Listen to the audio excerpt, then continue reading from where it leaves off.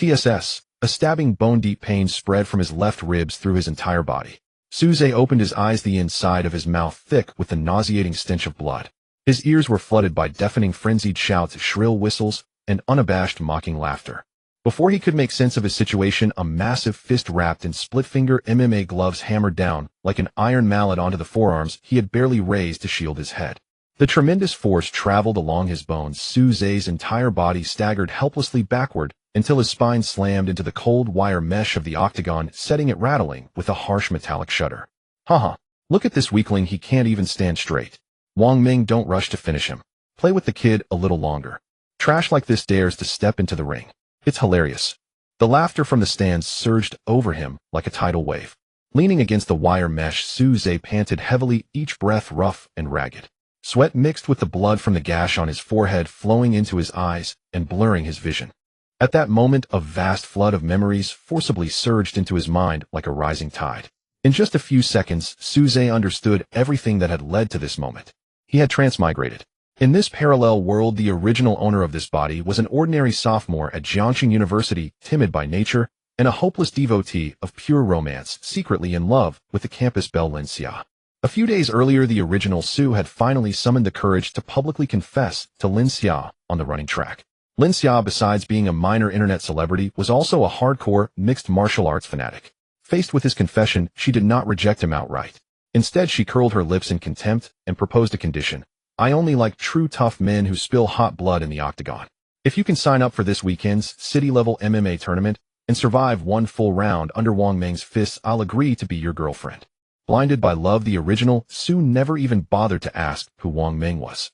Riding a wave of hot-blooded impulse, he signed the life-and-death waiver and stepped into the cage that now held him. The outcome was inevitable. Wang Ming opposite him was not some casual hobbyist, but a rising near-professional star, a key trainee of the city's largest fight club. He carried a terrifying record of 7 wins with 5 knockouts. The crueler truth was this. Wang Ming was actually Lin Xia's secret underground boyfriend. Lin Xia had deliberately laid this trap. On one hand, she wanted to viciously humiliate the original Su in front of the entire school and paint herself as an unattainable goddess. On the other, she sought to stage an eye-catching bully beatdown for Wang Ming, who was about to enter the professional circuit, using it to harvest online traffic. The original owner, a bookish weakling who could not even restrain a chicken, was like a crippled lamb thrown into a pack of wolves within this octagon. Barely 1 minute into the opening round, 2 ribs had been broken, his nasal bridge shattered, and under the last heavy punch his consciousness fully scattered. He died on the spot, and that death opened the way for Suze's transmigration. To throw away your life for a scheming, poisonous green tea slut. Suze spat out a mouthful of bloody saliva, his gaze turning utterly ice-cold. In his previous life, he had been a fanatic of underground boxing, long inured to blood and brutality.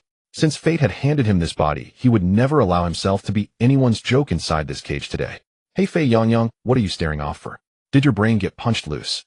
A voice dripping with mockery sounded from across the cage. Wang Ming wore a brazen buzz cut, and his entire body bulged with knotty muscle. He did not press the advantage, instead dropping his hands and watching Suze as if he were a rat crawling out of a sewer.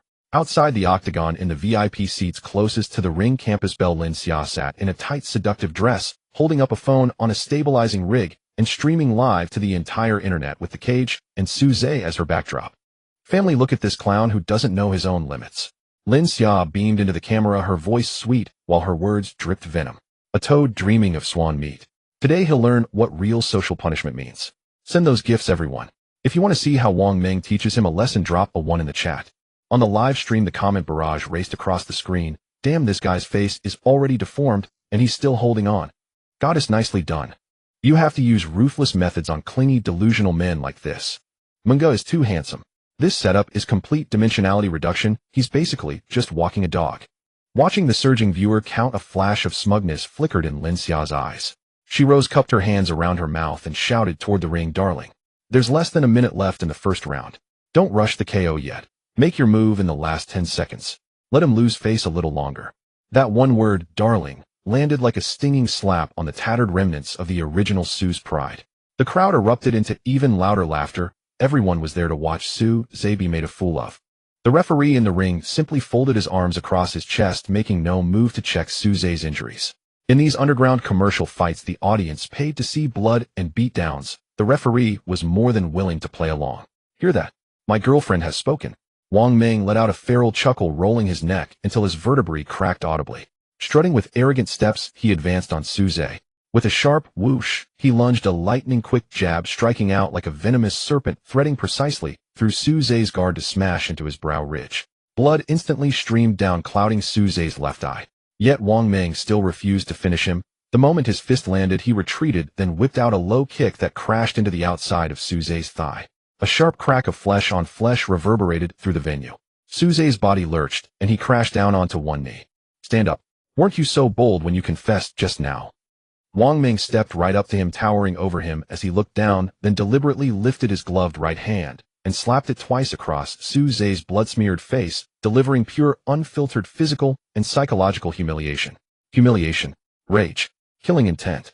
Suze raised his head with the right eye that was not drenched in blood. He locked onto Wang Ming. There was no fear, no cowardice in that gaze. Only a cold indifference, as if he were staring at a corpse.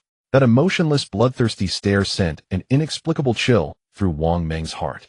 The next instant, the sensation was drowned in anger and wounded pride. A piece of trash crushed beneath his heel dared look at him like that. You're courting death.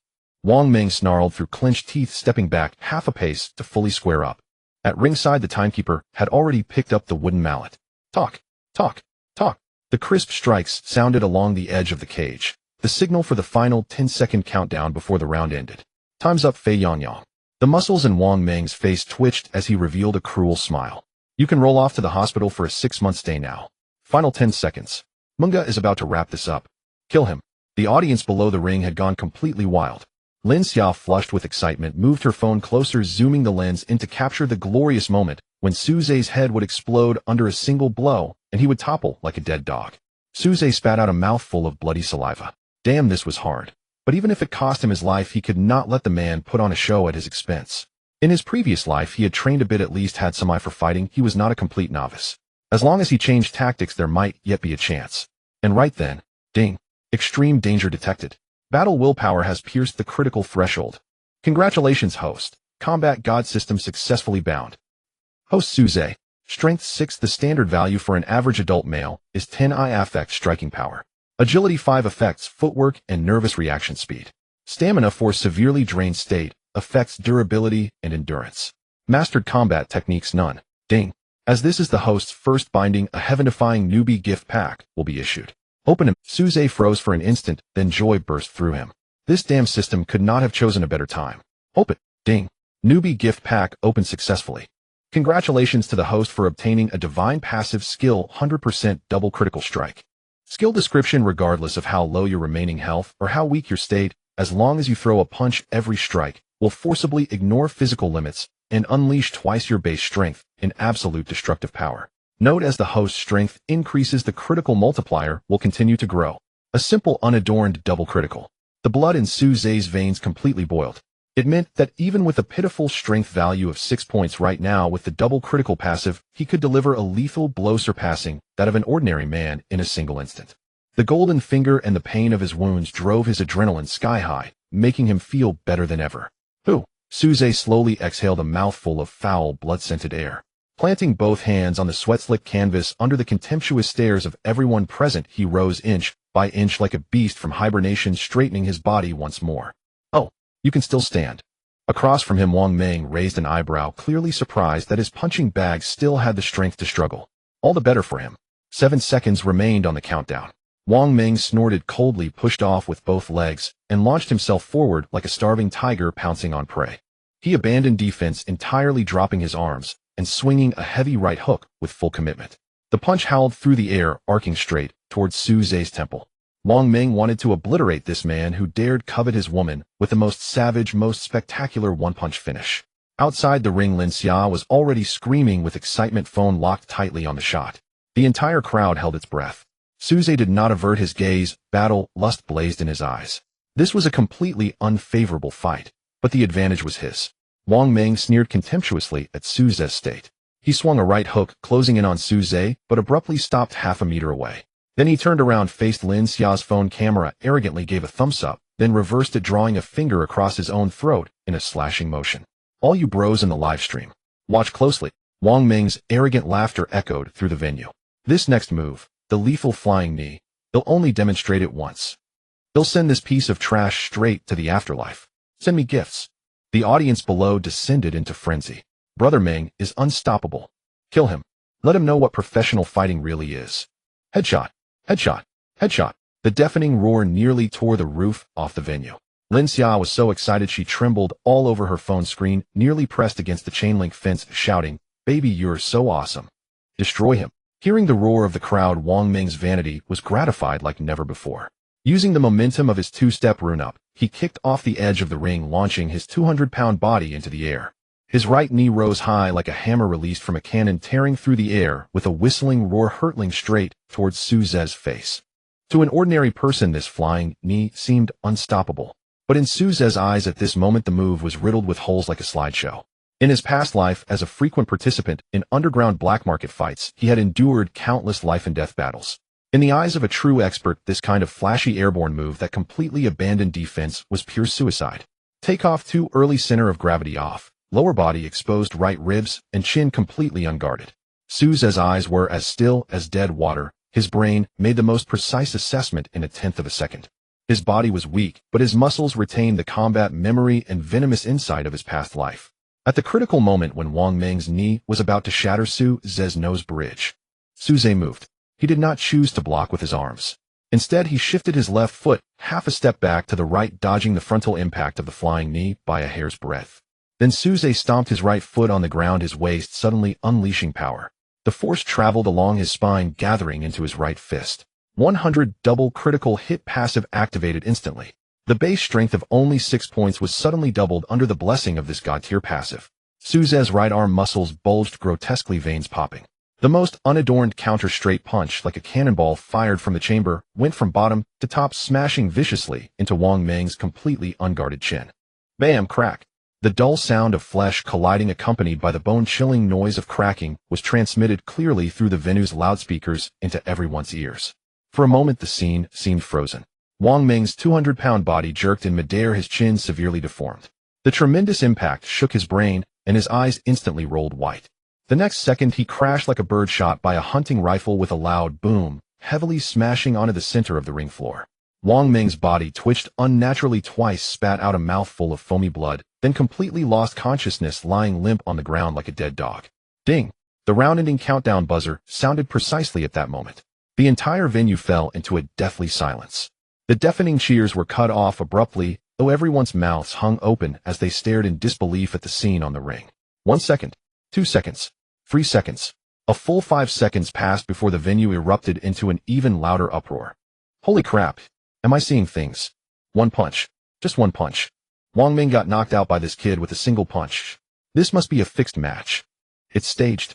In Lin Xia's livestream room, the barrage of comments, which had been full of 666, briefly paused, then erupted like a volcano. Holy crap, holy crap, holy crap. Little cow riding a plane. Awesome as heaven. This twist is way too exciting. Knocked a guy half a meter into the air with one punch. What kind of godlike strength is that? Who said this guy was a piece of trash just now? This is called tactical concealment, understand? That counterpunch was spot on. Brother Ming has wrapped up filming, literally physically. Suggest sending him straight to the crematorium. Lin Xia stood frozen, looking at Wang Ming lying unconscious and bleeding on the ground, then at Su Ze standing aloof with a cold expression. Her mind went blank. How is this possible? The Fei Yangyang, who usually didn't even dare speak loudly. How could he knock down a semi-professional fighter with one punch? On the ring. The referee finally snapped out of it, rushed forward to check Wang Ming's injuries, then frantically waved to the medical staff below. Stretcher. Get a stretcher up here. He's in shock. Su Ze paid no attention to the chaotic scene at his feet. Ding. Detected hosts one-hit KO. Match rating S. Battle settlement complete. Rewards are being distributed. Congratulations, host. Gained attribute points, strength 2, agility 1. Congratulations, host. Acquired skill, basic combat, includes fundamental punches, footwork, and defensive counter-awareness. Congratulations, host. Acquired finishing move, rising dragon fist LV. 1 charge strike, jaw-shattering 10, increased destructive power. Ding. Detected host's first cross-dire revenge kill. Hidden reward triggered. Congratulations, host.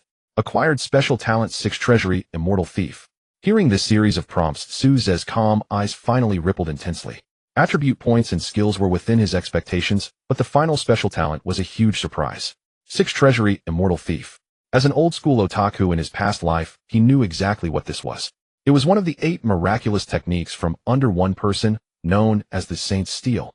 The core of this technique was the ability to perfectly digest and absorb all matter swallowed into the stomach, converting it into pure energy, crazily enhancing physical vitality. For Suze at this moment, this was a tailor-made god-tier talent. His current body foundation was too weak. If he relied solely on matches to earn attribute points, the early stages would be extremely tough. But with the 6th treasury Immortal Thief, he could simply consume high-calorie, high-protein foods, even precious herbs, and rapidly digest and absorb them, repairing old injuries and achieving explosive physical growth. As long as I eat enough, my physique can skyrocket without limit. Good stuff, truly a pillow. When I was nodding off, Suze praised inwardly. With a thought, the azure blue panel appeared again. Host Suze, Strength 8, Agility 6, Stamina 4, Mastered Skills, Basic Combat, Rising Dragon Fist LV. 1 Talents, 100 Double Critical Hits, 6 Treasury, Immortal Thief. Feeling the newfound surge of strength in his body and the combat techniques flooding into his mind, Suze closed the panel with satisfaction. He casually pulled off the blood-stained gloves, threw them on the ground, vaulted out of the octagon cage, and walked toward the venue exit. Suze, wait. Before he had gone far, a syrupy voice came from beside him.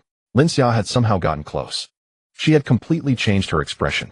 Gone was the vicious sneer, replaced by a pitiful coquettish look with a hint of adoration. She spread her arms, trying to block Suze's path, and said in a cutesy voice, "Suze, that was incredible just now. I knew you were hiding your strength all along. Actually, Wang Meng was just a tool I used to test you," Lin Xia said while swaying her hips, trying to lean into Suze. "Congratulations on passing my test. I agreed to be your girlfriend. My parents aren't home tonight. Do you want to come to my place?" Looking at this hypocritical face that made him nauseous, Suze's eyes flashed with disgust. He couldn't be bothered to utter a single wasted word. His right arm muscles instantly tensed. "Get lost," with the cold syllable. Suze threw a crisp jab, showing no mercy, and it shot straight toward Lin Xia's face. Bam! The fist struck Lin Xia's nose bridge precisely. The crisp sound of nasal bone breaking rang out. Lin Xia didn't even have time to scream. Blood sprayed instantly. The immense force sent her flying 3 meters backward, smashing heavily into the plastic seats of the first row of the audience, where she passed out cold.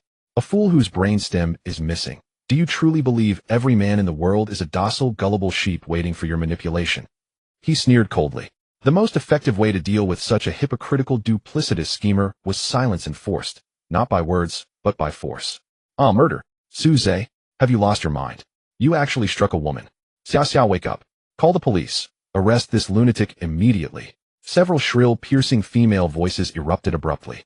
Lin Xia's entourage of superficial friends finally snapped out of their stunned silence. They swarmed around Lin Xia, jabbing fingers at Suze and shrieking insults, clawing, snarling, as if ready to devour him alive. Suze's brow furrowed faintly before he turned away without a word.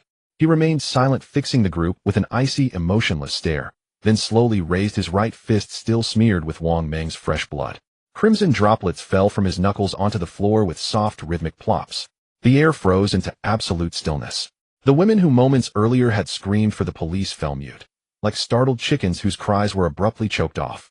Trembling, they stared into Suze's hollow, unfeeling eyes. Their knees buckled, terror paralyzed them. Even Lin Xia, lying unconscious on the ground, was abandoned as they shrieked, covered their heads, and fled in blind panic, vanishing in an instant. Such feeble courage. And yet you dare emulate online mob violence. Suze shook his head in disdain. He had no time for these petty, delusional nuisances. As adrenaline ebbed, a ravenous hollowness surged through him like a tidal wave. His physical stamina hovered precariously at 4. Every muscle screamed protest. With burning acid, his stomach convulsed violently, searing with fire. He was dangerously overextended. "I need food, fast. Time to verify the efficacy of the 6 reservoir Immortal Thief cultivation technique." Ignoring the awestruck, apprehensive glances of the crowd, Suze strode decisively out of the arena. Less than half a minute after Suze departed, a middle-aged man in a gray athletic jacket and full beard turned his gaze toward the exit from the second-floor judge's booth. His name was Zhang Dalong. Anyone with even modest standing in the industry knew that name well. He had once been the ace gold medal coach of China's premier stand-up combat league, Wulin Feng. In his youth, he'd clawed his way upward, fought relentlessly until he stepped into the world's highest echelon of combat, sports, the UFC octagon. Though injuries and family tragedy later derailed his UFC trajectory, leaving him to retire quietly, the depth of his insight and uncanny ability to discern raw talent remained unmatched domestically. Now relegated to secondary roles, he occasionally served as a judge for municipal-level contests, earning modest appearance fees. Yet deep inside, he nursed an unfulfilled ambition to find a prodigy who could complete the UFC path he himself had left unfinished. Old Zhang, didn't you misjudge him? That kid was just a blind cat stumbling upon a dead rat, teased another judge, shaking his head. Wang Ming voluntarily dropped his guard, delivered himself straight into the blow. Nonsense. Zhang Dalong snapped, unfiltered. Amateurs watch spectacle, a masters perceive essence. That micro-adjustment to evade the flying knee, flawless footwork, zero wasted motion. And that counterpunch, fluid power transfer, perfect integration of waist and stance, timing so precise it bordered on the divine. His eyes blazed with fervor as he snatched his coat from the chair back and bolted outward. This boy is a onsen Tinthasan combat genius. I must secure him for my gym before anyone else lays claim. 2 streets beyond the arena, Suze entered a restaurant titled 68 Yuan All-You-Can-Eat Authentic Korean Barbecue. After paying the deposit, he marched straight to the fresh meat section and swept up 4 massive platters, devouring every slice of pork belly, beef, and lamb ribs piled high like miniature mountains. Back at his seat, he cranked the grill to maximum heat. As sizzling fat crackled and meat edges barely began to blush pink, he couldn't wait. He seized a pair of tongs, shoved the still raw strips into his mouth, and chewed voraciously. Boss, 5 more platters of beef, and 2 bowls of steamed rice. Nearby diners stared dumbfounded. Was this man a starving ghost reincarnated, who eats barbecue unseasoned, swallowing half-cooked slabs without pause? Behind the counter, the owner wiped cold sweat, convinced he'd just welcomed a competitive eater bent on humiliating his establishment. Yet Suze paid no mind to others' stares. As copious meat flooded his stomach, the system bestowed talent. 6 reservoir, immortal thief, activated spontaneously. His previously aching stomach transformed, becoming a high-output nuclear reactor. High-calorie nourishment entering his digestive tract dissolved instantly beneath an arcane thermal current, refined into pure vitality channeled ceaselessly to every limb and organ. He distinctly felt tingling warmth bloom along fractured ribs, a sign of rapid bone regeneration. Sore muscles reaffirmed, swelling with renewed density. Exhaustion evaporated entirely. With a thought, he summoned his interface.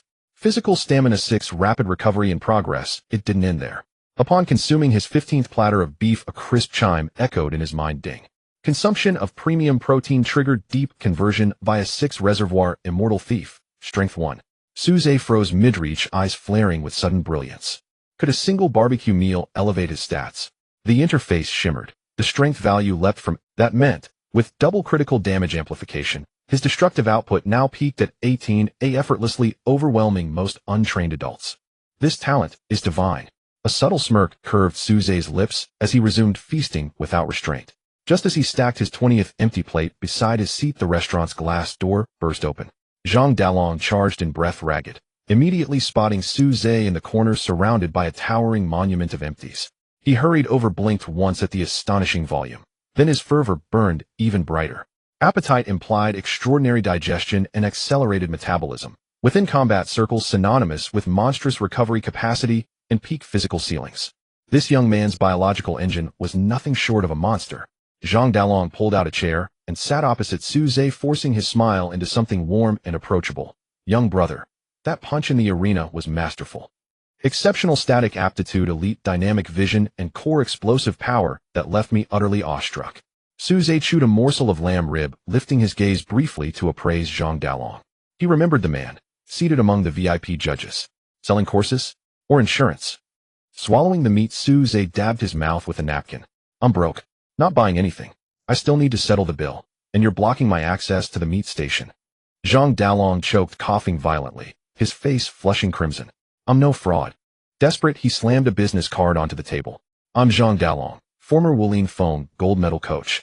I competed professionally in UFC numbered events. Young brother, I'm utterly serious. You possess rare, crystalline bone structure. You were born for the octagon. Train under me, and you will reach the UFC. UFC. Suze paused mid-chew. Those 3 letters carried immense weight in the world of mixed. It was the planet's pinnacle combat stage, where the world's most lethal, formidable predators converged. More crucially, UFC represented unimaginable wealth.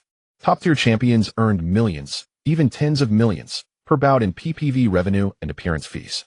At the mere mention of money, buried memories surged from his host's subconscious. His host's family lived in dire straits. Both parents were ordinary factory workers, Then catastrophe struck. His father was diagnosed with late-stage uremia last year. Dialysis and kidney transplant costs had shattered their household. A younger sister, currently in her final year of high school, survived daily on plain buns and pickled vegetables to save money. Debts had piled sky-high. Creditors visited daily. That explained his host's profound insecurity and timidity, his pathetic attempts to cling to the school beauty's favor for scraps of validation. Money. Suze sighed inwardly. Reborn into this life, he inherited not only the body, but its burdens. He would shoulder them all. Moreover, with his system and 6 reservoir, immortal thief pummeling arrogant foreign fighters inside the octagon and harvesting vast sums of U.S. dollars was itself profoundly satisfying. Yet Suze remained unmoved by Zhang Dalong's grand promises. Years navigating underground fight circuits had taught him to distrust slick-talking predatory managers. Words mean nothing. Suze leaned back, arms crossed, eyes sharp and unyielding. You asked me to commit to professional fighting based on hearsay. Why should I trust your resources or credibility? Watching Suze's unshakable wariness, Zhang Dalong clenched his jaw, resolving to act. This young man wouldn't bite without tangible proof. Empty promises were useless. Fine. You demand proof. Zhang Dalong slapped his thigh. In a few days I'm flying to America to meet old friends on the UFC event staff. You'll come with me. Airfare, lodging, meals, all covered. I'll show you what true combat excellence looks like. Zhang Dalong harbored private calculations. His intention was to immerse Suze in the electrifying atmosphere of elite arenas, to ignite his hunger for combat glory. Though gifted beyond measure, Suze remained a blank slate, untouched by systematic professional training, exposure, foundational refinement, and a 5-year development plan would launch him into stardom. Suze wiped his mouth with a napkin, tossing the greasy wad onto the table. Facing Zhang Dalong's enticing offer, his mind had already reached a quiet decision. Fighting atop the world's highest platforms was indeed his swiftest path to financial redemption and his greatest strength. Yet his rebirth was recent. Though 6 reservoir immortal thief had restored much, his physiology hadn't yet ascended to peak condition. Traveling to America immediately, even just for exposure, felt premature. Old Zhang, right? Suze reclined, voice calm. Your sincerity is evident. But overseas travel can wait a few days. I need. Before he could finish, his second-hand phone, its screen shattered like a spiderweb, vibrated violently in his pocket.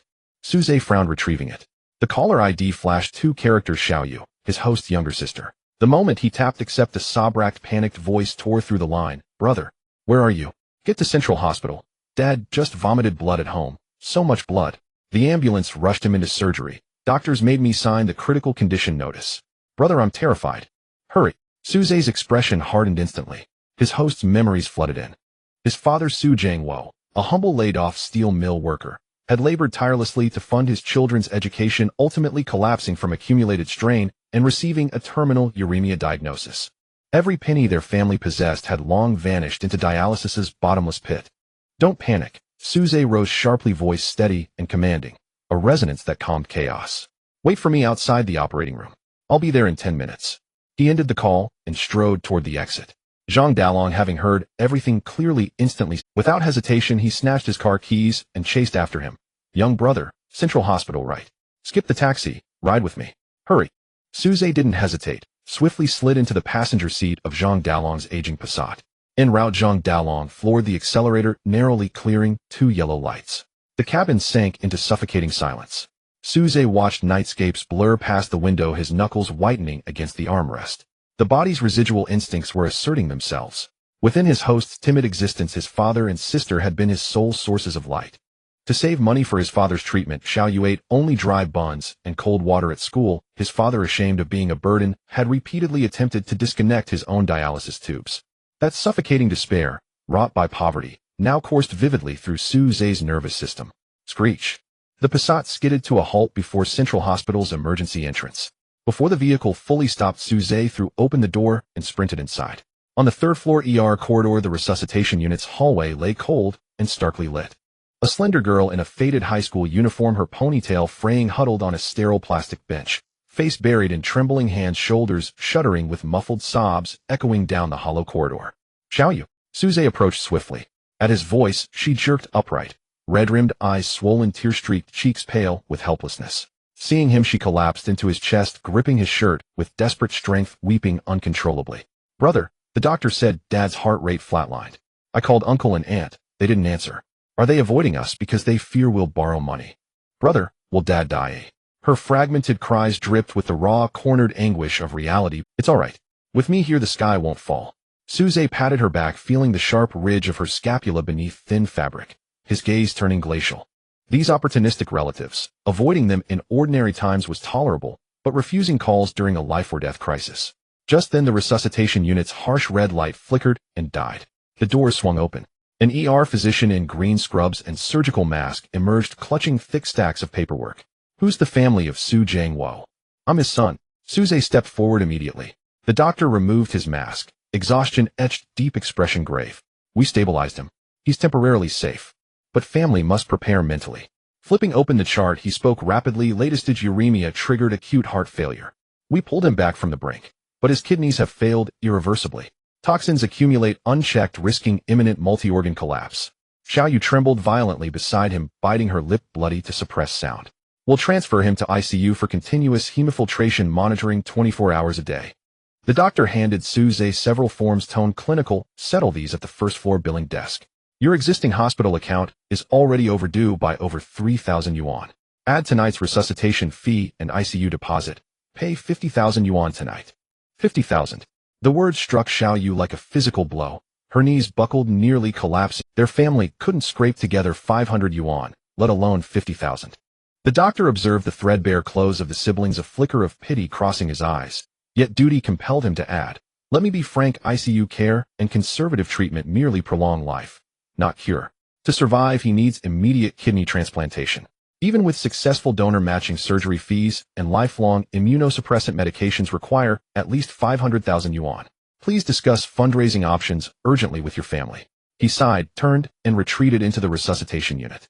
Silence swallowed the corridor anew. 500,000 yuan, an astronomical sum for an ordinary laid-off worker's family, especially one already bankrupted. Relatives and friends vanished. Loans were impossible. Xiaoyu stared blankly at the ER doors, tears falling unceasingly. Suddenly, she frantically dug through her pockets, pulling out a worn, battered coin purse. "Brother, I've saved over 20 yuan. I'll beg uncle on my knees. I'll drop out and work. Dad can't be left to die." Watching her near breakdown, Suze firmly gripped her shoulders and guided her back onto the bench. "I'll handle this money. You stay here, guard Dad. Nowhere else. And absolutely no talk of dropping out." His voice brooked no dissent, carrying ironclad authority.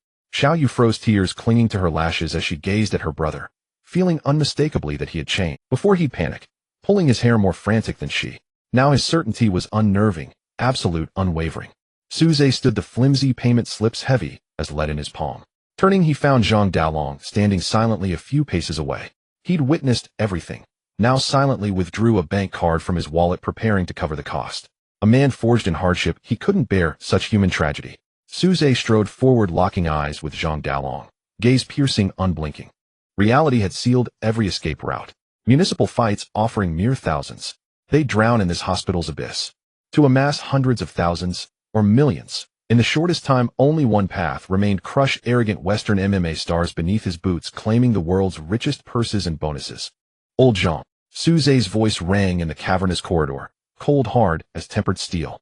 Zhang Dalong halted mid-motion, lifting his gaze. "I'll go to America."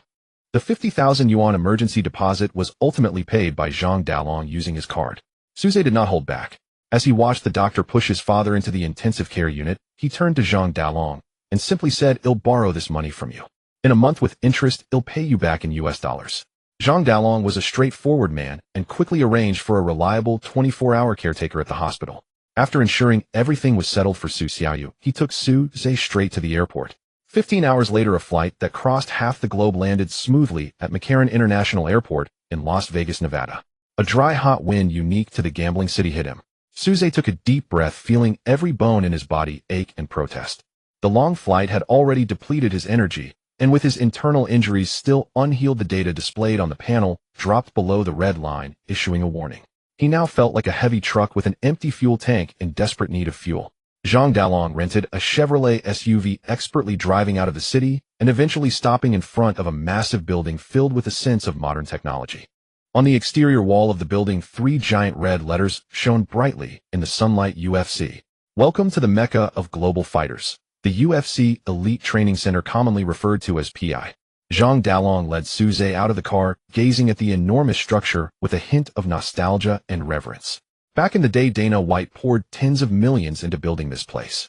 Here we have the world's top sports science team, resistance training, equipment, minus 200 degrees cryotherapy chambers, and hyperbaric oxygen chambers.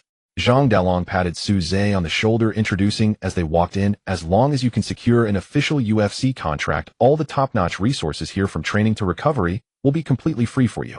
Many broke fighters desperately try to get into UFC just for the free food and drinks. Su Zhe nodded. At this moment, nothing else mattered to him. He only caught the words free food and drinks. The intense cramping in his stomach made him frown. "Old Zhang, do they provide meals here?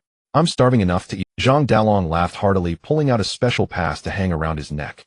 "What a coincidence, I'm here as a special advisor for the event. Come on, let me show you the luxurious nutrition restaurant at PI."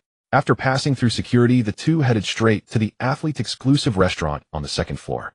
As soon as they pushed open the glass door, an enticing aroma of meat blended with various spices rushed over. The entire restaurant was spacious and bright, with a self-service area stretching over 10 meters, filled with top-tier ingredients strictly categorized by carbohydrates, fats, and proteins. There were no fried junk foods. Everything was high-end and authentic. At that moment, it was lunchtime, and many burly, muscular professional fighters were scattered around the restaurant of various ethnicities, but not a single Asian could be seen. Su Zhe grabbed the largest tray and headed straight for the high-protein meat section, his tongs flying up and down. 1 piece, 2 pieces, 5 pieces. A full 10 pieces of premium tomahawk steak, glistening with grease and attached to large bones, were piled up into a small mountain by Su Zhe. And that was not all. He turned around and walked to the grilling section, grabbing 5 freshly made secret recipe boneless roasted chickens, and finally picked up 2 large 2-liter bottles of high-calcium pure milk. Zhang Dalong approached with a plate of vegetable salad and chicken breast, looking at the mountain of food in front of Su Zhe with his eyes nearly popping out. "What the hell, little brother, why are you taking so much? Can you finish it all by yourself? If it's not enough, we'll get more." Su Zhe was too lazy to explain further, pulling out a chair and digging in. He didn't even need a knife and fork, grabbing a 1-pound tomahawk steak with both hands and tearing into it. Sizzle. The perfectly cooked beef was torn apart, sending rich juices splattering everywhere. Su Zhe didn't even spit out the crispy bones at the edge of the steak, brutally chewing them with his back molars and swallowing them whole along with the meat. 10 seconds. In just 10 seconds, a steak larger than an adult's face was reduced to a bare bone. Then came the second piece, the third piece.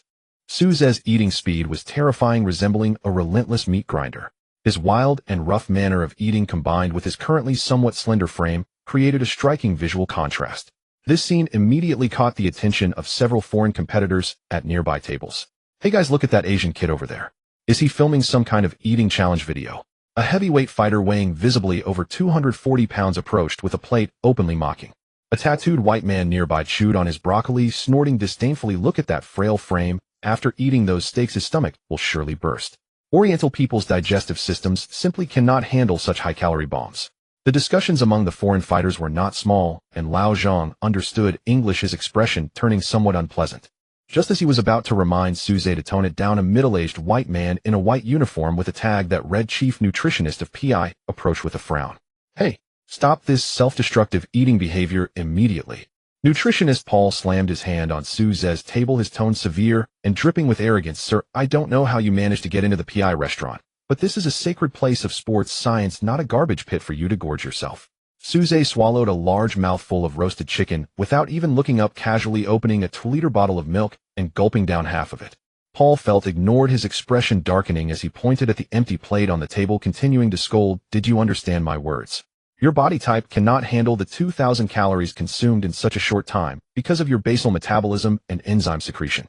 Not only are you wasting our top-notch ingredients, but this will also trigger acute gastric dilation and pancreatitis.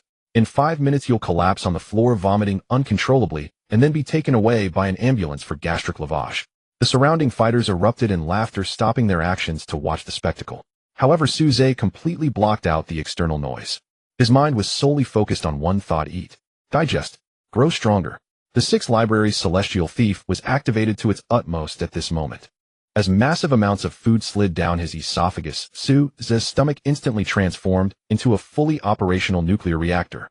Those dense muscle fibers that ordinary people would take hours or even 10 hours to digest melted away rapidly under the terrifying transformation ability of the 6 library's celestial thief, turning into the purest and most vigorous life energy that surged through his blood to every limb. Crack! Su Zhe crushed the last piece of roasted chicken's soft bone and downed the remaining half of the pure milk in one go. 10 pieces of tomahawk steak, 5 roasted chickens, and several liters of milk. In less than 10 minutes, it was all gone. Zhang Dalong swallowed hard, looking at Su Zhe as if he were a monster. Nutritionist Paul took a step back, crossing his arms with a cold smile. Very good, foolish guy. I've already had my assistant call for medical support. You will soon experience the pain of a torn stomach and vomit all over the place. At that moment, the high-tech blue panel in front of Su Zhe finally popped up a series of exhilarating prompts. Ding. Detected massive intake of top-tier protein and high molecular nutrients. The transformation of the 6 libraries Celestial Thief is complete. Congratulations, host Stamina 2. Congratulations, host Strength 1. Ding. Hidden effect triggered. Massive life energy flows throughout the body, completely repairing the host's old injuries. The activity of the Bodhi cells has reached its peak. Su Zhe slowly closed his eyes. He felt as if a slumbering giant beast was awakening within him. The originally shriveled and depleted cells were wildly dividing and expanding under the nourishment of the massive energy. His fractured and recombined bones became as hard as iron. The fatigue swept away and replaced by an explosive feeling of power capable of tearing apart tigers and leopards. All eyes in the room were focused on Su Zhe, waiting to see him, clutching his stomach, screaming in agony and vomiting in shock. Paul even had his walkie-talkie out, ready to call in the cleaners for the vomit. Burp. Su Zhe contentedly let out a satisfied burp, took out a tissue, and leisurely wiped his mouth. Not only did he not vomit, but he didn't even show a hint of nausea. The next moment, Su Zhe placed his hands on the edge of the table and slowly stood up. As he rose, a miraculous scene unfolded. His once somewhat loose, quick-dry t-shirt seemed to inflate, instantly tightening around him. The muscle fibers beneath his skin became full and engorged at a visible rate, resembling thick steel cables twisting and intermingling, outlining a visually striking inverted triangle silhouette. Thick veins bulged like green dragons on his forearms and neck. A suffocating aura of ferocity erupted from within him. The cold smile on nutritionist Paul's face instantly froze, and the walkie-talkie fell to the ground with a clatter. His pupils dilated, staring at Su Zhe as if he had seen a ghost.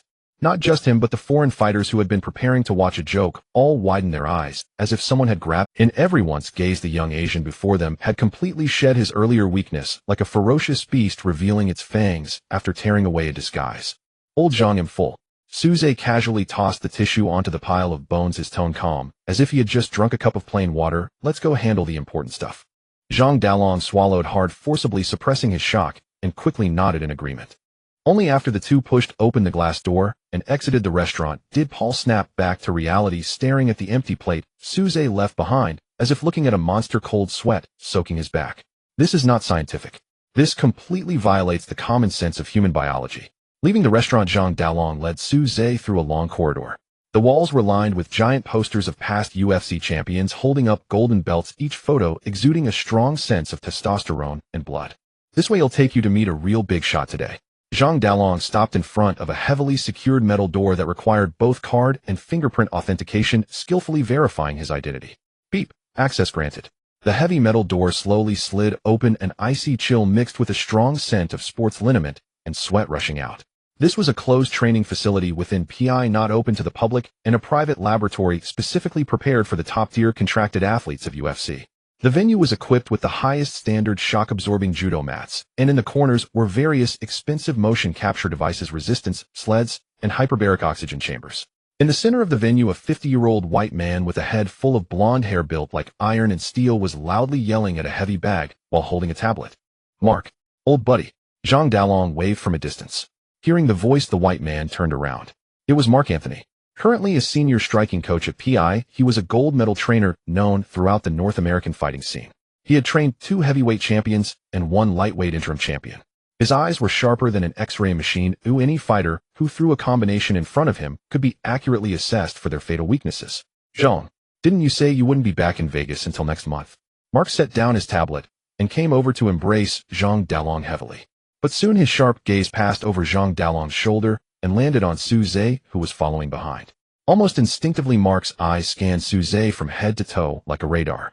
Although the energy absorbed in the restaurant had repaired his injuries and made Su Zhe's muscles look fuller in the eyes of Mark, who was used to seeing muscle monsters weighing over 200 pounds from Europe and America, this physique still belonged to the scarecrow level. Mark's brows instantly knitted together and the smile on his face faded. "Zhang, you crossed the Pacific, traveled all this way to find me, just to show me a member of a tourist group." Mark pointed at Su Zhe and bluntly said in English, "I canceled an invitation to coach a top 5 welterweight this afternoon, and you just want me to look at this." Zhang Dalong was not angry, switching to fluent English to retort, "Mark, put away your arrogance. This is a genius I just discovered back home. His dynamic vision and explosive power are absolutely monster level. I can guarantee he can smash through your current welterweight rankings. Genius." Hearing the word, Mark seemed to have heard the biggest joke in the world. He crossed his arms and walked up to Suze, scrutinizing the young Asian without restraint. "Listen, Zhang. You Easterners always like to call some little cleverness a genius." Mark pointed at Suze's collarbone and shoulders with his thick fingers, as if in humiliation. "Look at his frame. His shoulders are not broad enough. His trapezius is weak, and his core thickness is even less than that of my female fighters. This body type in the octagon would instantly suffer a dislocated neck from a standard jab. Bringing him to me is an insult to my profession. He doesn't even have the qualifications to take a punch in the octagon." Mark spoke rapidly, each word striking like nails, filled with contempt for non-professional fighters. Zhang Dalong's expression was somewhat difficult to maintain, and just as he was about to defend himself, Suze, who had been silent, suddenly moved. He did not rebut Mark or even glance at the arrogant coach. Instead, he walked straight to a large black machine in the corner of the venue. It was a massive heavy punch power tester. Unlike the low-quality strength testers found at amusement parks, this machine cost over $1 million and was equipped with thousands of miniature high-sensitivity piezoelectric sensors. It could not only test the absolute strength of a punch, but could accurately capture the speed of power penetration, ultimately providing an authoritative comprehensive weight. Currently, the highest record on this machine was held by the heavyweight killer Iron Blood Ngannou from Africa, with an astonishing 12,900 units. "Old Zhang, this thing can hit right." Suze pointed at the black target, his tone calm. "Of course." Zhang Dalong immediately reacted, turning to Mark with a cold smile. "Mark, what's the point of us two retired old guys arguing here? Let's let the data speak. If you think this kid doesn't even have the qualifications to take a punch, then keep your eyes wide open and watch him throw a punch." Mark snorted coldly, crossing his arms as he walked to the testing machine. "Very well. Let him hit. If your so-called genius can't produce over 500 pounds of data, you need to get out of this venue today." Suze casually picked up a pair of 4-ounce official UFC fingerless gloves from the nearby rack and slowly put them on. He didn't need to warm up. The massive vitality brought by the 10 tomahawk steaks had already put his bones and muscles in a state of peak excitement. On the blue panel in front of him, the data was glaringly displayed: strength 10, the limit value of an ordinary, and with the divine passive ability of 100% double crit, the force he could unleash with his next punch would directly double to a terrifying 20 points. That was destructive power far exceeding human physiological limits. "Kid, don't say I didn't warn you." Mark picked up a cup of cold coffee, took a sip, and watched Suze with mocking eyes. "If you don't exert force correctly, hitting this high-density target will break your wrist on the spot." "Shut up." Suze coldly spat out 2 words. In the next moment, his eyes suddenly changed like a hungry wolf fixated on its prey. His right heel suddenly crushed the non-slip patterns on the mat. His calf muscles instantly tightened, and the tremendous counterforce transmitted from his thighs to his waist. The muscle memory granted by basic combat techniques was perfectly displayed at this moment. His waist twisted like a drawn bow, and his spine moved like a dragon, turning over, pouring all his strength unreservedly into his right shoulder. His upper arm drove his forearm, and the fist cut through the air with a sharp whistle. 100% double crit. Triggered. Boom. A deafening explosion erupted in the enclosed venue, as if a high-explosive grenade had detonated on the spot. That was a specially designed high-density target capable of withstanding the continuous bombardment of heavyweight fighters. Yet under Suze's simple and unadorned straight punch, it emitted a teeth-grinding metallic distortion sound with the central area deeply caved in. The half-ton machine base shifted back by half a centimeter due to the violent impact, the tires screeching against the shock-absorbing mat. Puff! The coffee in Mark's mouth, which he hadn't managed to swallow, sprayed out like a fountain. He stood frozen in place, as if struck by lightning, the tablet worth thousands of dollars in his hand smashed to pieces with a clatter, his eyes nearly popping out of their sockets. The red electronic screen on top of the testing machine began flashing wildly, as if it had gone insane. The numbers jumped wildly. 300, 600, 800, 1,000. The numbers surged forward, directly crushing all historical records of the lightweight, welterweight, and middleweight categories with overwhelming momentum. Finally, under Zhang Dalong's astonished gaze, the glaring red number ding came to a halt in a terrifying area that made everyone's scalp tingle. A value that belonged to the ceiling of the light heavyweight category, even crossing halfway into the heavyweight threshold. Silence. A silence more terrifying than that in the restaurant earlier spread throughout the venue, with only the whoosh sound of the air conditioning vent above breaking the quiet. Suze slowly retracted his right fist, not even glancing at the screen, and started to unfasten the Velcro on his gloves. Half a minute passed. Mark suddenly jolted awake, scrambling to the testing machine. He extended his trembling hands to touch the visibly deformed target, then fixed his gaze on the blood-red numbers on the screen. Shit. This is impossible. Mark let out a howl, his voice completely distorted as he grabbed Zhang Dalong by the collar of his jacket, his facial muscles twitching violently due to extreme shock, spitting as he spoke. Holy crap. Zhang, tell me, is this Asian kid's arm filled with industrial hydraulic machinery? Zhang Dalong was gasping for breath under the pressure of Mark's furry hand, pushing it away forcefully. He adjusted the collar of his wrinkled jacket, his face showing a hint of undisguised shock, yet he forced a nonchalant, proud expression and said, "Old Ma, calm down. I told you before, this is a super monster I discovered back home. Do you believe it now?" Mark panted heavily, completely ignoring Zhang Dalong's teasing. His eagle-like sharp eyes were fixated on Su Zhe, and his expression had transformed from disdain and contempt to an almost fanatical delight at the sight of potential prey. For a martial arts fanatic coach who had dedicated half his life to the octagon, being able to personally hone such a terrifyingly powerful raw talent was more exhilarating than winning a jackpot at a Las Vegas casino. "Zhang, I don't deny that this kid's static explosive power is indeed a miracle." Mark took a deep breath, suppressing his inner excitement, and shouted, "But machine data is dead. Hitting a target and hitting a moving person are two completely different concepts. If he can't hit anyone while moving or can't break through professional-level defenses, then all that strength is just wasted effort on stage." After finishing, Mark turned around and strode towards the equipment area in the corner of the venue. He rummaged through the shelves and pulled down a set of top-tier black heavy-duty protective gear. An oversized shockproof helmet, thickened chest and abdominal armor, and a pair of reinforced arms specifically designed to withstand impacts. Mark skillfully donned this heavy armor that rivaled that of riot police, then pushed open the iron door of the octagon and stepped inside. "Kid, get in here." Mark stood in the center of the octagon, waving to Su Zhe through the wire mesh, his eyes ablaze with fierce fighting spirit. "Let me see your dynamic attack with my own eyes. Today, I'll be your sparring partner." Zhang Dalong observed, his mouth twitching uncontrollably. He knew his old buddy Mark too well. Don't be fooled by the fact that this old man is 50. He was once a serious contender for the American Kickboxing Championship, and his cross-defense was virtually impenetrable, able to withstand the powerful strikes of top 10 ranked fighters in real combat. "Su Zhe, old Ma is serious about this." Zhang Dalong approached Su Zhe and whispered, "This old man is exceptionally slippery in defense. Hold back a bit, or you might really hurt him, and it won't end well." Su Zhe flexed his wrist and casually replied, "Don't worry, I know what I'm doing." He strode into the octagon. Zhang Dalong locked the cage door behind him and took on the role of a temporary referee. Inside the octagon, the two stood face to face, less than 2 meters apart. "Kid, listen up." Mark fixed his gaze on Su Zhe through the visor of his helmet, raising his arms to assume a textbook-level defensive posture. His elbows were tightly guarding his sides, with his forearms crossed in front of his face, and chin, his center of gravity, slightly lowered, resembling an impenetrable moving fortress. "Don't hold back. Bring out that explosive power you showed with the testing machine and attack with all your might." Mark's tone conveyed absolute confidence. "My defensive wall could withstand even the heavy punches of heavyweight monsters back in the day. As long as you can move me even a step, you win." Looking at Mark, who had enveloped himself like an armored turtle, Su Zhe slightly narrowed his eyes. A bluish interface flashed at the edge of his retina.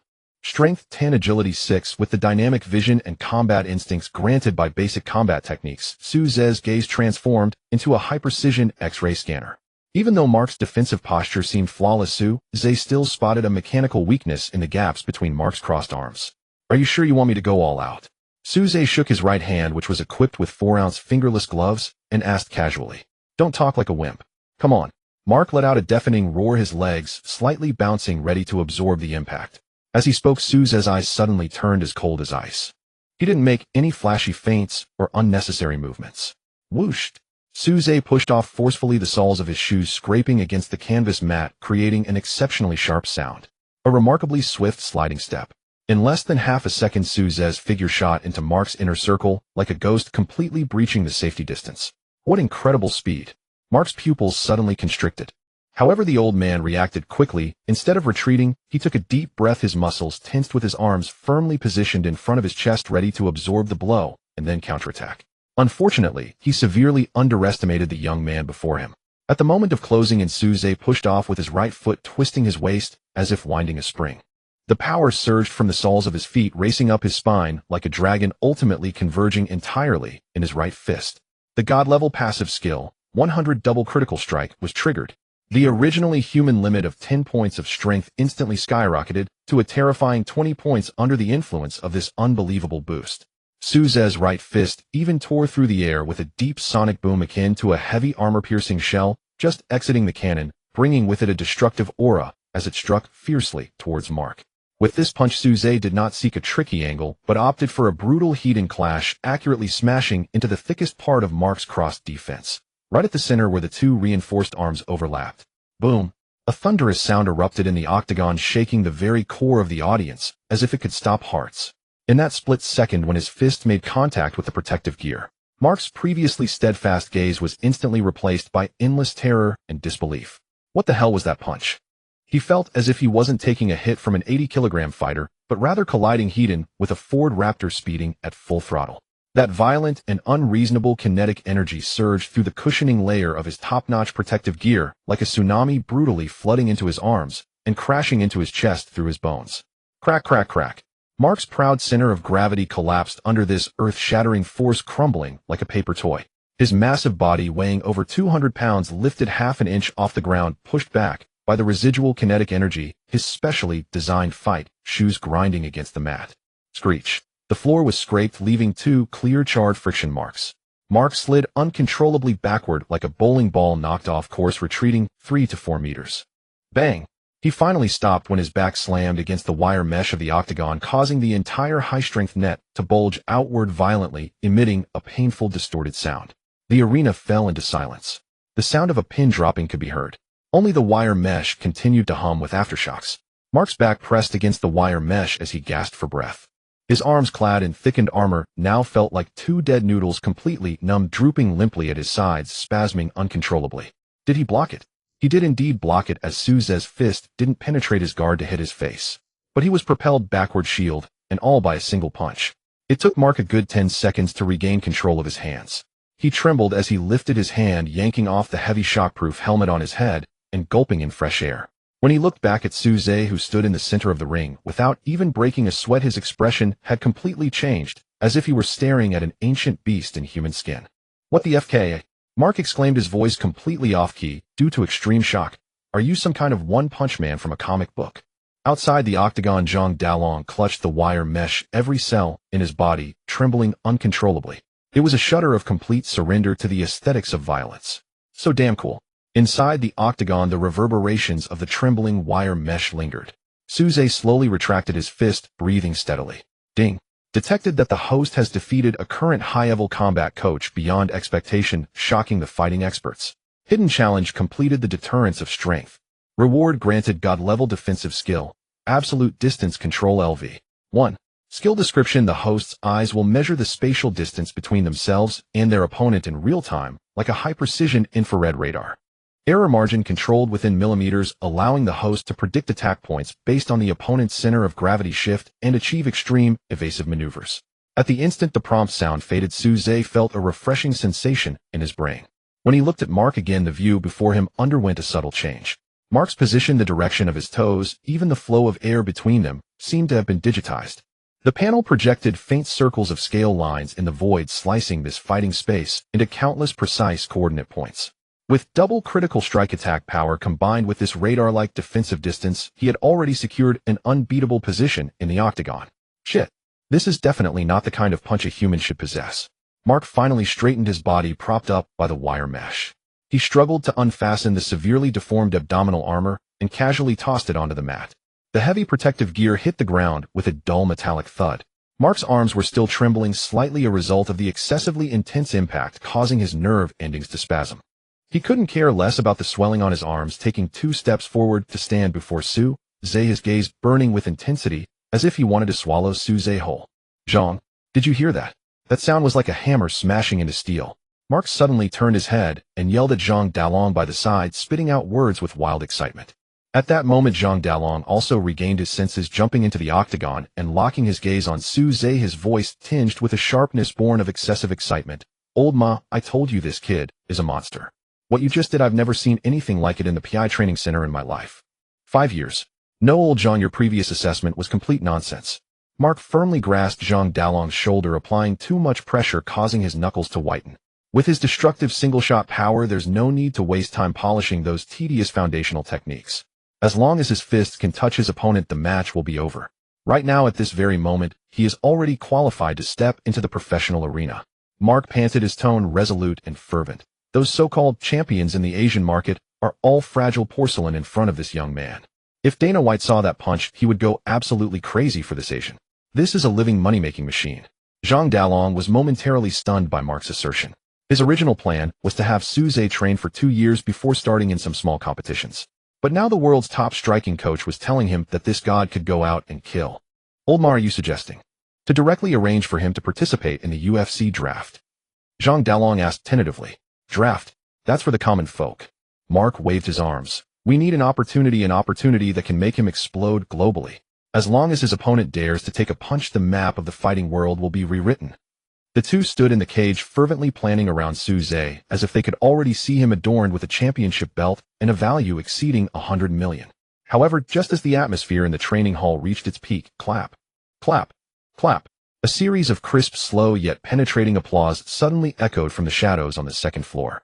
The sound was particularly jarring in the silent laboratory, instantly overshadowing the quarrel between Mark and Zhang Dalong. Su Zhe's gaze turned cold, his muscles tensing instinctively as he glanced toward the VIP observation platform on the second floor, following the coordinates provided by the panel. In that spot with the best view, several men resembling bodyguards in black suits stood solemnly. At the forefront stood a burly middle-aged white man with a shiny bald head. He wore a well-tailored, wrinkle-free, deep blue custom suit, his hands resting on the railing. The light reflected off his forehead, creating a stark, cold glare. The man's gaze was like a wolf that had wandered the wilderness for too long, fixated on Su Zhe. There was no hint of warmth in his eyes, only greed and scrutiny for wealth, power, and ultimate commodities. Upon recognizing the newcomer, Mark and Zhang Dalong's expressions changed drastically. The two felt as if an invisible force had tightened around their throats, their previously impassioned words evaporating into thin air, replaced by a synchronized gasp of shock. Dana. Mark stuttered, barely able to squeeze out a name. In the fighting world, this bald man held the power of life and death. He was the godfather of the sport, the spokesperson for dollars and blood, and the creator of the entire fighting empire. UFC President Dana White. No one expected that this tyrant, who should be dealing with multi-million-dollar contracts back at headquarters, would appear in the shadows of this private training facility. Dana White looked down at Su Zhe in the center of the octagon, a dangerous smile stretching across his lip. He slowly walked down the stairs from the second floor, the sound of his leather shoes striking the metal steps resonating as if they were tapping in rhythm with everyone's heartbeat. Mark, I heard everything you said just now. Dana White's voice was deep and magnetic as he approached the wire mesh of the octagon, his penetrating gaze scanning over Su Zhe's clenched fist, exuding an air of dominance. Don't waste time discussing those tedious selections. What I lack in my octagon is someone who can make both white and black fighters tremble. Kid, how much is your fist worth? Dana stopped at the edge of the octagonal cage, his hands pressed against the iron mesh. He stared intently at Su Zhe, his eyes flickering with the shrewdness and madness unique to a businessman. Mark, send the data from that punch to my phone. Dana instructed without turning his head, his gaze never leaving Su Zhe. Such penetrating power at this level is rarely seen, even with Nakanos. Moreover, this kid doesn't even seem to have reached a standard lightweight size yet. Mark snapped back to reality, frantically retrieving data from the shattered tablet debris, his voice trembling. Boss, the data has been synchronized to the PI backend. The actual weight broke the record for lightweight, and this kid's exertion structure is very strange. He has no build-up process. Dana glanced at his phone, and a wide grin spread across his face. He turned to the somewhat awkward Zhang Dalong. Zhang, I remember you. You were quite resilient when you fought back in the day, but now you've brought me a true work of art. A yellow-skinned man with such terrifying destructive power. Do you know what this means? Zhang Dalong's throat felt dry as he nodded. It means the entire Asian pay-per-view market will go crazy placing orders just to see him knock out his opponents. Exactly. Dana suddenly turned back, his gaze burning into Su Zhe. Kid, I don't care where you learned your fighting skills, nor do I care if your strength is innate or mutated. In Las Vegas, in the UFC, strength is the only key. But the UFC never recruits nameless mediocre fighters. Even if you're a powerhouse, you must first prove in my cage that you have the guts to kill. Su Zhe removed his gloves and tossed them aside. He appeared calm, showing no fear towards this fighting pain. He only wanted to know how to obtain that life-saving money. Just tell me your conditions. Su Zhe stated succinctly. Straightforward, I like this character. Dana laughed broadly. He pushed open the iron door of the octagonal cage and walked straight in, standing opposite Su Zhe. I originally planned to have you fight a few warm-up matches to build your reputation, but that's too slow. Now there's a crazy plan. Are you willing to take it? Dana extended 3 fingers. In 3 days this weekend here, the Dana Challenge. Zhang Dalong exclaimed from the sidelines this weekend. Boss Suze hasn't even registered professionally, and he just got off the plane. He hasn't adjusted to the time difference. Shut up, Zhang, let me finish. Dana interrupted. Originally a lightweight genius scheduled for the main event broke his ankle in training and withdrew. Now his opponent, an American wrestler with a perfect 10-fight winning streak, is in the awkward position of having. That guy is named Kyle Michael, an All-American wrestling champion, a grappling machine, who loves to grind opponents into the ground for 20 minutes. Currently, All-American boxing fans are waiting to see how he tortures the rookie. Dana fixed his gaze on Suze, his tone filled with temptation. I need a tough guy to save the day. If you dare to take this short-notice job, if you can KO that arrogant wrestler in the first round using that method from earlier, proving to the world that you're not just a performer who can hit machines. Dana paused for a moment, throwing out the final chips. Not only will I give you a UFC top-tier rookie contract, but I will also privately grant you a €5 bonus that night. That's the appearance fee for a true killer. The air inside the venue seemed to solidify instantly. Mark and Zhang Dalong held their breath. For a rookie who hasn't even fought a formal professional match, Dana's promised top-tier contract, plus $50,000 bonus, was simply a fantasy. The dark blue panel before Suze floated silently, with various values clearly visible. Strength 10, agility 6, stamina 6. Under the influence of the 6 libraries thief, the abundant energy continued to repair his body. $50,000. Suze quickly converted the exchange rate in his mind. Combined with the subsequent treatment and ICU deposit for the next few days, this money could not only pay back the $50,000 owed to old Zhang, but would also be just enough to cover his father's medical expenses for the next year and his sister's living costs. Just this match would completely seal the financial gap, known as catastrophe. Risks. In the face of his double critical hit and absolute distance control, that so-called grappling machine was merely a money-giving experience package. Deal? Suze spoke calmly. Huh, you've got guts. Dana slapped Suze's shoulder and turned to Zhang Dalong. Zhang, get the paperwork done immediately. I want to see this Asian kid's name in the official announcement in 3 hours. I've already thought of the title, The Undertaker from the East. Dana pulled out a folded temporary agreement from his pocket and tossed it onto the octagonal cage mat. Sign it, then go rest. In 3 days I want to see that punch land on Kyle's face. Dana left the training facility with his bodyguards, his leather shoes echoing boldly against the ground. Zhang Dalong snapped back to reality, rushing into the octagonal cage, gripping Suze's hand tightly, his voice trembling. $50,000. Suze, do you know how crazy this is? That's $50,000. Plus the appearance fee and winning bonus. This one match is worth 2 years of someone else's fights. Suze picked up the pen from the ground and confidently signed his name at the end of the agreement. $50,000. Suze murmured softly, his gaze penetrating the training facility's floor-to-ceiling windows, looking at the gradually darkening night sky of Las Vegas. This money would be enough. The continuation fee for his father in the ICU finally had a solution. The ink on the temporary agreement was still wet, and less than 72 hours remained until DWCS Dana challenge began. Time was tight. Zhang Dalong and Mark immediately canceled all their work to tailor the top-tier, closed training for Suze. Inside the octagonal cage, the lights were blinding.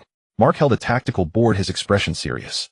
Sue, although Dana has given you the highest-tier rookie contract, that money is not easy to get.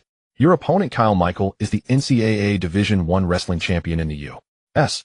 This guy's stand-up striking is terrible, but he relies on his freakish grappling and ground control to achieve 10 consecutive victories. Zhang Dalong nodded in agreement from the side. Exactly, Kyle's tactics are very pragmatic. He will cling to your legs like glue as soon as he steps in the ring, dragging you to the ground and exhausting your stamina until you collapse. Even if your punches are heavy, once you're dragged to the ground by him, you become a turtle that can't flip over. Suze moved his neck, producing a crisp cracking sound.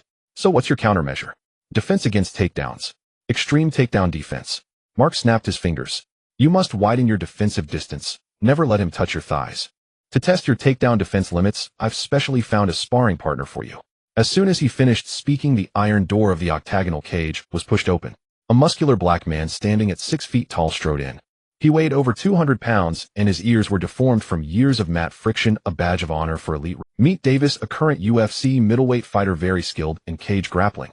Mark introduced, then turned to Davis and ordered in English, Davis, bring out the intensity you have in matches and try your best to take him down. Don't hold back. Davis twisted his thick neck, looking down at the rookie Suze, who was a whole weight class smaller than him, and let out a scornful laugh. Mark, you want me to spar with a 170-pound rookie? I'm afraid if I put in some effort, I'll break all his ribs. Davis spoke arrogantly. Suze, uninterested in the banter, raised his right hand, gloved with fingerless gloves, and beckoned Davis with a finger. No more talk, come. Arrogant little brat, prepare to eat dirt. Davis roared and suddenly bent his knees.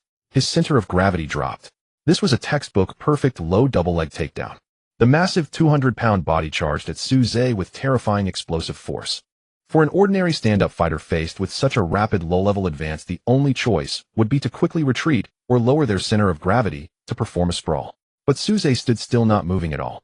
Just as Davis was about to make contact with Suze's knee, the dark blue panel before Suze suddenly flickered. Absolute distance control LV1 automatically activated. In an instant, the space inside the octagonal cage was precisely segmented by countless virtual scale lines in Suze's eyes. Davis' trajectory, speed, and center of gravity shift all transformed into cold data coordinates displayed on the panel. Too slow.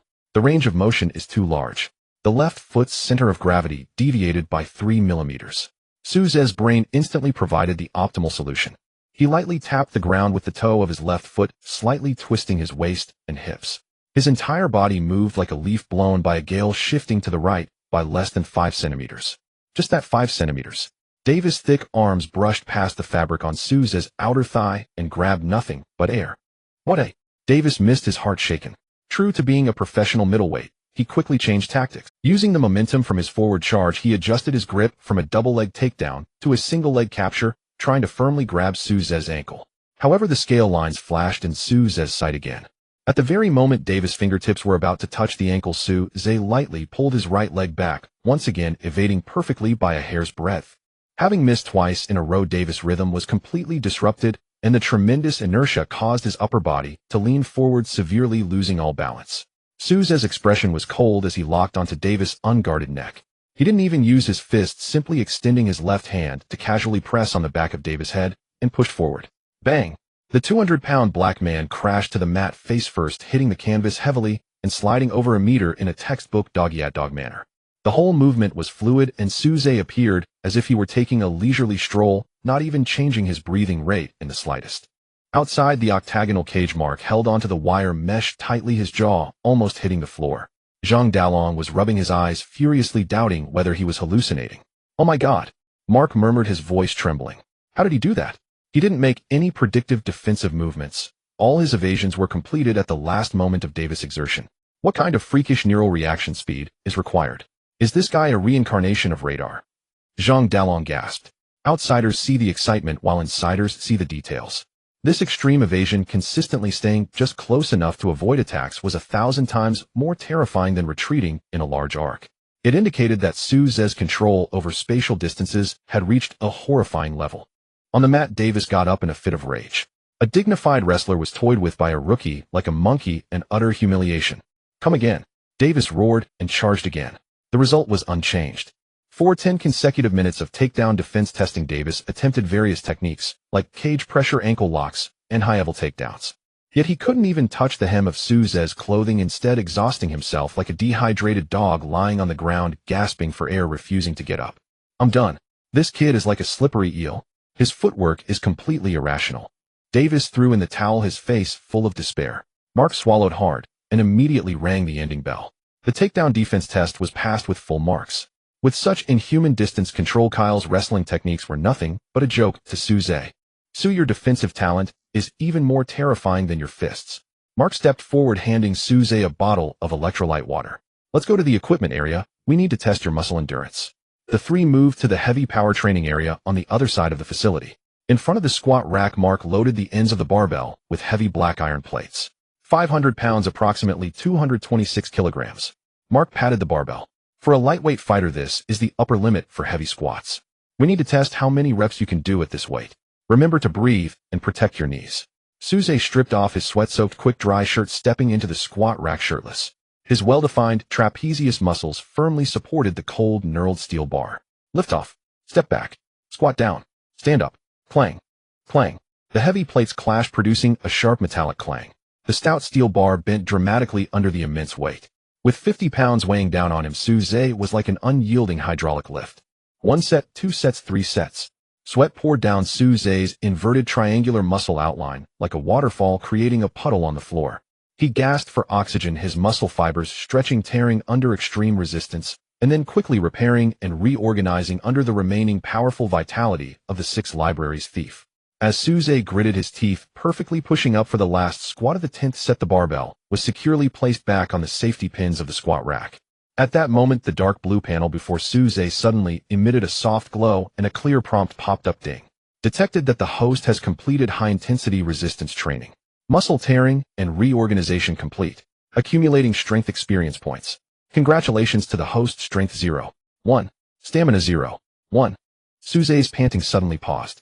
He stared intently at the fluctuating data on the panel, his pupils contracting instantly, and then a fervent smile uncontrollably crept across his face. Attribute points can actually be farmed this way. He had thought that only through actual combat KOs or breaking machine records could he earn attribute rewards. He never expected that this most monotonous, purest form of physical strain training could also translate into tangible data growth. Though this 0.1 increase is far from as straightforward as combat rewards, small amounts accumulate to form a tower. This indicates that as long as he doesn't push himself to death, he can endlessly farm attributes in the PI, the top training facility in America. His baseline strength was already approaching human limits, and with the terrifying doubling effect of double critical hit, even an increase of 0.1 in baseline values would yield devastating lethality on his fists. Awesome! Suze let out a low roar, wiping the sweat off his face. The certainty that every drop of sweat can directly translate into strength was better than any stimulant. He paid no mind to Mark's shouted command of rest for 5 minutes. Suze strode directly to the weight rack, grabbing a 45-pound plate in each hand, and marched back to the squat rack, violently adding them to the already bent barbell ends. He secured the clips. Re-entering the squat rack, he braced himself against the barbell. Mark watched Suze's series of fluid and frenzied movements, his eyes nearly popping out. Damn it! Mark grabbed Suze's shoulder, roaring in disbelief. Stop. You just finished 10 sets of 500 pounds. You don't need a break. Suze completely ignored Mark's frantic shouting beside him. For the next half a day, he was like an untiring pile driver, ruthlessly ravaging the heavy equipment area of the PI venue. Squats, bench presses, deadlifts. Each one was pushed to the limit of a middleweight competitor's maximum weight. It was only when his physical stamina was nearly exhausted and his stomach protested with cramping pains that he grabbed a towel to wipe off his sweat and strode towards the exclusive nutrition restaurant on the second floor of the PI. Pushing open the door of the restaurant, chief nutritionist Paul was holding a cup of black coffee. Upon seeing Suze walk in, his white face instantly turned a shade of liver color. He instinctively took 2 steps back, fearing that this aberration would ruin his top-quality ingredients. Suze didn't even glance at him and grabbed 2 oversized trays, heading straight for the meat section. 15 pieces of prime sirloin steak, 2 oil-dripping roasted Mongolian lamb legs, plus a large bowl of pasta covered in meat sauce. The food piled up on the trays like an exaggerated little mountain. Suze found a seat by the window, using both hands to directly engage in a wild eating mode akin to a meat grinder. The sound of crunching grew louder. Just as Suze was focused on that bowl of pasta, a burly white man in a tight tank top with tattoos on his arms swaggered over with a tray. The man was named Jack, a top 10 lightweight contender in the UFC. More importantly, he was a senior brother to Kyle, was currently cutting weight and dehydrating for his fight. Jack happened to be training at PI today and heard about Suze replacing him in the match. Jack approached Suze's table, looking down at him from above, a malicious smirk on his face. I heard it's you, this reckless Asian kid, who's taking over Kyle's fight. Jack's voice was loud, deliberately attracting the attention of the entire room. He glanced at the mountain of food piled on Suze's table and scoffed, "Eating so much, if you can't make weight tomorrow, you'll be fined, you yellow-skinned fat pig." Before his words even faded, a glint of ruthlessness flashed in Jack's eyes. Relying on his weight advantage and solid base from years of battling in the octagon, he suddenly stepped forward, his right shoulder crashing into Suze like a short iron mountain. He wanted to see this Asian get humiliated, ideally knocking both him and his chair over and losing face. However, Suze didn't even lift his head. Faced with the side impact, Suze's abdominal muscles instantly tensed up, firmly anchoring him in his seat like ancient roots. Bang! Jack's shoulder slammed into Suze's side. The next moment, the cold smirk on Jack's face froze, transforming into unmistakable fear. He felt as if he hadn't collided with a human body, but rather at full speed he had crashed into a cement wall reinforced with steel bars. A terrifying recoil force rebounded through Suze's muscular back. Jack stumbled, his 200-pound body completely losing balance, and he staggered back 3 large steps, as if drunk. Crash! As his body leaned back, Jack's tray slipped from his hands. A whole plate of vegetable salad mixed with gooey Thousand Island dressing flipped in the air, landing perfectly on his own face. The restaurant erupted in a few suppressed gasps. Suze swallowed the pasta in his mouth and slowly took a napkin to wipe the corner of his mouth. He slowly turned his head, giving the disheveled Jack a cold glance. Can't even stand steadily, no wonder you can only be a spectator. Suze's voice was not loud, but each word pierced the heart. Jack tore off the lettuce leaves stuck to his face, smeared with dressing, turning red like a ripe tomato. Furious and embarrassed, he raised his fist wanting to charge over, but was firmly held back by two training partners who rushed over. Let me go. I want to tear his mouth apart. Jack roared hysterically. Enough, Jack. We're at PI, throwing punches will get you suspended. His companions held him tightly, forcibly dragging him out of the restaurant. The farce came to a swift conclusion. Suze turned back, ignoring the astonished gazes around him, and continued to eat voraciously. The 6-volt immortal thief was operating wildly within him. As large amounts of meat and carbohydrates slid into his stomach, that efficient biological furnace was fully ignited. A vast amount of food was rapidly broken down and transformed into streams of pure energy, surging through his blood to repair the cellular tears caused by the intense resistance training. When the last bite of lamb leg meat was swallowed, Suze contentedly let out a satisfied burp. Before him, the Azure panel suddenly brightened, and the data began to fluctuate wildly. Ding! A massive amount of energy intake detected. The deep transformation of the 6-volt immortal thief is complete. Stamina 5. Comprehensive training results have been settled. Suze's gaze focused on the latest attribute panel. Host Suze strength 12, surpassing the limits of ordinary people. With a 100 double critical hit bonus, he could unleash 24 points of power, which belonged to the absolute destructive force of a heavyweight nuclear bomb. Agility 8, light as a swallow with an astonishing nerve reaction speed. Stamina 12, possessing monstrous endurance and a seemingly limitless health bar. Skill basic fighting technique Dragon Punch LV. 1. A absolute distance control LV. 1. Looking at the refreshed data, Suze nodded in satisfaction. Now all of his basic attributes had completely surpassed the ordinary range. Especially his strength combined with the double critical hit. Even if he faced a hulking wrestling machine like Kyle, just one punch would send him straight to the hospital. Feeling confident, Suze picked up the last glass of ice water on the table and downed it in one go, standing up and striding towards the restaurant door. Just as he was about to push the door open, the 2 glass doors were pushed open from the outside. A few tall, striking young women entered, accompanied by PI staff. The woman walking at the forefront instantly attracted the attention of all the male patrons in the restaurant. She wore a tight black yoga tank top paired with sports leggings that perfectly accentuated her astonishing waist-to-hip ratio with long straight legs. With exquisite and deep facial features topped with a high ponytail, she exuded an aura of a top socialite. Hollywood's top supermodel, Kendall. Today she was visiting this world-class fighting laboratory with a friend. The two ran into each other at the entrance. Their eyes met. Kendall was used to seeing burly fighters from the Western sports scene with their big beards and messy tattoos. But upon seeing Suze, her gaze clearly paused. The Eastern youth before her had a sharp and cold profile, and his muscles, slightly flushed after training, filled out his quick-drying shirt. In his deep dark eyes there was a cold disdain for everything. This wild and deadly aggressive aura was like a shot of adrenaline instantly hitting Kendall's aesthetic target. It was love at first sight. The typically bold and open-minded Kendall not only did not shy away, but instead took the initiative to stop in front of Suze. Under the astonished gaze of the surrounding staff and fighters, Kendall's red lips slightly parted, revealing a charming smile. She pulled out a lipstick from her small Hermes bag and quickly wrote a string of numbers on a piece of tissue. Then she stepped forward and directly stuffed the scented note into Suze's jacket pocket. This is my private number. Kendall blinked her alluring eyes, her voice low and slightly hoarse. When the match this weekend, and remember to call me. As night deepened, the bustling Las Vegas had just welcomed its own noise. At the UFC Performance Institute PI, most fighters and coaches had already gone to rest, leaving the venue empty except for the heavy bag area at the end, where the dull sounds of striking still echoed. Bang, bang, bang. Suze, bare-chested, had sweat sliding down the lines of his well-defined muscles, hitting the mat below. He was furiously repeating the same motion, sliding steps, twisting his waist, throwing punches. With each punch, he forced his muscle memory to perfectly integrate with the scale of absolute distance control LV. 1. Only by engraving this instinct into his bones could he achieve true one-hit kills in the octagon. Just as Suze threw his 3rd straight punch of the night, the Azure panel suddenly flashed with blinding red light in the void. Immediately after, a series of cold mechanical prompts echoed in his mind.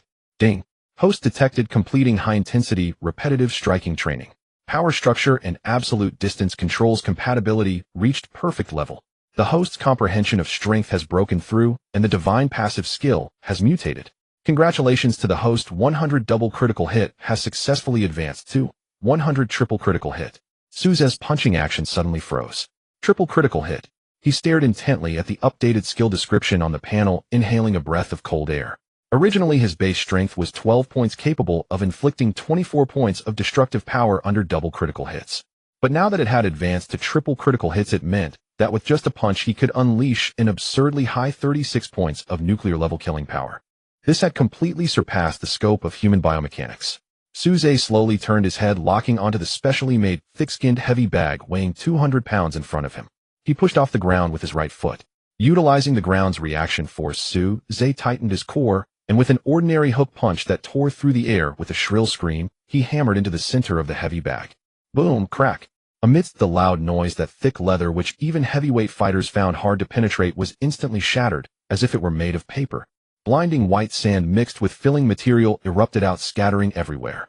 Moreover, the robust iron chain at the top of the bag snapped under this extreme force. The 200-pound bag crashed heavily onto the floor, completely ruined. Suze retracted his fist, looking at his unscathed knuckles, a cold smile curling at the corners of his mouth.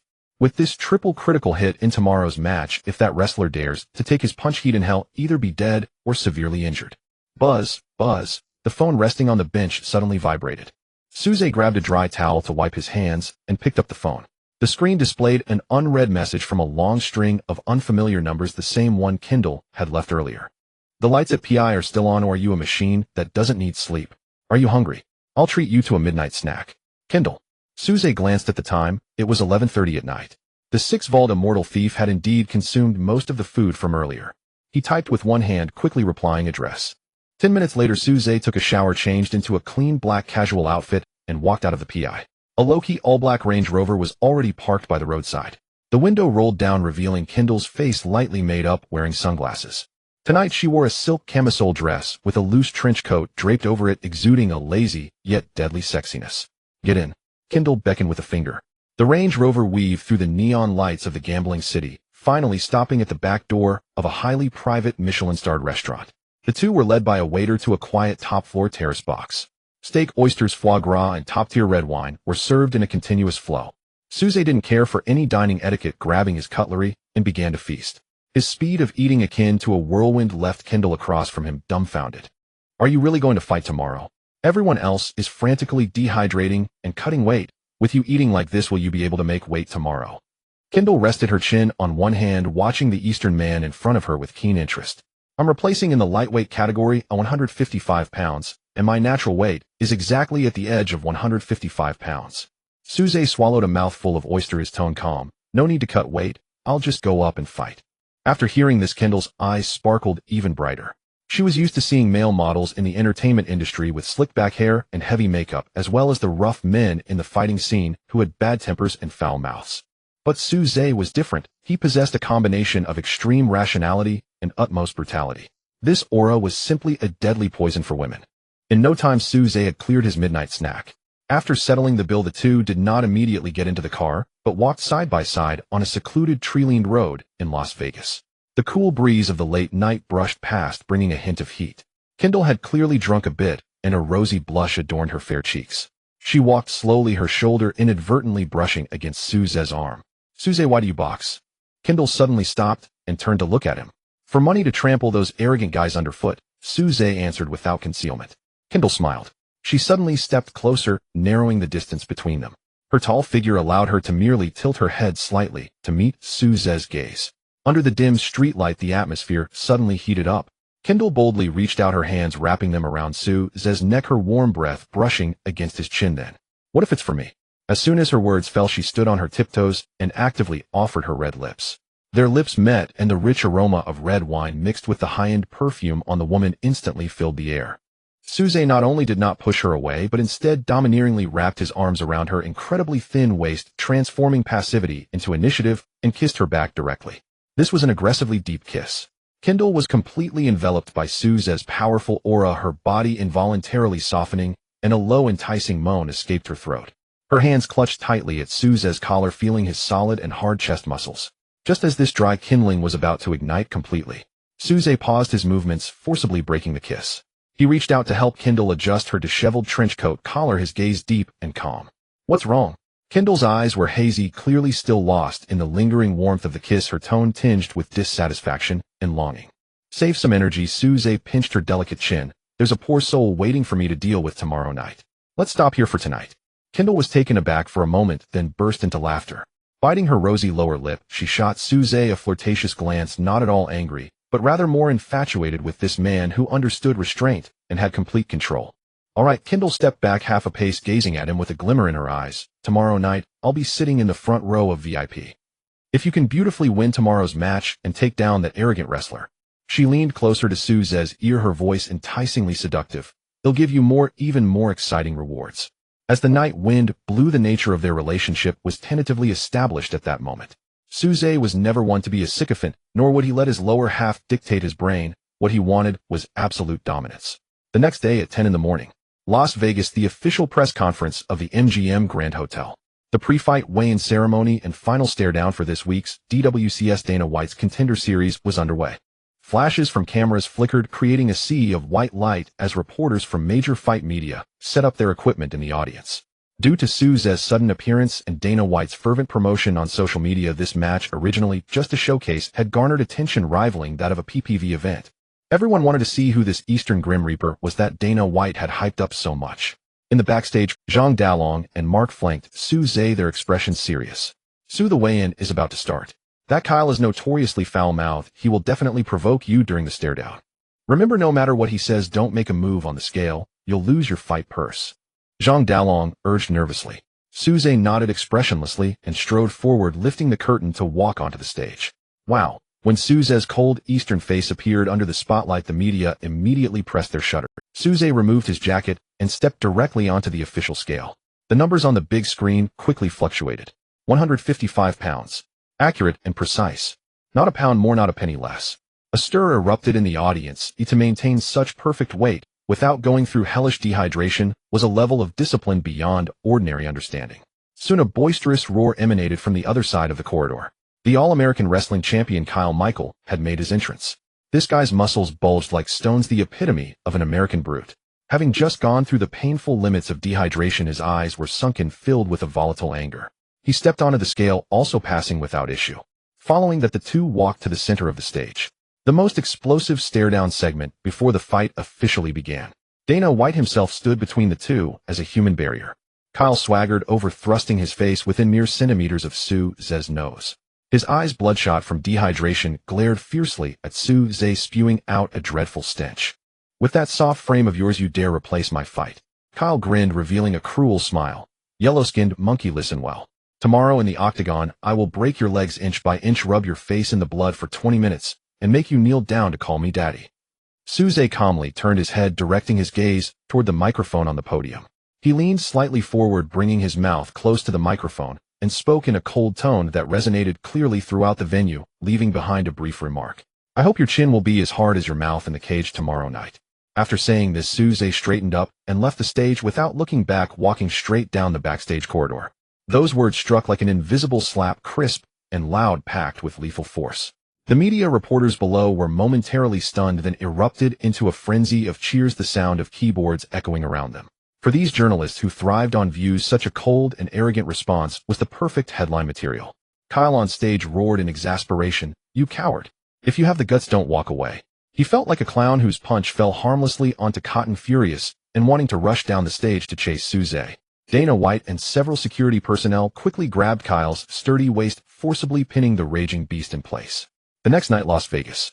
The DWCS Dana White's Contender Series venue was packed with a bustling crowd filling every seat. Although it was merely a stepping stone to the UFC main event, due to Dana White's frenzied promotion on social media, the ratings were astonishingly high tonight. On the gigantic four-sided funnel LED screen above the octagon, the statistics and real-time odds for tonight's headline matchup were prominently displayed. Kyle Michael versus Suze. Odds 600-450. This is an extremely exaggerated. The 450 odds indicate that the bookmakers in Las Vegas and boxing fans worldwide were heavily pessimistic about this temporary stand-in from Asia.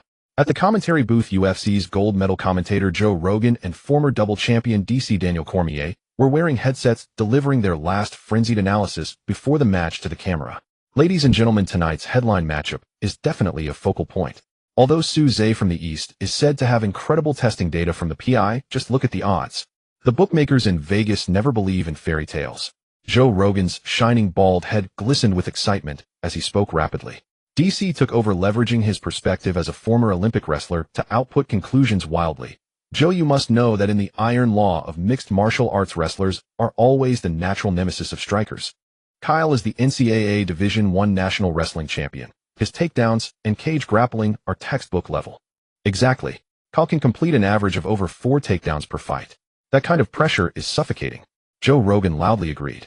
DC shook his head, glancing at the picture of Suze on the big screen, his tone carrying a hint of certainty. For a striker to win, they must pray for a mysterious divine punch.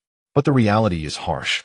Once the match begins, Kyle will definitely use a storm of takedowns to drag this frail Asian boy into deep waters, then drown him with ground and pound. This is a dimensional strike. The two commentators harmonized, completely sealing the tone of the match. This was a one-sided slaughter of a wrestling master against a novice. Boom! The venue sound system suddenly erupted with the heavy metal rock song, "Till I Collapse," blasting throughout, and the lights began to flash wildly. The entrance ceremony for Kyle Michael began. He wore an outfit adorned with the stars and stripes, walking out of the tunnel to the deafening cheers of the American crowd, striding with an air of indifference. Tear him apart. Kyle, let him feel the power of American wrestling. Kyle high-fived the ecstatic fan. He dashed to the edge of the octagon, gripping the wire mesh with both hands, pounding his solid chest like a gorilla, roaring at the camera, igniting the atmosphere completely. The music switched. A deep, ominous electronic track began to play. Suze made his entrance. He wore no flashy sponsors gear, simply bare-chested, donning a pair of plain black UFC official fight shorts and black fingerless gloves. Zhang Dalong and Coach Mark nervously followed behind him, carrying water buckets. Shoo! A torrential wave of boos poured down like a tsunami from all directions in the stands. Countless thumbs-down gestures waved through the audience. This was the purest malice of playing away. But Suze's face seemed to be covered by a layer of everlasting ice. His gaze was frighteningly cold, completely ignoring the audience members, flipping him off on both sides. His sight pierced through the noisy crowd, firmly locking onto the blood-soaked octagon. At that moment, the live director seemed to have discovered some big news. The camera suddenly swung around to the front row of the VIP area outside the octagon. The image on the big screen changed instantaneously. Kendall Jenner, dressed in a stunning black deep V haute couture gown and perfectly made up, sat in an excellent spot closest to the ring. Her hands were clasped under her chin, her enchanting eyes not looking at the surrounding cameras, but instead they were eagerly fixed on Suze, who was approaching the octagon. As this close-up shot appeared, the bullet screens of major video streaming platforms exploded like an avalanche. What the hell? Am I seeing things? Is that Hollywood's top supermodel Kendall? How could she possibly be here for a DWCS audition? And that look in her eyes. She is definitely watching that Eastern kid. This is crazy. That look is unreal. That yellow-skinned kid actually knows Kendall. What the hell, why? What makes this kid worthy of having a goddess watch the match live? Don't be jealous. When Kyle slams him to the floor and breaks his nose, Kendall will know who the real tough guy is. At that moment, the entire internet's jealousy was ignited. Countless keyboard warriors frantically typed away in front of their screens, eagerly wanting to see Suze being brutally beaten. Next to the octagon, medical personnel approached, applying a thick layer of Vaseline on Suze's brow bone and cheekbone with a cotton swab. "Sue, remember what I said. Keep your distance and defend against his first charge," Mark shouted loudly in Suze's ear. Suze remained silent, merely nodding slightly before stepping up the stairs and entering through the iron gate. He walked to the center of the arena, stepping onto the rough canvas mat. A blue panel quietly appeared at the edge of his retina, with his attributes of strength, agility, and endurance all at peak levels, ready for 100 triple critical strike and absolute distance control. The referee, Herb Dean, stood between the two and quickly read the rules. "Protect yourselves, obey my commands, touch gloves to get ready." Neither Suze nor Kyle extended their fists. Kyle, like a crazed beast, kept bouncing on his feet, his eyes bloodshot, fixated on Suze's thighs. Suze stood firmly, his arms naturally hanging in front of him, his gaze sharp as a knife. Click! The staff outside forcefully pushed the iron gate shut and locked it with a heavy metal padlock. The crisp sound of locking echoed through the microphone, reverberating throughout the arena. This was a cage belonging to gladiators, only the victor could leave standing. Herb Dean raised his right hand and brought it down sharply. "Fight!" The horns signaling the official start of the match roared to life. Inside the octagon, Kyle Michael unleashed a beastly roar. His 200-pound massive body charged towards Suze like a heavy tank, derailing at full speed. In just 5 seconds. No probing. No punches. A pure dimensional strike tactic. Kyle immediately lowered his center of gravity, his sturdy legs seeming to have heavy springs installed, and he stomped the mat with force. His hands shot out like two massive iron pincers executing a textbook-level wild-boar double-leg takedown, with a terrifying sound slicing through the air, heading straight for Souza's thigh. This was the finishing move that had swept through the NCAA wrestling scene across America. In the commentary booth, Joe Rogan was so excited that he jumped out of his chair spitting as he shouted, "Here it comes." Kyle's signature lightning takedown. The starting speed is too fast.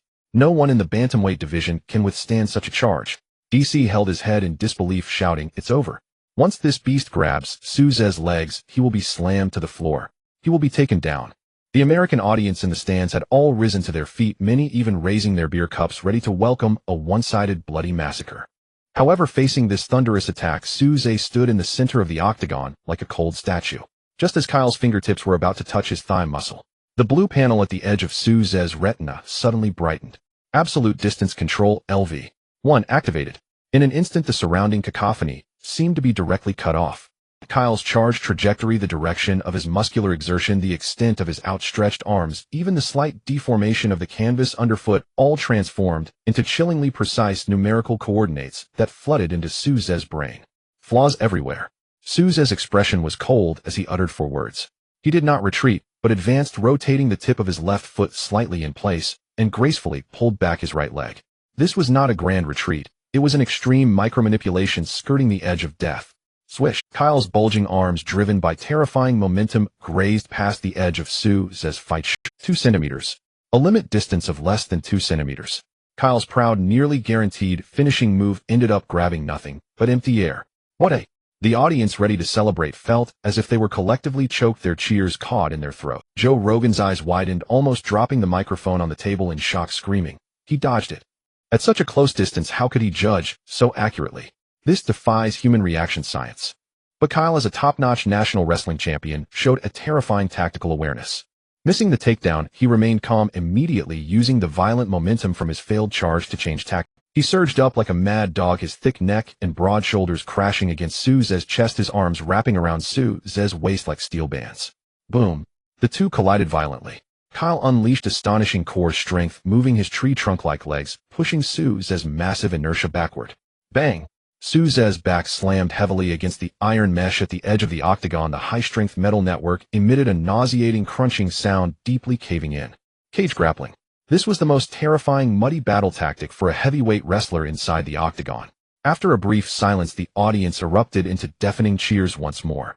To them, being pinned against the iron by Kyle, Souza was already a corpse. The bullet screens on major video streaming platforms flooded like an avalanche. It's over. He's being pinned against the cage. This is it. He's done for. The pressure from a wrestler at the cage drains stamina exponentially. This Eastern kid is about to have his life force drained.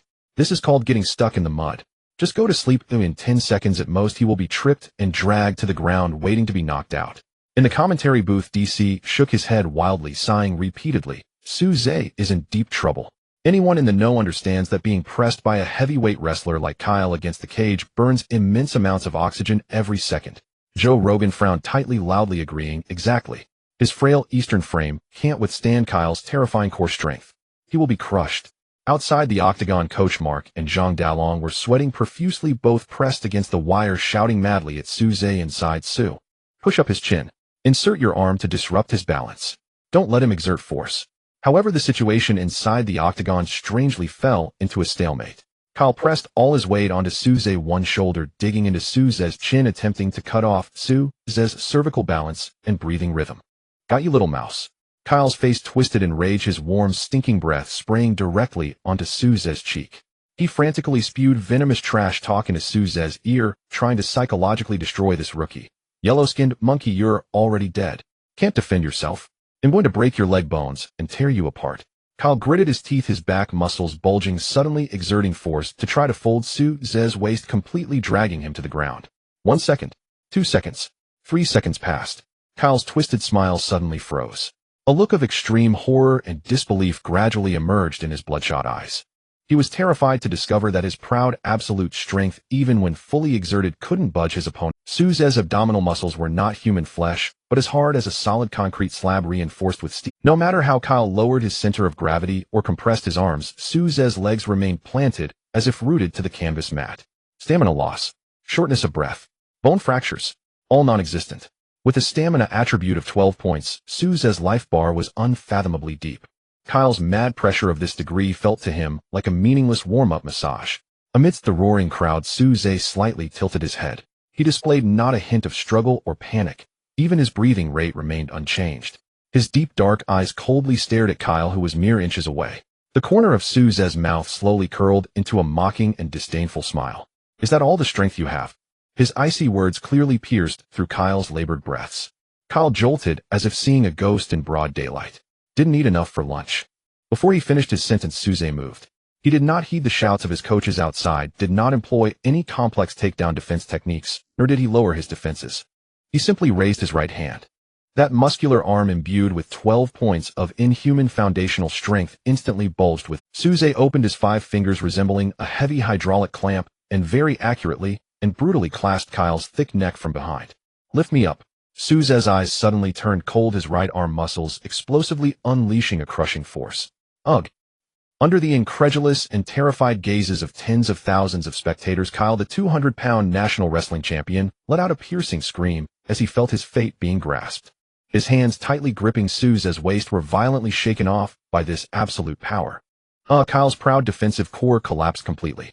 He felt a hydraulic clamp gripping tightly around the back of his neck, followed by an irresistible force lifting him off the ground. His massive 200-pound body was forcefully pulled apart by Souza with a single hand, his feet, even momentarily, leaving the canvas mat. Bang! Souza casually swung his arm, smashing Kyle down onto the floor in the center of the octagon, as if he were throwing a bag of rotten garbage. The tens of thousands of American spectators who were screaming at the top of their lungs seemed to have their mouths tightly covered by an invisible hand. A bizarre silence enveloped the roaring crowd for 3 seconds. At the commentary table, former Olympic wrestler and 2-time UFC champion DC sprang up from his chair, hands on his head, his eyes wide as saucers. "Oh my God. What did I just see?" He pulled Kyle's cage lock apart with one hand. "This defies biomechanics. How terrifying is that Asian boy's core strength?" Joe Rogan also gaped, forgetting to bring the microphone closer. "This is insane. Kyle is a 200-pound wrestling machine." In the octagon at that moment, Kyle crashed onto the mat, the pain radiating from his back paled in comparison to the shock he felt internally.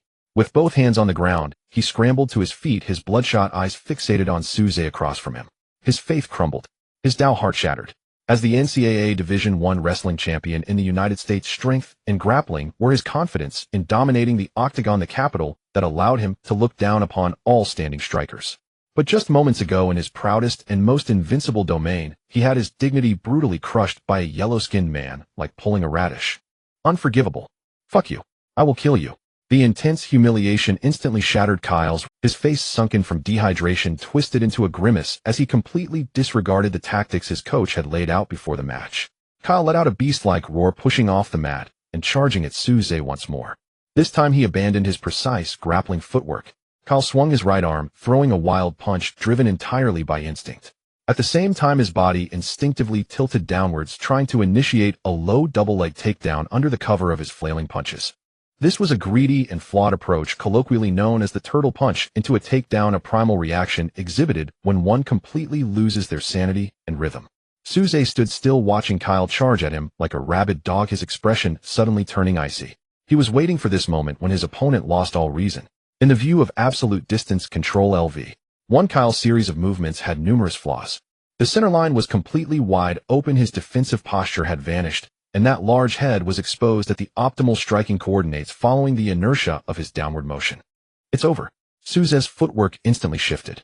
His left foot stepped forward half a step, while his right foot's toe dug firmly into the mat. His ankle twisted, his knee buckled inward, and his waist and hips sprang into action like gears wound tightly, unleashing a sudden burst of power. The perfect power structure granted by basic fighting technique was pushed to its limit at this moment as Souza's body transformed into a taut bow, ready to unleash its force. Power surged from the soles of his feet, racing up his spine like a raging dragon, all converging at his right shoulder. The finishing move, Rising Dragon Fist LV1, activated. Just as his right fist was about to unleash its fury, the system's cold and beautiful mechanical voice exploded in Souza's mind. Ding! Triple critical hit triggered at 100. The original human limit of 12 points of power instantly skyrocketed exponentially under this god-level passive effect. 36 points. What does this mean?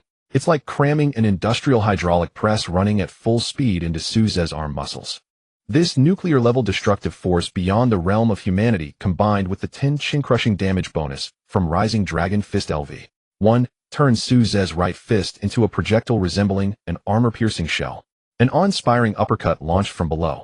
The fist sliced through the air, creating a sharp, deafening sonic boom due to its incredible speed. At this moment, Kyle was stretching his arms wide, attempting to dive for a takedown. His upper body leaned forward madly, with his chin inadvertently meeting Su Zhe's rising punch heat. The two opposing forces perfectly collided in an instant. Bang! A deafening heavy sound erupted akin to a giant baseball bat, smashing a ripe watermelon, resonating like thunder in everyone's ears through the microphone above the octagon.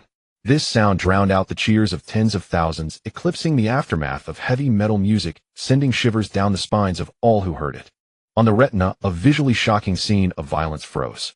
Su Zhe's triple critical hit, Rising Dragon Punch, landed precisely in the center of Kyle's chin. The immense penetrating force instantly shattered Kyle's jawbone. His facial muscles visibly rippled and deformed like ripples on water. His mouth, forced open by the specially made thick mouthguard, spewed out a mixture of crimson blood and saliva like a bullet from the barrel, tracing a tragic parabolic arc under the glaring, incandescent lights, flying over 3 meters before crashing into the wire mesh. But that wasn't the end. The ferocious power of 36 points poured out completely. Kyle's massive 200-pound frame was actually lifted half a meter off the ground by the terrifying thrust of this Rising Dragon Fist. He resembled a broken doll flipped backward by a single punch. The instantaneous destructive shock to his brain caused his brainstem nerves to crash. In midair, Kyle's arms stretched unnaturally straight towards the sky, his 10 fingers stiffly curled, and his legs stiffened like wooden sticks. A fencing reaction. In the world of mixed martial arts, this is a characteristic neurological reflex when a fighter suffers a severe concussion and falls into deep shock. Boom. Kyle's body traced a heavy arc in midair before crashing down like a lifeless lump of mud, the back of his head smashing into the canvas with a muffled thud. Upon landing, his limbs remained in that rigid, twisted, eerie position, eyes rolled back, completely motionless, utterly devoid of consciousness. The massive electronic timer above the octagon stopped its red digits from flashing. Time froze at round 1:45 seconds. Referee Herb Dean's reaction was swift. His professionalism allowed him to sense extreme danger the moment the loud sound erupted. He lunged forward like a protective dog, his bulk blocking the gap between Su Zhe and the fallen Kyle. Stop. The match is over. The match is over.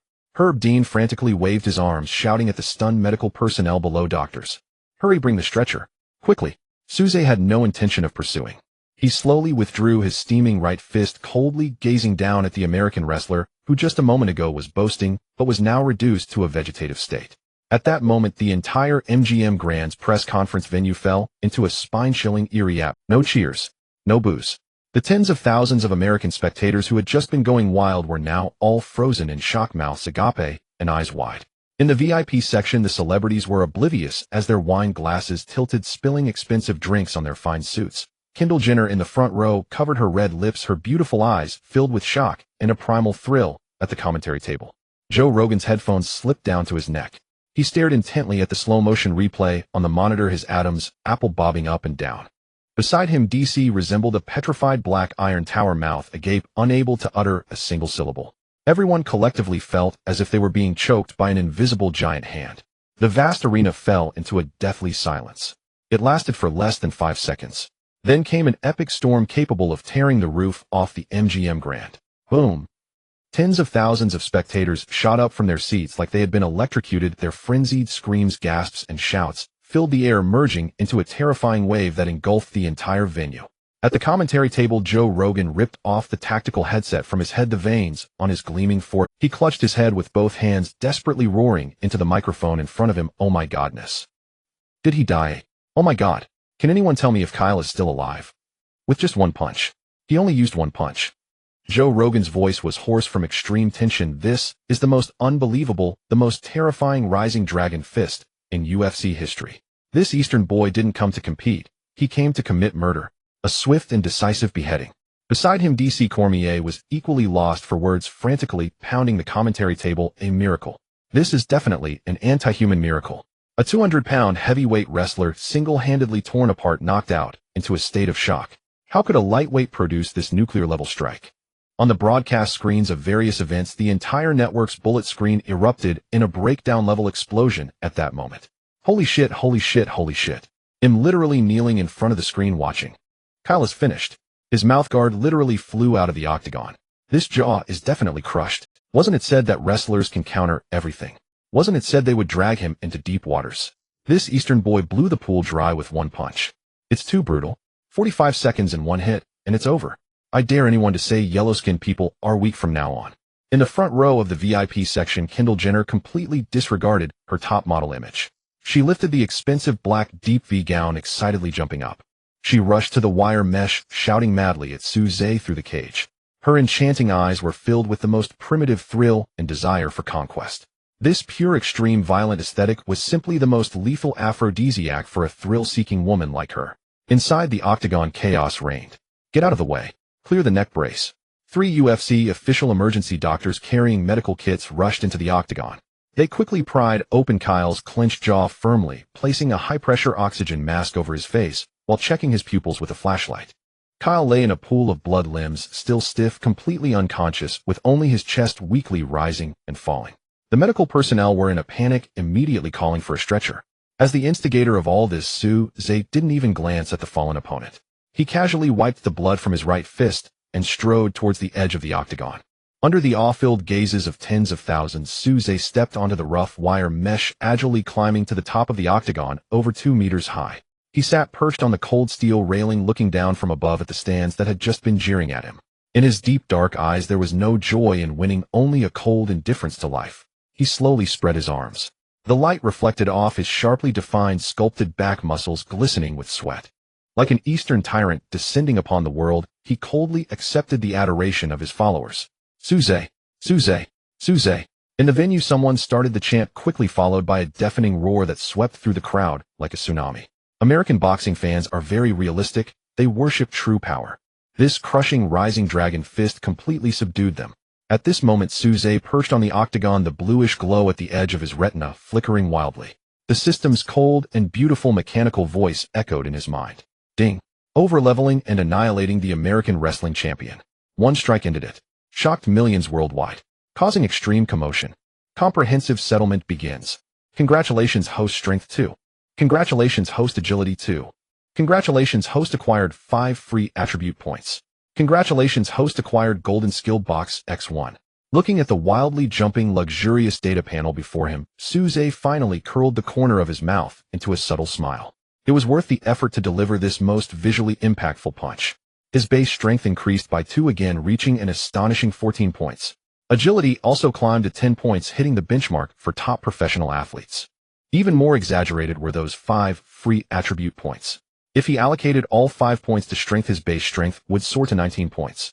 Combined with the god-level passive of 100 triple critical hit, Suze had no doubt that his next punch could shatter the octagon's wire mesh.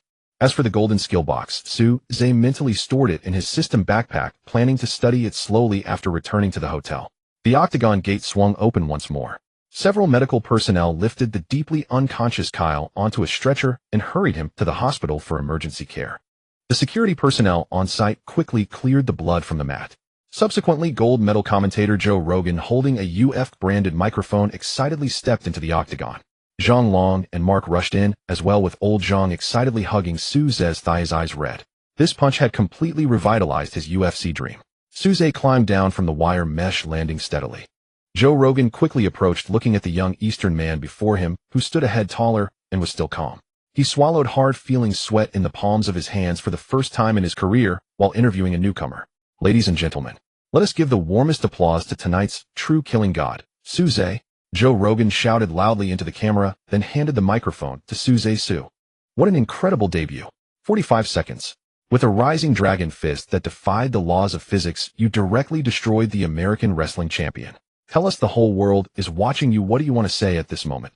As is customary, a newcomer winning such a highly publicized match usually follows the script of thanking coaches, family, and God, and then cliché slogans about hard work. But Suze not only ignored the script, he didn't even give Joe Rogan a chance to hold the microphone patiently. He reached out and snatched the microphone from Joe Rogan's hand. The entire venue fell silent, everyone waiting for the post-fight remarks of this terrifying new star. Suze did not look at the camera or acknowledge the dumbfounded Joe Rogan beside him. He slowly turned around, his gaze piercing like a sword, directly aimed at the center of the VIP section outside the octagon. There sat Dana White, the highest authority in the UFC. Dana White. Su Zhe's cold voice echoed through the high-fidelity speakers, instantly reaching every corner of the MGM Grand Hotel. $5,000 in bonus, put it on my account tonight. The entire venue gasped. Too audacious. He directly called out the president's name in the post-fight interview and demanded money in public. But this was just the beginning. Su Zhe tightened his grip on the microphone, his deep gaze sweeping across the crowd, his tone laced with undeniable contempt and dominance. Also, the lightweight division is full of weaklings. Quickly prepare the formal contract. I'm not here to make friends. He raised the right fist that had just shattered Kyle's jaw, pointing towards the cameras, capturing the moment, leaving behind a declaration destined to be immortalized in UFC history. Go tell those softies ranked in the top 15 to line up. Who's the next victim? Silence. After a brief silence, came even more pathological, more frenzied screams. This was simply an innate ratings machine. In the center of the VIP section, Dana White publicly called out for money, showed no signs of anger. Instead, his chubby face turned red, grinning so wide that his back teeth were visible. As the world's top combat businessman, he knew all too well the value of those words. A highly recognizable Eastern persona. A terrifying heavy punch that crushes everything. Combined with this unabashed, blatantly arrogant business acumen, Dana White suddenly stood up, pushing away his bodyguards. He took a giant, oversized novelty check that his assistant had already prepared, raising it high above his head. On the check's numerical line, it clearly read 5000. Dana pointed at Su Zhe through the wire mesh, grinning from ear to ear. In the backstage locker room, a heavy oak soundproof door swung open with a forceful push. The deafening roar of frenzied fans outside was instantly sealed away, yet the atmosphere inside burned even hotter. We won. 45 seconds. Good heavens, Su Zhe, you're an absolute monster. Zhang Dalong's face flushed crimson as he stammered in breathless exhilaration. This nearly 50-year-old man stood there with glistening tears welling at the corners of his eyes. The octagon cage he had once failed to conquer now lay shattered, not by technique or strategy, but by the sheer unyielding force of this young man's fist. Coach Mark paced feverishly across the room, waving a stack of business cards like a conductor leading a symphony. Su, do you have any idea how much that punch was worth? Dana White's grin down at ringside outshone Las Vegas neon skyline itself. By dawn tomorrow, sponsors will swarm like sharks scenting blood. Su Zhe remained utterly composed, unmoved by their fervor. He strode silently to the corner shower stall and turned the faucet. Icy water cascaded over him, washing away sweat and the medicinal petroleum jelly applied by medics. Outside the stall, Mark continued his rapid-fire vision casting. Zhang, this isn't the end. It's only the beginning. The UFC is an ocean of depth. Su Zhe's stand-up striking is nuclear grade, but those top 10 veterans, sly as foxes, will ruthlessly exploit his ground defense. We need to assemble a dedicated professional team, immediately. Absolutely. A team, Zhang Dalong nodded, vigorously mind racing. We'll hire elite Brazilian jiu-jitsu black belts as sparring partners, bring in world-class sports nutritionists, engage a PR firm to manage his overseas social media accounts. We're building a star. The shower ceased. Su Zhe stepped out, towel in hand, drying his hair, bare-chested, calm, and commanding. His sculpted musculature gleamed under the lights, radiating raw, unassailable dominance. He tossed the towel onto a bench and met Zhang Dalong's gaze. His tone casual, yet laced with ironclad authority. Old Zhang, handle these trivialities however you see fit. Full autonomy. Zhang Dalong blinked, then snapped upright. This is a fortune. You won't even ask. Trust is the foundation of action. Su Zhe walked to his locker and pulled on a sleek black moisture-wicking shirt. My requirements are simple. No one interferes with my fight purse distribution. No time-wasting commercial appearances. Everything else falls under your purview. Just ensure it never impedes my earnings or training. Zhang Dalong froze. This wasn't the demeanor of a rookie fresh off his debut. It was the unmistakable bearing of a sovereign issuing orders to his most trusted general. That profound composure and unshakable self-assurance left him utterly spellbound. He nodded solemnly, swearing inwardly to forge a team beyond reproach. Meanwhile, halfway across the globe, in Jiang City, China, the VIP orthopedic ward of the Central Hospital reeked sharply of antiseptic. Wang Ming lay supine on the bed, limbs splayed wide. His jaw was encased in thick plaster, his mandible wired rigid. Nourishment sustained only through 4 drips and feeding tubes. Each breath sent searing agony rippling through fractured bone, a visceral reminder of the humiliating defeat he'd suffered days earlier in the octagon. Beside the bed, Lin Xia, the campus green tea goddess, was peeling an apple. A conspicuous nasal splint adorned her bridge, courtesy of Su Zhe's merciless jab. Silence hung heavy in the room, broken only by the hollow drone of television advertisements. Bored, Lin Xia set the apple aside and idly scrolled through short videos on her phone, her fingers swiping past makeup transformations, when the screen abruptly shifted. A grainy, clearly imported foreign combat clip surfaced, its title rendered in bold sensationalized. Shocking. The Eastern Undertaker descends upon Las Vegas. 45-second knockout of America's wrestling champion.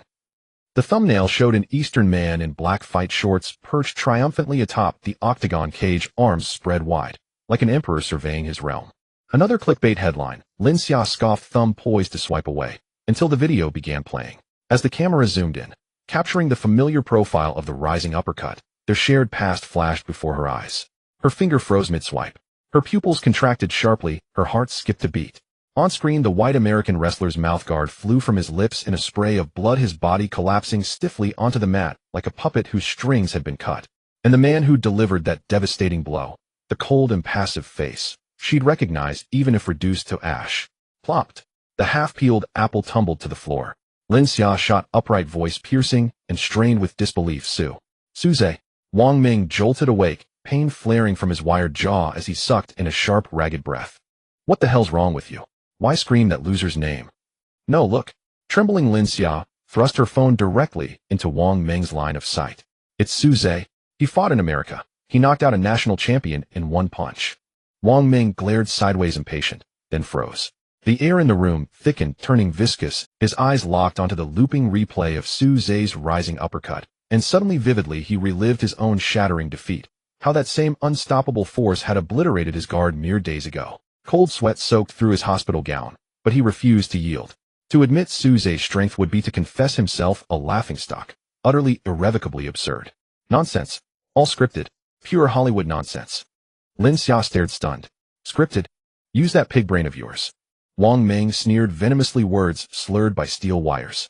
That spineless wretch, who couldn't even raise his voice, whom I led around like a dog, goes to America for pro fights. One-punch knockout of an American champion. That white guy's fall was cartoonish, pure WWE theatrics. Lin Xia's shock softened, replaced by quiet reassurance. Wang Ming's words became a lifeline, anchoring her sanity. Of course.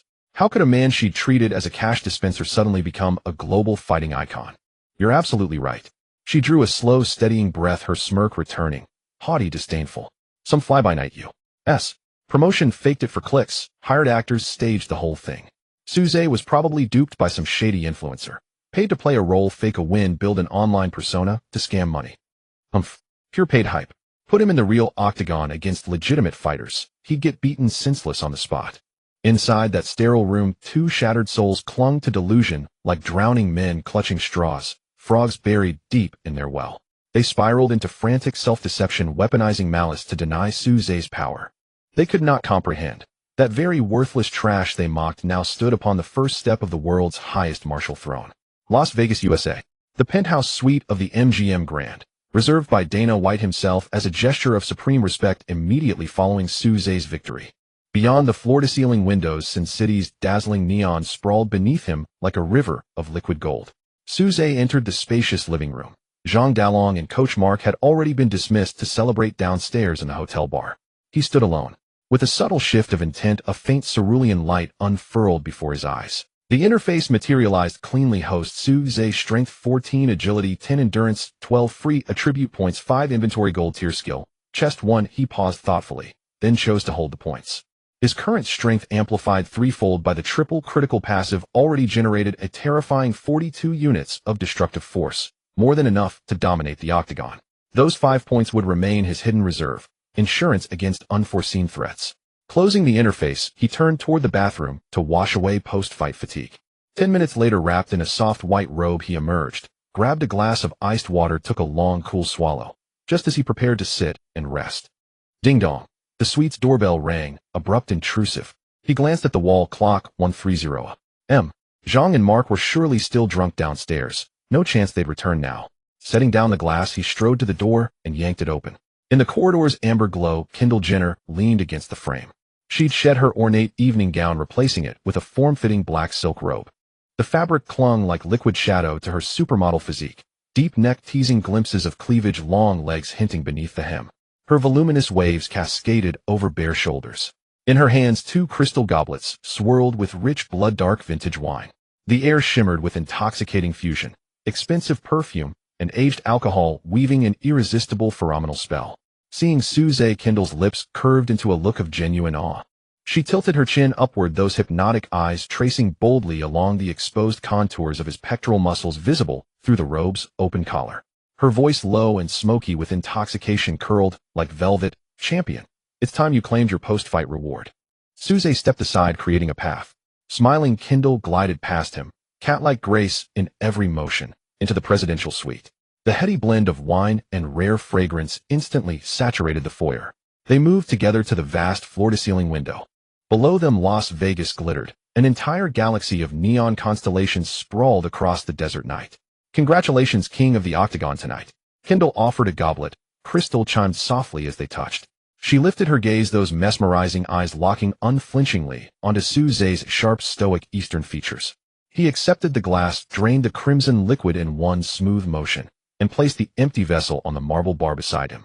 Faced with the advance of a global icon, Suze never indulged in coy games of pursuit and retreat. His powerful right arm swept around her slender waist, firm, decisive, and pulled her flush against him.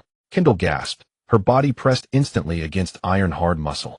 Sensing the untamed primal energy radiating from him, wild, dangerous, still tinged with the metallic tang of battle, her usual aloof, aristocratic poise crumbled entirely. She surrendered completely to that raw, elemental dominance. Eyes closed, rising onto her toes, pressing her lips to his. Moonlight poured through the towering window. Her silk robe slid from smooth shoulders, pooling on the carpet, followed moments later by his robe. Two silhouettes merged, elongated by silver light. Everything unfolded with inevitable, seamless grace. Dawn broke the next morning, sunlight slipping through curtain gaps, dappling the carpet with golden motes. On the expansive, king-sized bed, Kindle lay curled like a drowsy Persian cat beneath the sheets, her pale arms still clinging possessively to Suze's pillow, breathing deeply in peaceful slumber. Suze had long since awakened. Draped in a robe, he stood on the sun-drenched balcony, ice water in hand, morning breezes dispersing the night's lingering intensity. His gaze sharpened. With quiet focus, the cerulean interface bloomed. Once more, inventory, gold tier skill, chest 1, open. Ding. Gold tier skill chest successfully opened. Congratulations, host. Acquired offensive divine technique, thunderous high kick LV. 1. Description: rooted stance and coiled hips unleash the leg like a colossal steel whip. Exceptionally deceptive, minimal wind-up pinpoint accuracy. A skull-cracking technique with 10 penetration effect. Congratulations, host. Acquired close quarters annihilation skill, tyrant blood, elbow LV. Description: the ultimate weapon in clinch warfare. Dramatically enhances ulna density. Elbow strike slice with blade-like precision. Guaranteed to split flesh and bone on impact, shattering all grappling and submission attempts. Suze arched a satisfied brow. These skills arrived precisely when needed. His previous arsenal relied solely on fists. Against relentless head-hugging defenders, he risked exhausting himself in attritional battles. Now with thunderous high kick, his effective range expanded dramatically, forcing opponents to choose between defending high or low, never both. And tyrant blood elbow was the clinched grim reaper. Any wrestler foolish enough to close distance would meet a ferocious, scalp-shearing elbow strike. Fist, kick, elbow, distance control. He clenched his fist. Only now does my three-dimensional assault system reach true completion. Then his gaze dropped to the lower section of the interface, free attribute points 5. Without hesitation, Suze allocated all 5 hard-earned points to strength. For someone blessed with the god-tier triple critical passive balance, development meant mediocrity. His mission was singular: to elevate strength to a level unprecedented in human history. If one punch could end it, no second was necessary. VRRR. The interface blazed. Strength 1419. At the moment of ascension, Suze inhaled sharply, feeling a torrential surge of heat erupt from his heart, molten and overwhelming, flooding every vein. His bones crackled like frying beans, subdermal muscle fibers tore and reknit, tightening. Within seconds, his frame hadn't ballooned into grotesque bulk, but grown leaner, longer, harmoniously sculpted, while the explosive power coiled beneath his skin leapt to an entirely new tier. 19 base strength, shattering physiological limits. Suze calculated swiftly. 19 base strength multiplied by triple criticals guaranteed x3 damage. Meant every casual strike unleashed a staggering 57 units of nuclear-grade devastation. Such force could pulverize a grizzly bear's skull, or reduce human bone to dust, without effort. He tightened both fists and struck twice in an empty air. Crack, crack.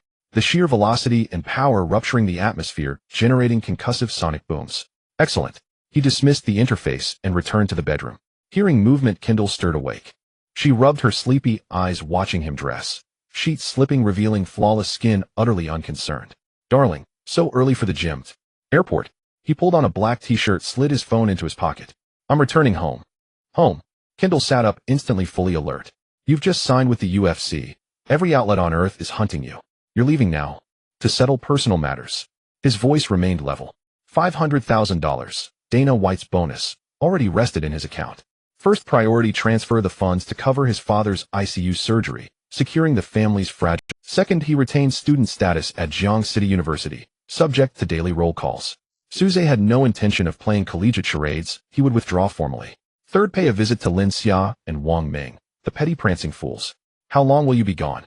Kendall slipped into her robe barefoot, wrapping her arms around his waist. Uncertain. A few days. I'm coming too. Her eyes gleamed. Bold, uncompromising, quintessentially Western. What for? I'm paying hospital bills and filing withdrawal papers, not vacationing. I'll be your personal assistant. She pressed herself against his chest, revealing a tender, vulnerable side unseen beneath studio lights, and declared with perfect logic, you're a superstar now. Stars need assistants to manage logistics, especially abroad. Besides, I've never visited the East. Consider it a romantic detour. Suze studied the world's most iconic supermodel and weighed practicality against optics. Zhang and Mark would remain in the U.S. to finalize contracts and schedule future bouts. He genuinely needed someone on the ground. And having a billion-follower celebrity accompany him, as both shield and statement, would streamline every bureaucratic hurdle, amplifying prestige exponentially. Fine.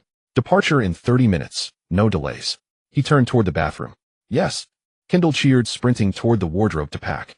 10 hours later, on board a first-class flight bound for China, Kendall rested her head on Suze's shoulder, sunglasses shielding her eyes. The long-haul flight, lasting over a dozen hours, came to an end. The aircraft touched down smoothly at Jiangxing International Airport. Suze traveled alone. No entourage accompanied him. Zhang Dalong and Mark remained in the United States to finalize the official UFC contract and negotiate with the flood of sponsors clamoring for partnerships. His return was primarily to settle outstanding hospital fees, and secondarily to formally withdraw his enrollment from Jiangxing University. After all, he was about to launch full-scale into PPV digital events. There was no time to waste sitting in classrooms alongside undergraduates. At noon, the sun blazed fiercely. Before the academic affairs building of Jiangxing University, streams of students flowed ceaselessly. Suze wore an all-black casual ensemble, tall, lean, and impeccably poised, exuding a chilling, battle-honed aura forged within the octagon. Beside him, Kendall Jenner commanded absolute attention. Though fully concealed, her baseball cap pulled low, oversized black sunglasses shielding her eyes, and a black surgical mask covering her nose and mouth. Her presence was magnetic. Yet even veiled, her form was arresting. A form-fitting white crop top paired with low-rise jeans sculpted a breathtaking waist-to-hip ratio, while her impossibly long legs moved with the effortless, commanding grace unique to world-class supermodels. Though her face remained hidden, male students repeatedly turned their heads in awe, and several surreptitiously raised their phones to capture the moment. Suze strode forward, hands tucked casually in his pockets, ascending the steps toward the academic affairs building. Just then, a strained, grinding sound echoed from the accessible ramp beside the building. A wheelchair rolling laboriously uphill. Ugh, how annoying. Why must you insist on coming in person on this scorching day? Can't your parents just push you? A sharp, acrid voice snapped. Lin Xia, clad in what she considered an ethereal floral dress, wiped sweat from her brow as she pushed the wheelchair, on which sat Wang Ming, freshly discharged from the hospital. His lower face was swathed in thick plaster, and gauze or rigid cervical collar locked his neck in place. After Suze's devastating counter-straight punch shattered his jaw that night, Wang Ming had lain hospitalized for a full week before barely regaining mobility. To preserve his academic standing, he'd insisted on enduring today's visit to process his medical leave paperwork. As they struggled up the incline, Lin Xia lifted her gaze and collided head-on with Suze, who stood poised to mount the stairs. She froze momentarily. Then her eyes flickered to Kendall beside him, instantly flashing with unmistakable, but recalling the absurd videos she'd seen on short video platforms these past days, that envy curdled instantly into twisted mockery. Well, who do we have here? Lin Xia halted the wheelchair, arms crossed, her voice dripping with sarcasm, pitched deliberately loud enough for passers-by to hear. Isn't this Jiangxing University's very own UFC celebrity, Suze? At the name, Wang Ming stiffly turned his head on the wheelchair, bloodshot eyes locking onto Suze with venomous, unrelenting hatred. A few nearby students paused, drawn by Lin Xia's shrill tone. She clicked forward in her stilettos, circling Suze with slow, appraising scrutiny, the smirk on her lips widening with each passing second. So, did you finally crash and burn out there? Crawling back to school begging for mercy? I knew it. You're nothing but trash. Unworthy even to untie Wang Meng's shoelaces, let alone fight in some elite American combat league. She sneered, openly jabbing a finger at him. Hired foreign extras rented a rickety cage, filmed fake footage to inflate your ego. You truly believe you're an invincible world champion. How much did those trending hashtags cost you? Now that the charades collapsed, can you even afford next month's fake fraud? Wang Meng rasped from his chair, his jaw wound, pulling taut as he scoffed contemptuously. All show, no substance. If you've got guts, fight me again. In their narrow provincial worldview, a bookish scholar, weak and untrained, could never overnight transform into a godlike slayer capable of obliterating America's national wrestling champion. This spectacle, they were certain, was nothing more than a reckless, cash-burning publicity stunt, orchestrated solely to exact revenge upon them. Faced with this pair's frenzied barking, Suze didn't so much as lift his eyelids. A cold, unvarnished disdain flickered across his deep-set eyes. A lion never pauses its stride for the yapping of stray dogs, nor does it deign to waste a single syllable on fools lost in delusion. To utter even one word would be self-degradation. Suze withdrew his gaze and murmured calmly to Kendall, "Let's go. We still need to settle the hospital bill after this." He stepped forward, prepared to walk past them entirely. "Stop right there. What are you hiding?" Humiliated by his indifference, the sting of being ignored by someone she'd once dismissed as beneath her, Lin Xia shattered completely. She pointed viciously at Kendall's back, hired some tall foreigner as window dressing. "With that mask on so tight, I bet your face is hideous, too grotesque to bear the light." The words hadn't fully faded when Kendall halted mid-step. Though fluent only in English, Kendall instantly deciphered Lin Xia's intent. Not through language, but through her brazen gestures, piercing tone, and the aggressive finger pointed squarely at her own nose. After years navigating Hollywood's elite fashion circles, she recognized provocation when she saw it. This wasn't merely an insult. It was a direct challenge to her man, and to her allure. Kendall turned her striking eyes, veiled behind dark lenses, locking onto Lin Xia with icy precision. "So what are these clowns saying?" she asked in flawless American English. "Just two buzzing flies," Suze replied unruffled. "Flies should be swatted." A proud, dangerous curve lifted the corner of Kendall's lips. She raised her slender hands, first removing her baseball cap. A cascade of voluminous chestnut waves tumbled over her shoulders like liquid silk. Next, she slid off her oversized sunglasses, then decisively peeled away the black surgical mask. There, bathed in the fierce noon sunlight of Jiangxing University, stood Kendall Jenner, the global icon, the brightest jewel of the Kardashian-Jenner dynasty. Her flawlessly sculpted, fiercely charismatic Eurasian features laid bare for all to witness. In that instant, the entire plaza before the Academic Affairs building fell into stunned, breathless silence, followed immediately by deafening, ear-splitting shrieks. "Holy, what the hell? Am I hallucinating? Who is that? Kendall Jenner. Alive right here. Oh my God. Why is a Kardashian-Jenner supermodel at our university? This has to be a dream. That face, that proportion, absolutely unreal. Even more stunning in person. 10,000 times better than any screen." Male students erupted into frenzy, though female students clutched their mouths, gasping in disbelief. Dozens of smartphones shot upward, shutter clicks exploded like gunfire. The scene rivaled a Hollywood red carpet premiere. Lin Xia stood frozen, struck motionless as if struck by lightning. Her face, once proudly dubbed campus beauty, now drained of all color, pale as bleached parchment. She'd spent years mimicking Western fashion online, her phone crammed with Kendall's street-style photos saved as plastic surgery blueprints. And now, the original stood before her. The sheer dimensional superiority radiating from Kendall reduced Lin Xia, in that moment, to a wretched toad crouched in mud, gazing up helplessly at a celestial swan soaring high above the clouds. Her floral dress, her meticulously curated makeup, mere dust motes swirling in the wake of Kendall's innate transcendent supermodel aura. Wang Meng, seated in his wheelchair, nearly popped his eyes from their sockets, the searing pain in his jaw utterly eclipsed by raw, soul-shaking shock. Why would this globally adored icon stand obediently beside Suze? As Lin Xia and Wang Meng sat paralyzed, worldviews obliterated, Kendall strode confidently to Suze's side. With bold, possessive grace, she wrapped both arms tightly around his neck, drew her million-dollar face close to his temple, and before hundreds of stunned students delivered a blazing 10-second French kiss. Passionate, unapologetic, unforgettable. Click, click. Flashbulbs ignited the air like miniature suns. When the kiss ended, Kendall turned, towering regal, and gazed down upon Lin Xia, now plunged into abyssal despair. Before arriving in the East, she'd learned a few simple Mandarin phrases, now perfectly timed for impact. In heavily accented yet fiercely commanding English-inflected Mandarin, she enunciated each word with deliberate sovereign weight. "Je sure, what a non-ren." This is, my man. Ni men, Swanshin mi dong 11. You, what are you a? Those clumsy syllables delivered with imperious queenly authority pierced Lin Xia's heart like Lin Xia's knees buckled.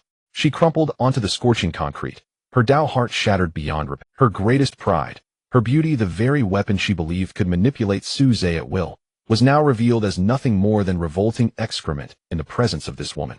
Su Zhe hadn't bought trending topics or fake videos. He stood atop the world, and even icons of this magnitude surrendered themselves to him. A toxic storm of jealousy, regret, and crushing inferiority overwhelmed her. Unable to endure the psychological chasm any longer, she buried her face in her hands and sobbed uncontrollably. Wang Ming trembled violently in his wheelchair, throat convulsing with guttural, wordless rage, yet utterly speechless. Su Zhe didn't grant them even a second's glance. Taking Kindle's soft hand in his, he turned and walked steadily toward the curb.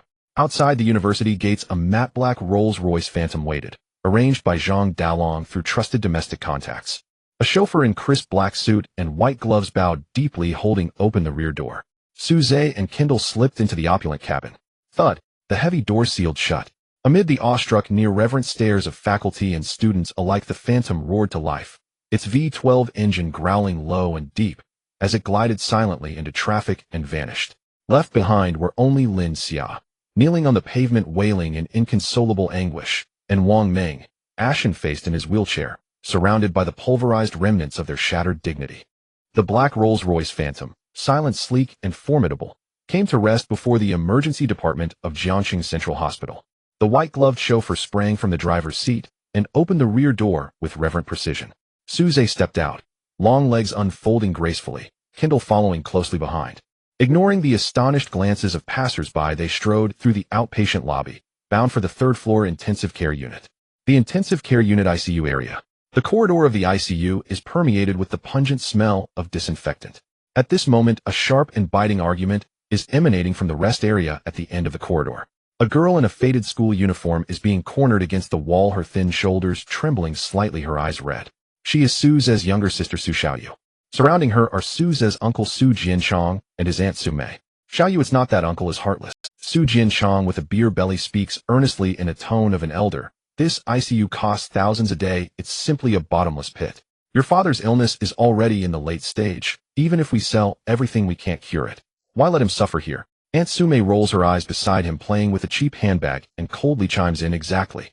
You should hurry and sell that old shabby house of yours while it can still fetch some money to pay off debts. Just sign the papers to give up on treatment and let your father go in peace. I must say this up front, our family is also struggling to make ends meet. We can't lend you a penny. This speech is utterly heartless. They are not concerned about Su Jianguo's suffering. They are purely afraid that this pair of siblings might be driven to desperation and come to them for money. In fact, Su Jianchong is already calculating how to acquire the Su family's old house at a low price once Su Jianguo passes away. I didn't intend to borrow money from you. Su Xiaoyu bites her lip tightly, tears welling in her eyes, her voice choked yet resolute. My brother is already figuring out how to raise money. The doctor said if we pay, my dad can wait for a kidney source and live. Your brother? Su Mei scoffs at this, her face filled with sarcasm. That bookworm Su Zhe, who hasn't even graduated from college. What money can he raise? Is he going to beg under the overpass? Xiaoyu, stop dreaming. He can't even support himself, expecting him to pull out hundreds of thousands to save a life. Not in this lifetime. Whether I can support myself is none of your concern. A voice as cold and hard as iron suddenly erupted in the corridor. Su Jianchong and Su Mei both froze and turned their heads. They saw Su Zhe striding and exuding a terrifyingly strong pressure. The violent aura he had gathered in the octagon needed no deliberate disguise. Just the coldness in his eyes made his uncle and aunt instinctively take a step back. Brother. Upon seeing Su Zhe, Su Xiaoyu's tense nerves instantly collapsed as she cried and rushed into his embrace. Su Zhe steadied her, pulling her behind him protectively. Su Jianchong swallowed hard, forcing himself to remain steady. He realized that after a few days' absence, this once timid nephew had now grown a lot more robust, and the aura of an upper class was making it hard for him to breathe. But he couldn't lose face as an elder. Su Zhe, what kind of attitude is this? Su Jianchong pointed at Su Zhe with a fierce expression. We came here with good intentions to help you see reality, and you are acting tough. Your dad is barely hanging on. The hospital is about to stop his medication. What are you going to do to save him? If you can take out 10,000 today, I'll write my name backward. Su Zhe couldn't be bothered to waste a single word on such a sycophant. He reached into his pocket and pulled out a completely black gold-edged international bank card. That was an overseas account expedited for him by DeLong in America.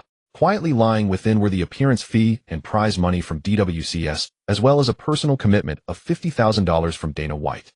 Converted to renminbi, this was a sum that would take an ordinary person half a lifetime to earn. Suze turned his head to look at Kendo, who had been silent behind him. Kendo, go to the VIP payment window and swipe 300,000 renminbi first. Suze instructed in fluent English, handing over the black card. No problem, boss. Kendo playfully winked, immediately stepping into her role as a personal assistant. She walked towards the nearby payment area, her high heels clicking and her enticing hips swaying. Su Jianchong and Su Mei in the corridor were utterly dumbfounded. They had just been busy scolding Su Xiaoyu and hadn't noticed that a tall, blonde foreign woman was following Suze. After a brief moment of shock, Su Mei suddenly burst into exaggerated laughter. Oh my, this is hilarious. She clutched her stomach, pointing at Suze mockingly. Suze, have you been so stimulated that you've lost your mind? Did you just randomly find a foreign girl to act as your accomplice and flaunt a broken card? 30,000. If you have 3,000 in your card, I'll lick this hospital corridor clean right here. Su Jianchong followed suit, with cold laughter crossing his arms as he prepared to watch the show. They saw this as merely a young person's futile attempt to save face. Just wait until the payment desk alerts them of insufficient balance, and see how this little brat ends up. 1 minute. 2 minutes. 3 minutes passed. Suddenly a flurry of chaotic and hurried footsteps echoed in the emergency building corridor. Quick! Move faster! Someone's on the 3rd floor. Along with the anxious shouts, Director Zhang of the Jiang City Central Hospital, along with Director Li of the Emergency Department, and several head nurses rushed over from the staircase, sweating profusely.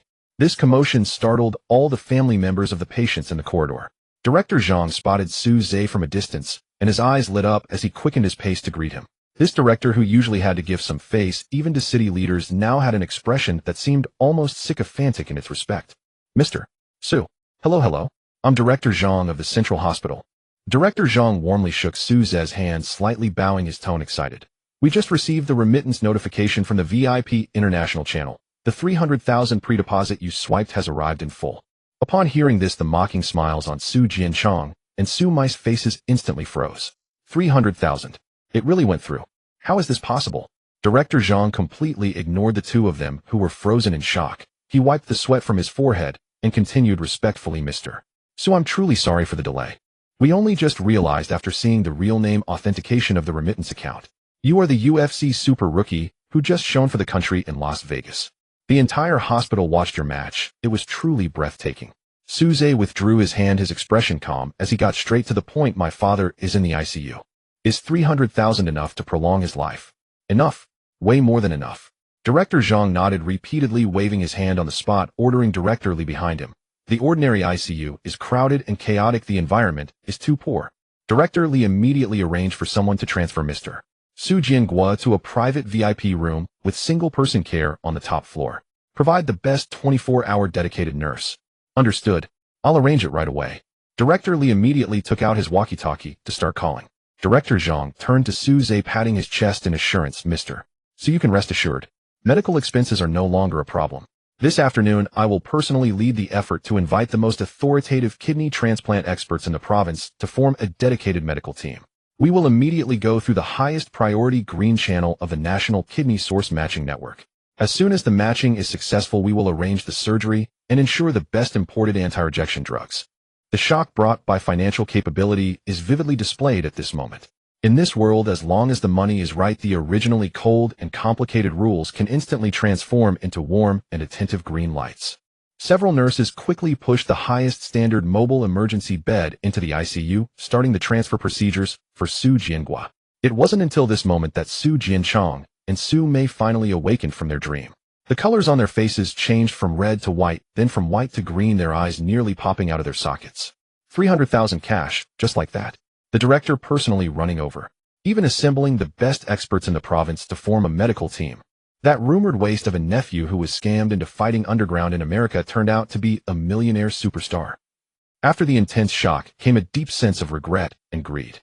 Su Jianchong reacted quickly, his old face changing instantly, forming a smile more radiant than chrysanthemums. He rubbed his hands together, bending at a 90-degree angle, moving closer to Su Zhe to curry favor. Oh, Xiao Zhe, I knew you could do it. I've seen you since you were a child. You have extraordinary potential. You have made it in America. Our old Su family's ancestors must be so proud. Sume hurriedly chimed in, smiling so broadly that her makeup nearly fell off. Exactly. Xiao Annie was just joking with you to motivate you. You're earning big money now. Your cousin is planning to gather a down payment for a wedding house, still lacking around 300,000. You see, we are all family.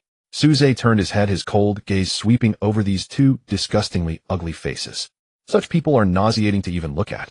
He did not shout or complain. Faced with their disgusting flattery, he slowly raised his right hand, his long fingers pointing towards the emergency exit at the end of the corridor. Suze's thin lips parted slightly, uttering a word devoid of warmth: get lost. This single "get lost" carried the terrifying, killing intent of someone who could knock someone unconscious with a punch in the octagon, like an invisible hammer striking at their hearts. The smiles on Su Jianshang and Su Mai's faces instantly froze. They felt a chill run down their backs, as if the air around them had been sucked dry, making it hard to breathe. The pure aura of danger erupting from Suze left no doubt in their minds that if they dared to utter another word, this nephew, who dared to slaughter on American turf, would certainly break their necks on the spot. Terrified, the two felt their legs go weak, not daring to make a sound, as they scurried away with their tails between their legs, completely cleaning out the annoying flies. The corridor returned to silence. Kendo returned gracefully, holding the black card, and slipped it back into Suze's hand. She casually took off her mask and sunglasses, revealing an extraordinarily friendly and beautiful smile to Su Xiaoyu. Su Xiaoyu stared blankly at this scene. She looked at her brother, who had transformed and descended like a deity, and then at the stunning foreign sister-in-law standing beside him. The suppressed grievances and excitement finally broke the dam, and tears streamed down her face. Suze stepped forward, gently ruffling his sister's fluffy hair with his large hand. His gaze was resolute, and his tone was gentle yet powerful. From now on, our family will never lack money. The hospital's worries were swept away by 300,000 cash. The expert team quickly took over the subsequent treatment of Su Jiangwo and immediately initiated the highest priority matching program from the National Kidney Source database. Su Xiaoyu's account was suddenly credited with a large sum for living expenses, and even her daily commute was arranged with a hospital special car by Director Zhang. With this burden lifted, Su Zhe left the city with Kindle. Outskirts of Jiang City, Yunding Luxury Resort. This top-tier private villa built against the mountains with a nightly rate reaching 6 figures became an excellent place for the two to relax briefly. At noon, the sun was scorching. By the infinity pool on the top floor of the villa, the water rippled. Suze took off his shirt and casually tossed it onto the nearby lounge chair. The physique, sculpted by 19 years of basic strength, was fully displayed under the sunlight. There was not a single exaggerated bulky muscle on him. Every inch of his physique was as proportionate and elongated as a sculpture from ancient Greece. The muscles coiling on his back resembled a cobra's hood ready to strike at any moment, exuding a terrifying sense of oppressive power, like steel forged in fire. On the adjacent lounge chair, Kindle wore expensive sunglasses, holding a glass of chilled champagne. Her gaze was like a magnet, firmly attached to Suze's silhouette, unable to look away for even a moment. This natural primal male aesthetic, filled with violent beauty, made her heart race. Kindle set down her glass, casually picked up her phone, and snapped a picture of Suze's back. Then she opened her Instagram account, which had nearly 300 million followers, and uploaded the photo directly. The caption was remarkably simple, yet full of dominance: my king, a brief respite. The post was sent successfully. In less than 10 minutes, this photo detonated like a terrifying nuclear bomb, instantly igniting the global internet. Overseas boxing fans across the ocean went wild. They instantly recognized the man in the photo with the iconic, terrifying back muscles. It was none other than the Eastern Undertaker, who had put the American wrestling champion into a vegetative state with a rising dragon punch just 3 days ago in the octagon. The comments section on IG refreshed frantically at thousands of comments per second. Oh my god. Are those back muscles real? No wonder he could shatter Kyle's jaw with a single punch. He actually managed to get Kindle. She's the hardest woman in the Kardashian family to deal with. When is this Eastern tyrant returning to the octagon? My wallet is already itching. I want to buy his PPV. Not only abroad, but this storm rapidly crossed half the globe, sweeping through various social platforms in the country with overwhelming force. On Weibo, Douyin, and Hupu, the trending search list suddenly flooded with the same keyword: Su Zhe. Those who were previously questioning Su Zhe's integrity in throwing matches were instantly silenced in the face of this undeniable world-class presence. Just a few hours ago, there were still people on Jiang City University's forums spreading rumors that Su Zhe had hired foreign actors to create videos pretending to be wealthy. Now that had become the biggest joke online. Netizens were furious and stormed the comments section. Where are the keyboard warriors who said it was rigged? Why don't you try paying UFC President Dana White and top supermodel Kendall to act for you? This is hilarious. Some martial arts masters in the country are still practicing Tai Chi, while Suze has already knocked out the American wrestling champion with a single punch and is now enjoying supermodels at a luxury resort. This presence is simply invincible. Suze is amazing. He's brought pride to us Easterners. Previously Lin Xia and Wang Meng, who had ruthlessly slandered Suze, became the laughingstock of Jiang City, and even the entire internet, with netizens digging them up and criticizing them, until they swiftly deleted their accounts and vanished. Suze's popularity in the country skyrocketed like a rocket, directly breaking through to become a national idol. However, at the center of the storm, Suze completely shut out the noise from the outside world. During the vacation, he did not indulge in the softness of the surrounding environment and neglect his body. The resort provided top-notch personalized dining services. Every day, Suze demanded the most expensive and nutritionally dense ingredients. Wild large yellow croaker Australian emperor crab and top-quality double-head abalone, along with chicken soup brewed with over 100-year-old wild ginseng. At a huge dining table, Suze devoured the dishes considered luxurious by ordinary people with a ferocity like a storm. The sixth library celestial thief was operating at full speed within him. This powerful biological furnace greedily digested the vast amounts of high-quality ingredients, transforming them into the purest life energy, continuously supplying it to Suze's limbs and bones. Before Suze, a dim blue panel occasionally flickered with a faint light. With a basic strength of 19, it was becoming increasingly difficult to break through simply by relying on food. However, this massive amount of herbal and seafood was solidifying his physical foundation, repairing the tiny lingering tears and hidden injuries within his cells. This continuous supply of energy kept Suze in peak condition, his bodily functions akin to a perfectly tuned supercar ready to launch at any moment. On the afternoon of the fourth day, the sun was just right. Suze lay half reclined under the sunshade by the pool, while Kendall, wearing a provocative bikini, gently fed him a piece of chilled watermelon with a toothpick. Suddenly, the phone beside him vibrated urgently. Caller ID Zhang Dalong. Suze swallowed the watermelon and pressed the answer button. As soon as the call connected, old Zhang's excited voice nearly broke through the receiver. Sue. It's done. Everything is settled. Old Zhang was panting on the other end, clearly on the verge of losing control from excitement. Dana White's official contract has come through. You absolutely won't believe the top-tier appearance fee for newcomers, plus a PPV pay-per-view share. That's a PPV share. This is usually a clause reserved for champions. Suze's gaze was calm, showing no signs of surprise. Dana White was a profit-driven businessman. The traffic tsunami caused by the photo Kendall posted globally undoubtedly highlighted immense commercial value for that bald president, making such a super contract entirely reasonable. There's one more important thing. Old Zhang took a deep breath, his tone suddenly turning cold, filled with a strong gunpowder scent. Your next opponent has been finalized. Suze sat up slightly, a glint of predatory sharpness flashing in his eyes. Old Zhang snorted coldly on the phone, gritting his teeth as he said, the 15th-ranked lightweight American contender, nicknamed the Viper Thomas. This guy has been ranting on Twitter these days, cursing you. He says you defeated Kyle purely by luck and has vowed to strangle you to death in the first round of the upcoming main event. After over 10 hours of flight, the first-class plane smoothly landed at Las Vegas McCarran International Airport. Suze wore sunglasses and black sportswear, pushing a luggage cart with one hand as he walked out of the VIP. Kendall linked her arm with his. Her tall, alluring figure combined with her highly recognizable supermodel face instantly drew the attention of passersby. Outside the airport, a spacious, discreet black GMC SUV was already parked at the roadside. The door opened, and Zhang Dalong and Mark immediately came up to greet them. Sue, welcome back to Vegas. Old Zhang was beaming, quickly taking the luggage and stowing it in the trunk. He had been following the nuclear explosion Suze caused online in the country. Now at the PI training center, those previously looking down on him could only politely call him Zhang upon seeing him. Everyone got in the car. The SUV drove smoothly towards a luxurious hotel in the city center. Inside the vehicle, Zhang Dalong pulled out a thick English document from his briefcase and handed it to Suze.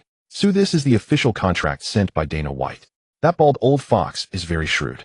Although you've created an extraordinary level of heat, the base offer he gives is entirely standard for ordinary newcomers, with a $20,000 appearance fee and a $20,000 winning bonus. Old Zhang curled his lip, clearly dissatisfied with this offer. However, in the additional clauses, he promised that as long as you win the next match, you will directly qualify for the rankings. Capitalists never shoot without a rabbit. He wants to test your value through the next match.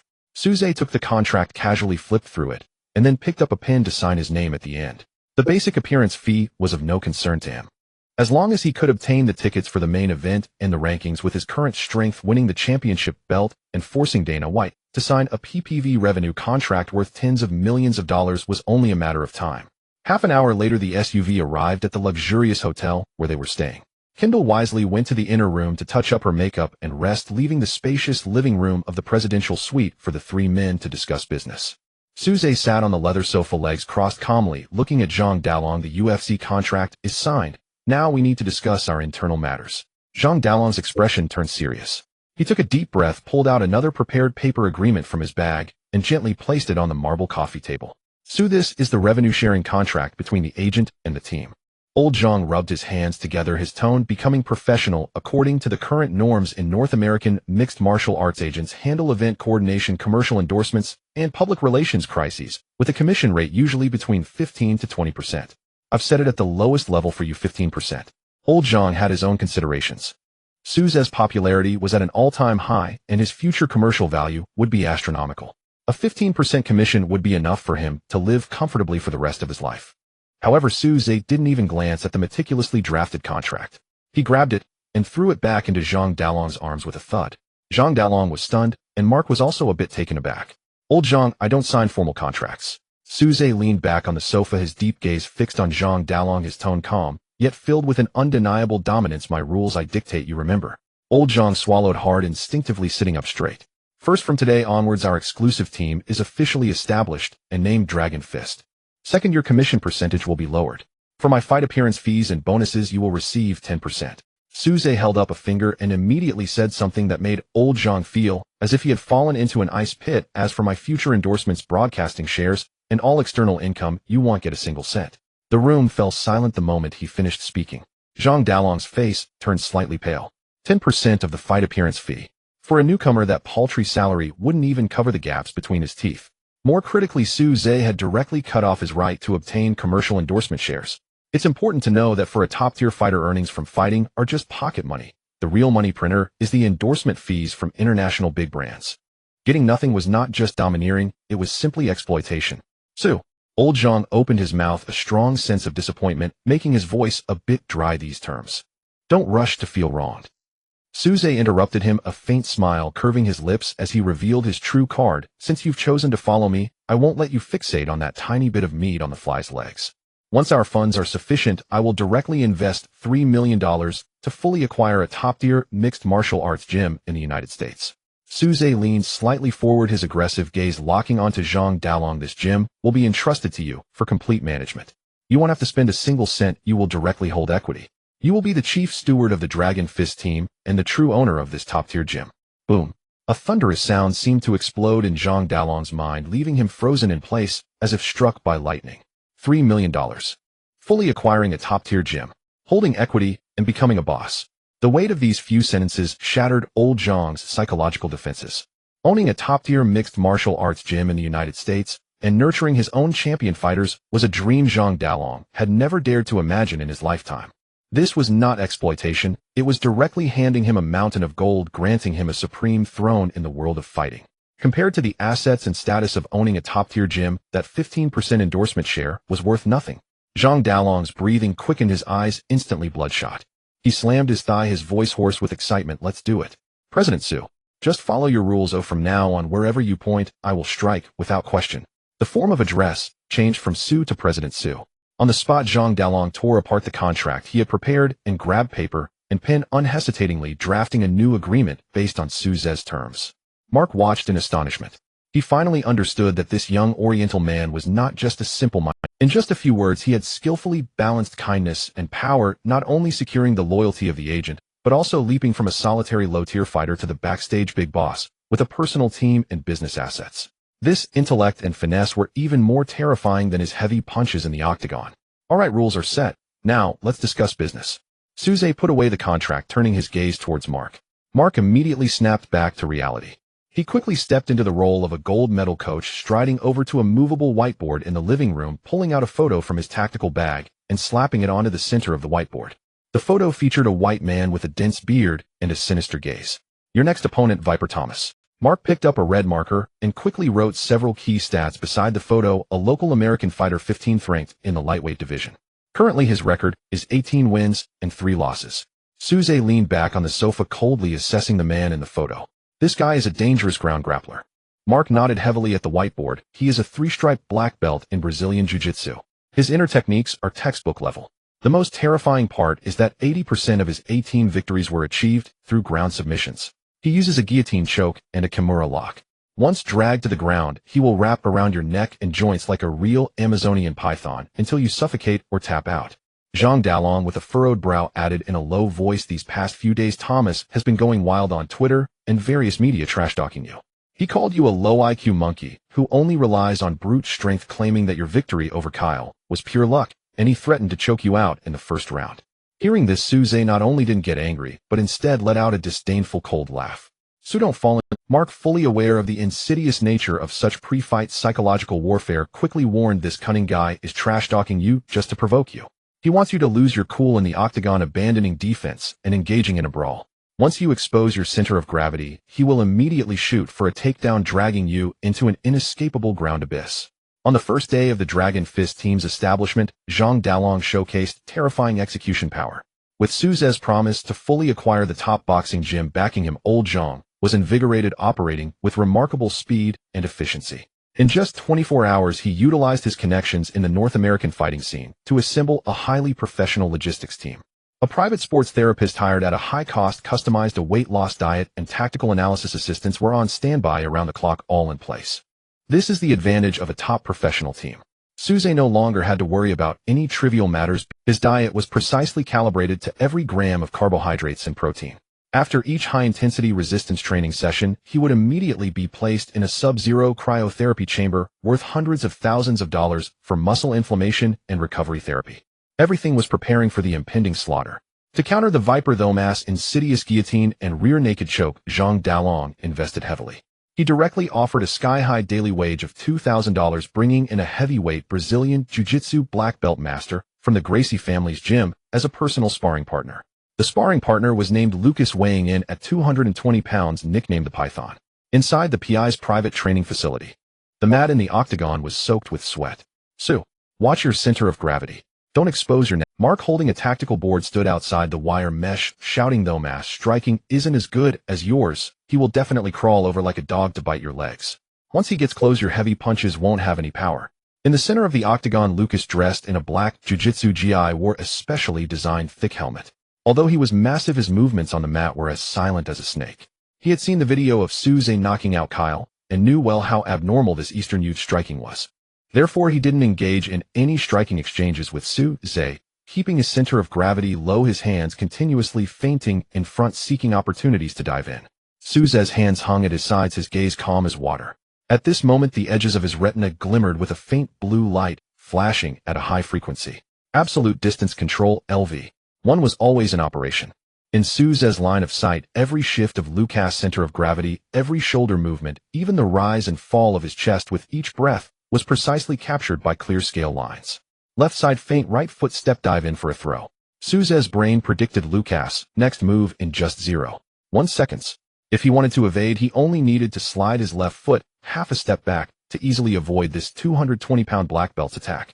But this time a strange cold glint flashed in Suze's eyes.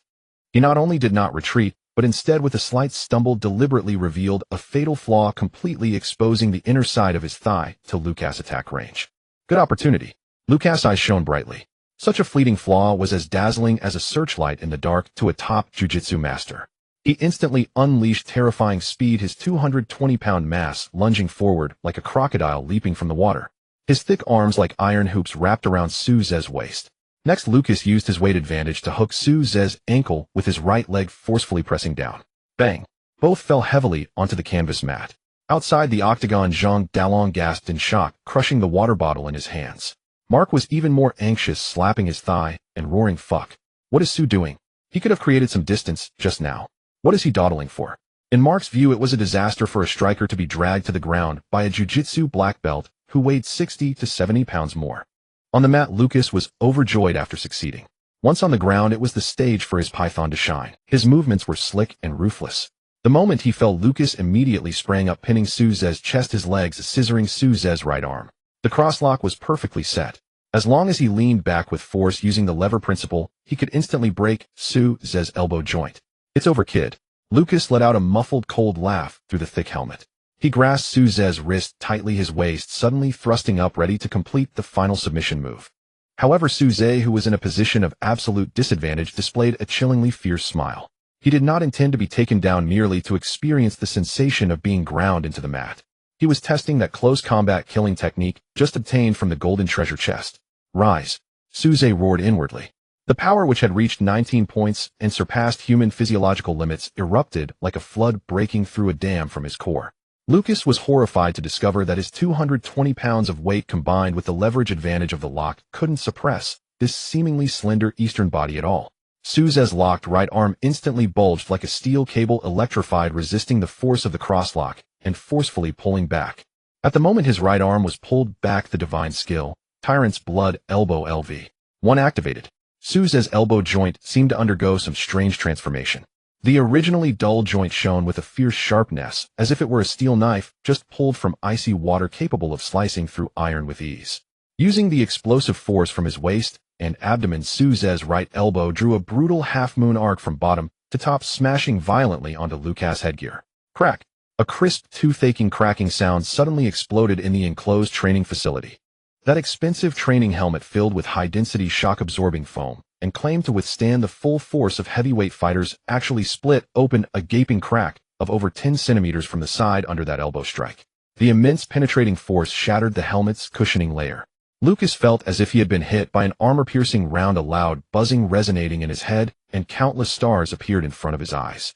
If it weren't for the specially made helmet absorbing most of the destructive force, that elbow could have easily taken half of his skull clean off. Extreme terror extinguished Lucas' pride as a jiu-jitsu black belt like a bucket of icy water. This was not fighting a person, this was battling a human meat grinder. Shit! Lucas' heart stopped, drenched in cold sweat like a waterfall. He no longer cared about setting up any crosslock. With a scream, he used all fours to scramble away. He retreated to the farthest corner of the octagon, clutching the cracked helmet, staring at Suze, who was leisurely standing up from the mat with the fear of a ghost, his legs trembling like a sift. The entire training facility was deathly silent. Mark's mouth was wide open, large enough to fit a duck egg, and old Zhang didn't even notice the towel falling from his hand. What had they just witnessed? In a situation where he had been placed in absolute disadvantage and had even set up for a crosslock, Suze had forced his way through purely with core strength and countered with an elbow strike that shattered the thick helmet. This defied the understanding of all fighting coaches. This unreasonable close combat destructive power was even more despairing than his heavy punches. Suze ignored the Brazilian sparring partner, cowering in the corner. He casually shook his right arm, feeling the sharpness of that elbow strike cutting through the air, thoroughly satisfied. Ding! Detected host has completed high-intensity targeted jiu-jitsu counter-training. Muscle memory fusion complete. Congratulations, host agility 0-1. Congratulations, host strength 0-1. Suze looked at this slight increase in values, a faint smile curling at the corner of his mouth. Although these attribute increments from professional training were far less than those from actual combat headshots, under the logistical support of this top-tier team, his body was like a bottomless pit, greedily devouring every opportunity to grow stronger. Even a mere 0-1 strength increase, when amplified by a threefold critical hit, represented a terrifying increase in lethality. Suze accepted the towel old Zhang handed him, wiping away a bead of sweat from his forehead. He turned to look at the photo of the Viper Thomas on the whiteboard, his eyes revealing an unmasked mockery. With perfect takedown defense and the invincible blood elbow in close combat, this fight was going to be interesting. In the rest area, a giant LCD TV on the wall was broadcasting the highly rated interview show MMA Time Across America. As one of the focal points of tomorrow's main event, lightweight ranked 15th, the Viper Thomas sat on the leather sofa in the studio, laughing wildly.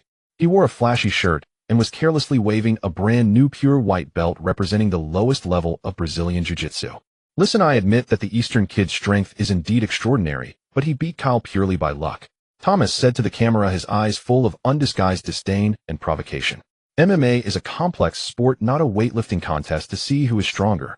In the profound ground techniques, he is not even as capable as an infant just learning to crawl. He slammed that white belt down onto the studio table, his attitude arrogantly extreme. This white belt is my pre-fight gift to him. Tomorrow night, once the octagon door is locked, I will drag him into the mud. I will strangle him like a true Amazonian snake, making him see reality. The host, eager for drama, waved the microphone to fan the flames, but Thomas Suze has recently been trending on social media. Even top model Kendall from the Kardashian family is smitten by him. Don't mention that ridiculous hype. Thomas interrupted the host, rudely laughing sarcastically. That coward is now hiding behind the skirts of supermodels, too scared to speak. He doesn't even dare to respond to my challenge. He's just a soft egg relying on women to gain popularity, trembling in the octagon. The program's live footage was instantly sliced and shared by all of America's fighting media, sparking a fierce wave of insults online. Various comments targeting Su Zhe as avoiding battle and coward flooded Twitter like snowflakes. In the PI training facility's rest area, Zhang Dalong slammed his fist heavily onto the marble table, trembling with rage, almost smashing the wall-mounted TV to pieces. That son of a bitch. Spewing filth. Old Zhang's eyes blazed with fire, his face darkening as he turned to look at the heavy equipment area not far away. By the octagon, Su Zhe was shirtless, wearing black boxing wraps on his hands, engaging in tedious striking drills against a 200-pound heavy-duty special sandbag. Bang, bang, bang. The muffled, penetrating sound of his strikes echoed like thunder in the spacious venue. The massive sandbag shook violently under the terrifying kinetic energy, as if it would rip the suspension ring off at any moment. Sweat dripped down from Su Zhe's sculpted muscles, falling onto the canvas mat. The humiliating barks of Thomas from the TV clearly resonated throughout the entire facility. But Su Zhe didn't even lift his eyelids, his gaze as indifferent as a still pond. His punching rhythm remained steady, completely unaffected by any emotional disturbance. Lions never respond to the barking of defeated dogs. In his eyes, Thomas was merely a walking attribute. Mark approached with a towel, his brow furrowed as he handed it over. Su, aren't you going to respond to him on social media? The whole internet is calling you a coward, saying you've been frightened by the masked jiu-jitsu title. In the PI venue, several foreign fighters engaged in weight-cutting training also stopped their movements. They leaned against the equipment, whispering towards Su Zhe, their eyes revealing unmasked schadenfreude. They were jealous of this Asian kid who had burst into the spotlight overnight and signed a super contract, even more jealous of the top model beside him, who seemed unattainable. Seeing Su Zhe remain silent in the face of provocation, they felt a sense of balance restored. Looks like that Eastern kid is really scared. Of course, Thomas is a 3-stripe black belt in jiu-jitsu. Once entangled by him, no matter how strong you are, it's a dead end. He's wise to play deaf and mute right now. Several fighters suffering from dehydration murmured quietly, waiting to see Su Zhe make a fool of himself. Su Zhe landed a powerful hook, sending the heavy sandbag soaring, then slowly retracted his fist, accepting the towel Mark handed him to wipe the sweat from his face. In the octagon, the dead do not hear nonsense. Su Zhe coldly uttered, turning to walk toward the rest bench at the edge of the arena. Just as the atmosphere in the PI venue felt strangely oppressive, boom. Outside the venue, a sudden uproarious roar of a massive V8 engine shook hearts. Following that, a series of piercing tire screeching sounds exploded in the square outside the PI's panoramic glass doors. All the foreign fighters, coaches watching the spectacle, and even the front desk staff instinctively turned to look outside the glass windows. In the next second, everyone's pupils instantly constricted. For powerful pitch-black armored Land Rover defenders arranged in a striking formation directly blocked the main entrance of the PI. The car doors sprang open, and 8 burly bodyguards in suits and sunglasses swiftly exited, efficiently pulling up the security cordon to block the paparazzi reporters drawn by the commotion. Under the tight escort of the 4 Land Rovers, a luxury mobile kitchen truck modified with millions in heavy investments and adorned with the Michelin 3-star logo emitted a low roar, grandly driving into the center of the square. All the foreign fighters were dumbfounded. The PI was a strict official training ground for the UFC, where even well-known media were not allowed to enter freely. Today, someone dared to display such an extravagant display, driving their convoy to the front door. The food truck just came to a stop. The hydraulic door on the side of the truck slowly opened, and several top French chefs wearing tall hats began to cook with fluid motions. Moments later, an intensely rich aroma of top-grade Wagyu beef, enough to drive one insane, wafted directly into the PI training facility through the exhaust system. For those foreign fighters experiencing hellish dehydration, only able to chew on bland boiled chicken breast, this aroma was like the ultimate poison that could take their lives. The eyes of several lightweight fighters instantly turned red, their throats rolling as they swallowed saliva uncontrollably. Then a striking black Rolls-Royce Cullinan slowly emerged from behind the Land Rover convoy, coming to a steady stop in front of the passage. A bodyguard in black approached respectfully to open the car door. A long white leg with diamond-encrusted high heels stepped out of the vehicle. Kendall Jenner, dressed in a stunning burgundy bodycon dress, perfectly accentuated her curves that could drive any man in the world crazy. She casually removed her expensive sunglasses, stepping into this combat training camp filled with sweat and raw testosterone like a queen. In an instant, the foreign fighters who had been whispering and mocking Su Zhe just moments ago were left wide-eyed in shock. She was the brightest jewel of the Kardashian family, the absolute beauty sought after by countless top stars and wealthy heirs in Hollywood. Kendall completely ignored the hungry wolf-like gazes around her. She took a precious bone china plate with gold trim from the chef, which held a sizzling, perfectly cooked top-grade A5 Kobe steak garnished with expensive white truffles. Walking with a graceful sway, Kendall directly approached the sweat-soaked Suze. "Darling, you've worked hard and Kendall's voice was alluringly sweet, her eyes filled with unshakable tenderness. She picked up a silver fork encrusted with diamonds, spearing a juicy piece of top-quality beef, and in front of all the UFC champions present personally fed it into Suze's mouth. This spectacle, this treatment, it was as if luxury and arrogance were engraved into her very bones. The foreign fighters who were starving and dizzy with hunger envied her so fiercely that their eyes seemed to be bleeding. What they earned through life-and-death struggles in the ring might not even be enough to cover the escort fee for this one meal. This was a crushing dimension. What could they possibly compare to this Eastern tyrant? The reporters from the fighting media outside, blocked by bodyguards at the security line, had already fallen into a state of crazed insanity. Countless flashes of cameras flickered like a silver storm as reporters with long lenses desperately pushed forward, afraid of missing any topic-worthy scene. "Miss Kendall, Thomas just made outrageous remarks on the MMA interview show, saying Suze only hides behind women's skirts and dares not speak. What do you think of such insulting remarks?" A blonde female reporter strenuously pushed the microphone over the security line, shouting hoarsely. Hearing this, Kendall paused momentarily in her action of feeding the beef. She slowly turned around, facing the throng of media reporters outside. In the previous moment, the gentle demeanor she had towards Suze vanished, replaced by the unique coldness and imperiousness of a top socialite facing the camera. She sneered contemptuously, her alluring eyes emanating a chilling aura. She fixed her gaze on the countless live cameras, her red lips parting as she dropped a bombshell that would instantly explode across North American social networks. That soft egg Thomas isn't even worthy of carrying Suze's shoes. Tomorrow night, he will be thrown out of the cage like a dead snake. Kendall's audacious declaration brewed for 2 whole days across major social media platforms, elevating the originally mundane main event to unprecedented heights. All the boxing fans around the world were eagerly awaiting. 2 days before the fight, the exhibition center of the MGM Grand in Las Vegas officially kicked off the Media Open Training Day, hosted by UFC. Sports journalists from across the United States crowded the venue armed with cameras and microphones, while several prominent figures from the mixed martial arts industry and influencers also arrived to capture first-hand news material. In the center of the venue lay a large jiu-jitsu mat. The lightweight star, ranked 15th officially, the Viper Thomas, was showcasing personal training on stage with his shirt off. This was his area of expertise. Thomas was seen grappling with a robust training partner. His body moved with the grace of a true Amazonian python, each shift of weight and twist of limbs executed with remarkable fluidity. He transitioned from a defensive position to an advantageous one in an instant. Kimura, guillotine, choke, triangle choke. Thomas fluidly demonstrated a series of intricate and profound Brazilian jiu-jitsu ground submission techniques. As his training partner repeatedly tapped out in pain, the knowledgeable journalist erupted into enthusiastic gasps and applause. "Beautiful. This inside control is pure artistry. Thomas' ground game is incredibly refined. No wonder he's a third-degree black belt." Amidst the praise, Thomas swiftly flipped over and stood up, his chest slightly heaving.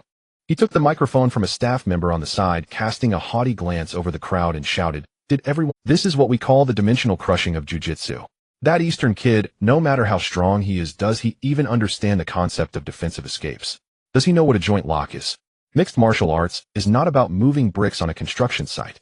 Laughter erupted from the audience. Thomas turned his head and immediately spotted Suze stepping into the training venue, accompanied by Zhang Dalong and Mark. He showed no restraint in his malice, pointing the microphone directly at Suze while extending his right thumb and provocatively dragging it across his own neck, making a gesture that implied he would slice his throat. "Tomorrow night, as long as you dare to step into the octagon, I promise I will twist your neck into a pretzel." In the face of Thomas' rant, Suze maintained a cold expression, not even altering his pace in the slightest. He strode directly through the crowd, stepping onto the training platform. As soon as Suze appeared, the journalists in the audience surged forward like sharks sensing blood. Countless recording pens and microphones almost poked into his face. The aftermath of Kendall's high-profile luxury car visit was still fresh, and these reporters, eager for chaos, wouldn't miss the chance to rattle the fighter's mindset.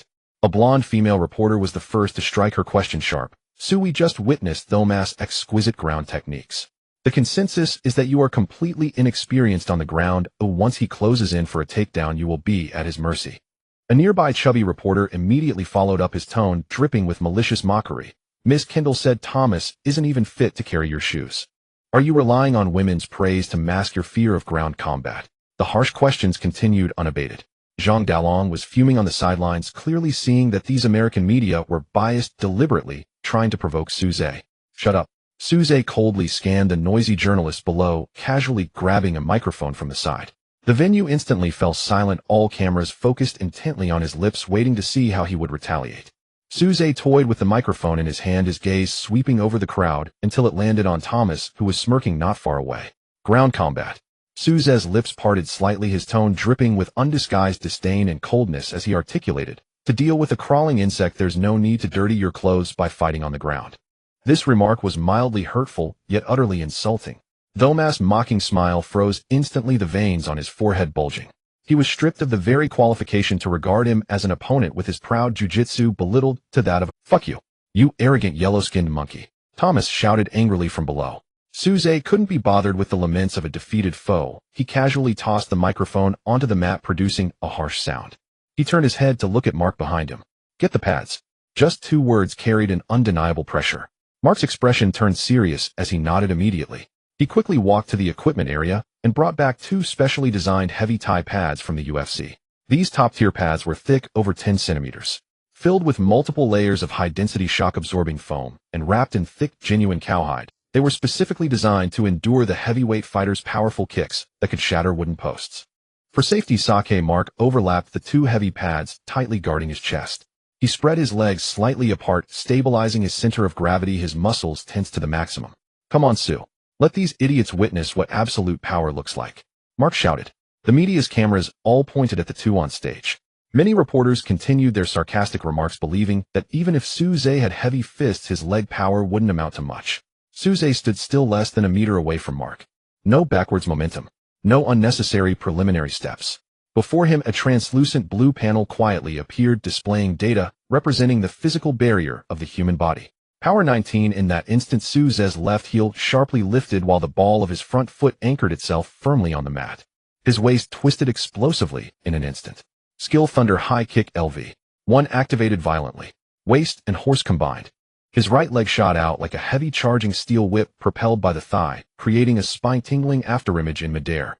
The motion was as stealthy as a snake striking, yet packed with a devastating ferocity. The system's cold notification exploded in Suze's mind. Ding. Triple critical hit triggered at 100. The abnormal base power of 19, under the enforcement of a god-level passive, surged to 57 points in an instant. The 57 points of inhuman destructive power combined with the 10 penetration effect of Thunder High Kick LV. 1 were fully infused into the back of Suze's right foot. This kick ripped through the air, producing a sharp sound akin to an explosive blast. Bang! A terrifying sound powerful enough to shatter the eardrums of everyone present erupted within the exhibition center. The dull thud made everyone's hearts tighten suddenly. Mark, a 200-plus pound man accustomed to heavyweight strikes, felt his arms go completely numb and lose sensation in the face of such solid, armor-piercing energy. The terrifying inertia pushed Mark's body, lifting his feet off the ground as he slid backward nearly 2 meters before awkwardly landing on the mat. A more chilling sight occurred. Rip! Accompanied by the agonizing sound of leather tearing. The heavy tie pad, touted to withstand heavyweight kicks and wrapped in thick, genuine cowhide, surprisingly could not withstand the perverse penetration power, and its resilient surface suddenly split in 2. The white high-density compressed foam inside exploded like detonated snowflakes, flying everywhere. Silence. The entire media training hall fell into a silence so profound that a pin dropping could be heard. The air was filled with the faint sound of foam debris drifting down. All the reporters' flashlights froze in an instant, their previously mocking expressions twisted into ones of sheer terror. A single kick shattered a specially made thick tie pad. Is this even data that a carbon-based life form can produce? Not far away, the previously raging Viper Thomas stared fixedly at the broken tie pad, his mocking smile completely frozen. Las Vegas MGM Grand's multifunctional media hall. With just 24 hours remaining until the main event begins, the most significant and intense weigh-in ceremony and final stare-down officially commenced here. The hall was ablaze with bright lights and bustling voices. Thousands of fervent mixed martial arts fans packed the viewing area, while the front-row journalists had their cameras ready, the flashes flickering like daylight. Yesterday, Suze's thunderous high kick that shattered the heavy special tie pad had already gone viral across the internet. Everyone was eager to see how the Viper Thomas would react today after personally witnessing such inhuman destructive power when faced with Suze. Ladies and gentlemen, next we will proceed with the weigh-in for the lightweight main event fighters. The UFC host's voice resonated throughout the venue via high-fidelity sound systems. The screen instantly switched, and the backstage curtain was drawn back. Lightweight star ranked 15th, the Viper Thomas stepped out first, flanked by 4 to 5 team members. Due to the extremely painful pre-fight hellish dehydration, Thomas' cheeks were severely sunken, his eye sockets deep, and his skin exhibited an unhealthy gaunt state. Dressed in a black hoodie, he walked onto the main stage with a somewhat stiff gait. The American fans in the stands erupted into a deafening cheer. "Choke him out. Thomas, let that Eastern kid taste the guillotine." Hearing the fervent cheers from the home crowd, Thomas gritted his teeth, forced himself to straighten his back, and quickly walked to the official electronic scale at the center of the stage. He removed his hoodie and long pants, leaving only tight shorts, then stepped onto the scale. An official from the Nevada State Athletic Commission approached to confirm the weight. 155.5 pounds. Weight is on point.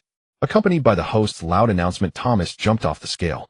He abruptly turned around, facing the cameras, both fists clenched, muscles taut, and opened his cracked lips to let out a wild, hysterical roar. He even crazily swung his fists, pounding his gaunt chest hard, trying to push the atmosphere to its peak, showcasing his toughness and fearlessness to the world. But those in the know could see through it. Mark, standing in the corner of the audience, smirked and turned to Zhang Dalong, whispering, "This idiot is just putting on a show." His eyes were wandering, breath short. Even his leg muscles trembled slightly when he stepped on the scale. That kick yesterday had definitely shattered his confidence. "Next, let's invite his opponent, the supernova from the East, Suze." The announcer's voice rang out again as the music shifted to a rhythmically oppressive bass. The spotlight suddenly shone on the entrance to the corridor. Suze, flanked by security personnel, stepped onto the stage with a steady and composed stride. He wore no extra clothing, his upper body bare, and donned the official black fighting shorts of the UFC. The moment Suze entered the light, the once thunderous boos from the MGM media hall oddly diminished. Not just the audience, even the reporters, accustomed to muscular men, couldn't help but gasp in awe. It was a physique that transcended traditional bodybuilding notions. With a base power of 19, Suze's muscle density was compressed to a shockingly high level. His muscles didn't appear exaggerated or striated like those of dehydrated bodybuilders, but rather displayed a sleekness akin to a cheetah, full, tight, and bursting with explosive energy. Broad shoulders, chiseled abs, especially the interwoven muscle armor on his back, exuded a chilling aura of primal ferocity. The most frightening aspect was the aura he emanated. Suze's gaze was deep and cold, looking at the surrounding audience as if they were lifeless stones. That pure murderous intent, viewing all life as insignificant, made many fans in the front row instinctively shut their mouths, feeling a pressure on their breath. He strode confidently onto the stage and stepped directly onto the electronic scale. The official approached to check the data, his eyes lighting up as he loudly announced, 155 pounds. Perfectly on target. The arena erupted once more. In an era where extreme dehydration was used to gain physical advantages, Suze's weight was precisely at the absolute limit for the lightweight class, not an ounce over. This meant he didn't have to endure the torment of exhaustion, always remaining in peak fighting condition. Suze stepped off the scale, casually flexing his wrist. The main event was approaching. UFC President Dana White, standing at center stage, was rubbing his hands together with excitement, signaling both fighters to come closer. The final stare down before the fight officially began. All cameras in the venue zoomed in, instantly, countless flashes merging into a dazzling white beam. Thomas gritted his teeth, mustering the courage to walk towards Suze. He knew all too well the power behind that high kick from yesterday. He even dreamed of it last night, picturing his head exploding like that Thai pad. But he couldn't show any fear before the match. He had to seize the psychological advantage. The two stood face to face, less than half a meter apart. Standing at 185 meters tall, Suze towered over Thomas by nearly half a head. To break this overwhelming sense of superiority, Thomas suddenly pulled out a white object from his shorts pocket. Swish. He shook it violently, revealing a pure white belt that represented the lowest level of Brazilian Jiu-Jitsu. This was the pre-fight gift he had boasted about on the interview show. Muscles twitching violently, Thomas forced a mocking smile, shoving the white belt roughly against Suze's chest, attempting to force it into his hands. "Take it, rookie. This is your true level on the ground." Thomas lowered his voice, taunting in extremely vicious English. "Hurry up and tie it so you don't die too ugly in the octagon tomorrow night." The media reporters below went wild, capturing the moment of this highly insulting gesture of delivering a white belt, which was undoubtedly excellent material for pre-fight hype. Everyone anticipated Suze's furious shove, even a brawl on the spot. Dana White stood between the two arms, slightly spread, his eyes gleaming with excitement, ready to intervene. However, to everyone's surprise, Suze not only did not reach out to take the humiliating belt, but didn't even glance. He stood firmly like a mountain. His pitch-black abyss-like eyes pierced through all the surrounding noise and flashing lights locking onto the depths of Thomas' pupils. The pure physical pressure brought by a base power of 19 was not just destructive, but a primal domination of a higher being over a lower one. Under such a stare that felt almost tangible, Thomas sensed the temperature around him drop to freezing point.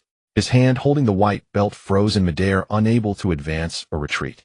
The eye contact lasted only 5 seconds.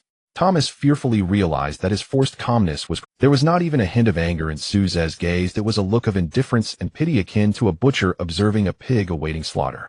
Thomas' breathing intensified, his heartbeat uncontrollably racing. He attempted to alleviate the suffocating pressure by blinking, but cold sweat was already dripping down his forehead and nose. He was scared. His pathetic psychological tactics were crushed under absolute violence. Just as Thomas' mental defenses were on the verge of collapsing and his hand, holding the white belt, began to tremble slightly. Suze moved. He leaned slightly forward, closing the final distance between them. The air between them seemed. Suze lowered his head, leaning into Thomas' ear. Under the watchful eyes of thousands, Suze spoke in an extremely calm, cold voice that only the two of them and Dana White in between could hear, pronouncing the final death sentence. Prepare the stretcher. You won't survive until the moment I drag you to the ground. His words were soft, yet they struck Thomas' eardrum like the tolling of the death knell. Thomas' body trembled violently, his pupils constricting to the size of pinheads, a chill rushing up his spine. His hand shook, and the boastful white belt fell directly to the stage floor. Dana White, standing between them, clearly heard this murderous declaration. This veteran of the fighting world, accustomed to storms, not only did not intervene, but instead rubbed his hands with excitement, his face, glowing eyes flashing with a bloodthirsty fervor. He understood this pure murderous intent all too well. This was not just trash talk, it was a brutal forecast of absolute confidence. Dana White knew that tomorrow night the octagon would see blood. The colors of the neon lights wildly intertwined on the dome of the venue. Clang! With a crisp metallic collision, the heavy steel door of the octagonal cage was locked from the outside. The clamor of the outside world seemed to be isolated at this moment, leaving only the primal laws of hand-to-hand combat within the cage. The chief referee, Herb Dean, stood between the two fighters, his sharp gaze sweeping over both sides. Fight! The arm swung down suddenly. The match officially commenced. Suze stood at the very center of the octagonal cage, occupying the absolute focal point.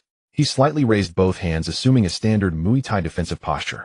With a foundational strength of 19 points, his body was tempered like a human weapon, and even standing still, the palpable aura of lethality made the front row spectators feel as if their breath was caught.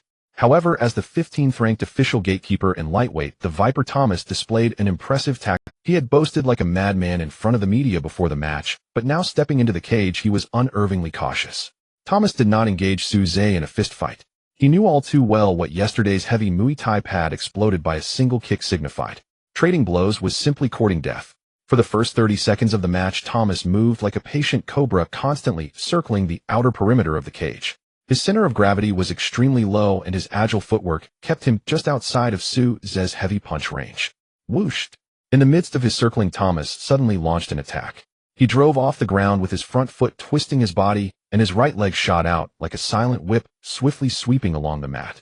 A calf kick. This is a sneaky low sweep specifically targeting the calf and shin nerves. The kick was concealed, and the forward motion was minimal.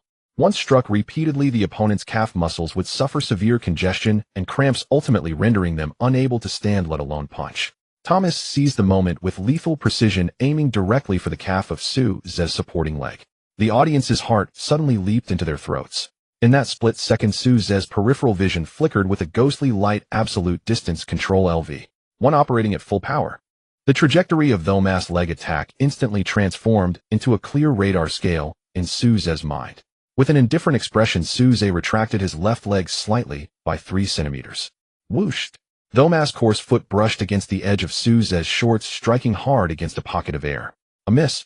A flicker of astonishment crossed Thomas' eyes, but he was seasoned enough to use the inertia of his miss to quickly pivot his body, opening distance and denying Suze any opportunity for a counterattack. 10 seconds later, Thomas found another opening. This time he switched to his left leg, executing a faster inside low kick aimed directly at the top of Suze's ankle. Suze's eyelids drooped slightly, and this time he did not retreat.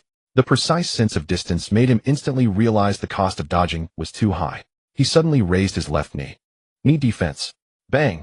A dull sound of bone colliding echoed within the octagonal cage. Thomas felt as if his foot had struck a solid steel pipe. The intense pain radiated through his shin, causing him to involuntarily gasp, and he even stumbled slightly as his front foot landed. At the commentary desk, the former double champion DC slammed his hand on the table, exclaiming in surprise, "Beautiful. A perfect defense." Ladies and gentlemen, do not underestimate that seemingly casual evasion and knee lift. Thomas' low kick was highly concealed, but Souza's reaction was as if he had installed a military radar with micron-level measuring instruments. His standing defense was utterly impenetrable. Not only did he defend, but Souza's bones are frighteningly tough. Thomas kicked this one and ended up suffering a huge loss. This is the gap created by foundational strength. Inside the octagonal cage, after 2 failed attempts, Thomas' calves trembled slightly. He immediately changed his strategy, abandoning the kicks and continuing to circle along the edge. The scene fell into a cat-and-mouse chase. In the stands, some impatient and irritable boxing fans began to boo sporadically, urging the two to engage directly. Souza remained unhurried. He planted his feet firmly, occupying the center, and utilized the principle of octagonal cage control, compressing Thomas' space for movement like a bulldozer. Step back, and then back again. As the round reached 1 minute and 40 seconds, Thomas' back finally hit the cold wire fence. There was no retreat left. Souza's expression suddenly turned cold. The prey had finally been driven into a corner. He exerted force with his legs, and his left hand thrust out like a viper's tongue, directly targeting Thomas' face. This was just a feint. The real killing blow was his right fist, which was charging with power. As long as Thomas raised his hand to block the thrusting punch, the devastating right punch would immediately smash through his jaw. Just as Souza's left fist shot out, Thomas, appearing to be cornered and terrified, suddenly flashed a cold and cunning glint in his eyes. The veteran's patience and calculation revealed themselves at this moment. His earlier retreat was all a ruse to draw Souza into this specific range for attack. Faced with Souza's thrusting punch, Thomas did not raise his hand to defend at all. He suddenly collapsed downward, his center of gravity dropping to an extreme. But this was not an ordinary takedown. Thomas supported himself on the mat with his hands, and his legs twisted in midair in a bizarre manner. His entire body resembled a high-speed spinning fire wheel, or like a slippery loach sliding along the ground, managing to roll into Souza's defensive opening created by the thrusting punch. "Oh my God!" DC leaped up from the commentary desk, as if electrified, his voice cracking from shock. "It's the Imanari roll. It's the Imanari roll." The entire audience erupted with a thunderous cheer. This was a rare and highly entertaining, yet dangerous jiu-jitsu entry technique in mixed martial arts. It completely abandoned upper body defense, using the centrifugal force of the body to roll along the ground. The angle of entry for this move was tricky. Once initiated, the opponent would have no time to bend down and defend before being locked into a lower body joint. Thomas truly deserved to be a third-degree black belt in Brazilian jiu-jitsu. This hidden trump card was concealed too well and executed with deadly precision. In the blink of an eye, Thomas rolled past Souza's defenses. His hands locked onto Souza's left calf like 2 robust iron chains. At the same time, using the powerful inertia from the roll, his legs wrapped around Souza's knee and ankle like scissors. The heel hook position was instantly established. A sinister grin erupted on Thomas' gaunt face. "Got you. Go down for me."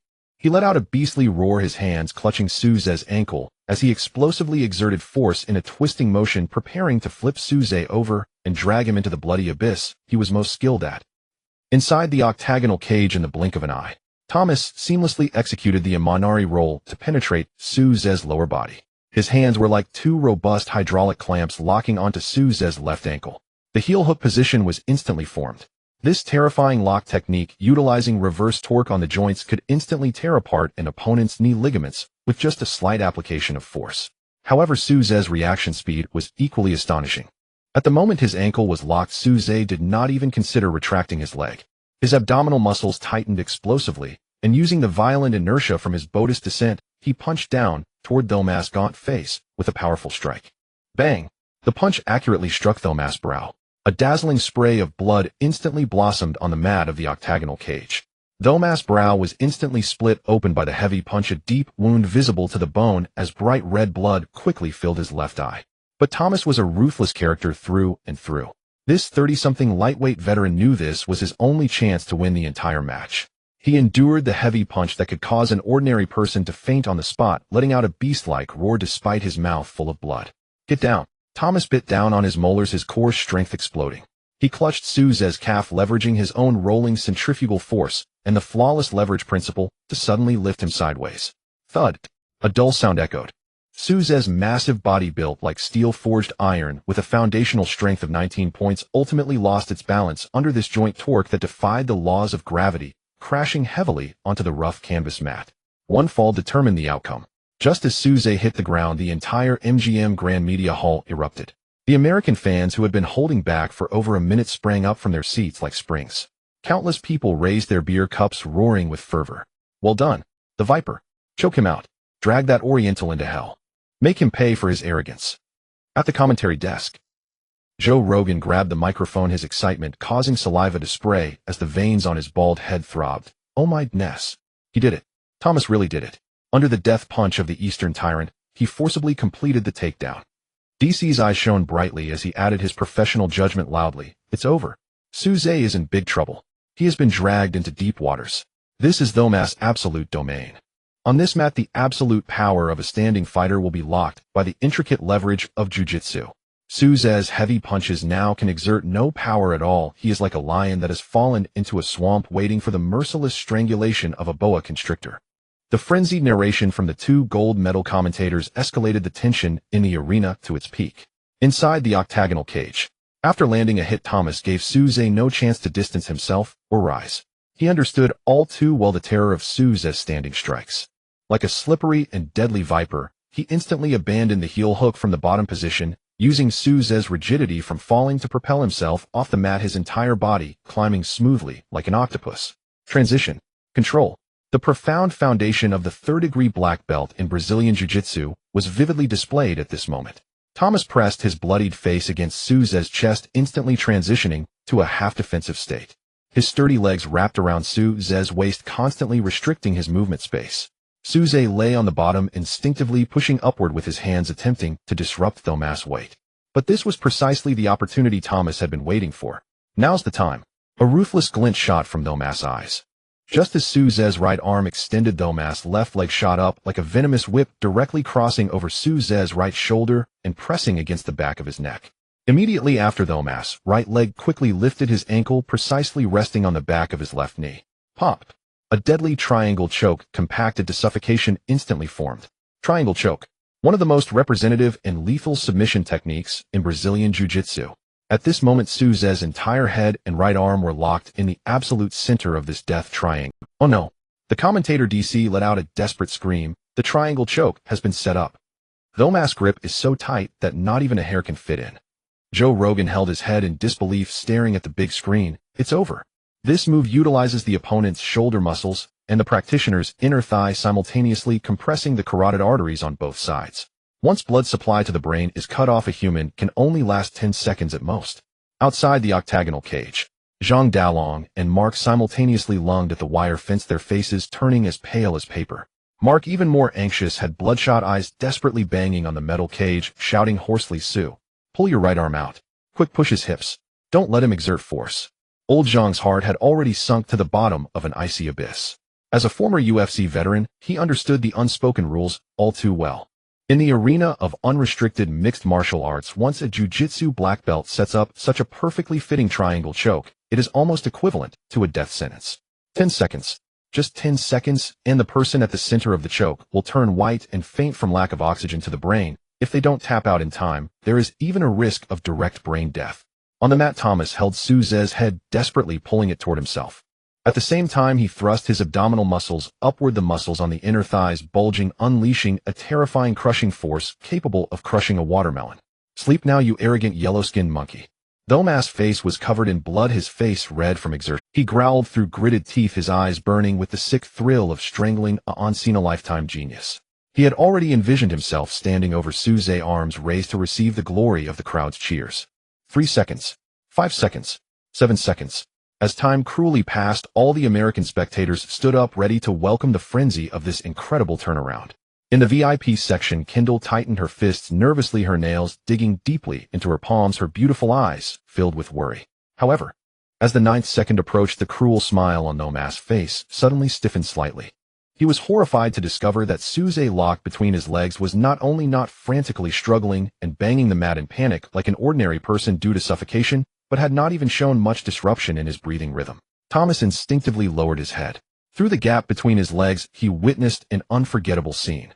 Suze, at the absolute core of the choke, maintained a face as cold as iron. Those deep, dark eyes locked onto Thomas, not revealing a hint of despair or panic. Instead, deep within those dark pupils surged a ferocity akin to a raging lion toying with a mouse. It was a move of mockery directed at a lower life form, a scorn that emerged from the depths of his soul. Crack, crack, crack. A chilling sound of bones cracking echoed from within Suze. The ninth second. For someone trapped in a triangle choke, this is usually the critical point where life signs plummet into despair. Lao Zhang outside the barbed wire was already sweating profusely, gripping the mesh tightly, his knuckles turning white from exertion. Mark closed his eyes in utter desperation. In countless past match recordings, once the triangle choke of a Brazilian jiu-jitsu black belt tightened to this extent, the ensuing scene would invariably show the defender's eyes rolling back, limbs convulsing, and ultimately tapping out. Thomas thought the same. He was even ready to release his legs and stand to relish the worship from the American, but when he looked down and met Suze's deep, dark eyes akin to a wild lion toying with a mouse, an eerie chill shot up his spine. Something was off.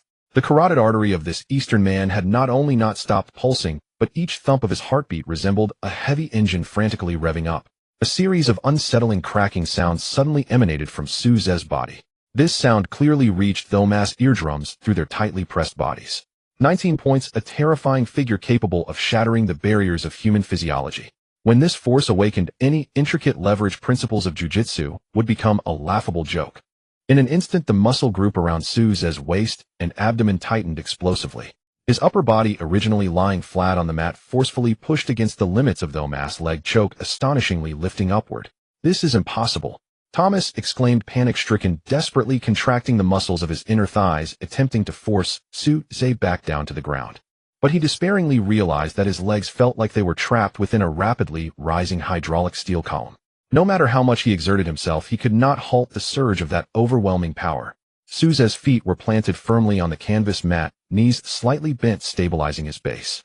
Then, before the incredulous eyes of tens of thousands of spectators in the arena, with nothing but the terrifying core explosive power from his waist and back along with his right arm trapped in the triangle choke, Suze stood up, as if he were plucking a green onion from dry soil. The 155-pound Thomas, along with his legs, was effortlessly lifted into the air by Suze, as if he were a mere ornament. "Oh my God." At the commentary table, Joe Rogan kicked over his chair, leaping onto the commentary platform, pointing at the octagon, and roaring hoarsely. He stood up. He brought Thomas up with him. "What kind of monstrous core strength is this?" DC clasped his head with both hands, pulling at his tie, his eyes nearly bulging out. "The tyrant. This is simply an Eastern tyrant." He stood upright under the triangle choke of a Brazilian jiu-jitsu black belt. Thomas Locke has become his accessory. The entire arena of American boxing fans collectively gasped in astonishment. Such a scene of forcibly breaking a ground lock with pure physical strength is rarely seen in over 20 years of UFC history. Kendall in the VIP section was so excited he turned red, unabashedly waving his fists and shouting loudly at the cage. Inside the octagon, Thomas dangled in midair, his legs still wrapped around Suze's neck, his center of gravity completely off balance. He looked down at the mat beneath him, a sense of unprecedented horror instantly engulfing his rationality. The worst situation for a jiu-jitsu practitioner is to lose his footing with both feet off the ground. Thomas immediately realized that if Suze slammed him down like this, the immense counterforce would surely shatter his cervical vertebrae on the spot. "Let go. You have to let go." The alarm bells rang loudly in Thomas' mind. Without hesitation, he abandoned the triangle choke that was about to succeed and desperately pushed his legs outward, attempting to escape the lock. Thinking of running away, Suze looked up at Thomas, who hovered above him with a face full of terror, a cruel and vicious sneer curling at the corners of his mouth. Since the prey has come willingly to his door, how could he let it escape unharmed? In that fleeting moment, when Thomas' legs loosened, Suze's left arm, originally in a defensive position, instantly unlocked and pulled back high. Tyrant blood, elbow, LV. 1. Unleashed with ferocity. In that instant, Suze's left elbow joint seemed to transform into a freshly sharpened bone saw, exuding a bloody sharpness that could cut through steel like mud. Utilizing both gravity and the foundational strength of 19 points, Suze's left arm swung down like a heavy battle axe, emitting a piercing whistle as it sliced through the air. The speed of this elbow strike was so fast that Thomas couldn't even react in time to defend himself. A chilling sound of flesh tearing echoed, clearly amplified by the microphone reverberating throughout every corner of the MGM Media Hall. Suze's razor-sharp left elbow struck precisely against the right side of Thomas' brow bone. The hard brow bone felt as fragile as a rotten tomato before the forceful blow of the bloody elbow. Blood immediately spurted out, like a high-pressure water gun shooting a crimson arc in the air, with even a few drops of hot blood splattering onto the camera lens of the octagon. Ah! A piercing scream resonated through the heavens. Thomas' brow bone was brutally cleaved open by this bloody elbow, leaving a horrific gash over 2 inches long, deep enough to see bone. With flesh-flayed blood instantly covered his entire right face, even rushing into his eye socket from the corner of his eye, blinding his vision. The intense pain instantly shattered all of Thomas' defenses. His legs gave way, unable to maintain the locking position. Bang! Without support, Thomas fell like a heap of blood and flesh, crashing heavily onto the canvas. He clutched his bleeding brow bone, writhing in agony on the mat like a boiled shrimp, howling as the once proud aura of the Brazilian Jiu-Jitsu black belt was completely obliterated by this bloody elbow. Ding, ding, ding. Just as Suze prepared to lean in for the next strike, the timekeeper sounded the bell for the end of the first round. Referee Herb Dean instantly rushed in like a 100-meter sprint. His strong body blocked between Suze and Thomas, waving his hands, desperately shouting loudly, "Time's up. Round over. Stop immediately." Several ringside medics rushed into the octagon with a first aid kit, quickly surrounding Thomas, applying a large amount of hemostatic sponge to the horrifying brow wound. But blood continued to seep from the edges of the sponge, rapidly staining the mat beneath him. "The wound is too deep. Vision obstructed. Clean it up quickly," the medic shouted urgently. In stark contrast to the chaos on Thomas' side, Suze slowly stood upright. His expression was as cold as ice, breathing steadily, as if he had just performed a morning workout. He raised his left arm, casually wiping the crimson stains from his forearm with the edge of his fight shorts. Then Suze turned his head, looking down from above at Thomas, who was lying in a pool of blood and groaning in pain, as if he were gazing at a piece of discarded trash. The entire MGM hall, tens of thousands of spectators, fell into a brief stupor. Just a second ago, they thought Suze was about to be choked out. In the next second, this Eastern tyrant rose like a crane, brutally cleaving his opponent into a bloody mess with a merciless elbow. After a deathly silence, the crowd erupted into screams that could tear the roof off. The blaring sound of the siren pierced through the hall. The brief intermission of the round was over. Referee Herb Dean stepped into the center of the octagon and forcefully waved his hand. Fight! The second round officially began. Thomas stood up from the corner stool. The gruesome gash on his right brow bone had been forcefully covered with a thick layer of medical petroleum jelly by the ringside medical staff, temporarily stopping the flow of blood. However, this white paste could not conceal the deep tremor evident in his eyes. The previous round's thunderous bloody elbow had shattered the arrogance of this lightweight's 15th seed. He was acutely aware that the Eastern youth before him was not some rookie seeking attention, but rather a human beast clad in flesh. Standing and trading blows. That kick that shattered the thigh pads would directly break his ribs. Ground grappling. The opponent's monstrous core strength and sharp elbow strikes rendered his jiu-jitsu foundation useless. Going toe-to-toe would undoubtedly lead to death. Thomas took a deep breath, biting his lip against the mouthguard. As a veteran who has been grappling through the UFC trenches for years, he exhibited remarkable tactical resilience. Since he couldn't win, he would stall. With the most utilitarian and ugliest tactics, he would wear down this. Suze took steady, oppressive steps, once again occupying the center of the octagon. With his fists raised, his gaze sharp as lightning, Thomas did not retreat, but advanced. He raised his hands high, completely abandoning the probing from the periphery. Like a frenzied bull, he lowered his center of gravity and charged directly into Suze's embrace. This was not a takedown, but the most unscrupulous tactic in mixed martial arts. Cage clinch. Bang! The two bodies collided violently. Thomas, completely abandoned striking, his hands acted like two vines, forcibly inserting themselves under Suze's armpits to gain double underhooks.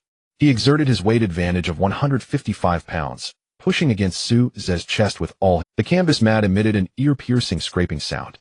Suze was pushed back several steps by this sudden brute force, his back once again pressed against the cold barbed wire. Hiss! The MGM media hall immediately erupted into a wave of boos. The American audience in the stands showed no restraint in their disdain, wildly giving thumbs down. The audience paid a hefty ticket price to witness bloody knockouts, not to watch two big men fumble around the edge of the wire. But Thomas was deaf to it. In the face of survival and victory, pride was worth nothing. He clung to Suze like a piece of stubborn chewing gum, squeezing him against the cage. The veteran's cunning was vividly displayed at this moment. He sought no substantial harm, only the maximum degree of annoyance and exhaustion.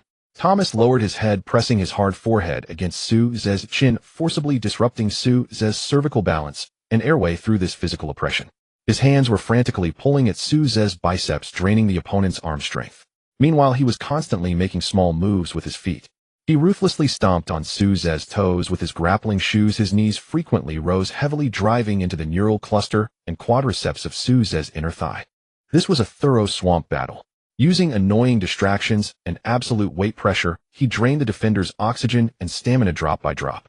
At the commentary table, former double champion DC slammed the table, his tone unusually excited. Smart tactics.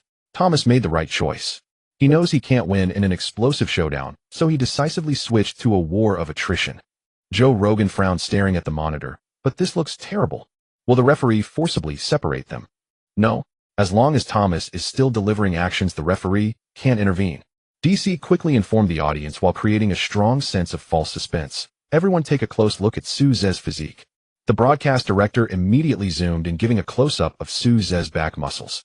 Suze's muscle mass is enormous, with density surpassing that of bodybuilders in the same weight class. I see.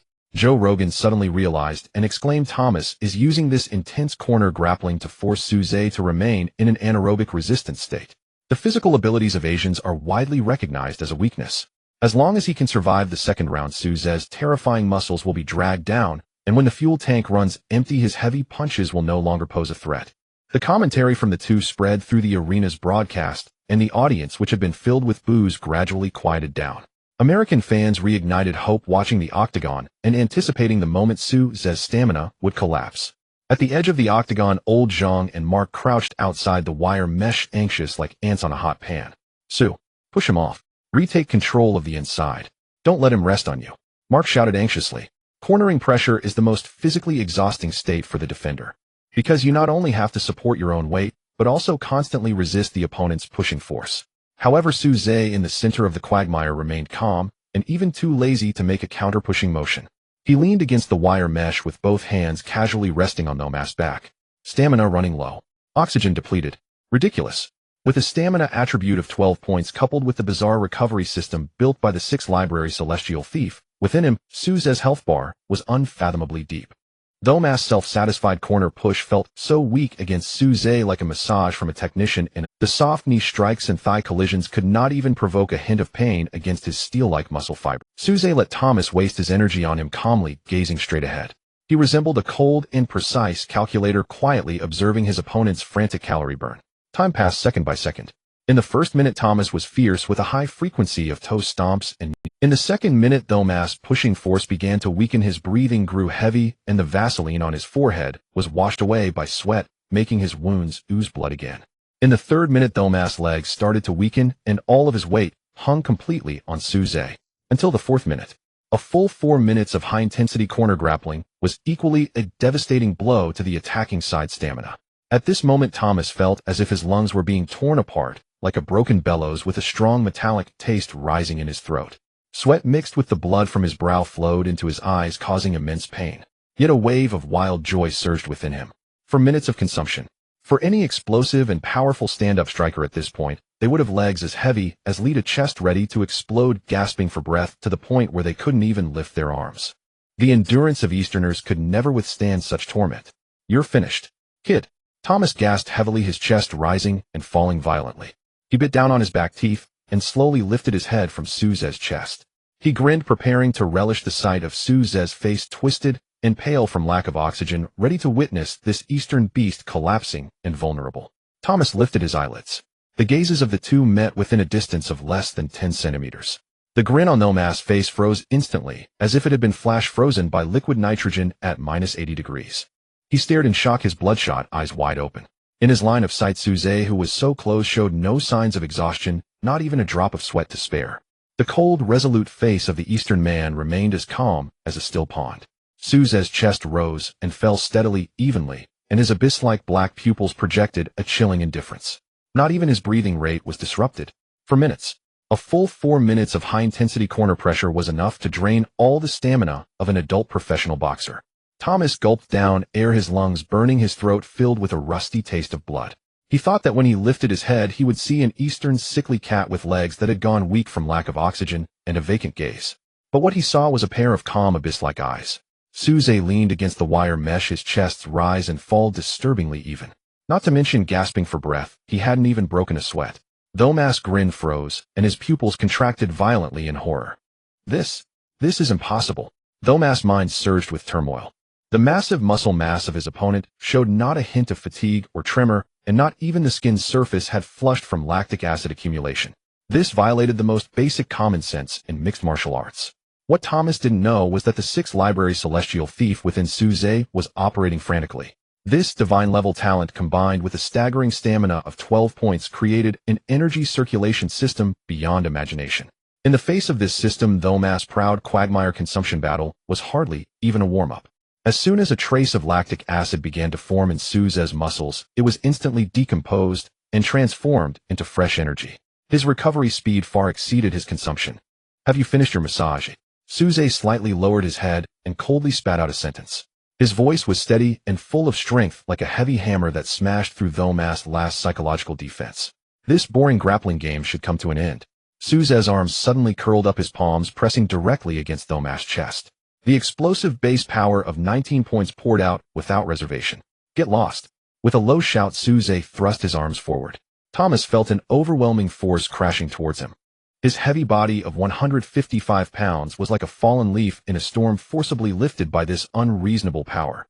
Thud, thud, thud. Thomas stepped back 5 or 6 steps, the non-slip soles of his shoes scraping loudly against the mat, until he barely stabilized his balance back at the center of the octagon. His arms were numb from the impact, and his defensive stance was wide open. He pushed him off.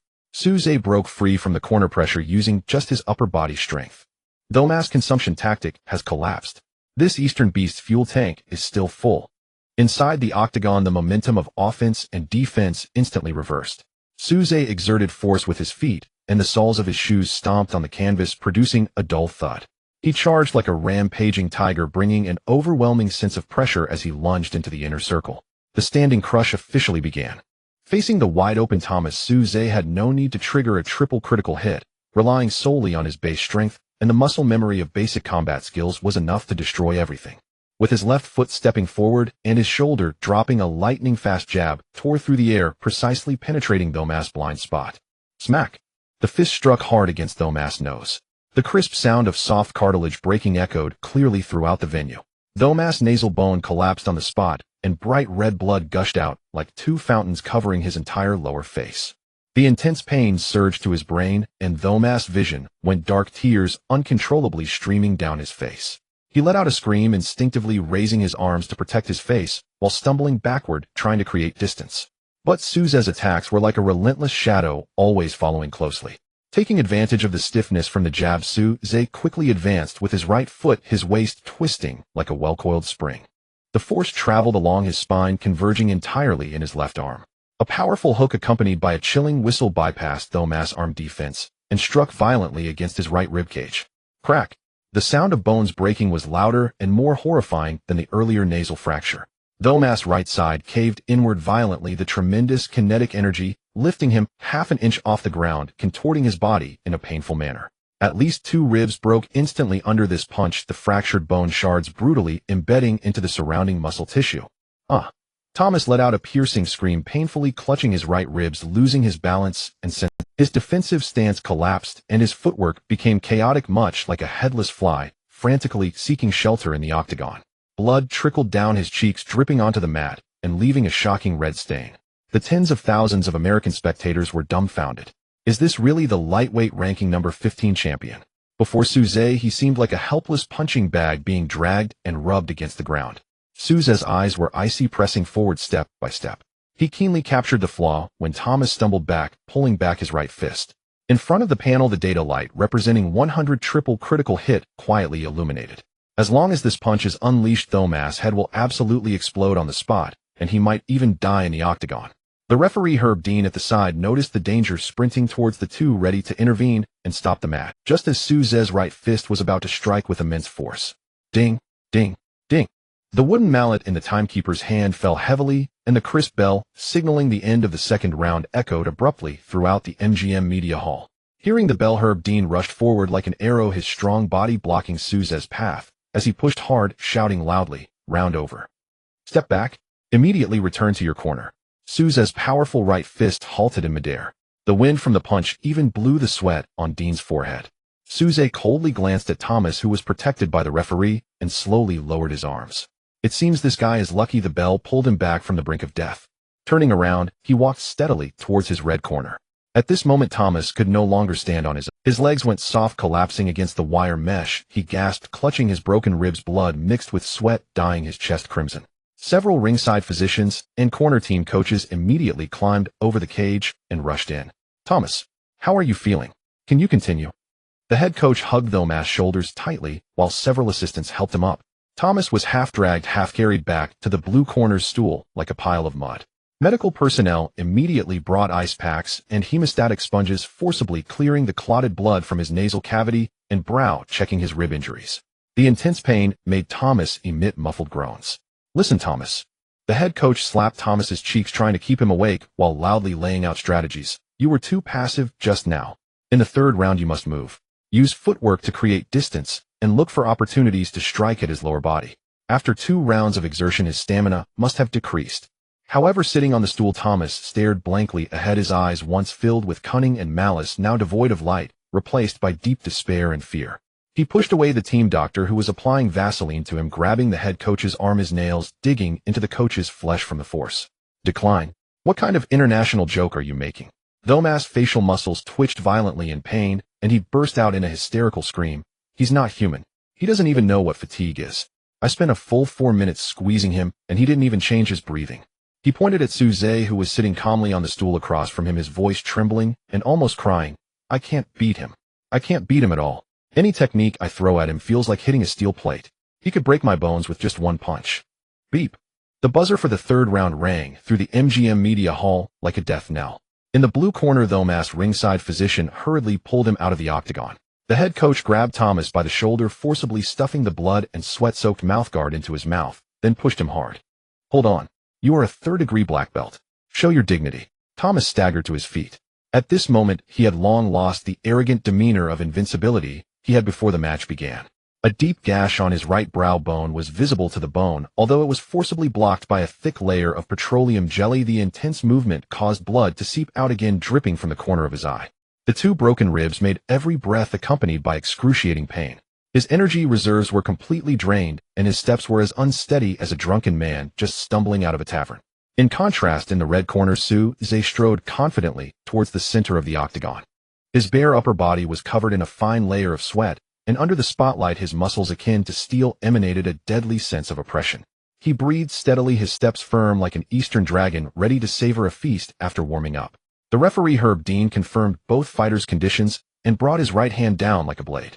"Fight." The decisive round officially commenced.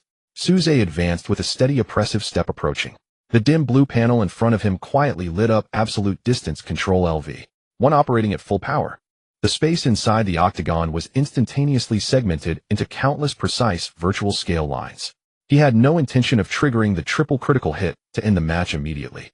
To kill is to strike at the heart.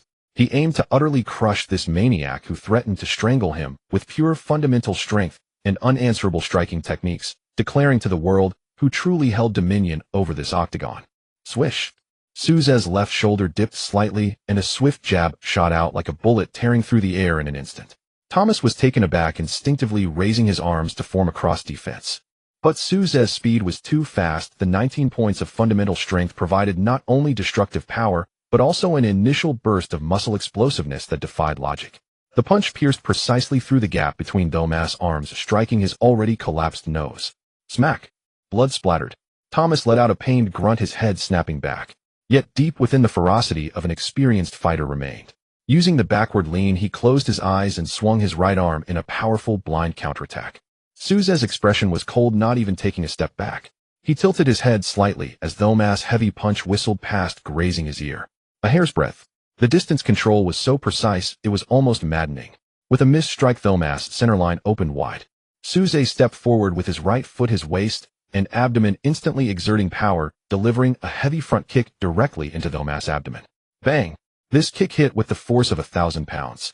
Thomas' 155-pound body was like a kite, with a broken string sliding back over 2 meters before crashing hard against the wire mesh.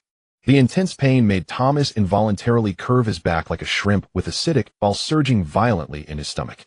A one-sided beatdown had officially begun. The next 2 minutes turned into Suze's solo performance of brutal aesthetics. Suze moved with a rhythmic step, pressing Thomas against the cage and grinding him down. A left hook ripped through the air, smashing heavily against Thomas' forearm, the terrifying penetration causing Thomas' arms to go numb, unable to maintain even a defensive posture. A right middle kick struck like a heavy steel whip against the outside of Thomas' thigh, producing a sound similar to breaking, would directly causing Thomas' left leg to visibly swell and bruise. Jabs, hooks, front kicks, low sweeps. Each strike was grand and sweeping yet precise to the millimeter. Thomas' once proud defense was cruelly torn apart piece by piece, his body battered like a deflated punching bag, staggering along the edge of the wire mesh, blood splattering everywhere. The tens of thousands of American spectators were left dumbfounded. This was not a contest of the same dimension. This was a textbook-level dimensional reduction strike. The genes of American boxing fans were filled with a fanatical admiration for the strong. In the face of such extreme violent aesthetics, the previously overwhelming boos vanished, replaced by roof-raising cheers. "Oh my God, this rhythm is suffocating. Break him, Eastern Dragon. Tear this snake apart. So strong. This precision in striking is nothing short of art." The roar swept through the MGM hall like a tsunami. At the commentary table, Joe Rogan clutched the microphone, his face flushed with excitement, saliva flying. "So magnificent. Ladies and gentlemen, every punch Suze throws now is like performing surgery. He has trapped Thomas in an absolutely painful range of strikes. Thomas's arms are too short to reach him, while Suze's fists can strike him down with every hit." DC beside him was pounding his thigh in excitement, his voice hoarse. "This is pure crushing. Suze is not afraid of Thomas' takedowns. He has completely let loose. Thomas' only option now is to pray for the referee to stop the fight soon." In the front row of the VIP section, Kendall Jenner stood beside her seat, hands clasped over her chest. Watching the Eastern man in the octagon, who resembled a god of war brutally slaughtering his opponent, her charming eyes were already misty, filled with excitement, as she screamed repeatedly, "Well done. Kill him, my king." Kendall shouted without regard for her image. The sight of every punch landing sent her blood boiling. Inside the octagon, Suze threw another fierce hook, landing heavily on Thomas' left jaw. Blood mixed with sweat splattered. Thomas' vision went dark, his legs weakened, pressing against the wire mesh as he slowly slid down. Time had reached 2 minutes and 40 seconds into the third round. Thomas had been completely forced into the dead corner of the octagon with nowhere to retreat. His face was so swollen that it was unrecognizable, and the wound on his right brow bone had completely split open, blood obscuring his vision. The broken ribs had nearly robbed him of the strength to lift his arms. The entire audience was counting down, waiting for referee Herb Dean to rush in and stop this brutal slaughter. Suze stopped in his tracks, standing less than a meter away from Thomas. He slightly lowered his head, his indifferent gaze looking down at this once invincible jiu-jitsu black belt. "It's over." Suze slowly raised his right fist. Before the panel, the light, representing devastating power, 100 triple critical hit, quietly lit up. In this countdown to death, Thomas, leaning against the wire mesh and gasping for breath, fixed his blood-red gaze on Suze. Unwilling to submit to humiliation and despair, various emotions churned violently in his veteran heart. He was a proud third-degree black belt in Brazilian Jiu-Jitsu. He was an official gatekeeper ranked in the top 15 of the lightweight division. If he were to be beaten to death like a punching bag at the edge of the cage, his career would become a laughingstock in the fighting world, and he would be nailed to the pillar of shame, forever unable to rise again. An unprecedented hysteria instantly seized Thomas' mind. He bit down hard, crushing his mouth full of blood. Deep in his eyes flashed a glimpse of the pathological madness of a beast on the brink of death. His pride as a third-degree black belt compelled him to take one last desperate gamble. At the commentary table, Joe Rogan shouted excitedly, veins bulging on his forehead, "Thomas' stamina has collapsed. His defensive posture has completely disintegrated. Suze is about to finish him." DC echoed loudly, also gripping the microphone, "The match is over. Thomas can barely stand. He is now a living target." The tens of thousands of American spectators, everyone held their breath. Countless phones raised high, cameras focused on the octagon, ready to capture the moment when the Eastern Dragon ruthlessly ended the match. In the front row of the VIP section, Kendall Jenner covered her red lips with both hands, her eyes sparkling with fervent light.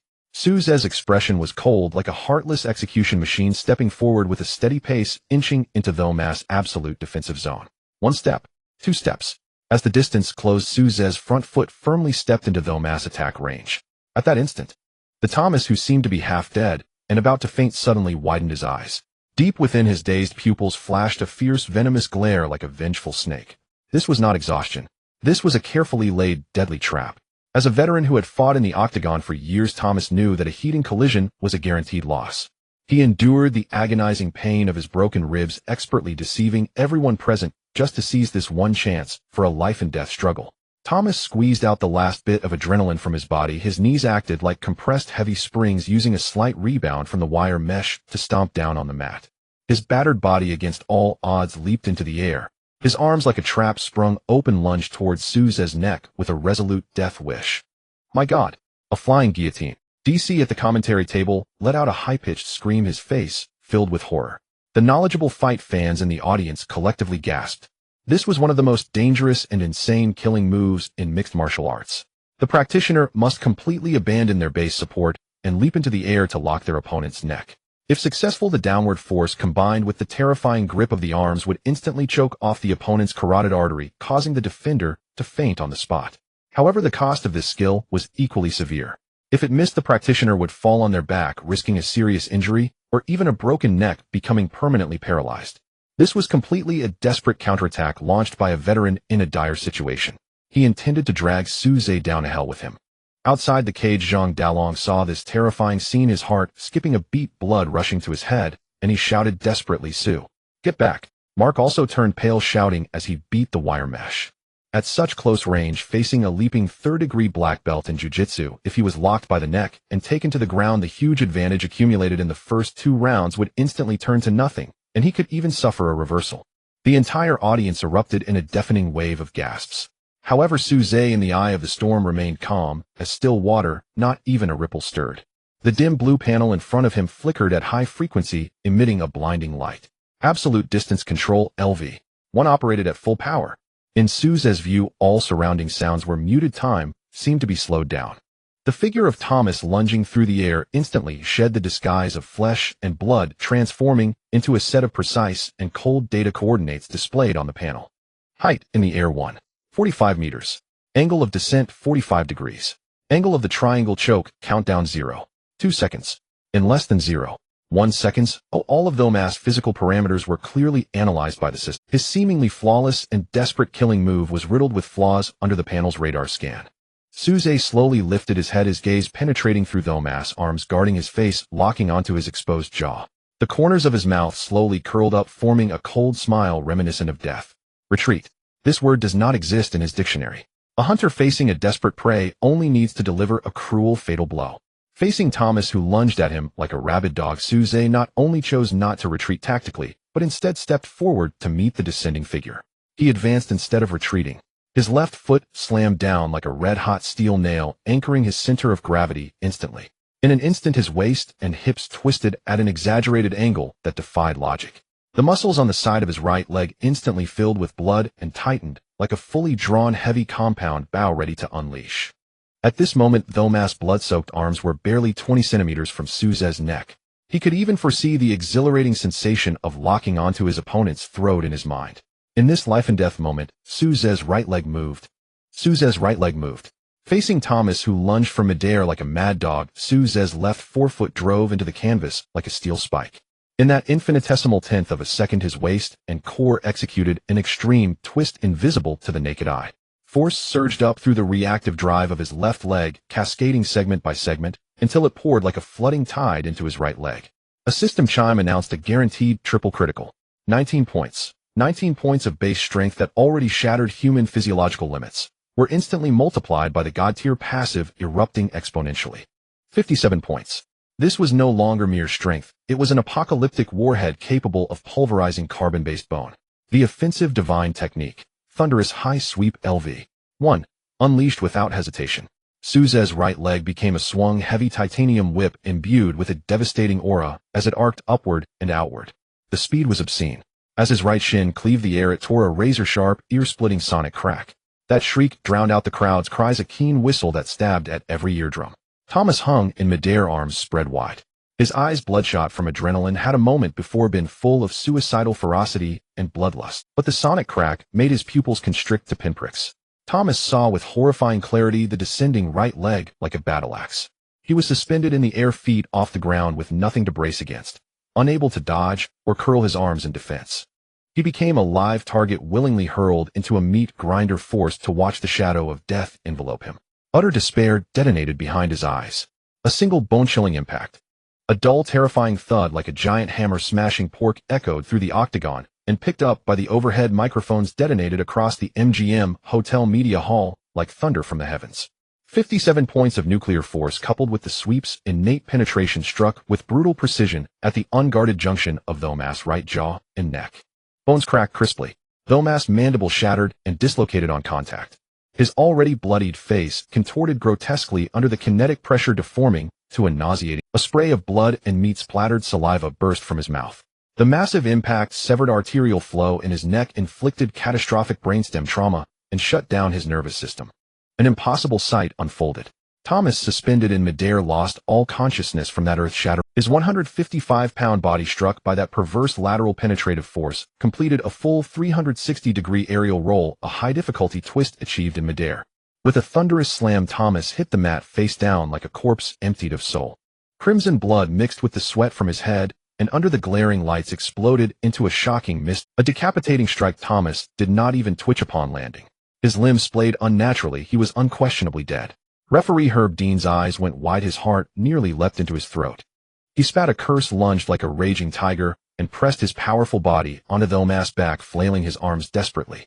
Stop the fight. Medical. Get in here.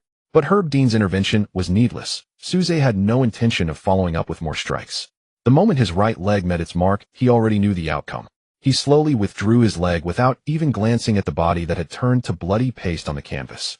Suze turned composed and unhurried back to the motionless Thomas and the scrambling medics pouring in. He planted himself at the center of the cage, hands casually on his hips, chin raised. Light poured over his sweat-dampened muscles, sculpted like an ancient Greek statue, and reflected an awe-inspiring sheen. Calm, cold, contemptuous. After 2 seconds of absolute silence, the entire MGM hall erupted. Thousands of spectators unleashed an unprecedented roar. The crowd screamed, overturned chairs, and flung beer into the air. These frenzied American fight fans were utterly conquered by an impossible airborne decapitation. They had witnessed a pure miracle of violence. Oh my God, he did it. He actually did it. At the commentary table, Joe Rogan ripped off his headset and hoisted himself onto the desk, his voice tearing raw with excitement. Airborne decapitation. This was the most brutal, most spectacular, thunderous high sweep in UFC history. The Eastern tyrant cleaved the serpent's fangs with a single battle axe. DC clung to Rogan's waist to keep him from falling off the desk, yelling into the microphone, "It's over." Thomas' flying guillotine had become a complete punchline. Suze's timing and explosive power surpassed every existence in the lightweight division. He is a monster, a groundless, unstoppable monster. Outside the cage, Zhang Daolong and Mark clung to one another. Zhang wept with joy, trembling. "We won. Old Ma." He took out a top 15. Mark slapped Zhang's back, eyes red and roaring. "We hold an ace. A trump card that can rule the UFC." In the VIP front row, Kendo Jana had abandoned all restraint. She lifted her skirt, stomped to the fence, and heels gripped the metal mesh and screamed crazily at the imposing back turned to her. "Suze, you're amazing. You're my king." Tears glistened in her beautiful eyes. The tremor of being conquered by unrestrained power made every cell in her body exult. Reporters flashed a white sea of cameras. Tonight's highlights would explode across global sports. At center stands the crowd. The UFC president by Dana suddenly rose to his feet. The bald tycoon who commands a billion-dollar fight empire flushed with excitement, and in his frenzy overturned the table laden with drinks and snacks. Glass shattered everywhere. The bodyguards startled, but did not intervene. Dana clenched his fists, staring at the young Eastern fighter with hands on his hips, laughing without restraint. Perfect. Absolutely perfect. Dana knew his gamble had paid off. He had found a ticket to pry open the Asian market and discovered a killing machine with nuclear-level box office appeal. He could scarcely wait to see how many PPV buys this tyrant would pull when standing in a title fight. Inside the cage, medics scrambled to fit an oxygen mask to Thomas and secure a cervical collar around. Thomas' jaw had been pulverized, his face swollen to a grotesque likeness of a pig's head. He was gingerly lifted onto a stretcher and rushed to the nearest emergency center. At the epicenter of the cacophony, a system alert chimed, a rank-up KO of a top 15 official contender. Tactical domination. Violent finish. 20 million online viewers stunned worldwide. Overall rating SSS. Reward settlement in progress. Congratulations, host Strength 2. Congratulations, host Agility 2. Congratulations, host awarded 5 free attribute points. The system's pop-up frenzy announced rank-up KO of a top 15 contender. Strength 2, Agility 2, awarded an epic skill box. The heavy steel door of the octagon was shoved open from outside. "Sue, you did it. You shattered their arrogance. Zhang Dalong bellowed, charging into the cage like ignoring the blood and sweat on Su Zhe. He grabbed Su Zhe's thigh and hoisted the 155-pound young tyrant onto his shoulders. Mark surged in behind, arms raised, circling and roaring around Su Zhe. Tens of thousands of American fans fell into delirium. Many tried to climb the rails toward the floor. Security braced, as if facing a ferocious enemy, forming 3 human walls just to hold back the crazed fans who had lost all reason after witnessing the inhuman sweep. Amid the chaotic celebration, a hulking bald white man shoved past security and strode into the octagon. The billionaire fight tycoon flushed and, abandoning all presidential poise, opened his arms and embraced the just dismounted Su Zhe in a crushing hug. "Beautiful work, kid. You are a born box office bomb." Dana gripped Su Zhe's shoulders before dozens of cameras and declared unabashedly, "A $50,000 bonus will hit your overseas account tonight. Are you ready for a top 10 opponent? Next time I'll slot you directly into a PPV main event." At that pronouncement, reporters erupted, shuddering wildly. A newcomer with only one official bout vaulted into a PPV main event. Unprecedented in UFC history, a privilege reserved for superstars. Confronted by Donna's fervor, Su Zhe remained composed and only nodded slightly, saying, "Just have the contract and the opponent ready." His gaze shifted away. In the void, a faint azure panel visible only to him glowed softly. Strength 2. Agility 2. Epic skill box 1. These abundant rewards, enough to elevate him to godlike status in the cage, lay quietly in the system inventory. Surrounded by prying eyes, Su Zhe closed the panel with a thought, planning to check it privately back at the hotel. Half an hour later, backstage at the MGM, in his private locker room, the din outside was muffled by the heavy soundproof door. Su Zhe washed the sweat from his body, donned a clean black tracksuit, and immediately placed a transoceanic video call. The call was answered instantly. On screen, his sister Su Xiaoyu's delicate face appeared. Her eyes were rimmed red, tear stains streaked her cheeks, yet her smile shone brighter than ever. "Big brother, you won. I watched the live stream on my phone. Your kick was incredible."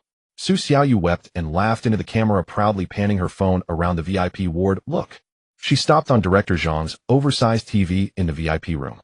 "The nurses all know you took the world." The image steadied on a hospital bed. Their father, Su Jiangwo, wore a clean patient gown, though still frail after moving into a deluxe ward and receiving imported medicines. His complexion had visibly improved. This weary, laid-off worker who had labored most of his life reddened-eyed and gave his son a vigorous thumbs-up through the screen. Seeing his family well, Su Zhe's typically cold face softened into a rare, gentle smile. "Dad, Xiaoyu, take care of yourselves. This is just the beginning. Life for our family will get better day by day." He left that promise with authority and ended the call. On the other side of the ocean in Jiang City, a mild-scented sunless rental room brooded with suffocating. Lin Xia, the fair-haired popular girl, sat disheveled on a worn sofa, replaying Su Zhe's world-shattering high sweep on her phone. She bit her lip until her nails cut into flesh. A jealous flame burned so hot at the edges of her eyes they seemed to bleed. Facing her across a plaster-heavy chin sat Wang Meng, pale as paper. Witnessing Thomas rendered unconscious midair had shattered Wang Meng's inner resolve. He shuddered with hindsight. Had Su Zhe struck him that day at the school gate, his jaw would not merely have required plaster. It would have been a scattered pile of bone. "I don't believe it. It's staged. That Brazilian must have been paid off." Wang Meng raged, kicking the coffee table. His pitiful pride could not accept that the worthless scum he once trampled had climbed to an unreachable astroturfers. They'll hire bots to smear him. Wang Meng lost his mind. He scraped his phone for the last 10,000 yuan in his account and feverishly contacted domestic black PR and astroturfing outfits. Paid reputational attacks were alarmingly efficient.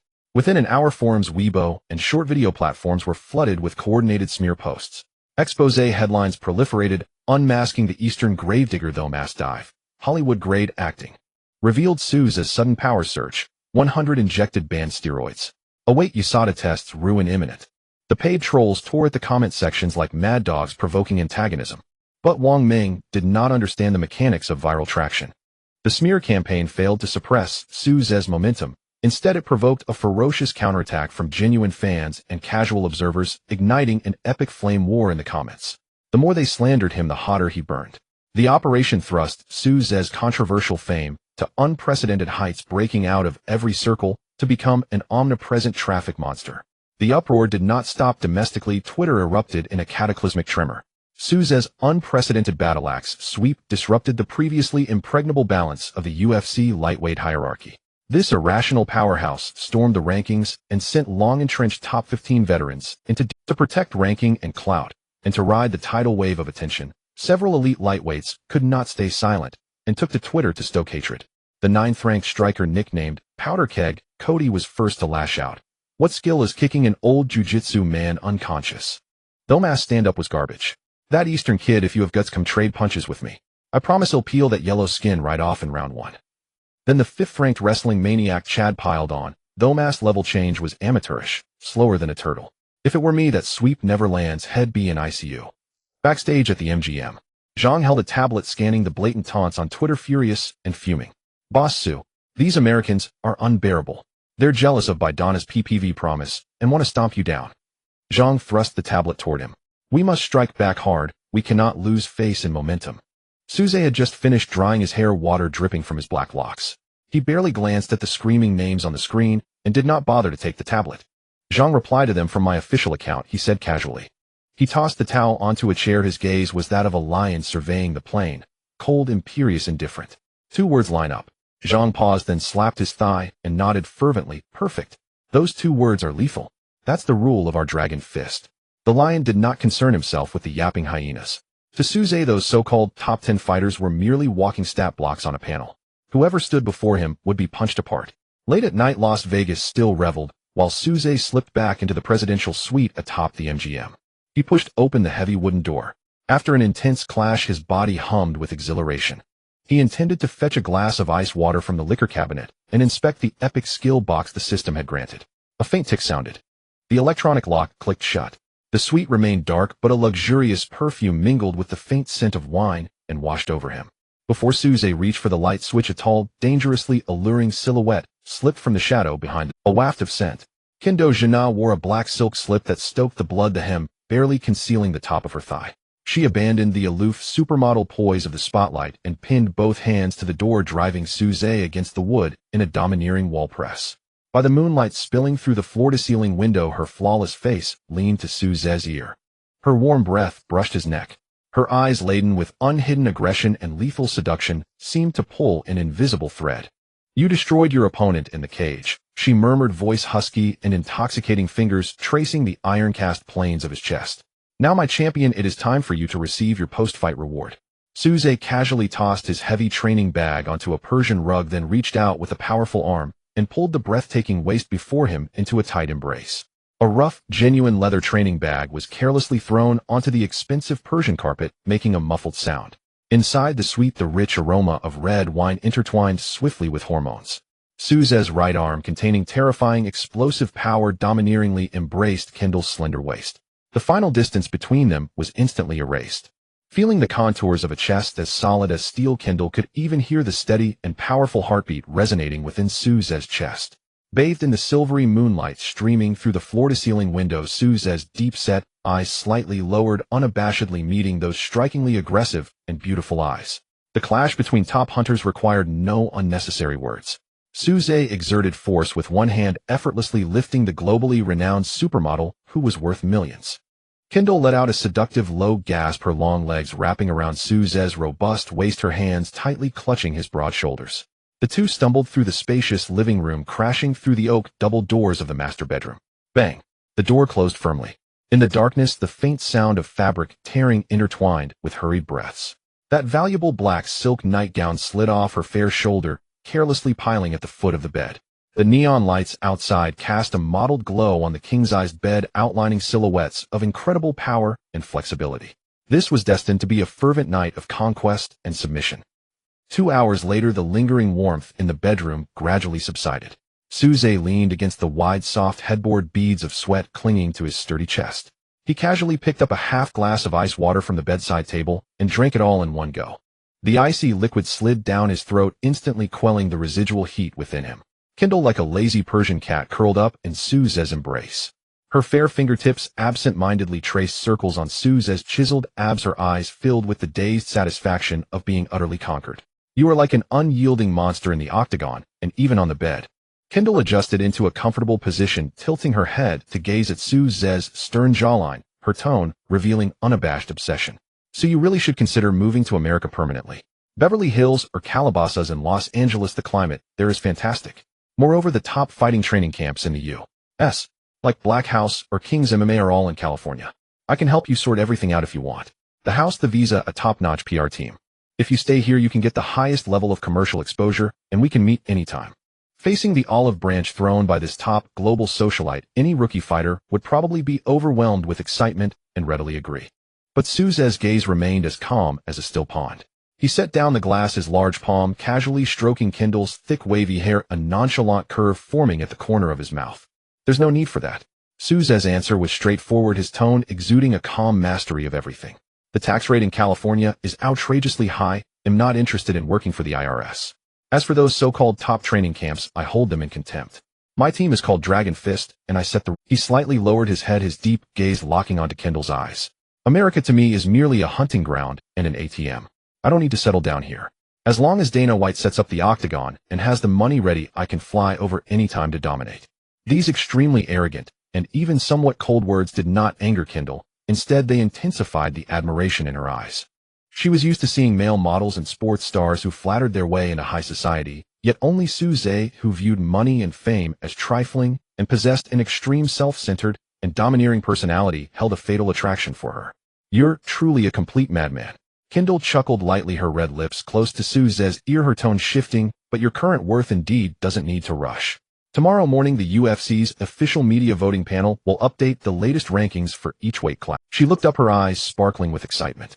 Thomas was ranked 15th in lightweight before the match. That's a gatekeeper position. You knocked him out with a shocking high kick that stunned the world. With this ranking update, you could absolutely jump directly into the top 15.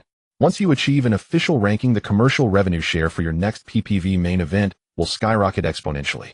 In UFC rules, an official ranking means absolute authority and the key to wealth. Defeating a ranked opponent to seize their position is the most brutal and effective way to rise. Top. Souza's eyes flashed with a hint of disdain upon hearing this. If it's just stepping on a dead snake to secure 15th place, then those media reporters must have very low standards. That's merely a starting point. Those in the top 5 won't last long. The unabashed ambition and arrogance instantly ignited the air in the suite. Kendall was completely struck by his air of disdain for everything. She suddenly turned over, her long legs straddling Souza's robust waist. Looking down at this Eastern man who drove her wild, Kendall bit her red lip, her gaze playfully flickering as she lowered her voice. Champion, it seems your tank still has plenty of fuel. Let me see how long your abnormal endurance can hold on. Souza's eyes darkened, his large hand gripping her slender waist tightly. As you wish. The world turned upside down, and a new round of tempestuous storms erupted again in the darkness. The next day, sunlight pierced through the clouds in Las Vegas. The storm on the internet not only did not subside with time, but welcomed an even fiercer explosion. Today was the day of UFC's weekly Tuesday ranking updates. Millions of fight fans, media reporters, and even the anxious stars on the lightweight rankings held their breath, staring intently at the UFC official website's refresh page. Domestic and international social media fell into a frenzy of joy and anxious anticipation. The trending topic on Twitter: UFC rankings update surpassed 10 million views. God bless. Souza must be in the top 15. That kick last night was simply miraculous. Thomas is still lying in the intensive care unit. According to UFC's custom, defeating the 15th ranked fighter, Souza will likely replace Thomas as the new... Bullshit. That was a knockout. An aerial decapitation. Though mass grappling looked like paper in front of him. If the media panel dares to rank Souza 15th, it'll smash the UFC headquarters glass. Foreign fight fans were arguing fiercely, while domestic forums like Hupu and Tieba were in an uproar. After experiencing the mindless pacing of trolls and water armies last night, the true fight fans in the country exploded, thoroughly tearing apart posts, questioning the legitimacy of the match. At this moment, everyone's attention shifted to the soon-to-be-announced rankings. Brothers, the rankings will refresh in 10 minutes. I'm so excited I can barely hold my phone. Sugod is definitely making it to the rankings this time. This is the highest honor achieved in the UFC's men's heavyweight division in the country, and even all of Asia. Don't get your hopes up too high. The UFC's white media has always been biased against us. Even if Sugod wins beautifully, they might deliberately suppress the ranking, probably just placing him 15th instead of Thomas. 15th is fine. As long as I get ranked, the next step is to take on the top 10, ultimately aiming for the championship belt. The anticipation reached a peak, and everyone's nerves were taut to the extreme. In the presidential suite of the MGM Grand, Souza was already dressed and sitting on the wide leather sofa, leisurely eating the top-tier high-protein meal that Zhang Dalong had sent over. Kendall was still asleep in the bedroom. Last night's high-intensity extra training had evidently exhausted her energy. Bang! The suite's door was suddenly pushed open from the outside. Zhang Dalong rushed into the living room, gripping a tablet tightly in his hand. He was drenched in sweat, his face flushed from extreme blood flow resembling a volcano on the verge of eruption, his body shaking violently. Mark followed closely behind, his eyes wide open, breathing as rapidly as a broken bellows. Sue. Mr. Sue. Old John's voice was so fragmented it was barely recognizable as he nearly tumbled to the coffee table, slamming the tablet in front of Suze. The rankings. The official rankings were released 5 minutes early. Old John swallowed hard, his eyes fixed on Suze, a near maniacal shock flashing in his gaze. The media voting panel. They've all gone crazy. Suze set down his knife and fork, his gaze calmly sweeping over the tablet screen. The latest official rankings for the UFC lightweight division were prominently displayed. Old John leaned over the coffee table, his voice quivering with excessive excitement. This is undoubtedly the most absurd rapid ascension in UFC history. You defeated the 15th-ranked Thomas. But they didn't even rank you 15th. Old John leaned both hands on the coffee table, his chest heaving violently, resembling an engine about to. The iconic black and gold interface of the UFC lightweight official rankings was now presented before him in a visually striking manner. At the top spot, the reigning champion was prominently marked. The terrifying Dagestani wrestler known as the. Following closely were the number 1 ranked Diamond Poirier and the 2nd ranked the Highlight Gaethje. These were all top-tier fighters who had carved a bloody path in this monster-laden weight class.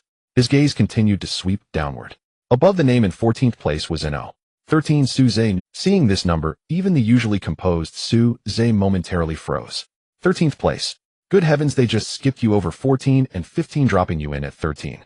Mark beside him was so excited he was tugging at his hair, roaring. According to UFC's custom, even if you made number 15 look terrible, the most you do is take his place at 15. The media voting panel, those picky old white men, actually gave you 13th. This shows their utmost fear of your high kick. Old John gulped down a large mouthful of ice water, his face flushed with excitement. This is not just the media group's doing. There's definitely some capital manipulation from that old fox Dana White behind this. He is forcibly elevating your ranking to pave the way for your upcoming PPV main event. Both were ecstatic while at that moment the global internet exploded due to this freshly updated ranking list. The number 1 trending topic on Twitter changed in an instant. On the foreign fighting forums, an avalanche of posts surged like snowflakes. FK. This is the most shameless robbery in UFC history. A rookie from Asia who just had one official match, how can he jump over others to claim the 13th spot? Dana White privilege. This is absolutely blatant Dana White privilege. Does UFC not care about losing face to pander to the Asian market? He did indeed knock out Thomas, but he hasn't been tested against any top 10 wrestlers. Elevating a stand-up fighter to a pedestal will only lead to his eventual downfall. It wasn't just the foreign forums, domestic platforms like Hupu and Douyin also erupted in tumult. Those who had been slapped in the face by Suze and the paid trolls seemed to grasp at their last straw, starting to stir up chaos in the comments section. See, this is the power of capital. Rankings are all bought with money. Forced promotion invites disaster. With the amount of deceit in this 13th place, I feel embarrassed for him. Don't rush. Once he faces true ranking experts, his true form will be revealed sooner or later. This wave of global controversy triggered by the rankings served as the most potent catalyst, bringing forth all the renowned lightweight fighters who were previously swimming in murky waters. Who could tolerate an inexperienced Eastern rookie squatting on their necks? On Twitter, the UFC lightweight rankings faced an unprecedented team-building event. The 11th-ranked American striking champion posted 13th. That's just an overestimated joke. Dana White put the contract on my desk immediately. The 7th-ranked jiu-jitsu master recorded a video exuding arrogance. Eastern monkey, your good luck has run. Don't think you can run rampant just because you dodged a triangle choke once. Line up. No, I'm going to cut in line and snap your neck right now. In an instant, a pack of wolves surrounded him. Half of the lightweight rankings descended upon him like rabid dogs, all vying to explode Suze in the next match and seize the immeasurable, terrifying traffic he carried. In Jiang City, China, in a dilapidated, dark rented room. Smash! Lin Xia dropped her cheap water cup, shattering it on the floor. Glass shards scattered everywhere. She stared at the ranking announcement just released on the official UFC Weibo account on her phone. The glaring words UFC lightweight official ranking 13th, Suze, felt like a rusty saw frantically pulling at her nerves. Impossible. This absolutely cannot be. Lin Xia's legs gave way and she slumped onto the stained sofa, her gaze losing focus. If she could still deceive herself with match fixing and hype from the previous videos, now this was the official ranking of the most authoritative top event globally. UFC would never alter the entire world sports rankings just to accommodate an acting college student. Across from her, Wang Meng still had plaster on his jaw. He watched the UFC-ranked fighters who were usually revered as gods in the domestic fighting scene, now lining up like rabid dogs on Twitter to challenge Suze. Wang Ming felt as if his heart was crushed by an invisible hand. The gap was too vast. So vast that even jealousy seemed absurd. He no longer even had the qualification to look up at Suze's heels. The dignity they had once trampled upon now hung high at the pinnacle of the world, transforming into a resounding slap that shattered their Tao heart. In the United States, Las Vegas. In the president's office on the top floor of the UFC headquarters. Before the massive floor-to-ceiling window, Dana White held a thick Cuban cigar, gazing at the enormous electronic data screen. On the screen, the real-time rising numbers represented the global social media interactions triggered by Suze's ranking update. That sharply ascending data curve was even more exaggerated than the most bullish market trends. Dana. UFC Chief Business Officer Hunter Campbell entered frowning as he handed over a report. The media group is under immense pressure. Pushing Suze directly to 13th place has not only drawn the ire of fans, but also exploded my phone with calls from those veteran lightweight managers. Is this too much of a stretch? Too much of a stretch. Dana White turned around, took a deep puff from his cigar, and exhaled a cloud of thick smoke. A shrewd, even slightly manic capitalist expression appeared on his slightly plump face. Hunter, don't you? What we want is controversy. We want the whole internet to explode. Dana White walked to the desk and slammed his hand on the surface. In the fighting world, what is a cash cow? Not those who only know how to win, but those who can make half the people love them to madness, while the other half wishes to tear them apart. Those top 10 guys are angry. That's great. Dana White excitedly waved his arms. Let them line up to fight Suze. As long as there's a match featuring Suze, those haters will go wild, purchasing PPVs just to watch him get defeated. And the Asian market that loves him will also empty their wallets to see him knock out his opponent. Whether they love him or hate him, the dollars will ultimately flow into our pockets. Arrange it immediately. I want to ignite the heat of the entire North American market for his next match. The jaws of capital had already opened in the dark. MGM Grand Hotel. Despite the online chaos, Suze remained remarkably calm. He closed his tablet and casually tossed it on the coffee table. Pack your things. Let's take the team out for a nice meal, then fly straight to Jiang City this afternoon. Suze stood up, his voice steady. Zhang Dalong and Mark immediately nodded.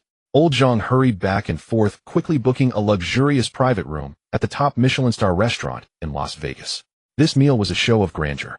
Suze sat at the main seat, eagerly devouring premium Wagyu and deep-sea bluefin tuna, continuously reinforcing his peak state of 19 points of foundational strength using the 6th library Celestial Thief. Old Zhang and Mark excitedly discussed their investment plans upon returning home. After a hearty meal, the group discreetly headed to the airport.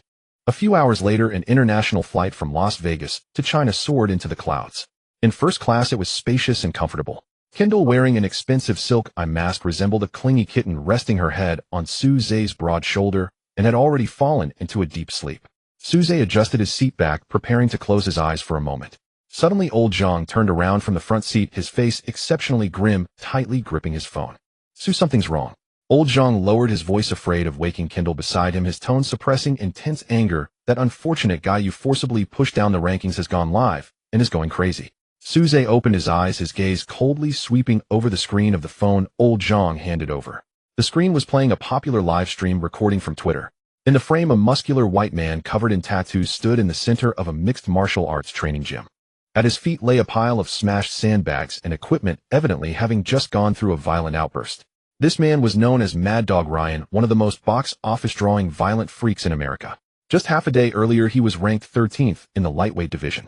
Now, following the ranking update, he had been forcibly pushed down to 14th place by Suze. For a current fierce competitor who valued rankings, this was akin to murder of one's parents. In the video, Ryan's eyes were bloodshot. He was hysterically roaring at the camera, spraying spittle that yellow-skinned monkey named Suze. You're just a bastard who climbed up by licking Dana White's ass. Ryan tore off his training gear, revealing a fierce dog tattoo on his chest, pounding on his chest. You stole my ranking. You stole the honor that belonged to me. He lunged at the camera, his terrifying face almost pressing against the screen, letting out a bone-chilling roar. You better pray you don't run into me in the octagon. Otherwise, I will smash your eye sockets with my fists and rip your arrogant head off to kick like a ball. I will tear apart your hypocritical Eastern facade before the entire world. In the first-class cabin, the engine emitted a steady low rumble. Under the dim reading light, Zhang Dalong gripped his phone tightly, the veins on the back of his hand bulging. On the screen, the frenzied roar of Mad Dog Ryan continued to blare. That yellow-skinned monkey, I will crush his bones inch by inch. Ryan in the video resembled a mad beast kicking over the iron dumbbell rack, beside him wildly gesturing a throat-slitting motion at the camera, his words filled with vile racial discrimination and personal attacks. So arrogant. It's simply intolerable.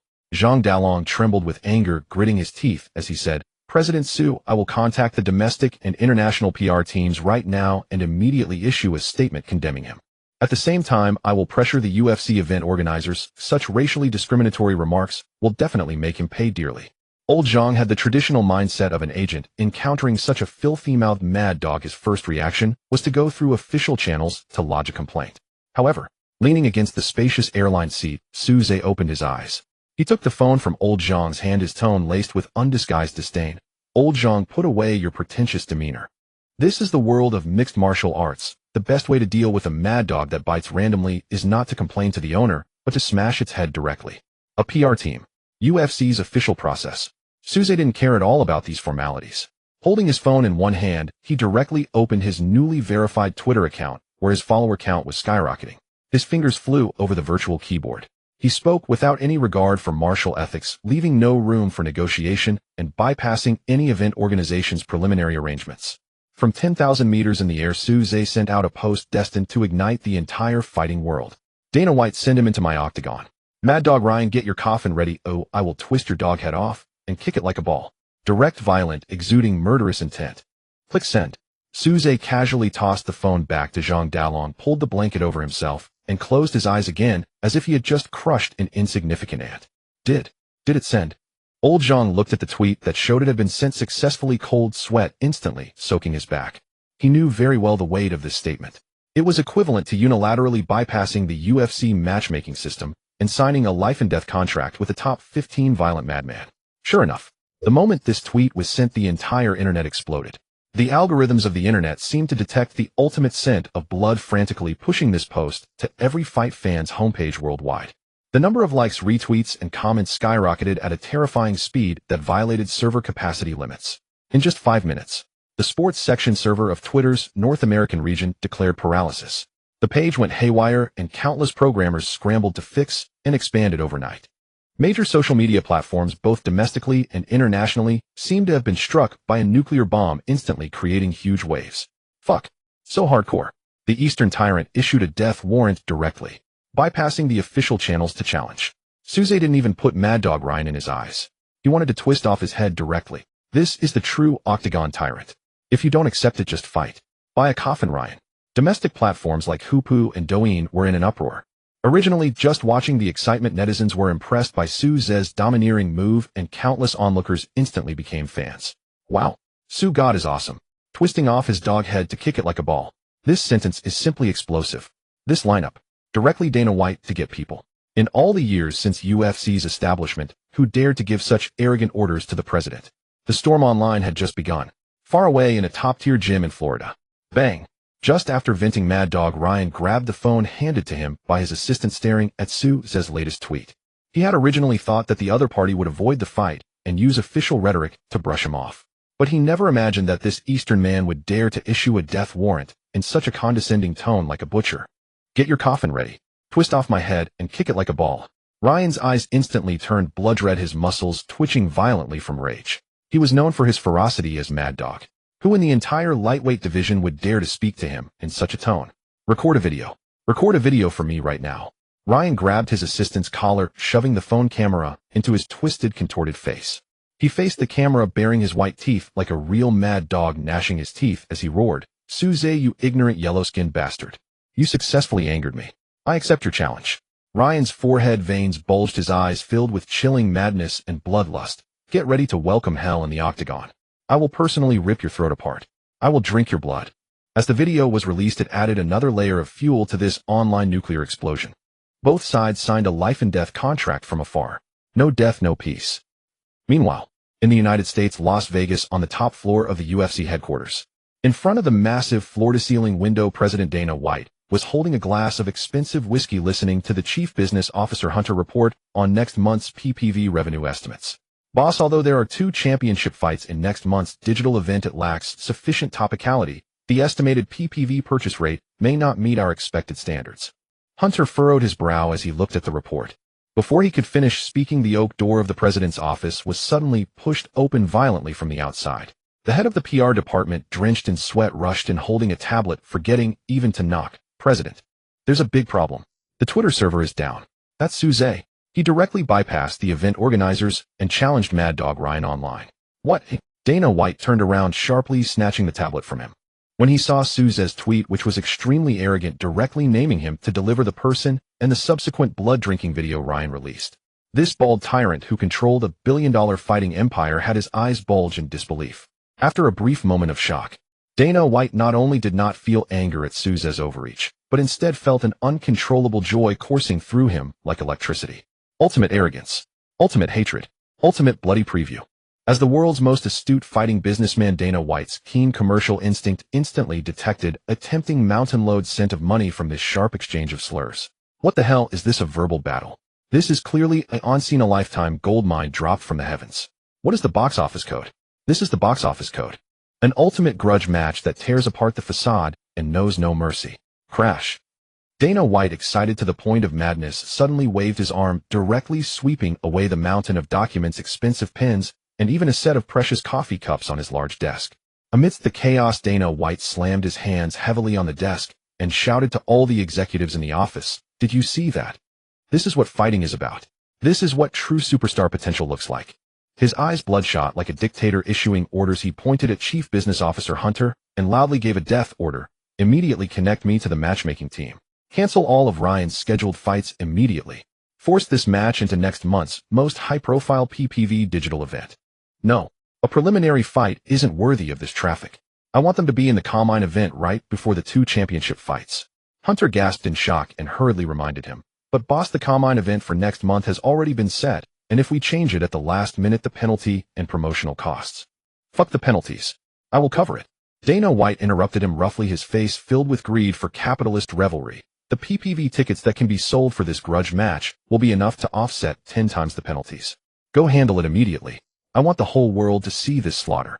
After laying out all the plans, Dana White still felt unsatisfied. He abruptly grabbed the private secure phone on the desk and directly dialed Zhang Dalong's international number. At 10,000 meters in the air, in first class, old Zhang's satellite encrypted phone suddenly vibrated violently. Looking at the screen displaying "Boss Dana," old Zhang swallowed hard and tremblingly pressed the answer key. Before old Zhang could say anything, on the other end of the line, Dana White's excited roaring voice exploded through the phone receiver, even startling Suze beside him to slightly open his eyes. "Zhang, tell Suze." Dana White's voice was hoarse and excited. "As long as he can incapacitate that mad dog in the octagon like he did with Thomas, I will immediately offer him double the appearance fee plus a share of the PPV. Double appearance fee plus a share of the PPV." Zhang Dalong's hand holding the phone trembled uncontrollably. This was the top treatment only active UFC champions could get. Dana White, this cunning old fox, had been driven mad by the enormous traffic generated by Suze and Ryan, and to fuel the fire even more, the capitalist generously threw down blood money. Suze opened his eyes, took the phone from old Zhang's hand. "Dana, get the checkbook ready. I have reserved that mad dog's head." Coldly and straightforwardly dropping this line, Suze hung up. He closed his eyes again, not caring at all about how excited Dana White on the other end would become. More than 10 hours later, the flight landed smoothly at Jiangqing International Airport. Suze walked out of the VIP passage with Kendall. The globally top supermodel obediently wore a baseball cap and black sunglasses, tightly linking her arm, with Suze completely shedding her usual arrogance, resembling a personal assistant deeply in love. The two got into a special vehicle heading straight for the city center hospital. In the top-tier VIP care ward, the sun shone brightly.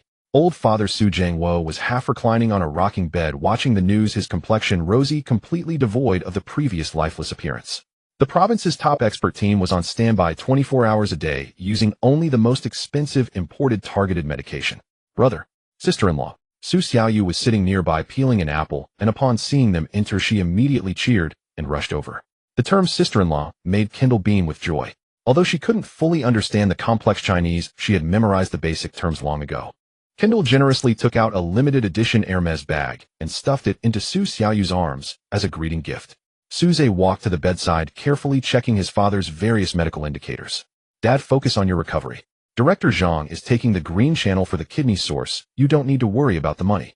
Suze's voice was steady, exuding an undeniable sense of reassurance. Su Jiangwo's eyes turned red, his rough hand tightly gripped his son's hand. He had suffered countless disdain in his life and never expected that in his old age he could bask in such great glory from his son. After confirming that his family was all right, Suze left the ward and walked to the end of the corridor. Zhang Dalong was waiting there holding several new documents.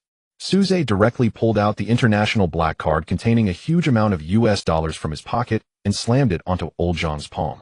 Old Zhang, you need to buy the earliest flight back to America tomorrow. Suze's gaze was sharp as he issued the highest order. Take this money and buy the most top-notch private gym in Los Angeles or Vegas. No matter what price they ask, smash the money down until they agree. Recruit the top-notch target trainers, jiu-jitsu coaches, and physical rehabilitation teams. From today on, that place will be the headquarters of Dragon Fist. Zhang Dalong gripped the black card, feeling the weight of 1,000 pounds. This was not just millions of dollars, but also Suze's unwavering trust in him. President Su, you can rest assured. Even if I risk my life, I will definitely build you the most luxurious war fortress in America.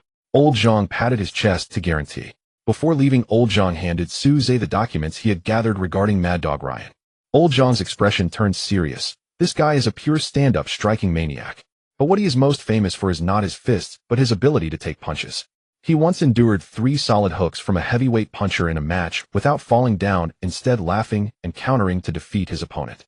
His bones are harder than those of normal humans. It's very challenging to finish him with a single punch. Suze glanced at the picture of Ryan's fierce face in the document, sneered, and casually threw the materials into the trash can. I can break through steel plates too. To ensure an absolute one-hit kill on this mad dog in the octagon, regular training methods were completely insufficient. Suze acted decisively, directly having an intermediary in the country secure a large abandoned heavy industrial factory on the outskirts of Jiangxing. In the desolate factory area, the smell of rust and machine oil lingered year-round.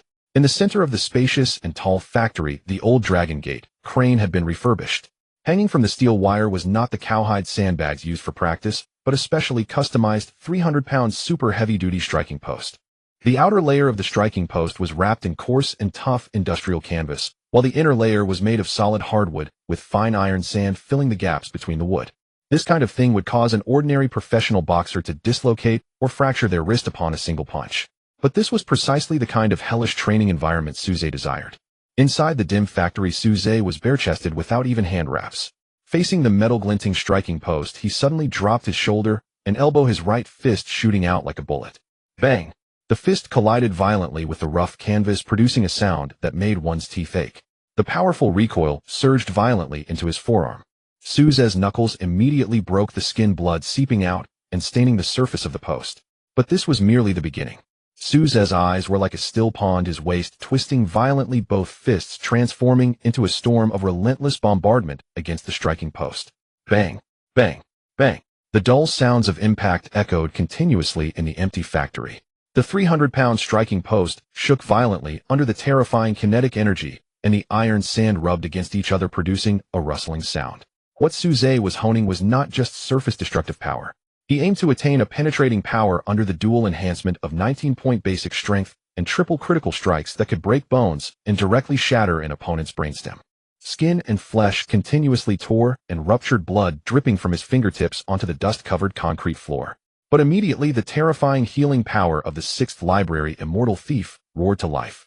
Kendall rented a private restaurant having the finest Wagyu beef, ginseng, and deep-sea sea cucumbers stewed into broth and continuously delivered to the factory. The massive caloric intake instantly transformed into immense vitality energy. Suze's damaged fist scabbed over, peeling off and regenerating thick iron-like calluses at a visible speed. Repeated tearing, repeated rebuilding. This was entirely a challenge to the physical limit of carbon-based life. Kendall, wearing an expensive haute couture gown, sat on a worn-out chair. She watched the blood-soaked man before her tirelessly throwing punches, her eyes reddening with heartache, yet her admiration and fervor grew even stronger. Sweat evaporated into white mist swirling around Suze. A continuous barrage of strikes for 3 days and 3 nights. Suze entered a state of self-forgetfulness. The scale lines on the panel perfectly aligned with the trajectory of his punches. On the morning of the 4th day, Suze took a deep breath, his chest puffing up. He suddenly crushed the cement floor beneath his heel, the force traveling up his spine, all converging on his right fist, which was already covered in thick calluses. Godly passive activated. This punch was like a meteor falling to earth, accompanied by a piercing scream that tore through the air, crashing heavily into the center of the 300-pound striking post. Boom! The layer of industrial canvas that even sharp blades struggled to cut through was forcefully smashed through by Su Zhe's fist. The hard hardwood inside let out a wailing sound and shattered. The black iron sand poured out like a flood breaking through a dam, cascading down and spilling everywhere. Su Ming gasped heavily, his full chest heaving violently. After 3 days and nights of relentless frenzied strikes, the muscles in his arms had swollen to an exaggerated degree, sweat mingling with the oil and rust on the canvas trickling down his bronzed skin.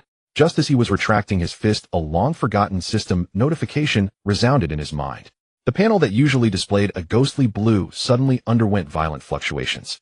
The entire panel erupted with a dazzling, blinding red light, flashing wildly like an alarm. Ding. Detected that the host has completed hell-level penetrating strike training. Muscle power chain reorganization completed. Strength control has broken through the bottleneck, reaching the mic. Prior to this, although Su Zhe's strength reached 19 points, part of the kinetic energy would dissipate on the surface of the opponent due to the area of force applied. This is called surface destructive power.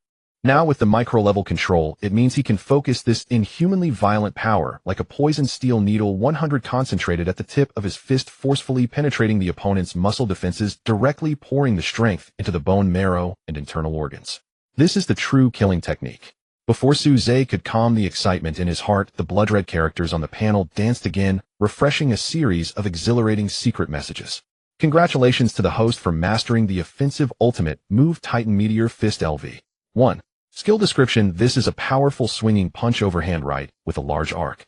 It discards all useless flashy movements, perfectly merging the core weight of the body with the ground reaction force, forming a terrifying falling trajectory from top to bottom. The power structure of this action perfectly fits the host's 19 points of basic maximum strength. Additional effect: ignores defensive blocks. Comes with 20 real bone-breaking damage. Combat positioning specifically designed to break through all iron jaws and absolute defenses. Looking at the rows of blood-red characters flashing on the panel, Su Zhe's pupils suddenly contracted, and he instinctively held his breath for half a second. Titan Meteor Fist. Overhand right. As a frequent competitor in underground boxing tournaments in his past life, he was all too aware of the weight this move carried in the realm of mixed martial arts. This is by no means a conventional straight punch or a horizontal hook, but a typical heavy artillery killing weapon. The fighter needs to push off forcefully with the back foot, shifting their center of gravity forward significantly, the whole body resembling a giant bow drawn to its limit, the right arm raised high, arching over the opponent's shoulder, delivering a powerful downward strike to the jaw or temple. Due to the high trajectory and large arc of this punch, it is easily dodged by agile opponents. But as long as it hits, even if the opponent raises both arms in a textbook-level cross-defense, the massive kinetic energy akin to a meteorite falling can smash through the defensive pose, shattering both the person and their guard. Moreover, the system has endowed this move with an extraordinary effect, ignoring defensive blocks plus 20 real bone-breaking damage. This 20 real damage does not suffer any reduction from anti-damage talents. Even if the opponent's bones are truly reinforced with steel and concrete, this punch will forcibly cause their bones to fracture. A splendid Titan Meteor Fist. Su Zhe clenched his right fist, feeling the terrifying power coursing between his knuckles. Old Zhang had just brought the data days ago, saying that Mad Dog Ryan was known for his iron jaw and had an abnormal resistance to impacts. The system immediately provided this special move designed specifically to break through absolute defenses. It was practically a tailor-made funeral gift. So you should drink some soup to replenish your strength first. Not far away, Kendall approached quickly in high heels holding a thermos. She looked at the iron sand spilled all over and the large hole smashed into the hanging pillar, her beautiful eyes filled with awe and uncontrollable excitement. For the past 3 days and nights, she had been accompanying Su Zhe in this abandoned heavy industrial factory. She had witnessed Su Zhe's fists being battered time and again, only to scab over and fall off repeatedly due to that miraculous recovery ability, ultimately forming a thick callus impervious to blades and bullets. This near self-destructive extreme exploitation of the body caused this globally recognized socialite accustomed to the hedonism of Hollywood to develop a profound admiration for the man before her. Su Zhe took the thermos, tilted his head back, and drank the rich broth brewed from century-old wild ginseng and deep-sea abalone in one go. The scalding broth slid down his throat into his stomach. The 6th Library Celestial Thief. This violent biological furnace instantly activated, crazily breaking down and transforming these rare top-tier supplements. A massive surge of life energy poured into his limbs, rapidly repairing the muscle fatigue caused by the intense training and filling the void in his stamina. Su Zhe tossed the empty thermos onto the ground, exhaling a long breath of turbid air. White mist rose. He turned his head, his cold gaze sweeping over the vast, desolate factory. That idiot Ryan had been online crazily shouting that he would twist off his head, boasting that his jaw could withstand the heavy strikes of heavyweight fighters. A freak of endurance, huh? Suze glanced at the skill description on the panel, a cold smile slowly curling at the corner of his mouth. He needed to test this newly learned Titan Meteor Fist LV. Wonder combined with the micro-level control of power to see what kind of despairing destructive power it could unleash. Suze strode confidently towards the center of the factory, where there stood an abandoned load-bearing concrete. This pillar was as thick as two people could embrace, its outer layer made of high-grade concrete poured for decades, and the inside was filled with robust rebar. It bore the weight of the entire factory's steel framework, its hardness exceeding ordinary imagination. Upon seeing this, Kendall turned pale with fright. So what are you planning to do? That's a load-bearing pillar. You're not even wearing gloves. Kendall hurriedly stepped forward to stop him. In her understanding, no matter how hard human bones were, they couldn't withstand a direct clash with concrete. This was pure self-harm. Stand back, Suze commanded in a deep voice without turning his head. Kendall instinctively halted, obediently retreating to a safe distance, her hands tightly covering her mouth, fearing she would scream. Suze stood less than a meter in front of the concrete load-bearing pillar. He took a deep breath, his chest swelling high, his eyes locking onto the rough, gray-white surface of the concrete. In the next second, Suze's body moved. The ball of his left foot drove firmly into the dust-covered ground. His right heel suddenly exerted force, and the calf muscles tensed to the point of near explosion.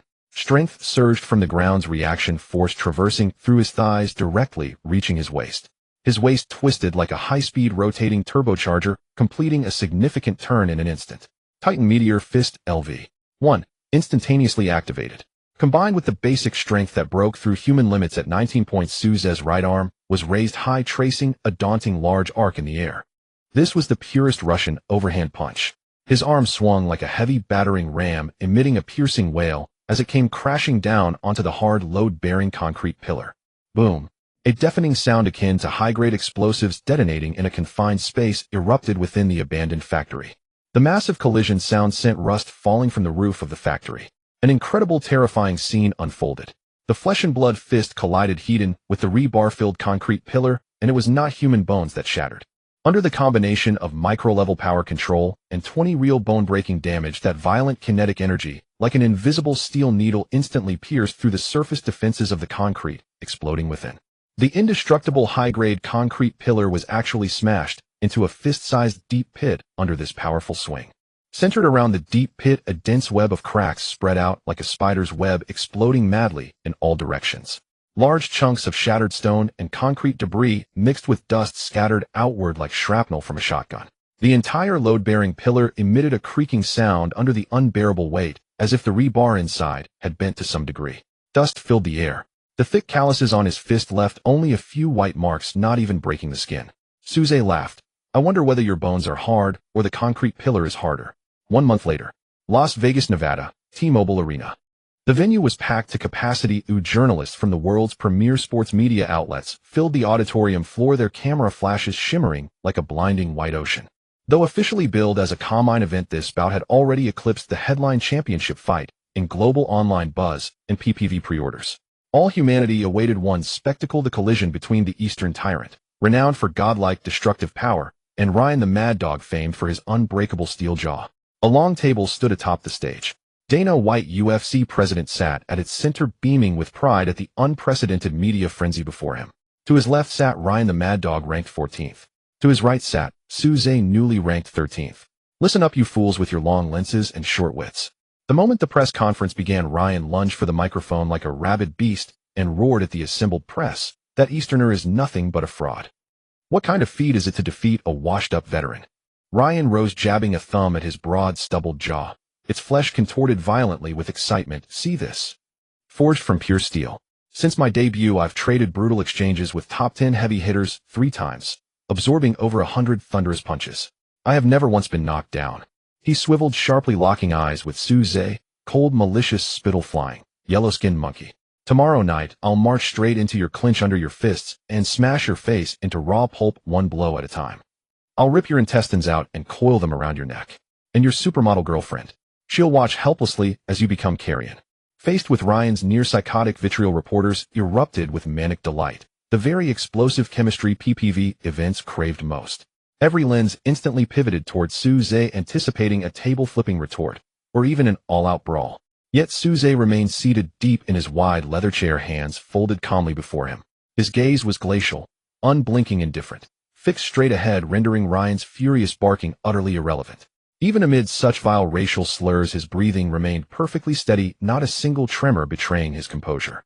This profound, bone-deep dismissal cut deeper than any curse. An ESPN senior reporter leapt up, mic in hand, stoking the fire. "Ryan, Suze appears utterly unmoved by your provocation. Do you think he's paralyzed by fear, or simply beneath contempt?"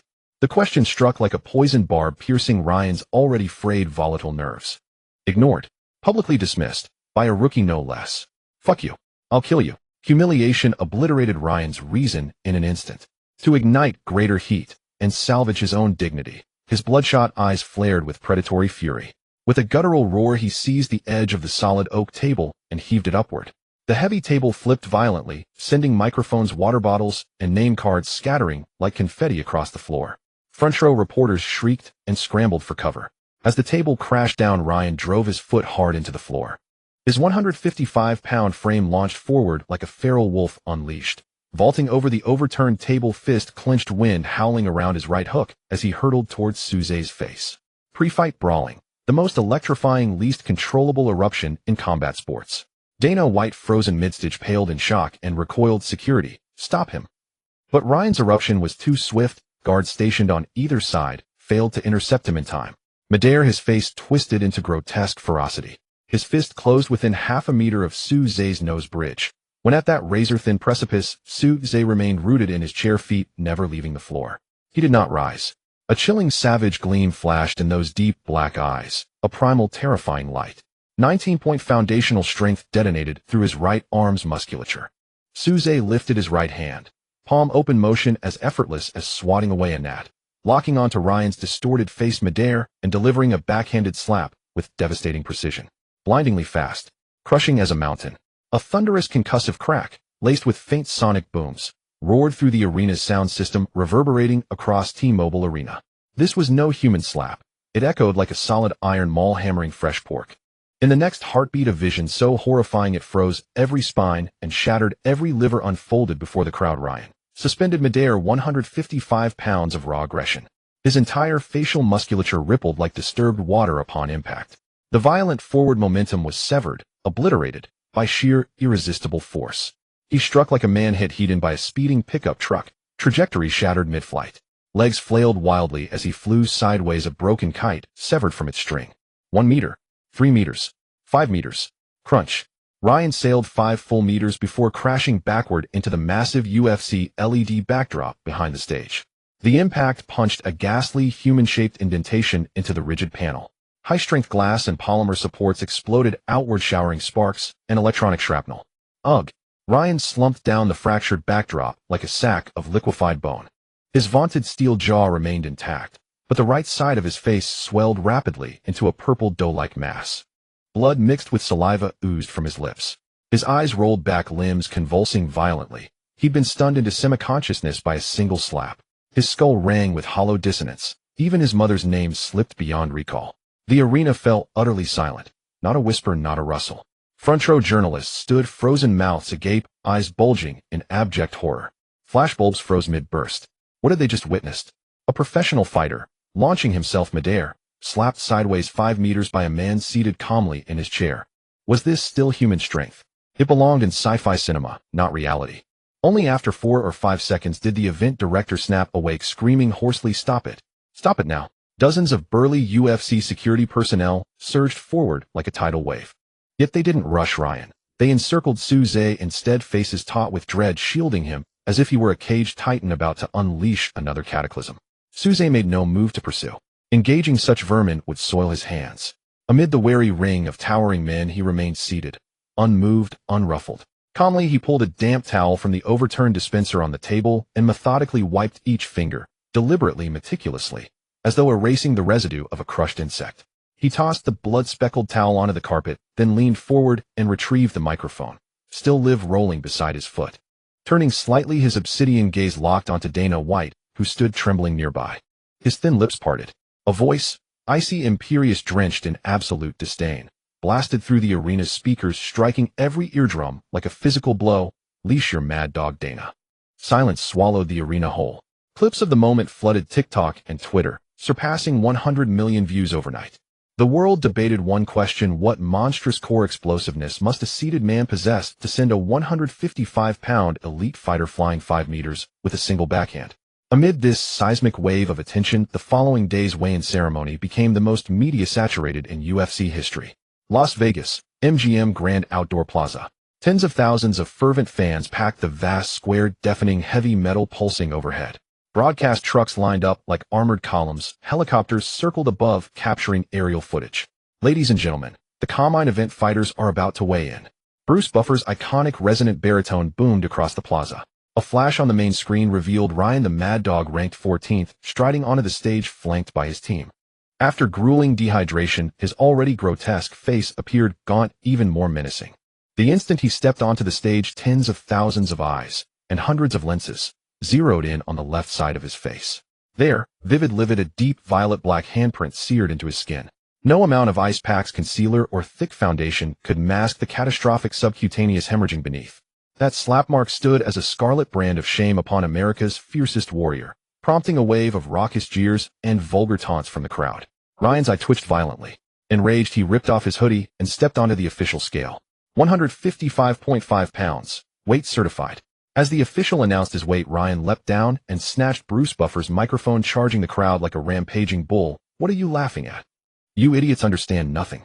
He jabbed a finger at his branded cheek, desperately salvaging his humiliation. Yesterday was a blatant ambush. That yellow-skinned bastard fights without honor, striking before I'd even settled my stance. Such dishonorable tactics prove nothing about true octagon prowess. He wheeled toward the cameras, spitting venom. Tonight is sanctioned stand-up combat. MMA tests endurance, durability, and tactical discipline. With his reckless, energy-wasting style, my steel jaw will outlast him. I'll break you to your knees. By reporters exchanged knowing glances as they clicked shutters. Whether ambush or not, physics bore witness. A single slap sent a 155-pound athlete flying 5 meters, an undeniable dimensional annihilation. Next, we welcome our opponent, the Eastern tyrant Suze. The arena music shifted abruptly to a grim Eastern bass drum motif. Spotlights converged on the tunnel entrance. Suze emerged last, flanked by Zhang Dalong and Mark. Each step measured, deliberate, commanding. His expression was blank, his gaze sharp as a blade. When he stripped off his shirt before tens of thousands, the crowd's mocking laughter died mid-breath. 19-point foundational strength had forged a physique beyond words, a pinnacle of violent aesthetic. Muscle striations carved like chisel work, dense taut, each fiber coiled with explosive kinetic potential. His broad latissimus dorsi unfurled like a demon's wings, radiating palpable, visceral intimidation. He stepped onto the scale. 155 pounds, perfectly certified. Suze descended calmly, rotating his wrists. UFC President Dana White stood center stage, beaming, waving both fighters forward. The final, most incendiary ritual before battle. The face-off. Both men strode toward the center of the stage. Desperate to reclaim dominance, Ryan lunged forward the moment they neared, tilting his head, pressing his palm-printed forehead against Suze's. They stood less than 5 centimeters apart. "You're dead, you sneaky piece of shit."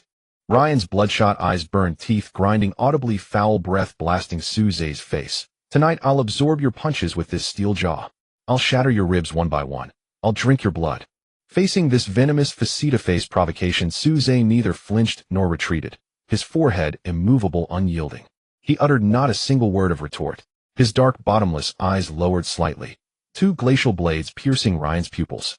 That gaze held no recognition of life, only the cold, hollow appraisal of a butcher surveying rotting meat in a slaughterhouse.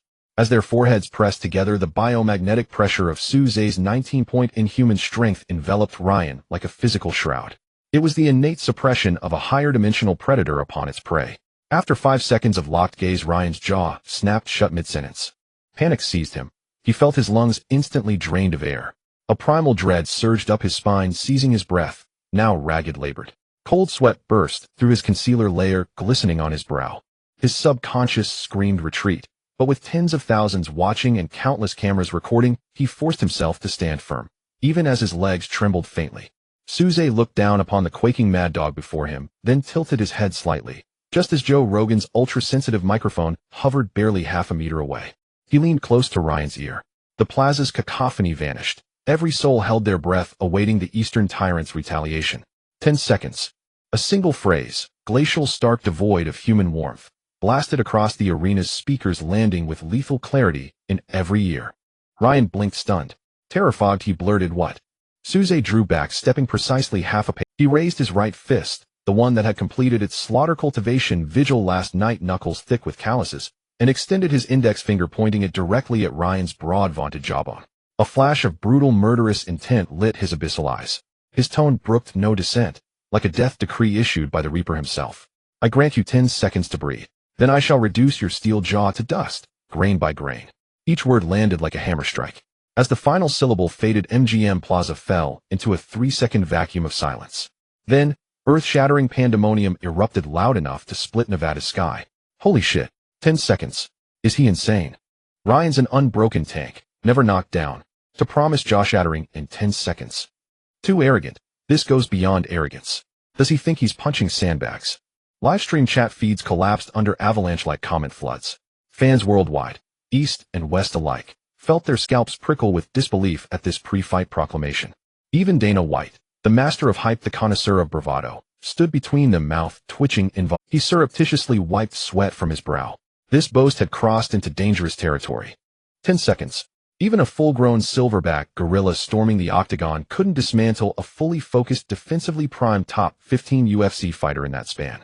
Should Suze fail to finish his opponent within 10 seconds tomorrow night, this audacious declaration would become the greatest punchline in combat sports history. As the most anticipated joint main event of this month's PPV digital competition, the attention on this duel has reached an unprecedented level. Nearly 30 million online viewers from around the globe are glued to their screens, while the betting funds of major gambling companies have soared beyond expectations. Everyone is counting down, frantically eager to see whether the arrogant prophecy of shattering steel with 10 seconds will come true in the divine battle of the Eastern tyrant, or if it will turn out to be a century joke blown by a clown before the match. Outside the octagon, in the front row of the VIP section, Kendall Jenner is dressed in a provocative tight black leather skirt, perfectly accentuating the supermodel's golden proportions. She is completely unconcerned about the gazes of Hollywood celebrities around her, holding a glass of champagne in her hand, her bright eyes fixated on the entrance to the fighter's tunnel, brimming with undeniable anticipation and enthusiasm. Suddenly, the massive sound system at the top of the venue erupts, blasting a highly aggressive death metal hardcore rap track, Till I Collapse, filling the arena with a powerful bass that makes hearts race. Mad Dog Ryan is the first to make his entrance. The American boxing fans erupt into a frenzy, the deafening cheers almost shaking the very roof. Draped in a costume adorned with skull patterns, Ryan's eyes are bloodshot with excitement. The purple handprint left by Suze's slap still clearly visible on the left side of his face, but he shows no concern. He strides towards the octagon, pounding his chest wildly and screaming hysterically at the camera, resembling a bloodthirsty beast released from a cage. Tear him apart, Ryan. Break that Eastern monkey's legs. Stuff his arrogance back down his own throat. The fervent cheers of the home crowd hit the ring like a tangible force. Immediately after, the heavy metal music cuts off abruptly. The venue's lights dim instantly, leaving only a harsh white spotlight on the entrance of the other tunnel. A low, somber rhythm of Eastern drums akin to a heartbeat slowly resonates throughout the arena. Each drumbeat seems to strike at the depths of everyone's souls. Suze makes his entrance. He wears no sponsor's apparel, his muscular upper body bare, with his hands wrapped in white hand wraps. Zhang Dalong and Mark follow behind him with solemn expressions. Suze walks with measured steps, his gaze cold. He doesn't even glance at the American boxing fans beside him, who are wildly giving him the thumbs up while hurling insults. That indifferent aura, treating everything as insignificant, resembles an ancient tyrant surveying his territory.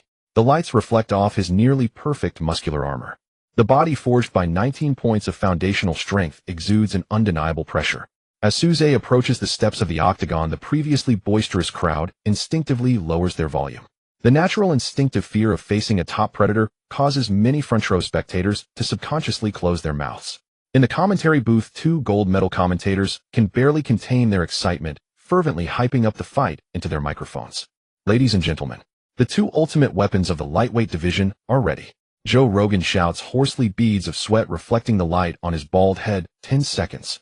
Suze made a shocking declaration at the weigh-in, claiming he would shatter Ryan's jaw in 10 seconds. This is undoubtedly the most arrogant pre-fight prediction in UFC history. No way. The former double champion DC shakes his head repeatedly, his tone revealing his skepticism. That's preposterous. Joe, this has to be a psychological tactic. Insiders know well that Ryan's ability to withstand hits is beyond human levels. Look closely at Ryan's neck muscles on the big screen. They're as thick as a bull's. His jawbone density is unlike any other. This guy is like a zombie. In past matches he has endured countless powerful hooks and uppercuts. If you can't sever his nervous system with a single blow, he will drag you into a bloody standing brawl, wearing you down until you perish. Exactly. Joe Rogan agrees loudly, coing a mad dog in 10 seconds. Unless Souza's fists are packed with C4 explosives. The match is about to begin. Let's wait and see. Next to the octagon, medical personnel come forward, applying a thick layer of medical Vaseline to the sides of Souza's brow with a cotton swab. Mark leans against the chain-link fence, whispering final tactical advice into Souza's ear. Sue, don't let that 10-second promise become a shackle. Take it steady. That mad dog will surely try to close the distance using movement and jabs to control the range, looking for an opportunity to. Souza turns his head and directly interrupts Mark's incessant chatter. 10 minutes, take a shower, have a midnight snack. Souza leaves this heart-stopping countdown, strides forward, and steps through the iron gate. Click. The heavy metal padlock is firmly secured by the staff outside. The cage is locked. This is a Roman gladiatorial arena that only decides victory or defeat, indifferent to life and death. The main referee, Herb Dean, stands between the two, routinely announcing the rules, then signals both fighters to touch fists. Souza stands still, his arms naturally hanging at his sides, showing no intention of touching fists. Ryan, opposite him, also has no intention of adhering to this trivial courtesy. He resembles a fiercely protective dog, legs slightly bent, weight shifted forward. Ryan provocatively drops his arms, exposing his palm-printed face completely within Souza's. He raises his right hand, wearing fingerless gloves, and slaps his solid jaw hard. Come on, you yellow. Ryan's face twists in anger, gritting his teeth as he crazily provokes Souza. Aren't you going to shatter it in 10 seconds? Hit it here. He'll stand right here and let you hit me. If you can't break it'll skin you alive. Arrogance. Hubris. This blatant abandonment of defense, challenging his opponent with his chin, instantly escalates the atmosphere to a breaking point. The audience is ignited by Ryan's reckless posture, with screams reaching a new crescendo. The temperature in Souza's eyes drops to absolute zero. In front of his retina, a ghostly blue system panel suddenly glows with blinding red light. The data of 19 points, representing absolute destructive power, is primed to unleash. Fight. Herb Dean confirms both fighters are ready and suddenly brings his hand down. Beep. As the starting horn sounds, the echo has yet to dissipate in the arena. Ryan's bulging eyes widen in a fierce glare as a deathly roar erupts from his throat. He disregards any defensive distance, ignoring any probing steps. He channels all his strength into his legs, and his robust 155-pound body charges forward like a speeding truck with failed brakes, directly slamming into Souza. Meanwhile, Ryan's arms swing wildly like windmills. He abandons all defensive postures, discarding all technical nuances. Two crude, yet devastatingly powerful haymakers, slicing through the air with a piercing scream, are aimed directly at Souza's face. In the first second, Ryan lets out a roar that is anything but human, pushing off the ground. His 155-pound physique, like a heavy truck out of control, hurtles toward the center of the ring, accompanied by a fierce wind. He completely discards the foundational defense knowledge of mixed martial arts. His arms spin like two windmills, unleashing the most crude and violent haymakers aimed directly at Souza. This style is pure street brawling, risking everything. In the commentary booth, Joe Rogan's pupils instantly dilate as he grabs the microphone and shouts, "Ryan has gone insane. He initiated a suicidal charge from the start." In the second facing this overwhelming, potentially deadly onslaught, Souza does not retreat. Instead, he steps forward defiantly into Ryan's punch. The ghostly blue panel erupts with icy data streams. Absolute distance control, LV. 1 activates instantly. Time seems forcibly slowed in this moment. Every minute detail of Ryan's seemingly fierce sprint, the tension in his shoulder muscles, and even the slight airflow deviation from his punches are broken down into the most basic three-dimensional coordinates and directly projected into Souza's brain. In the third second, the first left hook sweeps in like a whistling hammer. Souza's expression remains indifferent as he glides imperceptibly to the right, shifting his weight by 2 centimeters. His body slightly angled. Whoosh! The sharp punch wind grazes past Souza's nose, ruffling by mere millimeters, yet it feels like worlds apart. Ryan's punch, powerful enough to knock out a bull, lands squarely on a gust of wind. In the fourth second, missing that first strike, Ryan's madness intensifies. Leveraging the tremendous inertia from his body twist, he swings his right arm in a more lethal arc, delivering a heavy right haymaker aimed directly at Souza's temple. There's no dodging this. The former double champion DC exclaims from the commentary booth. This kind of close-range continuous haymaker is the nightmare of all standing fighters. Yet Souza's foundation remains as stable as a mountain. His knees bend slightly, and he executes a textbook-level uship bob and weave. Ryan's right hook packed with terrifying energy barely grazes Souza's scalp. Both powerful punches miss completely. In the 5th second, the immense inertia from continuously missing punches causes Ryan's already abandoned defense to crumble. Due to excessive force, he leans too far forward, leaving his prideful, iron jaw completely exposed within Souza's striking range. A deadly opening appears. Souza's front foot, like a red-hot steel rivet, wedges into the coarse canvas mat. His calf muscles tense up, locking his entire weight firmly in place. Virum. The ghostly blue panel floating in midair explodes into a blinding crimson alert light. Ding. 100% triple critical hit triggered. In the 6th second. In the 7th second. 19 points. The foundational power that breaks the barrier of human physiology under the forced intervention of a divine-level passive instantaneously surges exponentially. 57 points. This is a force powerful enough to dismantle an armored vehicle with bare hands. This non-human level energy rebounds from the mat, racing through Souza's thigh bone toward his waist. His core abdomen functions like a super high-pressure turbo engine, completing an astonishing explosive twist in a mere 1/10 of a second. All the power cascades through, frantically flooding into his right arm. Souza's right arm muscles bulge exaggeratedly, veins intertwining like dark dragons, while the blood vessels beneath his skin swell to a terrifying brink of bursting. In the 8th second, Souza's gaze turns as cold as the Grim Reaper. His attack style ultimate move, Titan Falling Punch LV1, is ruthlessly unleashed. He raises his right arm high like a meteor descending from the heavens, tracing a chilling arc in the glaring lights of the arena. This overhand right punch perfectly strips away all complicated feints, compressing Souza's entire weight of 155 pounds and 57 points of nuclear energy into the tip of his fist. Ignoring defenses. Ignoring blocks. Inflicting 20 real bone-breaking damage. As the fist descends, the tremendous force forcibly displaces the surrounding air, producing a shrill sonic boom akin to a military air defense alarm. Swoosh boom. This piercing shriek cuts through the noise of tens of thousands in the arena like a sharp blade, stabbing into everyone's eardrums. Ryan, positioned directly beneath the attack, feels his pupils shrink to the size of pinpricks. He finally senses the smell of death. That fist crashing down from above looms larger in his vision, bringing with it an overwhelming sense of pressure. Instinctively, Ryan wants to retract his head and raise his arms to defend, but the inertia from his forward charge is too great, and the command from his brain cannot relay to his muscles in such a short time. In the 9th second, this Titan Falling Punch, resonating with the death knell, advances with an undefeated stance, accurately bypassing Ryan's frantic attempt to raise his defense. The fist strikes like a powerful armor-piercing hammer, smashing into the side of Ryan's jaw, which is said to have never been knocked down. Crack, boom.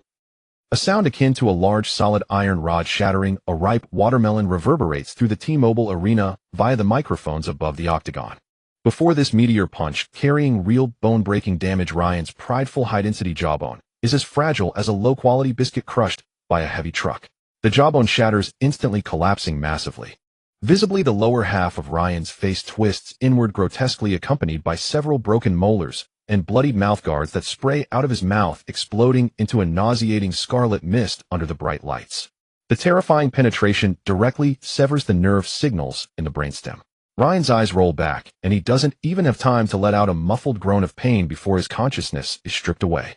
In the 10th second, his massive and strong body collapses like a towering tree severed by a heavy lumberjack, losing all support, crashing face first onto the canvas. The heavy impact sends sweat flying off the mat. Above the octagon, the crimson electronic timer on the big screen abruptly halts. Time freezes, exactly 10 seconds. With a heavy thud, Ryan's massive body crashed onto the canvas mat, and the crimson electronic timer above the octagon froze at 10 seconds. The entire T-Mobile arena seemed to have its sound system forcibly unplugged. 1 second, 2 seconds, 3 seconds. An absolute silence lasted for a full 3 seconds. The 20,000 spectators gaped, forgetting to breathe. Their brains could not process the horrifying scene that defied the laws of physics before them. Then came the explosion. A terrifying wave of sound capable of setting off earthquake alarms in Nevada erupted, as if a volcano that had been dormant for millions of years suddenly erupted, directly toppling the grand dome of the arena. The American boxing fans in the stands went wild. Beer cups were thrown high into the air, golden liquid splattering across the seats. Countless people clasped their heads with both hands, screaming hysterically, while some even shed tears from sheer excitement. This was the ultimate visual impact of pure violence. At the commentary booth, Joe Rogan had already torn his earpiece off. His eyes were bloodshot like a complete madman as he ripped apart the commentary script filled with notes, paper shreds swirling in the air. He grabbed a backup microphone and, hoarse from screaming, bellowed, 10 seconds. Jesus Christ. He really only took 10 seconds. Joe Rogan's voice reached a breaking point, spitting saliva. A promise is a promise. He said he would shatter Ryan's jaw in 10 seconds, and he didn't use a second more. He shattered the hardest jaw in the lightweight division into pieces. This was the greatest and most brutal 10 seconds in UFC history. Beside him, DC was trembling all over, staring at the slow-motion replay on the monitor frantically, pounding the commentary table. The trajectory of that Titan fall punch is simply miraculous. It disregarded all of Ryan's defensive instincts. That was a cannon capable of killing someone on the spot. Ryan's defenses crumbled before this Eastern tyrant as fragile as a piece of paper. Inside the octagon, chaos erupted. Referee Herb Dean stood protectively in front of Ryan like a tiger guarding its cub. Several ringside doctors rushed into the cage with a medical kit, tumbling over each other. When they turned Ryan's body over, 2 seasoned emergency doctors gasped in shock. Ryan's jaw had collapsed and deformed, his mouth grotesquely twisted to one side. Foamy blood mixed with thick crimson was gushing wildly from the corner of his mouth. His eyes were glazing over, and his limbs were twitching uncontrollably in mild spasms. Quick, get the oxygen machine. Stabilize his cervical spine. We absolutely cannot let him bite his tongue. The attending physician shouted, drenched in sweat. A stretcher was swiftly rolled into the octagon. Meanwhile, the architect of this massacre, Suze, retracted his right fist. There was not a hint of triumph or excitement on his cold, stern face. In his abyss-like black eyes there was a chilling indifference towards the world. It was as if he had done something trivial, not even glancing back at Ryan, who lay bleeding and being rescued. Well done. Absolutely stunning. A thrilled roar came from outside the cage. UFC President Dana White bulldozed through the security personnel, his belly leading the way as he rushed into the octagon. This billionaire fighting mogul didn't care about the dignity or posture of a president at this moment. He charged up to Suze, beaming with excitement, and offered him a fervent hug. Dana White knew exactly what those 10 seconds meant.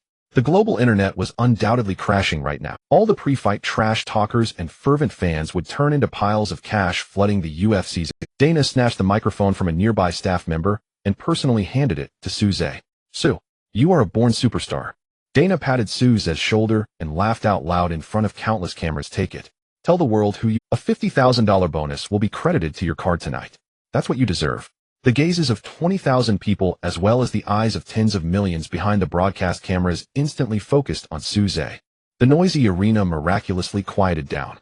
Everyone held their breath, waiting for this 10-second Terminator, the Eastern tyrant, to speak. Suze took the microphone. He turned around, facing the main camera. The sweat glistening on his well-defined chest shone with a sharp light under the spotlight. He did not thank his team, nor did he talk about tactics. Suze raised his left hand, his index finger like a sword, pointing directly at the dark lens. That piercing gaze seemed to penetrate the screen, locking onto the UFC top 10 fighters watching from their televisions, reveling in the spectacle. Suze's thin lips parted, resonating throughout the arena. The goalkeeper's playground is over. The top 10 in the lightweight division, clean your necks. Suze paused, the overwhelming pressure radiating from him exploded, delivering the final death sentence. My hunting list is now officially open. As the words landed, the entire T-Mobile arena erupted once again with a deafening scream that could in the front row of the VIP section, Kendall Jenner trembled with excitement. Ignoring her supermodel image, she stood on her seat in high heels, cupping her hands around her mouth, shouting loudly at the invincible man inside the octagon. That pure desire for conquest and admiration flushed her fair cheeks with a charming crimson. Meanwhile, far away in training camps around the world, in Miami, California, and Dagestan, those elevated UFC lightweight top 10 fighters watched Suze's finger pointing at the camera on the television screen, listening to the death warrant of the hunting list is officially open. Several renowned fighters felt their cold smirks freeze, instantly, cold sweat pouring down their backs uncontrollably. 10 seconds to shatter Ryan's iron jaw. This was no longer arrogance, it was an absolute power crush. An unprecedented sense of crisis engulfed the entire lightweight rankings. Inside the octagon, security personnel formed a human wall. Suze dropped the microphone and, surrounded by Zhang Dalong and Mark, strode down the steps with his head held high. American boxing fans on both sides of the aisle wildly reached out their hands, trying to touch the shoulder of this newly crowned tyrant, with screams of admiration echoing endlessly. Back in the exclusive dressing room backstage, the heavy soundproof door closed, isolating the madness from the outside world. Old Zhang paced excitedly in the dressing room, incessantly mumbling about the skyrocketing commercial endorsements and PPV shares to come. Mark was busy replying to the shocked messages from fellow coaches who had doubted Suze before the match, holding his phone frantically. Suze walked over to the bench and took a couple of sips from a bottle of ice water. His mind settled. The next moment, the high-tech blue panel in front of him erupted like a waterfall bursting its dam, with notifications cascading furiously. Crimson prompts almost filled Suze's entire field of vision, and a crisp mechanical voice echoed in his mind like a series of explosions. Ding. Level up 10 seconds for a rapid KO of the lightweight 14th ranked fighter. Broke the UFC lightweight fastest finish record. Achievement unlocked Iron Crusher. Overall rating SSS. Looking at the dazzling SSS rating, a flash of fiery excitement flickered in Suze's eyes. This was the highest evaluation he had received from the system so far. The rewards came pouring in like a storm. Congratulations, host, for receiving attribute rewards Strength 3. Congratulations, host, for receiving attribute rewards Agility 2. Congratulations, host, for receiving attribute rewards Stamina 2. Suze clenched his fists tightly. Strength 3. With this addition, his base strength would soar to 22 points. This was a monstrous value that could make biologists question their existence. Once the 100% triple critical hit is triggered in the octagon, an ultimate destructive force of 66 points would unleash.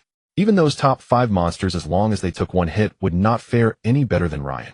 Before Suze could fully digest the surging power within his body, a special prompt emitting a brilliant dark golden light appeared at the bottom of the system panel. Ding. Detected that the host has finished 2 top fighters with overwhelming force consecutively. Prestige value has broken through the critical point. Unlocked special hidden talent Blood Demon Domain. Talent description: this is a pure spiritual magnetic field forged by violence and blood.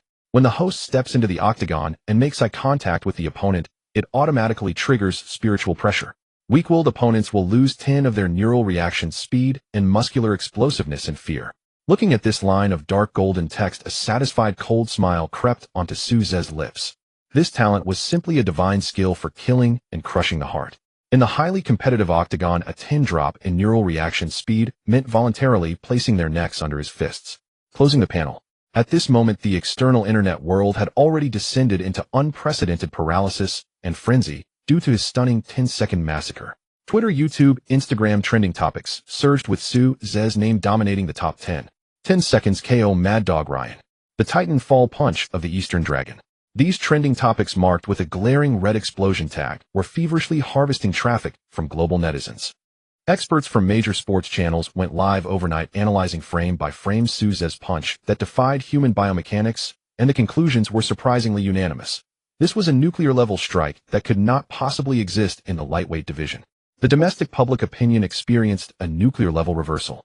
Those who had frantically shouted before the match about fixed fights and drugs found their nests smashed by furious domestic boxing fans and bystanders unable to refute the undeniable 10-second skull crush. Black fans speak up. 10 seconds to shatter the jaw of an American champion. Why don't you find an actor to This is the power of Huaxia. Su is simply an invincible war god in the octagon.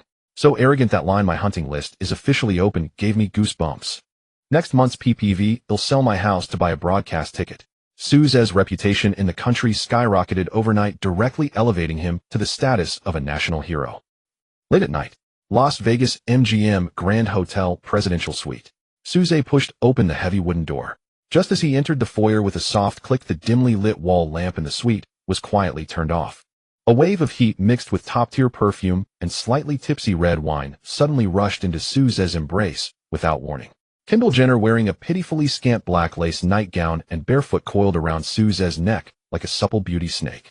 Bathed in the neon lights spilling through the floor-to-ceiling windows, Kendall's stunningly beautiful face, perfect from every angle, was filled with uncontainable spring water and fervor. The way you looked in the cage tonight was driving me crazy. Kendall breathed softly, her warm breath brushing against Suze's earlobe, her voice laced with a deadly hoarseness and seduction. My champion, the whole world is cheering for you, but now it's time for me to fulfill my promised reward before the fight. This little reward is not enough to fill my gaps, Suze said with a domineering tone, tossing his coat onto the carpet and swiftly lifting the globally renowned supermodel into his arms. This little reward is far from enough for me, Suze declared with authority as he kicked open the door to the master bedroom. The next afternoon, the sun was blinding. Suze leaned against the genuine leather sofa in the suite, casually draped in a bathrobe, holding a glass of iced Americano. Kendall lay on his lap like a docile kitten peacefully asleep. Knock, knock, knock. A rapid knocking sound came from outside, and Zhang Dalong's excited voice penetrated the door. Mr. Su, are you awake? Big news. Suze patted Kendall's shoulder to signal her to continue sleeping and got up to open the door. Old Zhang rushed in, sweating profusely, holding a tablet in his hand, speaking in a frenzy. Mr. Su, Dana White just called me personally. The UFC official media voting group held an overnight meeting, and the latest lightweight rankings will be globally updated tomorrow morning at 8. Dana White revealed on the phone that your ranking will definitely shatter everyone's expectations. Old Zhang swallowed hard, his eyes shining. The foreign media is all betting on which rank you will drop into. Some say the top 10, and some even say you could go straight into the top 7. The entire lightweight elite is panicking. Ranking means power, it means the qualification to choose prey. Suze took a sip of iced coffee, his expression calm. No matter what rank I end up at, it's just a formality. The top 10 list is right there. If they don't come to find me, I'll go find them one by one and smash them. While the two were discussing their next steps in choosing opponents, Suze's personal phone on the coffee table rang. The caller ID revealed it was his sister Su Xiaoyu. Suze frowned slightly. It should be 3 in the morning in the country. Oh, why would Xiaoyu call for a video at this hour? A sharp sense of danger crept into his heart. Suze set down his coffee cup and swiped the answer button. The screen flickered, and the moment the image popped up, the temperature of the air surrounding Suze seemed to drop to absolute zero. In the video, it was not a hospital room, but a dark underground warehouse piled high with scrap metal. Su Xiaoyu was brutally tied to a rusty iron chair, her mouth stuffed with rags. Her hair was a mess, clear tear stains on her fair face, her eyes filled with terror as she shook her head desperately. Old Zhang, witnessing this scene, felt his heart stop, blood rushing to his head. Before Old Zhang could scream, a muscular arm covered in thick chest hair and grotesque tattoos appeared in the frame, grabbing Su Xiaoyu's hair and forcefully lifting her face. Next, a chilling white face suddenly loomed into the camera. This guy had an exaggerated mohawk, and a twisted scar resembling a centipede ran down the left side of his face. He grinned, revealing a mouthful of yellow teeth, laughing maniacally at the camera. Hey, Eastern kid, did you see this cross-ocean surprise? As soon as this face appeared, Zhang Dalong gasped, his legs going weak as he nearly fell to the ground, his voice trembling as he yelled at him. The butcher Marcus ranked 6th in the lightweight division. How did this lunatic end up in the country? Marcus, a notorious madman in the UFC lightweight division. A complete thug who had once mixed with underground boxing and gangsters in North America. Known for his brutal torture methods in the octagon, he had even been suspended for biting off an opponent's ear during a fight. Recently, when the UFC held a promotional event in Shanghai, Marcus had attended as a guest and had secretly infiltrated Jiang City. Surprised. Shocked. In the video, Marcus released Su Xiaoyu's hair, pulling out a sharp tactical knife, malevolently tracing it lightly across Su Xiaoyu's cheek. Ryan was my good brother in the underground fights. You shattered his jaw last night, turning him into a useless wreck who will be confined to a wheelchair for half a year. I'm very, very angry. Marcus glared with mad, bloodshot eyes, licking the blade of the knife, his voice as cold as a viper Eastern dragon. Bullshit. Listen up, yellow-skin monkey. I want you to take the Combine event next month's PPV, and your opponent must be me. Moreover, I want you to immediately publish a video online agreeing to fight me in an unrestricted death match with no rules. As long as you dare to step into that octagon, I guarantee I'll return this little girl to you unharmed before the fight. But if you dare to refuse or dare to call the police. Marcus pressed the blade against Su Xiaoyu's carotid artery, drawing a thin line of blood. I guarantee that for every hour that passes, I'll cut off one of her fingers and send it to you in Las Vegas. Crazy. A blatant threat. Zhang Dalong was in a frenzy like a cat on a hot tin roof, cold sweat pouring down his body. Using a family member's life to force an opponent into a bare-knuckle death match was undoubtedly a heinous crime that touched the bottom line of humanity. Mr. Su, you can't agree to him. This lunatic has killed people in underground fights. He's trying to trap you. Let's quickly contact the police in the country. Old Zhang urgently advised in a low voice. However, sitting on the sofa, Suze held his phone steady as a mountain, without the slightest tremor. Faced with his sister's kidnapping and a blade to her throat, Suze did not roar in anger, did not curse in desperation, nor did he display the panic that Old Zhang had imagined. His face was frighteningly calm. Yet this calm made the air in the entire presidential suite seem to solidify into blocks of ice. Kendall, who had just woken up beside him, was affected by this aura, trembling in fear, not daring to breathe. You are dead. He snatched up the satellite encrypted phone from the table and dialed the private number of UFC President by Dana. The line was answered almost the instant it rang. Su, my superstar. I was just about to, by Dana's excited voice crackled through the receiver. Shut up. Listen to me. Suze cut him off coolly, his voice a rasping blade mingled with glacial cold. Within 3 minutes, have your UFC headquarters cybersecurity team trace the precise IP coordinates of Ma Ku-si from the video call he just made to me. Biden froze. Ma Ku-si. Isn't he doing a promotional tour in the Asia region? Why trace him? Suze's tone was unnaturally calm and utterly chilling. He kidnapped my sister. I want his life now. What a... Biden went white with shock, dropping the cigar he held onto the expensive carpet. Sue, calm down. This is a crime that crosses a red line. Leave it to me and I'll have the Asia director handle it immediately. I said 3 minutes. Suze's voice rose a blood-chilling authority that brooked no refusal. 1 second less, and I will unilaterally tear up our PPV contract. Not only that, I will go door to door and cripple for life each of your top 15 lightweight fighters. I guarantee your events will be paralyzed within 6 months. A sharp intake of breath came from the other end. Biden's forehead beaded with cold sweat. He had no doubt that this man who had smashed Ray N's jaw in 10 seconds possessed both the strength and the nerve to overturn the entire table. If the top 15 were wiped out, the UFC lightweight division would collapse. The financial losses would be understood. Don't be impulsive. Give me 1 minute. Biden howled into the phone, then turned and bellowed at the technical director outside his office. Lock onto Ma Ku-si's communications signal immediately. Now. The UFC headquarters technical team sprang into action. Their cross-border tracking capabilities rivaled military-grade radar systems. In less than 55 seconds, ding, precise coordinates were pushed to Suze's phone. Domestic Jiangcheng City, Western Suburbs Development Zone, 3rd abandoned chemical plant. Suze pocketed the phone and turned to the feverish Zhang Delong. He produced an international black card, holding his appearance fee and full bonus, and slammed it down on the marble coffee table. Old Zhang, you've been in the domestic fighting circle and on the street for years. You have connections, right? Suze fixed him with a stare. I know a few big security company bosses and the heads of underground fight gyms. Old Zhang answered, swallowing hard and nodding. Send the word out to them. Suze pressed the black card with a deliberate finger, issuing a hunt for Quang Long, a $10 million bounty. That's over 70 million RMB. Old Zhang's eyes bulged and his heart pounded. Tell them to bring full manpower and seal off that abandoned chemical plant in the west suburbs at once. Not a single fly is to escape. Whoever guarantees my sister doesn't lose a single hair will receive the money transferred on the spot. Suze rose, his bones cracking in a steady, terrifying rhythm. A murderous light gleamed in his eyes, but Ma Ku-si's life is mine. No one is to lay a finger on him. With such a reward, brave men would certainly appear. 70 million RMB in cold cash would drive any desperado into unhinged frenzy. Old Zhang's blood boiled through his veins. He no longer hesitated. He grabbed the black card and began furiously dialing encrypted calls, leaping over the Pacific back to the mainland. That $10 million bounty was a heavy bomb that detonated with a roar in the sleeping underworld of Jiangcheng. At that moment, Kendo Zhan, seated on the sofa, had already recovered from her initial shock. She understood the gravity of the situation and precisely what needed to be done. She did not scream in panic. She picked up her phone and immediately dialed the Kardashian family's private aviation steward line. Prepare a Wanlu G650 private jet for me, parked on the VIP ramp at my Kowloon airport. Kendo's tone was decisive, the brisk efficiency of high society. Request the highest priority emergency routing to Jiangcheng, China.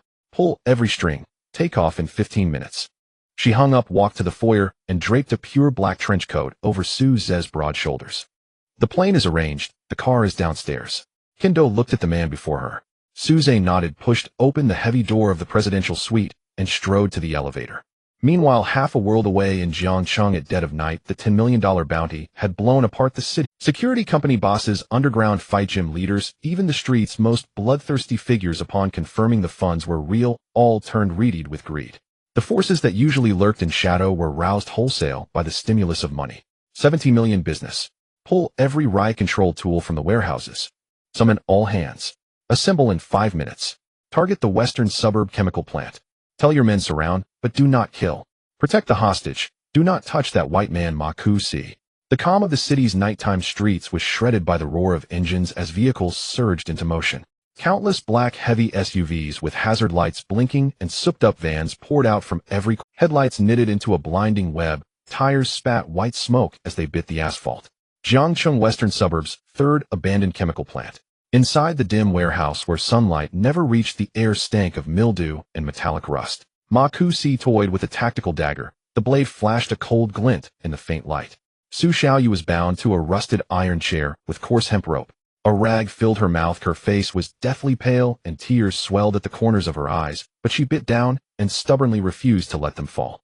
"Don't be afraid, little bird," Ma Ku-si said in halting English, his grin feral as he tapped her cheek with the blunt side of the knife. "Your arrogant brother must be sobbing into his phone right now. He thinks smashing Rue An's jaw in 10 seconds makes him king. What a laugh." Ma Ku-si paced the empty factory, his fleshy face gleaming with sick delight. In his mind, he saw Suze uploading a kneeling pleading video, then being slowly tortured to death in a Norl's fight next month. He imagined stepping on Dongfang Quanglong's corpse and rising. Ma Ku-si would become the hottest supervillain in the fighting world. Lost in this delirium of fame and fortune, he did not notice what was coming. A low, dense rumble, engines, rose from the wilds beyond the plant. At first faint, the roar swelled within seconds into a rolling thunder that shredded the silence over the western suburbs' night sky. Even the factory's long-neglected corrugated roof trembled and shed dust beneath the onslaught. Ma Ku-si's grin froze. He stopped abruptly, clutching his dagger, and raced to a blind window on the second floor. When he stuck his head out and saw the scene, the man who once killed without blinking in underground pits watched his pupils contract to pinpoints. It felt as if a million-ton hammer had struck his heart. "What the a?" Ma Ku-si sucked in air, staggered back 2 steps, nearly dropping the dagger. Beyond his gaze, the once black field around the factory had been flooded with dazzling beams of light. Hundreds of black SUVs and reinforced vans charged like an unstoppable iron tide, ramming open the factory's rusted gate and sealing the lonely plant so tight not even a mouse could slip out. Blinding high beams were aimed straight at the second-floor windows, turning the whole complex into something like daylight. Doors flew open. Bang, bang, bang. A swarm of burly, scarred Jiangcheng locals poured out, steel pipes, machetes, and baseball bats flashing. They moved with clear purpose, sealing every entrance, every ventilation duct, even the sewer valves and drainage outlets, in an instant. Each man who looked up at the second-floor windows wore a naked, ravenous greed. Their eyes were not on people, but on a treasure chest that glowed with golden light. At that moment, a bald security boss with a shoulder-length dragon tattoo, a thick cigar clenched in his teeth, stood astride the roof of a pickup like a warlord. He raised a high-powered megaphone, his rough Jiangcheng accent booming into the factory. "You foreigner in there, you are a $10 million living ATM, 70 million RMB. The brothers of Jiangcheng are here to keep you company. You stay inside and breathe easy.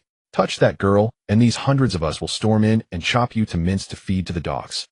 The megaphone's echoes rolled across the empty factory. Ma Ku-si stood frozen, his blood seeming to chill into ice as his legs trembled uncontrollably. $10 million. That Dongfang Quanglong had actually thrown down 10 million in cash for his life. Ma Ku-si had thought his kidnapping gave him the upper hand, a cat-and-mouse game played by underground gangs. He never imagined Suze would refuse to play by those rules and instead strike with the rawest, most unreasonable force of capital, crushing him utterly. Several hundred local desperados had him completely enclosed. There was no flying away. Before these reedied men, this UFC lightweight ranked 6th was more pathetic than a trapped beast. If that little girl were harmed, these men hungry for that sky-high bounty would not hesitate to rip him apart. The despair of a turtle in a cage swallowed Ma Ku-si's reason whole. He sagged onto the dust-choked concrete, staring down at the pairs of green, hungry eyes beneath him, experiencing for the first time in his career a suffocation far worse than death. Mai Kowloon International Airport VIP ramp. A sleek Wanlu G650 bearing the Ka Daishan family crest screamed down the runway, tearing the night air apart. With money and privilege clearing the way, the private jet bypassed every mundane tower queue. The tower's green light stayed steady. The Gulf Stream surged like a sword into the heavens, accelerating with a deafening sonic boom into the ink-black sky. Inside, the cabin luxury reigned. Kendo sat on an aviation leather sofa, holding a cup of warm water, her eyes filled with concern as she watched the man opposite her. Zhang Galong was beside them, constantly confirming the encirclement progress in Jiangcheng via satellite phone. Up front in the broad first-class seat, Suze sat with his arms folded and his eyes closed. The roar of the engines was perfectly blocked by the jet's top-tier insulation. His face was as cold as ice, but his consciousness had already slipped into a virtual interface before his retina. A deep blue system panel surfaced. Host Suze, strength 22, agility 12, stamina 14, free attribute points 10, allocate them all. 5 to strength, 5 to agility. Strength 22, 27, agility 12, 7. A hot current like countless tiny hammers and chisels hammered along his veins and meridians, driving into every limb. Bones restructured. Muscle fibers compressed to their limit. Neural synapses mutated and upgraded. Red killing intent boiled through Suze. Damn you filthy bastard. If I don't hammer him flat, I won't even call myself Sue. At Jiang City International Airport, the aircraft's tires had just touched the runway, sending up white smoke, while a pitch-black dual-rotor helicopter was already entering a pre-flight state on the nearby VIP helipad. The cabin door opened. Zhang Dalong and Kindle were forcibly left inside the cabin. This was pure personal revenge, requiring no extra spectators and no burdens. He took long strides and boarded the helicopter. The rotors whipped up a gale as the helicopter soared into the sky, like an enraged black eagle heading straight for the abandoned chemical plant in the western suburbs. Inside the cabin, Suze was meditating. His power and agility had surpassed the 25-point mark, causing his body to undergo a deep transformation beyond ordinary understanding. Muscle fibers were tightly coiled like steel wires, and every bone radiated a terrifying density capable of crushing light armor. In the western suburbs of Jiang City, the third abandoned chemical plant. By this time, it was already the next day's dusk. The setting sun bled red, coating the desolate factory area in a grim dark hue. Outside the factory, hundreds of black SUVs still surrounded the area, making it impenetrable. Several hundred local outlaws, underground fighters, and elite security personnel had been guarding the place fiercely. The bounty of $10,000 hung over everyone's heads like the sword of Damocles.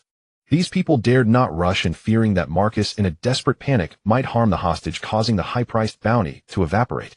They were even more afraid to retreat a single step, fearing that this moving god of wealth might sprout wings and fly away. Just as these individuals were tense and restless, a loud, buzzing sound suddenly filled the air above them, the deafening roar of the helicopter blades slicing through the air. The black helicopter broke through the clouds, descending with a fierce pressure onto the empty, abandoned square in front of the factory.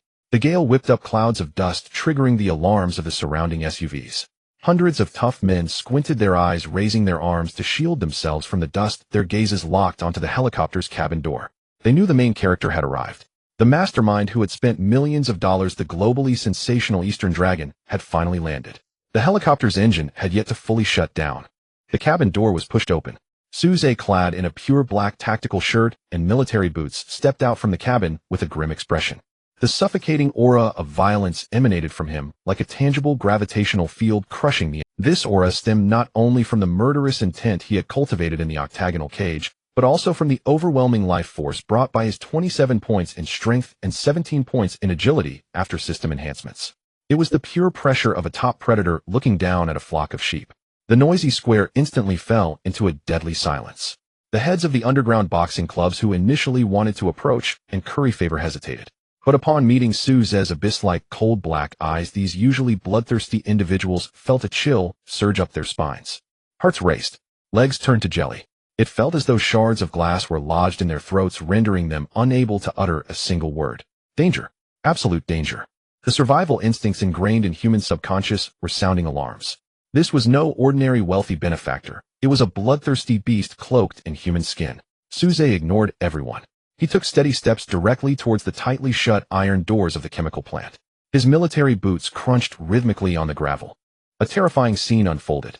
The hundreds of rebellious outlaws in Suze's path involuntarily began to retreat. The crowd parted as if cut by an invisible blade. No one dared to breathe, their expressions filled with fear as they hurriedly stepped aside. Like Moses parting the sea, the hundreds of bloody outlaws made way for Suze, creating a broad death path, 3 meters wide, that led directly to the factory's main doors. Wherever he passed, silence reigned. Only Suze's footsteps, echoing like the sound of death knocking at the door, resonated throughout the empty factory area. Suze arrived at the massive rusted iron door of the chemical plant.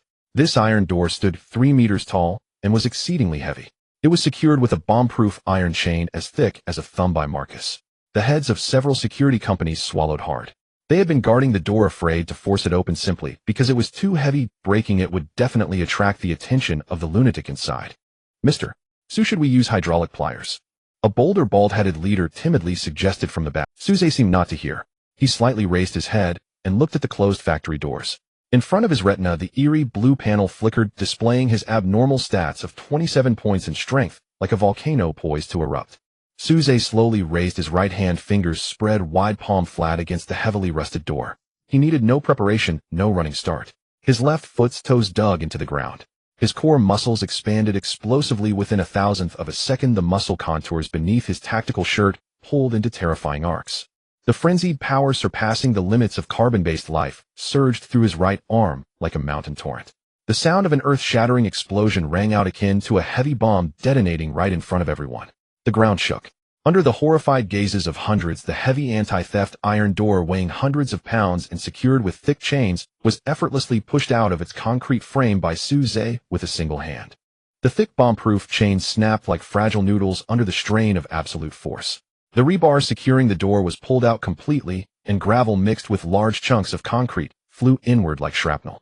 The heavy iron door collapsed inward like a leaf blown away by a fierce wind, crashing heavily onto the concrete floor inside the factory, kicking up a cloud of choking gray dust. The hundreds of tough men outside were collectively petrified, their mouths agape enough to fit a fist inside.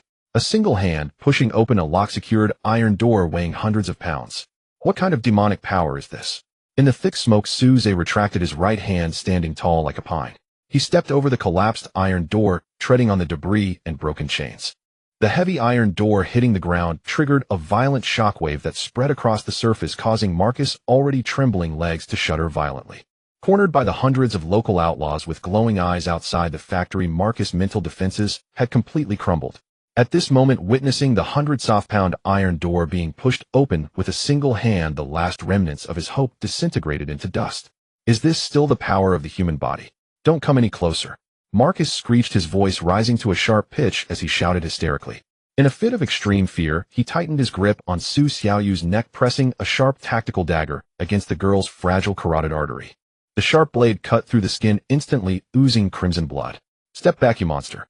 If you take another step forward, I'll slit her throat immediately. Let's all die together if need be. Marcus' features twisted in panic, cold sweat pouring down his forehead like a waterfall, soaking his collar. Su Xiaoyu, bound to a rusty iron chair with coarse hemp rope, was being choked until she could hardly breathe. Tears streamed down her face as she desperately shook her head, emitting muffled cries, signaling her brother to leave quickly. In her past memories, her brother was honest and somewhat timid. No matter how strong he had become now, she never wanted him to risk his life against a professional killer wielding a knife. However, amidst the swirling dust, Suze's expression was as grim as water. He did not pause for even a moment. His heavy military boots crunched against the debris and steel remnants, producing piercing friction sounds. Step by step, his movements were steady, cold, carrying an irresistible sense of death as he advanced deeper into the factory. Facing the tactical blade pressed against his sister's neck, an endless killing intent surged from the depths of Suze's dark eyes. His gaze fixed on Marcus, as if examining a decaying corpse that had begun to rot. This Eastern dragon did not accept any form of threat. Just as Suze stepped forward for the third time, a brilliant red light erupted from the eerie blue system panel in the void. The cold mechanical system prompt sounded explosively in Suze's mind. Ding! The hidden talent blood demon domain has been triggered. The mental magnetic field is fully deployed. Target locked. Originating from a sea of corpses and rivers of blood, the bloodthirsty magnetic field forged from pure absolute violence expanded outward from Suze's non-human body, with 27 points in strength, forming a hemispherical wave. In an instant, this colorless, shapeless magnetic field completely enveloped the dark, abandoned factory. This was not magic, but the terrifying biological pressure emitted when life signs reached an absolute high dimension. Marcus' hand trembled with bulging veins as he gripped the tactical dagger, his gaze fixed on Suze emerging from the dust. As their eyes met in midair, Marcus' brain felt as though it had been struck heat by a ton of solid weight. Buzz! Accompanied by a deafening ringing in his ears, Marcus instantaneously became deaf. The world before him underwent a horrifying transformation. The dilapidated chemical plant, the rusted steel frames, the dust-covered concrete pillars, all twisted and collapsed. The surrounding environment dissolved into an endless rolling sea of blood, thick with the stench of death. In Marcus' severely distorted vision, the figure slowly approaching him was no longer a carbon-based. It was the Eastern dragon, having crawled from the depths of the Nine Nether Hell, covered in impenetrable scales.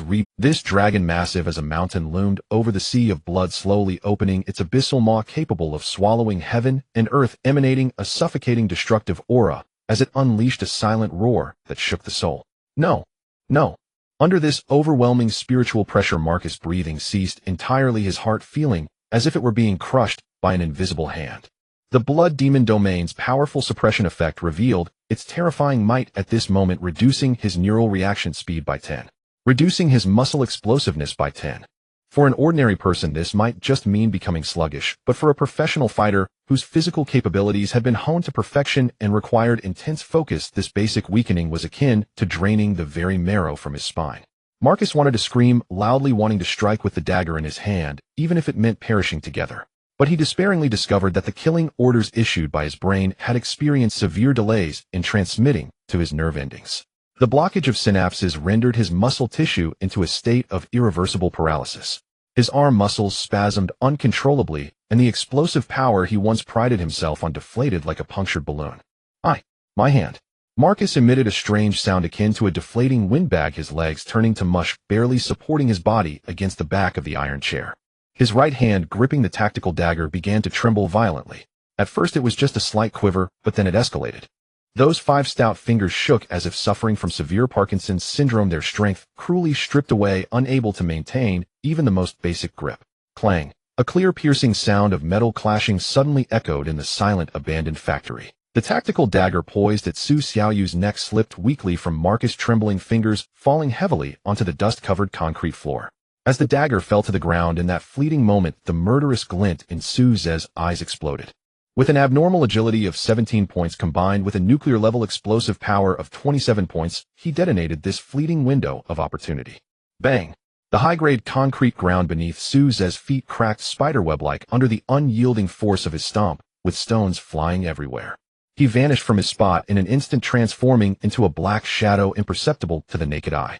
Like a hunting dragon, he tore through the air with a deafening sonic boom, lunging towards the defenseless Marcus. Marcus suddenly awoke from the mental shock of the blood demon realm. The threat of death overshadowed fear, and the instinct to survive completely took over his mind. He let out a beast-like roar, bending down fiercely and extending his powerful right hand to grasp the dagger on the ground.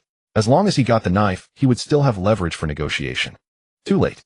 With an agility boost of 17 points, Su Ze transformed into a black shadow that was difficult to catch with the naked eye. A piercing sound of wind breaking the air filled the atmosphere.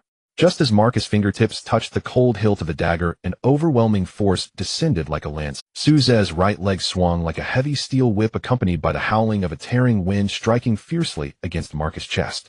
Marcus' sturdy body, weighing over 200 pounds, soared into the air like a cannonball, flying backwards. He crashed heavily into a pile of discarded rusty steel pipes, causing them to scatter everywhere. The tremendous impact directly shattered 2 of his ribs, and Marcus opened his mouth wide, spitting out a mouthful of blood mixed with internal organ fragments. Su Ze didn't even glance at Marcus, who lay among the scrap metal. He turned and approached the rusty iron chair, his slender fingers grasping the rough hemp rope binding Su Xiaoyu. With a surge of 27 points of strength, his hands, akin to industrial hydraulic pliers, yanked outward. The rough hemp rope, which would normally require a knife to cut, was torn apart with sheer force. The rusty iron chair creaked under the strain of this immense power. Removing the rag from Xiaoyu's mouth, Su Ze took off his black tactical coat and gently draped it over his sister's thin, trembling shoulders, wrapping her tightly. Brother. Su Xiaoyu could no longer hold back and buried her head in Su Ze's embrace, crying loudly. During the hours of her kidnapping, she had lived in fear, afraid of implicating her only family member. Su Ze's large palm gently patted her back. The bloodthirsty killing intent just moments ago retracted instantly, and his voice softened, as if he had become a different person. It's okay, I'm here. Close your eyes and turn around. No matter what sounds you hear next, do not open your eyes. Su Xiaoyu, with a heavy sob, obediently turned around and pressed her hands tightly against her ears. After calming his sister, Su Ze turned around again. The violent killing intent that had just been suppressed erupted like a dormant volcano, instantly filling the entire abandoned factory. The headlights of hundreds of SUVs outside shone through the broken windows, elongating Su Ze's shadow into a cold and ruthless figure. Nearby, in the heap of scrap metal, Marcus shakily began to rise. The sharp pain from his broken sternum caused him to gasp involuntarily. Yet he was the 6th-ranked lightweight fighter in the UFC, a brutal thug who had once thrived in the underground fighting scene. He knew that in this situation it was a fight to the death. Pretending to be pitiful and begging for mercy would surely lead to his demise. The ferocity inherent in his bones was completely awakened. Yellow-skinned monkey, do you really think you are invincible? Marcus spat out a mouthful of blood mixed with broken teeth, his face contorted like a demon. He completely abandoned the tactical rules learned in the octagon, switching directly to the most primitive and brutal street fighting mode. He lunged forward with powerful legs, roaring towards Su Ze. Using the momentum from his charge, Marcus twisted his waist and swung a heavy haymaker aimed straight at Su Ze's face. This punch, filled with desperate retaliation, carried a howling wind. If it were an ordinary professional fighter faced with such a reckless attack, they would surely choose to retreat, seeking an opportunity to counter. But Su Ze stood firm like an immovable iron tower. Want to die? Not that easy. He had no intention of using a heavy punch to shatter his opponent's skull. For the scum who dared to threaten his family's life, a quick death would be a tremendous mercy. He wanted to make him suffer, to shatter every ounce of this mad dog's pride and ability to resist inch by inch. As he faced the whistling heavy punch, a faint glow flashed before Suze's eyes. Absolute distance control LV1 automatically activated. The trajectory of Marcus' punch, its landing point, and even the slightest tremor of his shoulder muscles were precisely analyzed by the panel into three-dimensional coordinates. Suze's expression was as calm as water as his left foot subtly slid half a step to the side. Whoosh! Marcus' heavy punch barely grazed Suze's cheek. The wind it generated even causing Suze's short hair to flutter. A hair's breadth apart. With the punch missing, Marcus' midline was fully exposed, his right arm caught in an awkward rigid state of old strength spent and new strength not yet born. A flaw had appeared. Suze's eyes turned icy as he suddenly raised his left arm. Dragon Fist Blood Elbow LV1 ruthlessly activated. At that moment, Suze's left elbow joint seemed to transform into a steel blade just pulled from icy water, radiating a blood-soaked sharpness capable of slicing through iron. With 27 points of explosive power that broke through the limits of carbon-based life, combined with a fierce downward thrust of his core, all was channeled into the tip of his left elbow. From top to bottom, precise beyond measure. This heavy elbow strike, accompanied by a piercing shriek that tore through the air, smashed down on Marcus' right wrist joint, which he couldn't retract in time. Crack! Accompanied by a chilling sound of bone breaking, Marcus' wrist bone was instantly shattered. The sharp elbow tip severed the major tendons of his arm. Marcus let out a pig-like wail, his right hand reduced to a puddle of flailing meat. If it were an ordinary professional boxer suffering such a permanent and debilitating injury, they would have long since begged for mercy on their knees. But Marcus was different. He came from North America's most chaotic slum, having fought his way through the merciless underground fighting rings instilled with a wild and bloodthirsty madness. Desperation did not lead him to completely submit. Instead, it ignited the violent ferocity hidden in his blood. I will kill you. We'll die together. Marcus' eyes turned red as blood vessels spread across his eyeballs. Like a rabid wild dog, he completely abandoned all tactical defenses learned in the UFC octagon, opening his blood-soaked mouth and lunging directly at Suze's neck. With his right hand incapacitated, he still had his left hand, his legs, and his teeth. Marcus' remaining left arm wrapped around Suze's lower back like a powerful python, desperately trying to pull them closer. At the same time, he unleashed the most despicable and deadly dirty tricks from the underground fighting scene. His right knee suddenly bent and shot up, carrying a venomous wind straight for Suze's lower vital points. But that wasn't all. Marcus' twisted and ferocious face drew close, baring his yellowed teeth like a ghoul aiming to bite into Suze's carotid artery. This series of moves was malicious and insidious, disregarding any rules, seeking only to deal a fatal blow. Faced with this mad dog's desperate counterattack, Suze's expression turned as cold as ice. In his deep dark eyes lay a pitying mockery towards this ant-like creature. Is this your confidence? Suze snorted coldly, his tone calm, yet carrying an overwhelming authority over life and death. Facing Marcus' arm wrapped around his waist and the attacking knee, Suze did not dodge or flinch. With a terrifying foundational strength of 27 points, his physical body reached an astonishing level of resilience. He casually extended his left hand. His fingers spread wide, resembling a hydraulic steel clamp, accurately pressing against Marcus' left shoulder blade. With a force from his fingertips, his muscles tightened. Suze suddenly pushed with one hand. The 27 points of superhuman strength poured out like a mountain flood. Crack, crack. Marcus' shoulder blade emitted a cracking sound under the strain of this immense power. His bulky body, weighing over 200 pounds, felt as light as a sack full of rags before Suze's single hand. The tremendous thrust instantly shattered all of Marcus' malicious attacks, forcing him backward over. Marcus not only failed to bite anyone, but also completely missed his knee strike, losing his balance, and a flaw opened wide. The gateway was lost. The killing intent in Suze's eyes flashed. The panel lit up brightly before his gaze, with a blood-red alarm flashing wildly. 100 triple critical hit. Triggered. Offensive Divine Skill Thunder High Sweep LV1 ruthlessly activated. This skill, originally intended for direct head strikes to achieve aerial decapitation, was forcefully altered in trajectory under Suze's meticulous control of power. Not aimed at the head, directly transformed into a hellish low sweep kick. Suze's left foot plunged into the concrete floor like a heated steel nail, his waist and hips completing a violent twist in a fraction of a second. His right leg became a heavy slicing saber, sweeping through with a sound that tore through the air, aimed viciously at Marcus' supporting knees. Quick. So fast that it could only be captured as a fleeting shadow. Fierce. so fierce that the surrounding gray-white dust was instantly swept away, creating a visibly clear vacuum zone. With 27 points of foundational strength under the effect of triple critical hit, it skyrocketed to 81 points. What does this mean? This is the destructive power capable of breaking a load-bearing concrete pillar and turning bulletproof glass into powder. This terrifying kinetic energy, not belonging to carbon-based life, converged entirely on the tibia of Su Zhe's right leg. Marcus had no time to react. He didn't even have the time to look down. Two deafening sounds like powerful explosives detonating at ground level erupted almost simultaneously. The noise was so immense that even the hundreds of security personnel outside the factory felt a sharp pain in their eardrums. Su Zhe's right leg first struck Marcus' right knee's outer side, as if slicing through tofu, then swiftly swept and shattered his left knee. With 81 points of nuclear-level destructive power, layered with 20 true bone-crushing damage. Crack, boom. Marcus' two kneecaps could not withstand even a tenth of a second under this earth-shattering force, exploding into countless tiny bone fragments. The hard patella shattered. The cruciate ligament tore instantly. The sharp, white bone shards pierced through the rough skin and training shorts. Mixed with dark red viscous blood, it gruesomely exposed itself to the cold, murky air. The blood mist erupted in the low air, staining a large area of the dust-covered concrete floor. The violent impact caused Marcus' lower body to lose all support. His massive frame collapsed like a building crashing heavily to the ground. Pain. It surpassed the ultimate agony that the human nervous system could bear. Marcus' mental defenses instantly crumbled, and a howl emerged from his throat, one that was utterly inhuman. The sound was tragic, piercing, filled with a despair that seeped into the bones. Outside the factory, the big boss of security, standing atop a pickup truck and smoking a cigar, shivered upon hearing this scream, causing the cigar to drop at his feet. The surrounding hundreds of mercenaries exchanged glances, each able to sense the horrifying brutality in that twisted scream. What the hell is happening in there? A group of hardened individuals swallowed, none daring to approach the collapsed door even a step.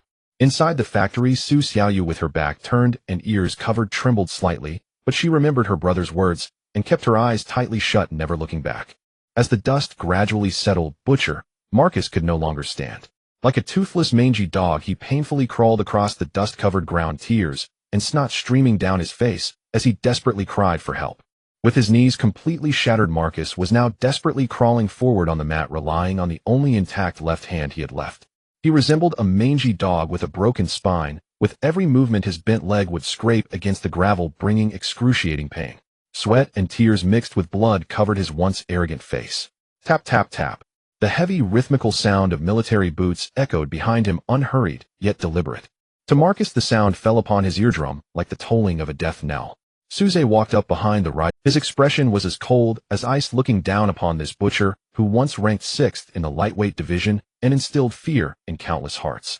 The heavy rubber sole of the military boot brought down an irresistible force, brutally stomping on. A muffled sound echoed. Marcus' body, weighing over 200 pounds, was pinned to the dusty concrete floor by this overwhelming force, instantly immobilized. He opened his mouth wide, gasping violently like a fish out of water swallowing a mouthful of dust. Let me go. Please let me go.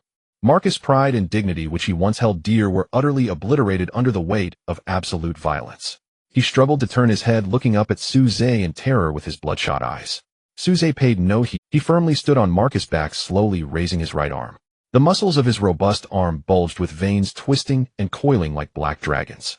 The system panel burst forth with blinding red light before his retina, indicating the destructive 100% triple critical hit was charging at full speed.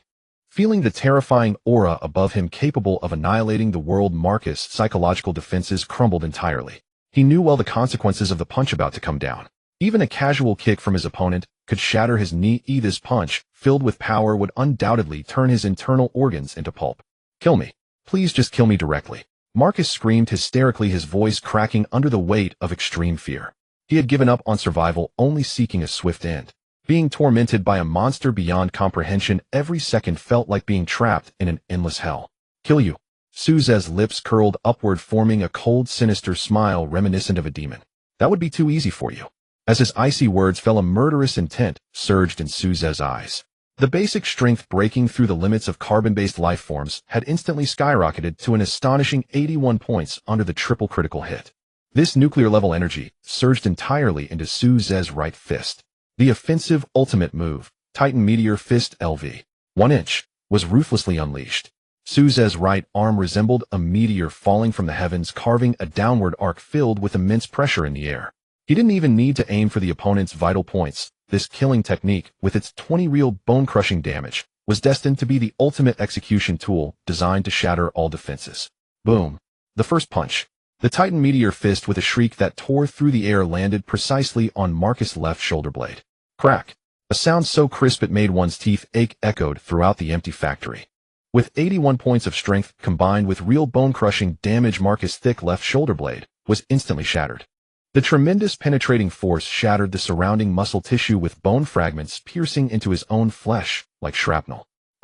Marcus let out a heart-wrenching scream. His only remaining intact left arm lost all skeletal support, flopping to the ground like a limp noodle. Both his hands and feet were rendered useless. But this was merely the beginning of his torment. Souza's eyes were as still as a stagnant pool. His right fist was raised high once more, with his core muscles suddenly exerting force. The second punch. The meteor fell again, this time targeting Marcus' right collarbone. Thud. A dull thud mixed with the sound of bones shattering. This punch directly ignored Marcus' thick trapezius defense brutally, smashing his right collarbone into powder. The powerful kinetic energy even caused his upper body to sink down half an inch. Marcus' eyes bulged out in an instant, blood gurgling in his throat, unable to even scream. Souza's movements were like a cold machine, showing no hesitation or mercy. He precisely controlled the impact point of his strength, perfectly avoiding Marcus' back of the head, cervical spine, heart, and other vital organs. He wanted to ensure this mad dog remained alive, fully conscious, to experience the extreme agony of bones being crushed to powder. The third punch. This meteor cannon brutally slammed into the midsection of Marcus' back. Crack, crack, crack, crack. A series of dense bone-cracking sounds erupted like firecrackers. The 8 ribs in Marcus' back snapped simultaneously under the relentless, real, bone-crushing damage, collapsing like a bamboo basket crushed by a heavy roller. 3 punches finished. Souza slowly retracted his bloodstained fist, lifting his military boot off. After a series of heavy blows, the once robust and over 200 pounds UFC lightweight champion Marcus had completely transformed. Aside from the head above the neck, which could still barely turn, and the eyes that still expressed endless fear and despair, his entire skeletal system below the neck had been utterly crushed. Shoulder blades, shattered collarbones, pulverized ribs, extensively broken knees exploded, and wrists severed from their tendons. At this moment, Marcus resembled a ragged sack without a skeleton, turned into a puddle of powerless mush slumped in the blood and dust. He was not dead. The strong life force of a professional fighter kept him awake, while his pain receptors relentlessly transmitted signals of suffering beyond limits to his brain. But his life was utterly ruined. Not to mention returning to the octagon. Even turning over, using the bathroom, or lifting a glass of water had become unattainable luxuries. To describe his current state as worse than death was the most perfect interpretation. Souza looked at the puddle of mush with indifference, taking out a wet wipe from his pocket and slowly wiping the blood off his fingers. He casually tossed the bloodied wet wipe onto Marcus' face. Souza turned and strode towards Su Xiaoyu, who was facing away from all this in the corner. The brutality and bloodthirsty terror he exuded were completely retracted into his body the moment he turned around. Xiaoyu, it's time to go. Souza approached his sister, his voice gentle. He bent down, gently covering Xiaoyu's eyes with his broad, warm hand to shield her from the possible sight, preventing her from witnessing the bloody scene reminiscent of the depths of hell. Go. Xiaoyu tightly clutched Souza's clothes, her body still trembling slightly. Keep your eyes closed or I'll take you home. Souza effortlessly lifted his sister, burying her head in his shoulder. The oversized black tactical coat wrapped the girl tightly, blocking the surrounding stench of blood. Stepping over the scattered rubble and steel pipes, Souza carried his sister, walking step by step toward the collapsed door. Outside the factory, the night was deep, and the high beams of hundreds of heavy off-road vehicles intertwined into a blinding sea of light. As Souza's tall and upright figure emerged from the smoke-filled entrance of the chemical plant, holding a girl in his arms, the once boisterous crowd of hundreds of local toughs and gangsters in Jiang City fell into a deathly silence in an instant. Gulp. Someone swallowed hard. Everyone collectively held their breath. With the glaring headlights, these ruthless characters who had licked blood from their blades clearly saw the scene inside the factory. A floor soaked in blood, a collapsed several hundred-pound iron door, and that white muscular man sprawled in a pool of blood, limbs twisted at unnatural angles, unable to even scream. This was a world-class UFC champion. In the hands of this Eastern man, he hadn't even lasted a few minutes before being brutally turned into a puddle of ground meat. Among the hundreds of desperate rogues outside the factory, a bold thug used a miniature device to secretly capture a few seconds of blurry footage.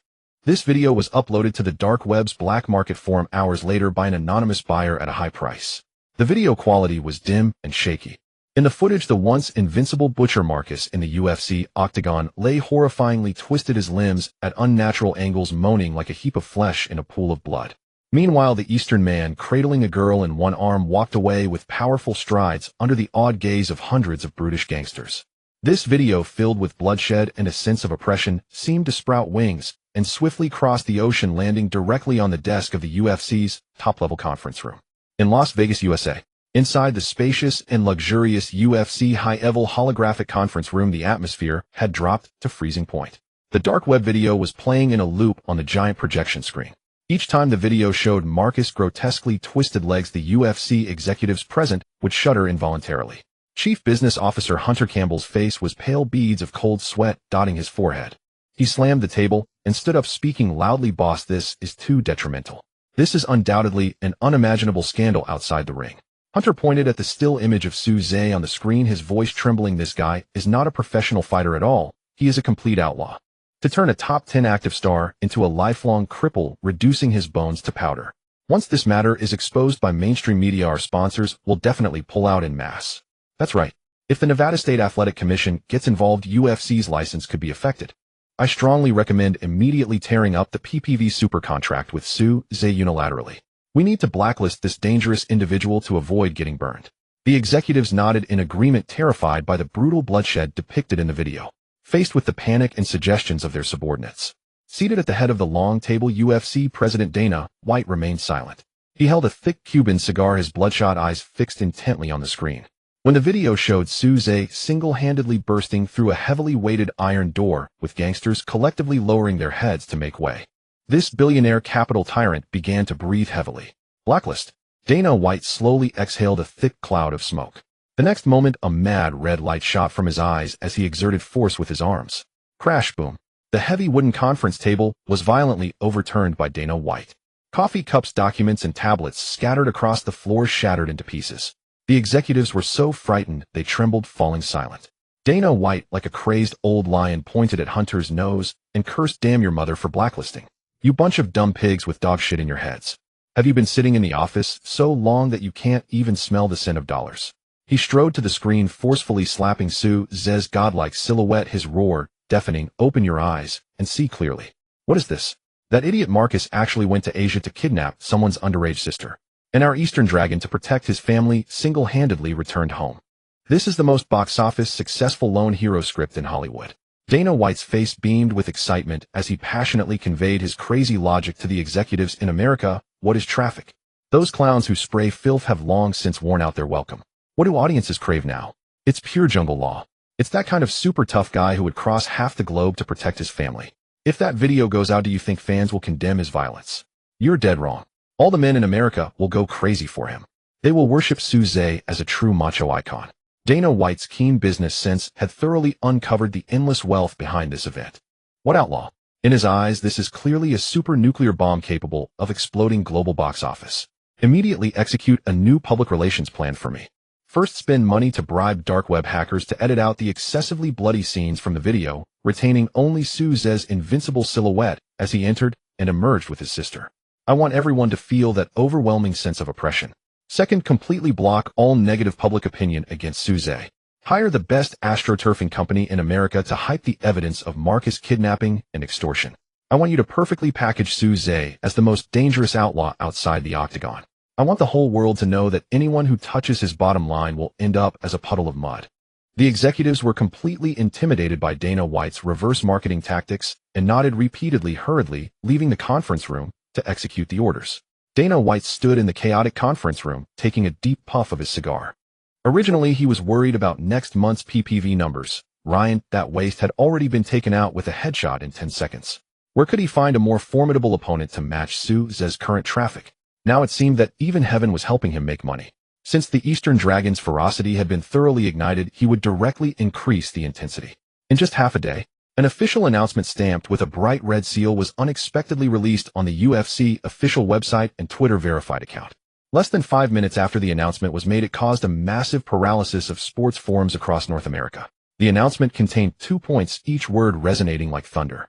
UFC official disciplinary action report after verification by the event team. Former lightweight ranked 6th Marcus is suspected of serious personal kidnapping and other severe crimes outside the ring in the Asian region.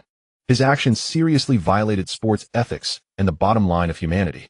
Effective immediately, UFC officially permanently disqualifies Marcus, stripping him of all historical honors and rankings, never to be employed again. The first announcement directly ignited public opinion. Just a few days ago, Marcus was still bouncing around on Twitter, and today he was permanently banned for suspected kidnapping.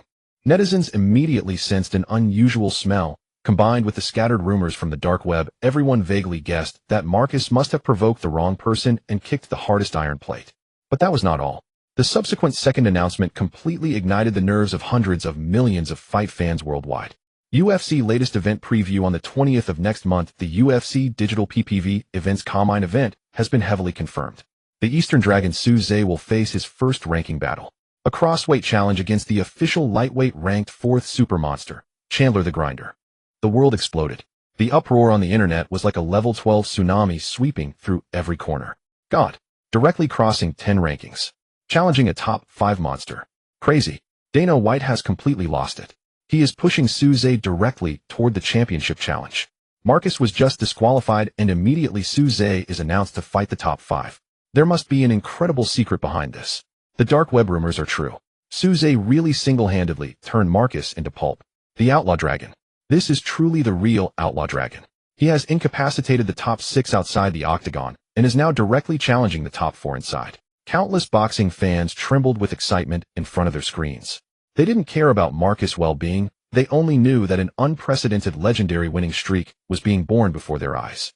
The Gulfstream G650 private jet tore through the thick clouds, its powerful engines roaring as it smoothly landed at McCarran International Airport in Las Vegas. The cabin door slowly opened. Suze, wearing black sunglasses and clad in a minimalist dark sports outfit, strode down the staircase. Global supermodel Kendall Jenner was closely beside him. Her dazzling aura, which could drive countless Hollywood stars mad, willingly played the role of an accessory to this Eastern man. Outside the tarmac, the surrounding isolation fences were nearly bursting from the frenzy of media and fans. Oriental Crazy Dragon. Suze, look this way. Look at the camera. With the shocking announcement from the UFC, the dark web footage of Marcus, who had been reduced to a puddle of mud domestically, had already fermented into a nationwide frenzy in the underground world.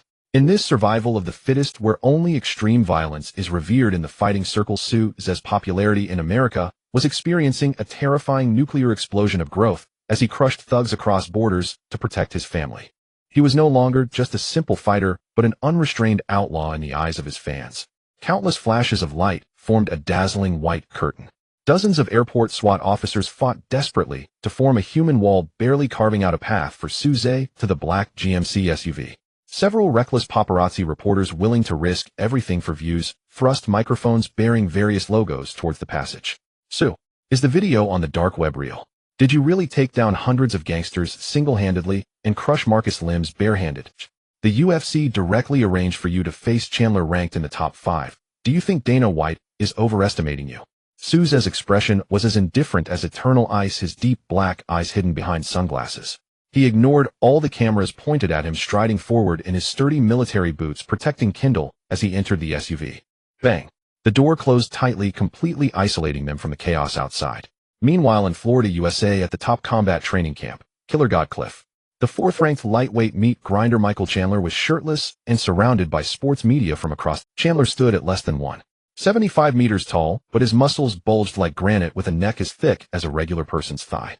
His bulging veins and arms exuded a terrifying sense of strength, a typical physique of a short, stocky American wrestler. He was known throughout the octagon for his incredibly aggressive striking and insane resilience, as well as his chain wrestling that was as unbreakable as chewing gum. Facing the cameras thrust into his face, Chandler chewed gum furiously, his gaze filled with arrogance to the extreme. Listen, don't even compare that waste Marcus to me. Chandler slammed his fist onto his broad palms, spitting as he spoke. That guy got his bones broken in Asia purely because he's a lazy pig who neglects training and indulges in wine and women. But I am different. I am the scariest walking meat grinder in the lightweight division. An ESPN correspondent quickly pressed on Chandler. Suze displayed astonishing knockout power in his previous fights, even shattering the jaws of top 15 opponents with a single kick. The outside world believes his explosiveness is unprecedented. How do you plan to deal with his striking? Deal with it.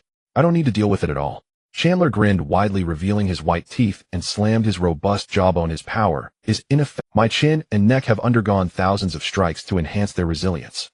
I've brawled with the highlight Gaethje for 3 rounds. I've withstood Diamond's heavy punches. I've never been knocked out by anyone. He grew more excited, stepping forward in front of the camera like a raging bull, loudly declaring his ultimate strategy: as long as he doesn't finish me in the first round, I will take him down with a heavy barrage, like holding a calf. Chandler extended 3 thick fingers toward the live camera, his face twisted in a snarl, issuing a pre-fight death declaration: the physical endurance of Asians is always their deadliest weakness. I will drag him into the depths where no one can breathe. Exhaust him in the first round, smash him in the second. By the third round, his bulky muscles will become a burden due to oxygen deprivation. I will make him suffer to death in the octagon, forcing him to kneel and beg for mercy. The scene cuts back to Las Vegas. The black GMC SUV was smoothly driving towards the MGM Grand Hotel. Inside, Zhang Dalong held a tablet, his face pale, as he played Chandler's live interview video for Suze. This short white guy is too arrogant. He relies on his low center of gravity and strong wrestling foundation, clearly planning to engage you in a war of attrition in the mud.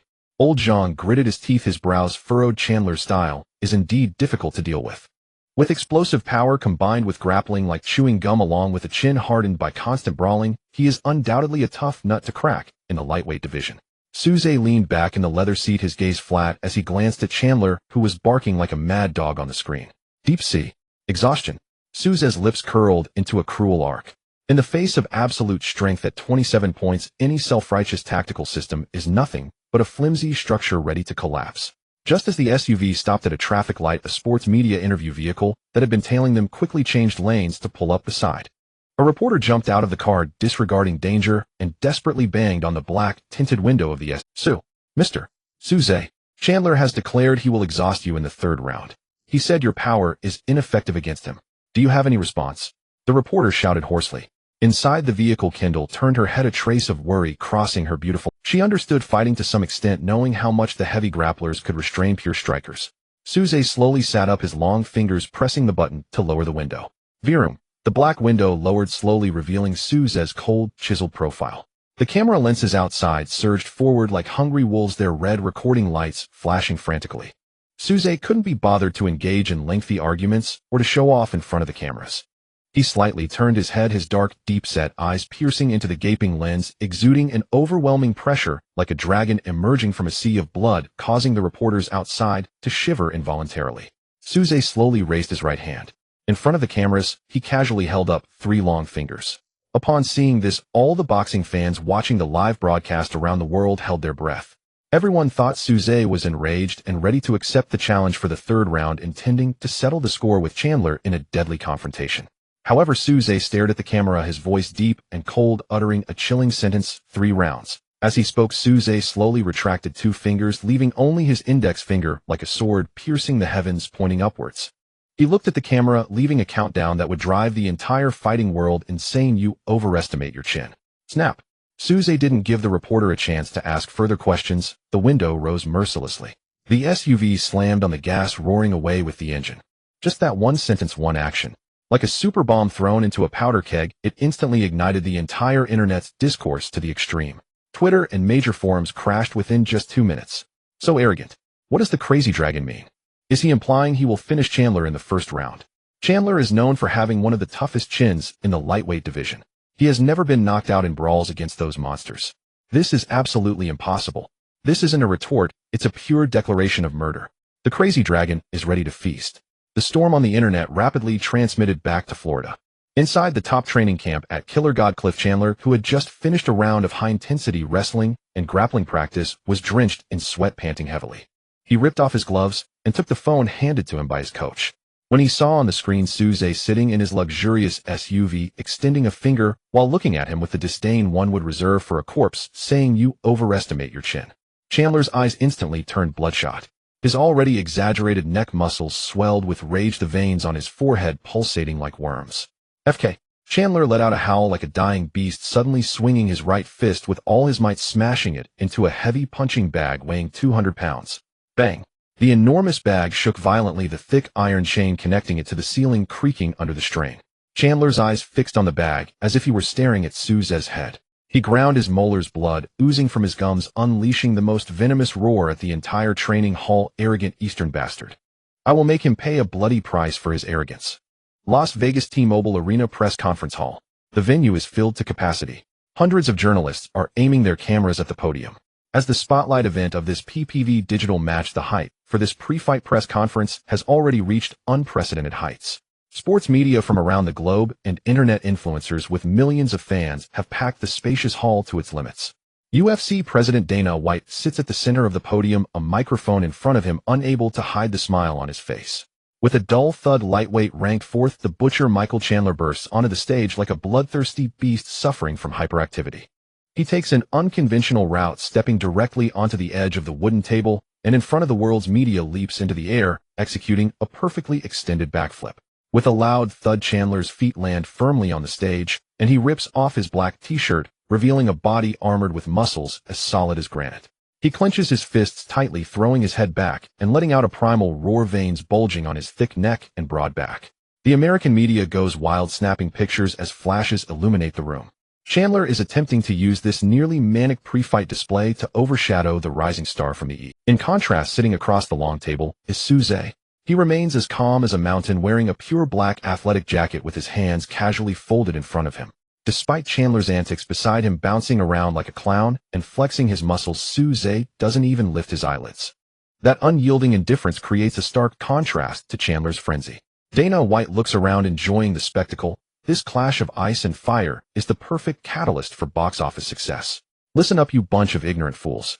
After showcasing his muscles, Chandler snatches the microphone from the table and strides to the front of the stage, spitting words at the reporters below. Do you really think that little Eastern kid can walk all over the lightweight division just because he took down a Marcus? Marcus is a washed-up drunk who neglects training. Chandler turns to point directly at Suze, his eyes brimming with arrogance. But I am different. I am the most terrifying heavy tank in the lightweight division. I am a walking meat grinder. He abruptly tosses the microphone aside and strides towards Suze's seat. The distance closes instantly. Chandler leans heavily on the table in front of Suze, intentionally lowering his center of gravity, bringing his heavily muscled face within 10 centimeters of Suze's. His heavy breathing is audible. A provocation. A blatant face-to-face challenge. Yellow-skinned monkey, your strength is useless against me. Chandler glares with bloodshot eyes, grinding his teeth as he spews venomous trash talk. My chin has taken the brunt of a heavy truck's impact. Tomorrow night, I will drag you down into the depths with a storm of wrestling. I will suffocate you, drowning you in the octagon. Confronted with this aggressive face-to-face roar, Suze slowly raises his head. A flicker of thought.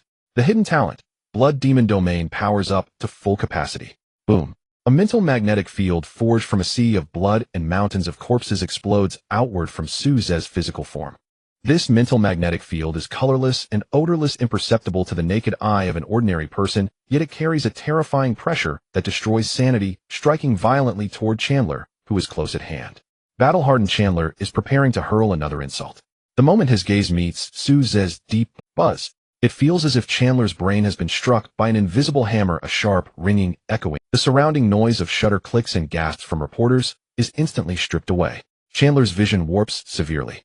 He is horrified to find that the figure before him is not a human at all. Those deep black eyes have transformed into an endless abyss, and the air around him has turned into a swirling sea of crimson blood, thick with the stench of death. In that illusory sea of blood, a blood-soaked eastern dragon crawls up from the depths of the inferno, slowly lifting its head. The dragon opens its blood-stained jaws and gazes down at him from above. The overwhelming pressure of death stemming from the very dimension of life freezes Chandler's blood in an instant. Under this terrifying magnetic field, the 10 reduction in neural reaction speed and muscle explosiveness from the blood demon domain feels like two cold steel blades stabbing into Chandler's spine. Fear. Pure fear that strikes deep into the soul. This American fighter, who has never feared anything and dares to brawl with anyone for 3 rounds, feels his survival instincts override his brain's control. Chandler's pupils suddenly contract to the size of pinpricks, his body covered in goosebumps, beads of cold sweat quickly forming on his wide forehead. Swish. In the incredulous gaze of everyone present, Chandler is unable to control his legs and stumbles back half a step as if electrocuted. The defense has crumbled. This half step in a face-off at the pre-fight press conference is the most fatal signal of defeat. The entire media hall falls into a brief silence. Everyone is dumbfounded. The fourth-ranked superstar who had just roared like a mad lion has been forced back half a step by a cold glance from that Eastern man. The next second, the sound of cameras clicking erupts like a torrential rain. Click, click, click. Oh my God, Chandler stepped back. He was intimidated. Quick, capture this moment. The fourth-ranked meat grinder was forced back half a step by Suze's gaze. Reporters frantically pressed their cameras, the flashes illuminating the podium brightly. The sports channels capture every detail of the cold sweat on Chandler's forehead and his involuntary This embarrassing contrast is more powerful than any verbal retort. Winning without a fight. The blinding white light pulls Chandler back from that brief and terrifying blood-red illusion.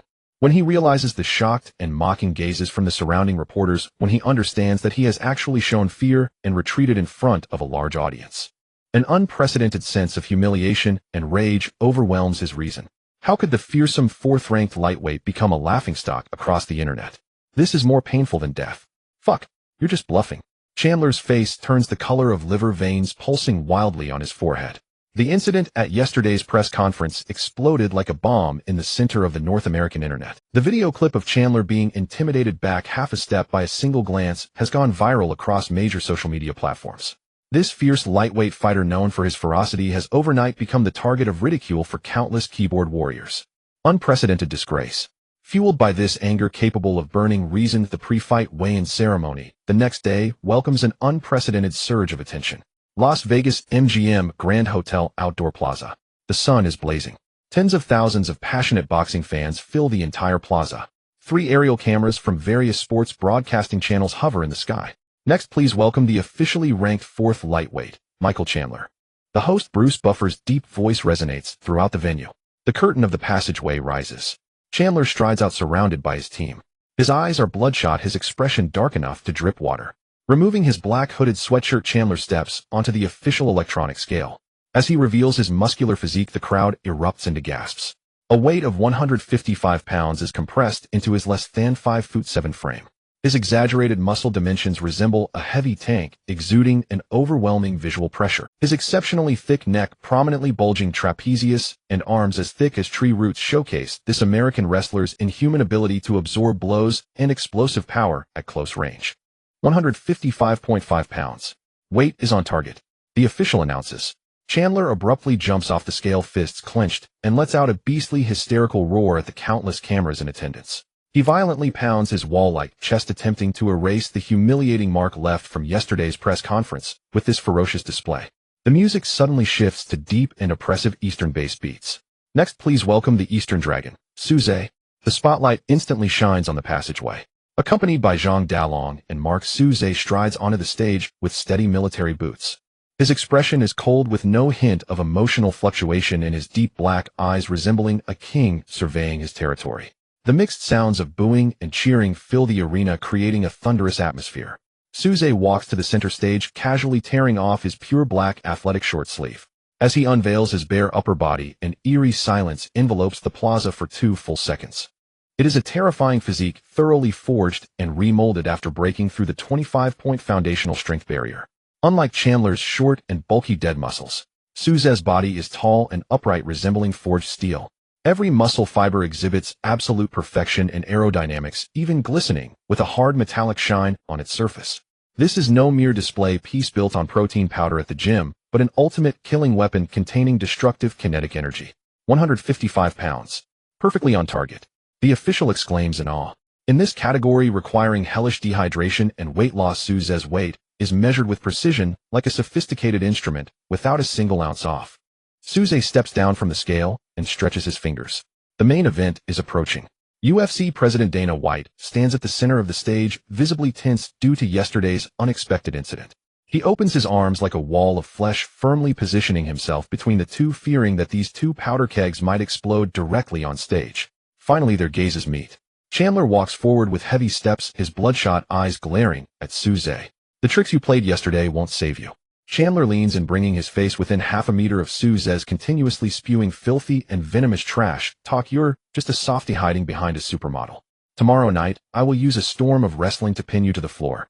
I will rip your muscles apart and crush your ribs. I want to hear you scream for mercy like a bitch.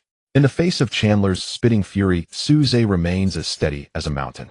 His eyes are as calm as a deep, while showing no interest in offering any unnecessary physical response. The high-handed contempt is more piercing than any vicious words in the world. Suze leans slightly forward, instantly compressing the distance between them. Chandler's heart skips a beat, instinctively tightening every muscle, but his fierce pride forces him to remain rooted in place. Suze leans closer to Chandler's ear.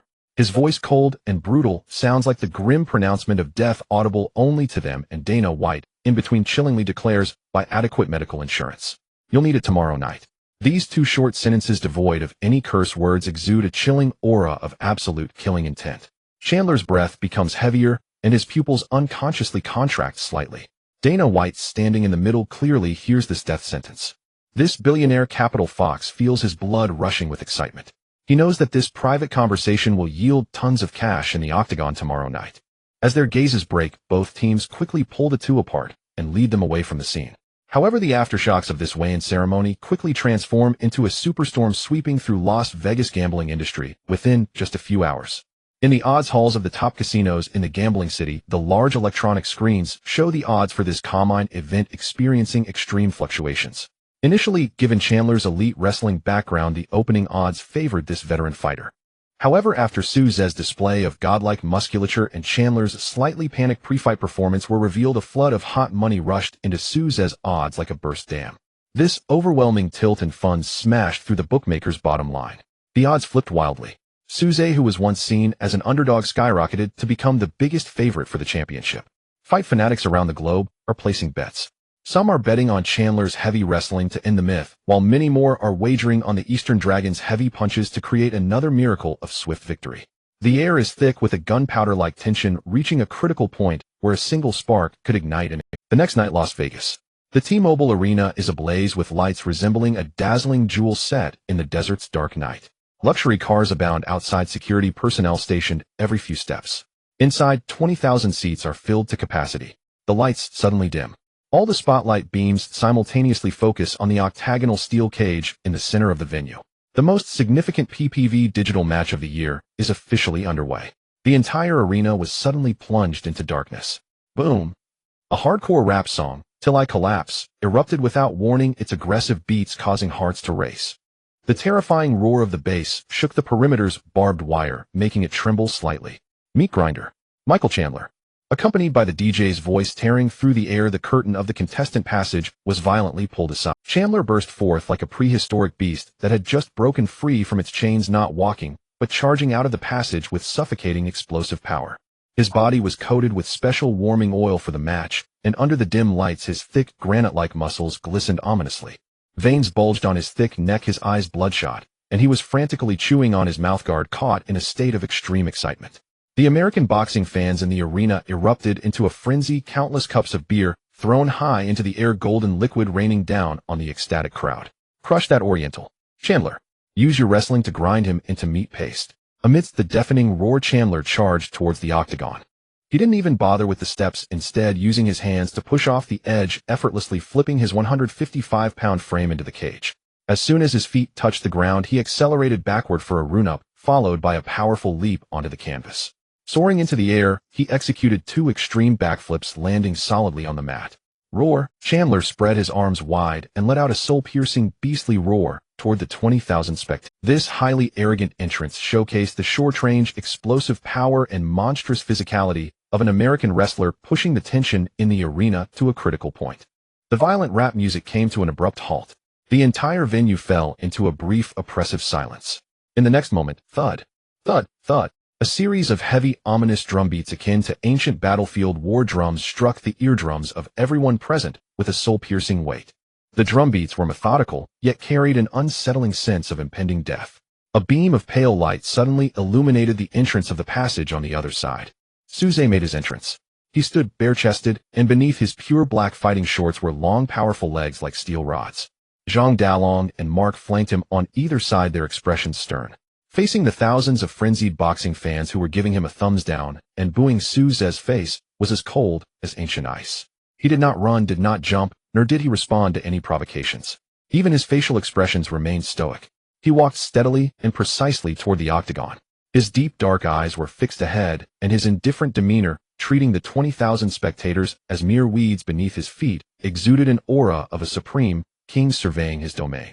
With the enhancement of inhuman foundational strength at 19 o'clock, the biological magnetic field emitted by Souza's streamlined muscular armor made the previously rowdy American boxing fans on either side quiet down, involuntarily cold sweat breaking out on their backs at the moment their eyes met his. "Souza, my king." A piercing scream suddenly erupted from the front row of the VIP section. Kendall Jenner, clad in a provocative tight black deep V leather dress, completely abandoned her usual aloof socialite image on the red carpet. In her red-soled high heels, she leaned over the guardrail, disregarding the surrounding security personnel, and wildly waved her hands at Souza, her beautiful face filled with a morbid obsession and fervor. The scene of a global top supermodel losing composure instantly made male fans watching the live stream online green with envy. At the commentary booth, two UFC gold medal commentators could barely contain their excitement.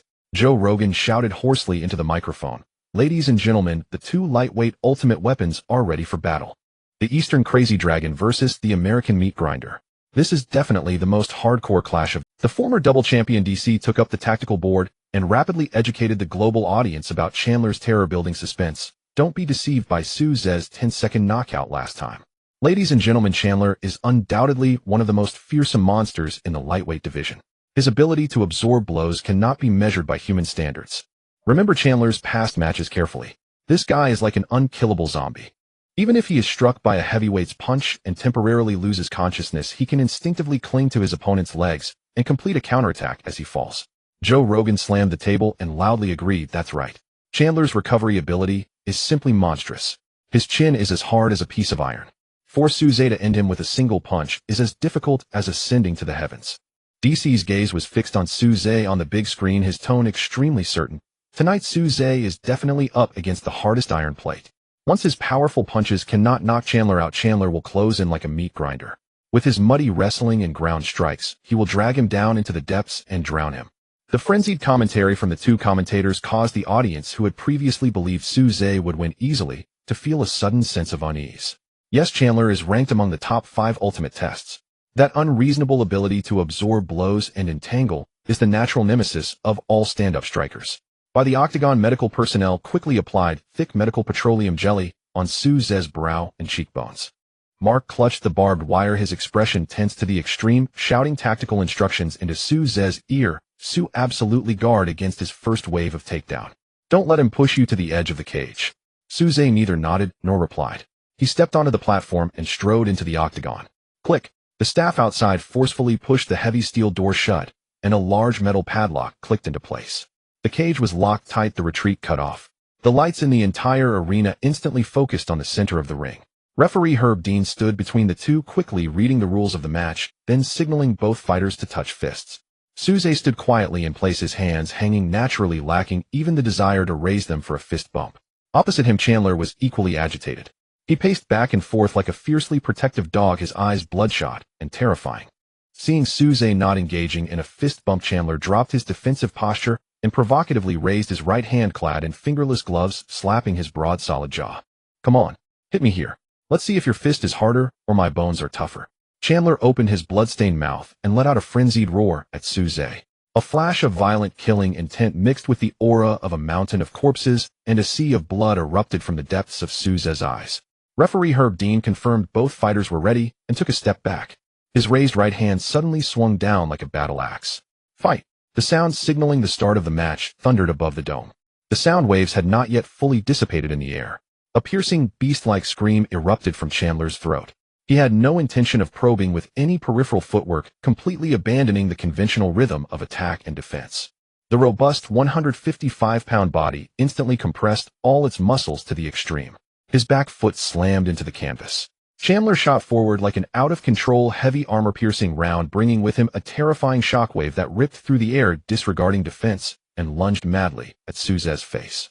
The piercing sound of the starting horn for the match was instantly drowned out by the frenzied roar of 20,000 spectators. Chandler surged forward like a fired armor-piercing round propelled by a terrifying wind pressure that tore through the air, heading straight for Souza in the center of the octagon. It was too fast. This was the absolute explosive power of the 4th-ranked lightweight wrestler in America. Chandler's sprint was not a blind street fight. His powerful arms swung through the air, delivering 2 wide-swinging punches. The punch cut through the air with a whistle, creating a deceptive visual effect.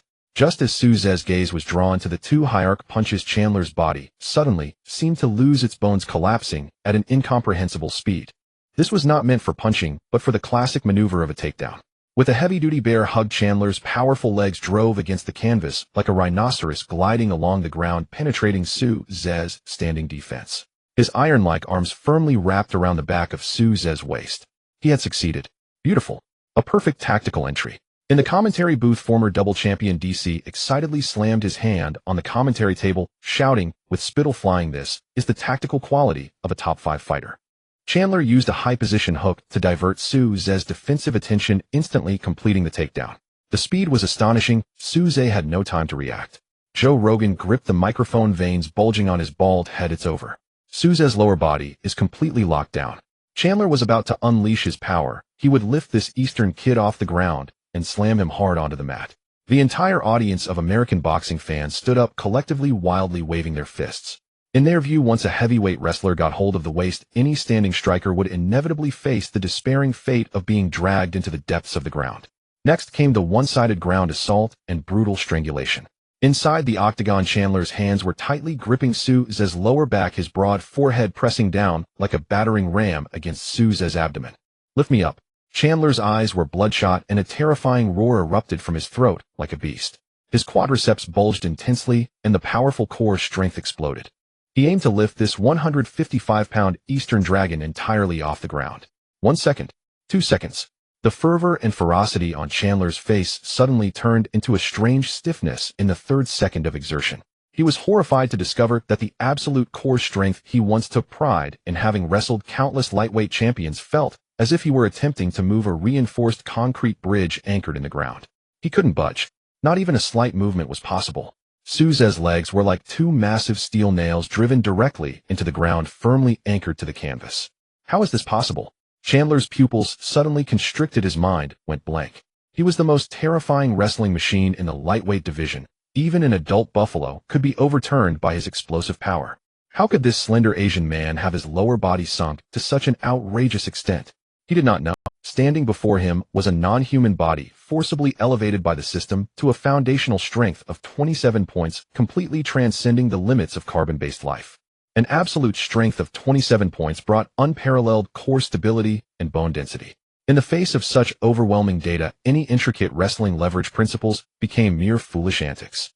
Souza slightly lowered his head, looking at Chandler, who was desperately holding onto his waist, his face flushed. In his deep dark eyes there was a blatant display of ferocity and mockery. "You want to throw me?" Souza snorted coldly. In response to his opponent's takedown attempt, the textbook defensive action in professional combat is to lower the center of gravity backward into a sprawl. But Souza had no intention of defending.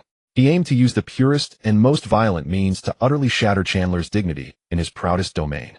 Souza's back muscles tightened explosively. He reached back and grabbed Chandler's thick lower back, his fingers digging into the crevices of Chandler's muscles like hydraulic steel pliers. Following that, the nuclear-level strength of 27 points surged through his spine. Instead of being pushed down, Souza's body unexpectedly leaned backward, his entire torso forming a terrifying bow-like shape stretched to its limits. "Lift." A deep word escaped Souza's lips. Boom. In the horrified gaze of 20,000 spectators and the commentators DC and Joe Rogan, it happened. The 155-pound meat grinder Chandler was unexpectedly lifted off the ground by Souza, with his feet leaving the canvas. Using his waist and abdomen as a pivot, Souza violently lifted Chandler high above his head. Then with a devastating force, he slammed him down towards the ground. A shocking back suplex. This was a destructive throw that could only be executed in a real fight, when there was an absolute dimensional gap between the strengths of both parties. Chandler, suspended in midair, was upside down, his brain completely malfunctioning. He could never have imagined that as a top lightweight wrestler in America, he would be thrown backward by a striker. Bang! A deafening and terrifying sound erupted in the T-Mobile Arena. Chandler's back and the back of his head were violently slammed onto the canvas of the octagon in a grim manner. The massive impact caused the entire cage to shake violently, with sweat on the mat spraying out like a fountain. The arena fell silent. The collective gasp of 20,000 people converged into a chilling hiss that sent shivers down the spine. In the commentary booth, DC kicked over his chair, clutching his bald head with both hands, his voice splitting due to extreme shock. "Oh my God." The back suplex. Souza actually used a brutal rear suplex to slam Chandler. Joe Rogan trembled with excitement. shouting into the microphone, power crushing. This was a display of raw, unadorned power. That Eastern tyrant's base was like an iron tower rooted in the ground, and he had unilaterally slaughtered Chandler in the wrestling domain. On the sidelines, Dana White was beaming with excitement, crushing the water bottle in his hand. This pure aesthetic of violence filled with visual impact was akin to the nuclear engine of a money-printing machine. Inside the octagon, a lightweight fighter like Chandler, who had suffered such a devastating throw, would have had his cervical spine dislocated and entered deep shock. But he was Chandler, the lightweight zombie known for having an iron chin and monster durability. Just as everyone thought the match was about to end, Chandler, who had crashed onto the mat, let out a guttural, inhuman roar. His grotesquely muscular neck absorbed most of the impact from the ground. Though his brain experienced a momentary dizziness, his beast-like fighting instincts took over instantly. Chandler slammed his hands onto the mat, his abdominal muscles contracting fiercely, executing a perfect kip-up to bounce back up from the canvas. He staggered a step, but stood tall. A trickle of crimson blood flowed slowly from the corner of his mouth, which had been split open. Chandler felt no fear from the recent heavy throw. Instead, his bloodshot eyes grew even more frenzied and bloodthirsty. He raised his fist, still wearing fingerless gloves, and roughly wiped the blood from his mouth. "Ha! This is intense." Chandler grinned wide, revealing blood-stained teeth like a beast plunged into a frenzied state, and howled at Suze. "Now this is a match. This is the match I wanted. Bring it on, yellow-skinned boy." Before his words faded, Chandler gave himself no time to catch his breath, lowering his center of gravity again, swinging his fists like a mad dog charging at Suze. A dangerous glint flashed in Suze's eyes. While Chandler's durability was indeed monstrous, it suited his intentions. The audience would grow tired of one-punch knockouts. Today he would dismantle this so-called indestructible zombie piece by piece. Suze advanced rather than retreating, charging into the inner circle against Chandler's heavy punches. Bang! Bang! Bang! The dull yet penetrating sound of flesh colliding echoed like a dense war drum in the octagon. The two abandoned all footwork and distance probing, engaging in a brutal exchange of blows in the center of the octagon, with blood splattering everywhere. Chandler's hook landed on Suze's arm, producing a teeth-gritting muffled sound. Suze's jab struck like a viper's tongue, precisely tearing through Chandler's defense, leaving horrifying wounds on his eye socket and cheekbone. Blood gushed and sweat splattered. The audience was ignited by this primal and bloody brawl, with thousands rising simultaneously, letting out a deafening scream that could pierce eardrums. "Kill him! Kill him! Oh God! These are two unkillable monsters." Just as their exchange reached a fever pitch, Chandler's left eye was completely obscured by blood. Suddenly, the timekeeper on the sidelines banged the gong. Tick, tick, tick. A 10-second count. Upon hearing the sound, Chandler did not shrink back defensively. Instead, he poured his energy into a final desperate attempt to land a deadly cold punch before the round ended. Suze keenly caught the flaw in Chandler's distorted movements. His right arm instantly drew back, and his core strength surged. In this deadly moment, ding, ding, ding, the crisp sound signaling the end of the first round suddenly rang throughout. Referee Herb Dean pounced between the two like a tiger guarding its food, desperately pushing back the crazed Chandler and the ready toe strike Suze. "Time's up. Separate. Return to your corners immediately." 1 minute of rest time passed in the blink of an eye. In the blue corner, Chandler's head coach slapped his bloodied face hard, loudly laying out a brand new tactical instruction. "Michael, listen. This kid's core strength is monstrous. Do not go for his waist again. Use your low center of gravity and shorter height to get in close. Fight inside with dirty punches. Use your head to press against his chin, drag the fight into the mud, and trade blows with him." Chandler spat out a mouthful of blood-tinged saliva and bit down hard on the new mouthguard handed to him by his coach. In his bloodshot eyes there was a wild glint of a desperate outlaw. Meanwhile, in the red corner, Suze sat steadily on the stool, his chest rising and falling evenly. Zhang Dalong applied an ice pack to the back of his neck to cool him down, while Mark sprayed water beside him. "Sui will definitely change his strategy. Keep your distance and control him with jabs," Mark quickly reminded. Suze nodded and got to his feet. Beep. The sound of the second round echoed thunderously over the T-Mobile arena. The main referee, Herb Dean, brought his hand down. The fight continued. Chandler let out a low roar like a trapped beast, stepping forward heavily and charging into the center of the octagon like a frenzied bull. But this time his posture had changed significantly. He completely tucked in his neck, guarding his head with both hands, his feet moving in tiny shuffling steps. As he approached Suze, Chandler did not dive in for a waist grab like in the first round. Instead, he charged straight into Suze's embrace. Bang! The two instantly grappled closely together. Chandler's tactical intent was laid bare. Inner dirty punches. This was the ugliest, most exhausting, yet bloodiest form of close-quarters combat in mixed martial arts.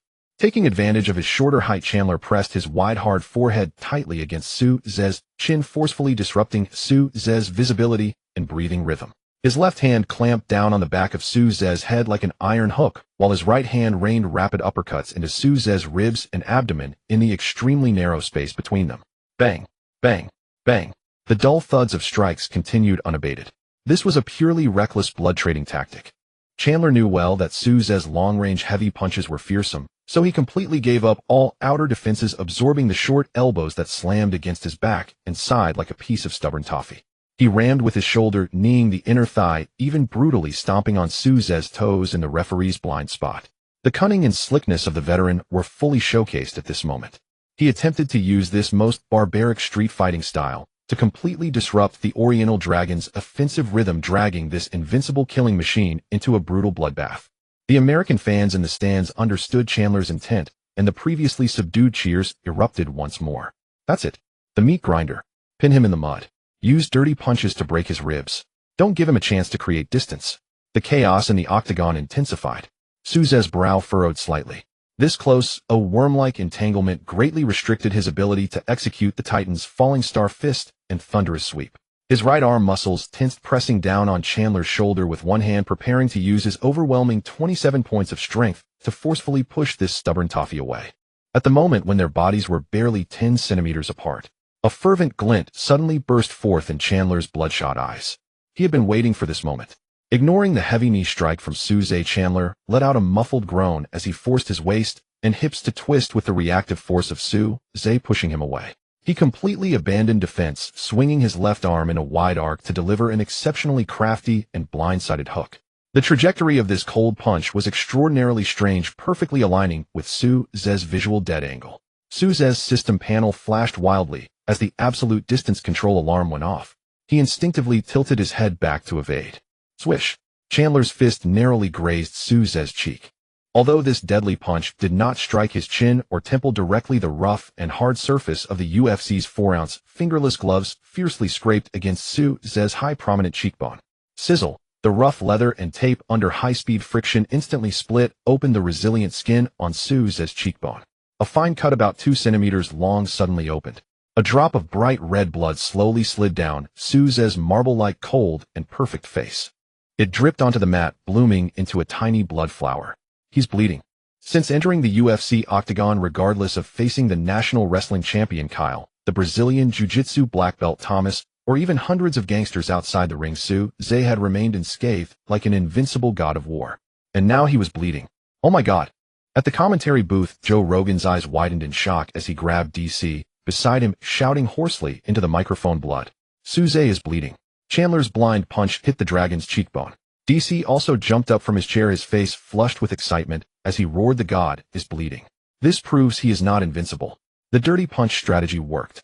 Chandler, with his nearly self-destructive madness, has ripped a hole in the Oriental tyrant's defensive armor. The 20,000 American spectators in the arena erupted into unprecedented chaos upon seeing the drop of blood sliding down Su Zhe's cheek on the big screen. Kill him. Michael. He can get hurt too. Drag him into the deep sea. Smash his facial bones. The roaring cries seemed to want to lift the roof off the T-Mobile Arena. Countless fans supporting Chandler were overjoyed to tears as if they saw a glimmer of hope to defeat the dark overlord in the darkness. The bullet screens across various streaming platforms erupted explosively at this moment. The haters, like hyenas smelling blood, swarmed out. Huh, did you see that? What Oriental Dragon, facing a top 5 heavyweight wrestler, is also getting bloodied? Dirty punches are invincible. As long as he fights up close, Su Zhe's powerful blows cannot be unleashed. Chandler, hold steady. Wear him out. He's bleeding. His mentality will definitely collapse. Dana White on the sidelines clenched his fists tightly, staring intently at the octagon. Zhang Dalong and Mark were even more anxious, sweating profusely as they shouted for Su Zhe to create some distance. However, Su Zhe, at the very center of the storm, faced the jubilant Chandler, not retreating even a single step. The two stood half a meter apart in the center of the octagon, momentarily confronting each other. Su Zhe slowly lifted his right hand, clad in black fingerless gloves. He gently brushed the side of his thumb over the wound on his left cheekbone. The warm sensation. Su Zhe lowered his head, glancing at the glaring crimson staining the edge of his glove. The pain was minimal, but the scent of his own blood seemed like a key, completely unlocking the violent shackles hidden deep within this inhuman body. He slowly raised his head. his deep pitch-black eyes fixed intently on Chandler across from him. Souza's mouth curled up uncontrollably. This smile, captured on the big screen, made the audience, who were wildly cheering, suddenly choke on their laughter, feeling a chill run down their spines.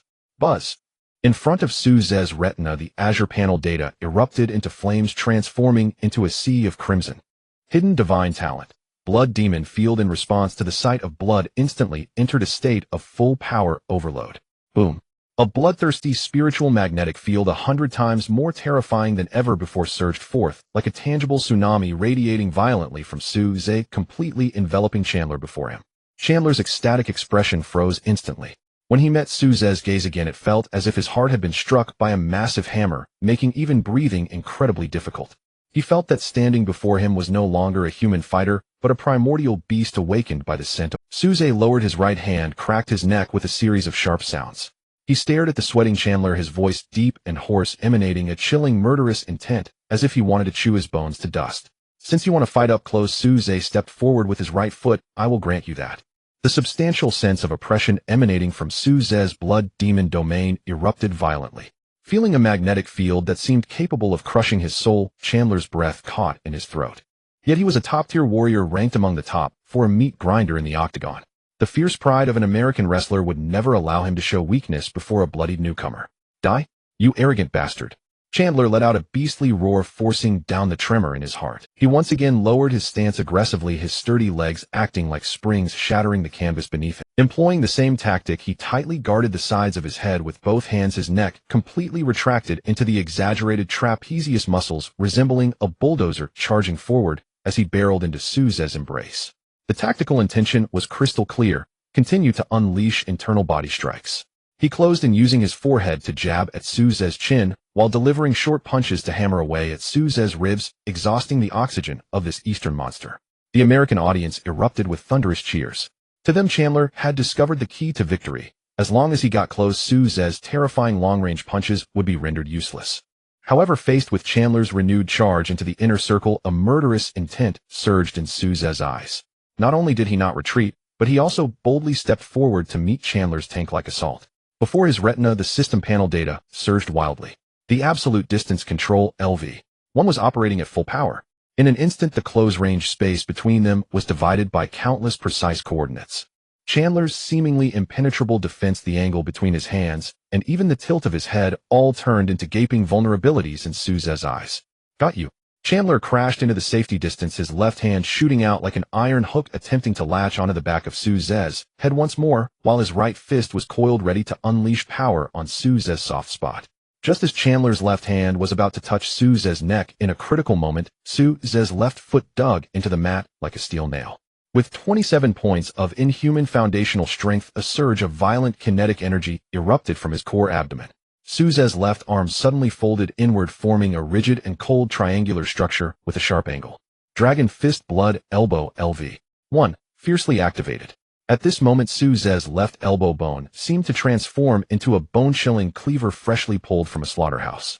He did not retreat, but pressed onward, his body slightly tilted to meet Chandler's low-hanging head. The tip of his elbow sliced downwards, tracing a violent arc accompanied by a piercing sound. In close combat, the elbow strike was as deadly as a blade. In the confined space of the inner circle, grappling, the destructive power of an elbow far surpassed any punch. Moreover, this blood elbow carried Souza's abnormal strength, capable of shattering a support pillar. A chilling sound of a sharp blade cutting through flesh echoed, captured clearly by the microphones surrounding the octagon, resonating throughout the T-Mobile arena. The sound resembled that of a seasoned butcher cleaving through the thick hide of a live pig. Chandler didn't even have time to react to what had happened.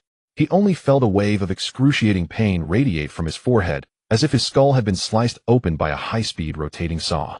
The resilient skin of his face, the subcutaneous tissue, and the rich network of capillaries in his forehead crumbled before Souza's blood elbow, as fragile as A4 paper being torn apart. A horrific gash 7 to 8 centimeters long and deep enough to expose bone erupted directly above Chandler's right temple. Vivid red blood gushed forth like a broken faucet. Chandler let out a wretched howl, and his right fist, which was poised to strike, instantly lost its power. Blood poured down his forehead like a miniature waterfall, quickly obscuring his right eye, even flowing into his mouth and nostrils. The thick, foul-smelling blood instantly robbed him of half his vision. The agony and panic from the sudden blindness made this seasoned warrior instinctively loosen his grip, stumbling backward several steps. He left a trail of shocking blood footprints on the mat. The overwhelming cheers from the crowd were abruptly cut. The fervor on the faces of 20,000 American boxing fans froze, replaced by uncontainable horror and shock. One move, just one close-range defensive counterattack, had turned the tide of the match. At the commentary booth, Joe Rogan gasped, his scalp tingling as he shouted into the microphone, "Elbow strike." Suze executed a lightning-fast downward elbow. "Oh my God, that elbow strike was too sharp." Chandler's forehead has been opened up with a massive gash. DC gripped the edge of the commentary table tightly, disbelief written all over his face. "Who said Suze couldn't fight on the inside? His short-range killing power is deadlier than his long punches." With his forehead bleeding profusely, Chandler's vision is completely obstructed. Inside the octagon, Suze retracted his bloodied left elbow. He glanced at the staggering Chandler, his expression cold as death, stepping forward to prepare for the final harvest. "Stop! Stop!" At that critical moment, referee Herb Dean charged in like a raging bull, disregarding everything. His strong body positioned itself firmly between the two, pushing Suze backward with force. Match paused. "Doctor, get in here right now," Herb Dean shouted towards the outside. According to UFC rules, if a fighter suffers from significant facial bleeding, especially if the blood obscures vision and threatens the fighter's safety, the referee has absolute authority to pause the match and call for medical supervision to assess the situation. The iron gate of the octagon was swiftly pushed open. Two UFC official doctors carrying a first aid kit rushed into the cage. They quickly reached Chandler's side, producing a clean gauze to firmly press against the horrific wound on his foot. "Michael, look at my fingers. How many do you see?" The attending physician, while wiping the blood around Chandler's eye socket with gauze, extended 2 fingers in front of him, shaking them rapidly, while using a flashlight to check his pupil response. 2 fingers. "Fuck. I can see clearly." Chandler pushed the doctor's hand away, his half-face smeared in red blood, resembling a demon just pulled from a blood pool. The doctor furrowed his brows tightly, examining the depth of the wound. Although the cut was large and the bleeding alarming, fortunately the blood elbow struck above the brow bone, not injuring the eyeball and not causing severe concussion. The doctor turned to referee Herb Dean, giving a thumbs up and nodding. "He can continue, but he can only last a short time. If he takes another hit, the blood vessels will completely rupture." Herb Dean understood, signaling for the doctors to exit. Outside, Zhang Dalong and Mark nervously watched the octagon. At that moment, they feared the doctor would directly announce a TKO, which would give many haters an excuse to claim Suze's victory was not honorable. Now that the doctor has determined he can continue, it means this slaughter must be concluded in the most definitive manner.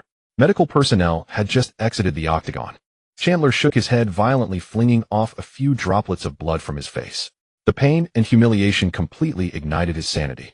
The top 4 fighter in America could hardly accept that his proud, dirty boxing tactics had been instantly shattered by a newcomer with a single elbow strike.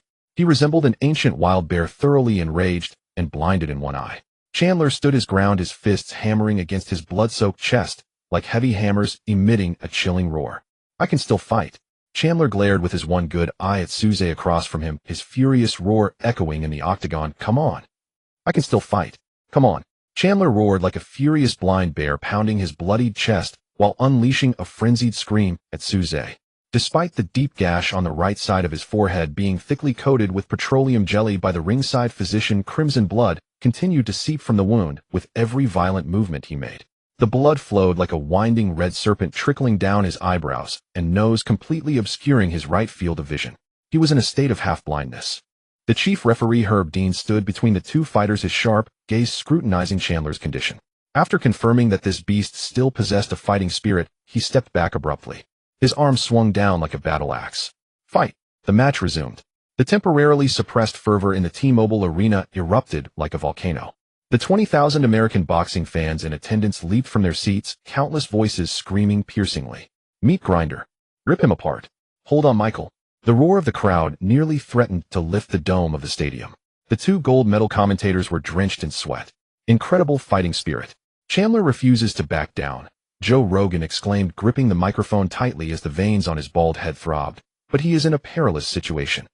With his right eye obstructed, this is akin to handing half his life over to death in the octagon." DC's eyes were fixed on the broadcast screen, his tone gravely serious. "The blind spot is the nightmare of every fighter." Chandler could only rely on his left eye and beast-like instincts to defend himself. He needed to find a way to close the distance to Suze. If they were separated, he would become a sitting duck. Inside the octagon facing the roaring Chandler, Suze's expression was as cold as ice, his abyss-like black eyes revealing an unmasked, chilling intent to kill. He stepped forward with a steady, imposing stride, his posture upright, like a pine tree. Suze was in no rush to engage in a slugfest. The tech-infused Azure panel before him flickered absolute distance control LV1 operating at full power. The cold data coordinates instantaneously sliced the space between them with precision. Suze saw through Chandler's current fatal weakness, the blind spot on his right side. With a powerful push from his legs, Suze began to consciously move at a 45-degree angle to Chandler's right side, utilizing his exquisite footwork. His steps were as light as a ghost, each footfall landing perfectly on the edges of Chandler's most blurred line of sight. It was a silent pressure of impending death. Chandler's internal alarm bells rang loudly. Although he couldn't see the situation on his right, years of battling in the octagon had honed his instincts to sense the chilling presence that felt like a needle in his back.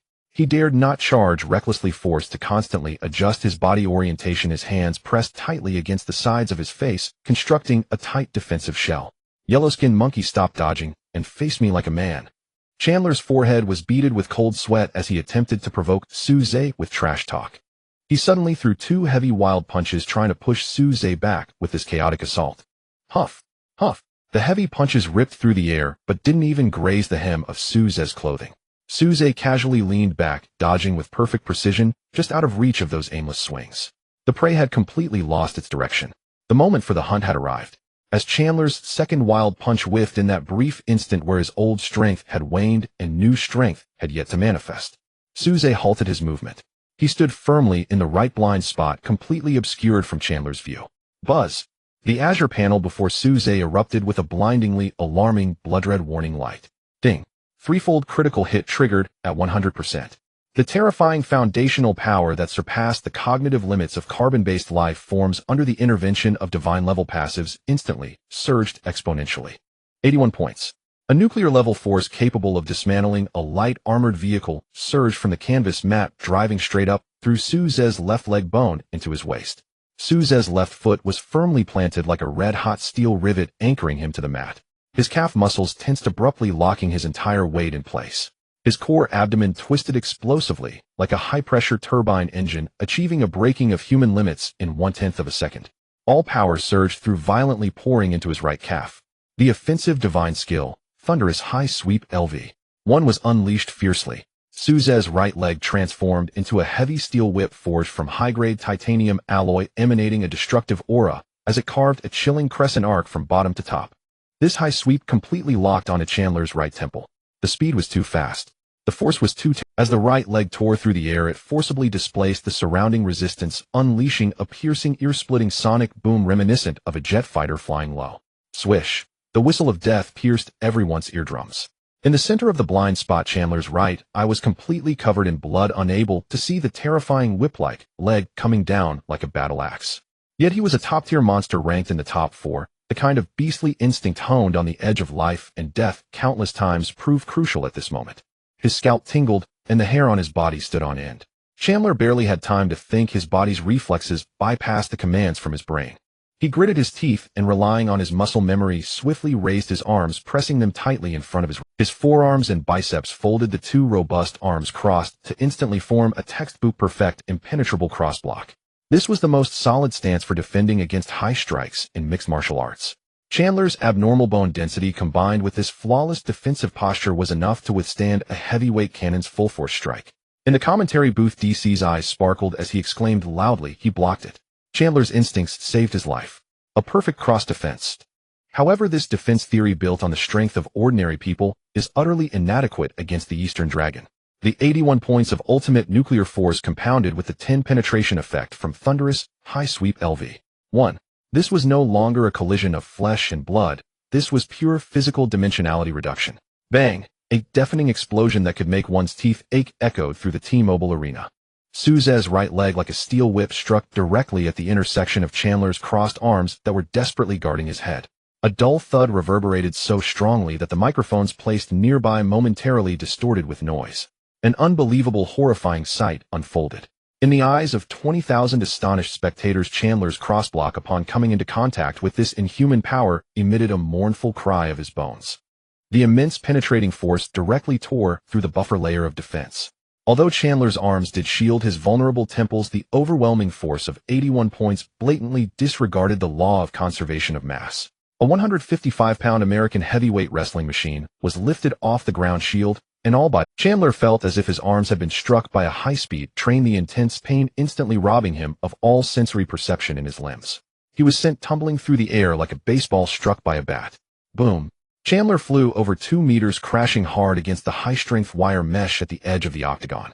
The violent impact caused the entire metal mesh to bulge outward, dramatically emitting a chilling. Using the rebounding force, Chandler collapsed like a puddle of mud, without skeletal support, sliding helplessly down the canvas mat. His thick arms now resembled 2 branches that had been brutally snapped, weakly hanging by his sides, swaying feebly with each labored breath. A resounding thud. Chandler collapsed like a lifeless mass, without skeletal support, sliding helplessly down onto the canvas mat. His thick arms hung limply at his sides, resembling 2 broken twigs that had been mercilessly snapped. A flash of murderous intent flickered in Souza's eyes as he strode forward, preparing to deliver the final fatal punch and completely eliminate the blind wild bear. Just at that critical moment, the timer at the side began frantically striking the wooden mallet, and the crisp bell, signaling the end of the second round, abruptly rang through the arena. The chief referee, Herb Dean, charged forward like a desperate rhinoceros, his powerful frame blocking the path between Souza and Chandler, forcefully separating the two. Time's up. Stop. Return to your corners immediately. The sound of the bell yanked Chandler back from the 20,000 spectators collectively exhaled, followed by an eruption of deafening applause and roars akin to a tsunami. This applause was not only for the bloodthirsty Souza, but also for the iron-willed warrior who had withstood an 81-point nuclear strike and still remained conscious. In the blue corner, 2 assistant coaches scrambled into the octagon, each grabbing one of Chandler's arms and nearly dragging him back to the stool. Chandler gasped for air, his chest heaving as if it might explode. The wound on his right temple burst open again, blood mingling with sweat to stain half his face a horrifying dark red. But the most critical injury was to his arms. The head coach, holding an ice pack and cold spray, frantically sprayed Chandler's swollen and purple right forearm. The white cold air hissed. Shit. This isn't a human leg strike at all. The head coach's face turned pale as he trembled, squeezing Chandler's forearm bone. Chandler let out a muffled groan of pain, his facial muscles twitching violently from the agony. Michael, your ulna and radius are severely damaged. There may even be cracks appearing. Your nerve endings are in a state of deep numbness, and you can't even lift your arms for basic defense. The head coach looked anxious, glancing at the composed Souza across the ring, gritting his teeth, and delivered the final verdict to Chandler. This match cannot continue. You've been slaughtered standing up, and on the ground you had no chance to engage. For your career, I must toss in the white towel and request to stop the match.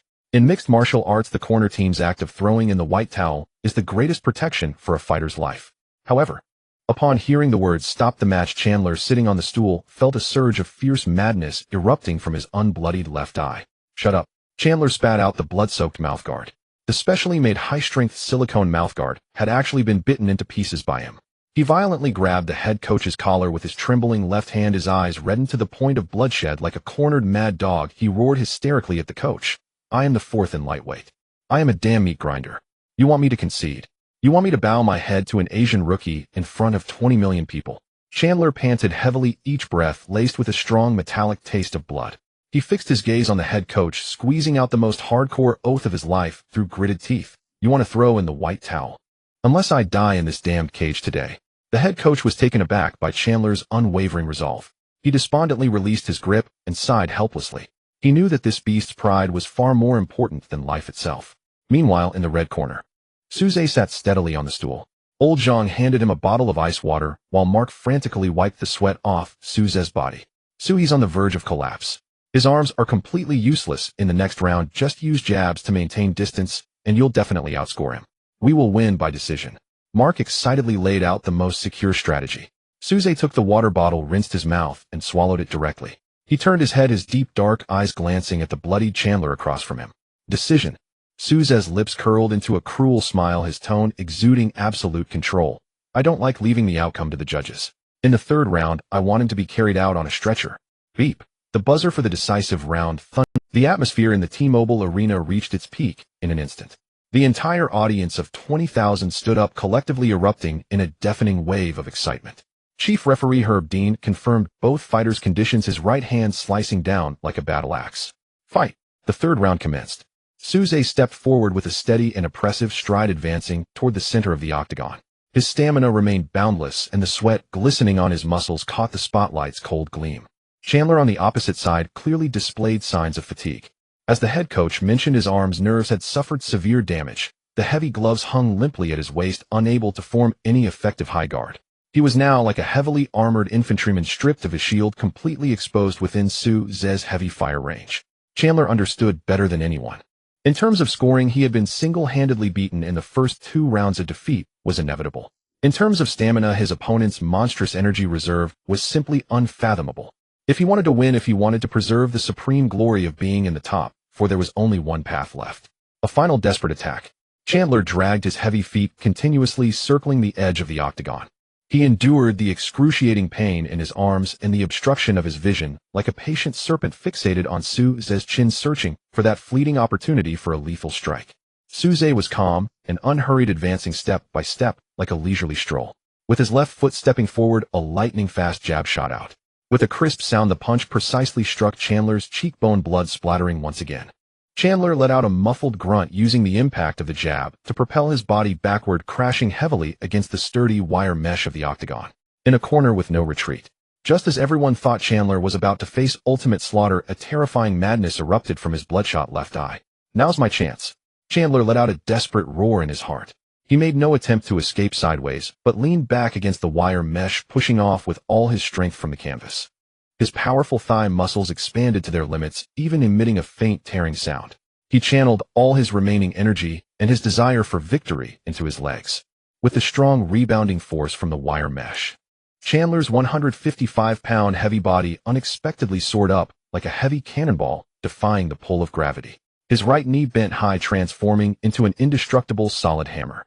The most dangerous and ferocious ultimate move in mixed martial arts, flying knee.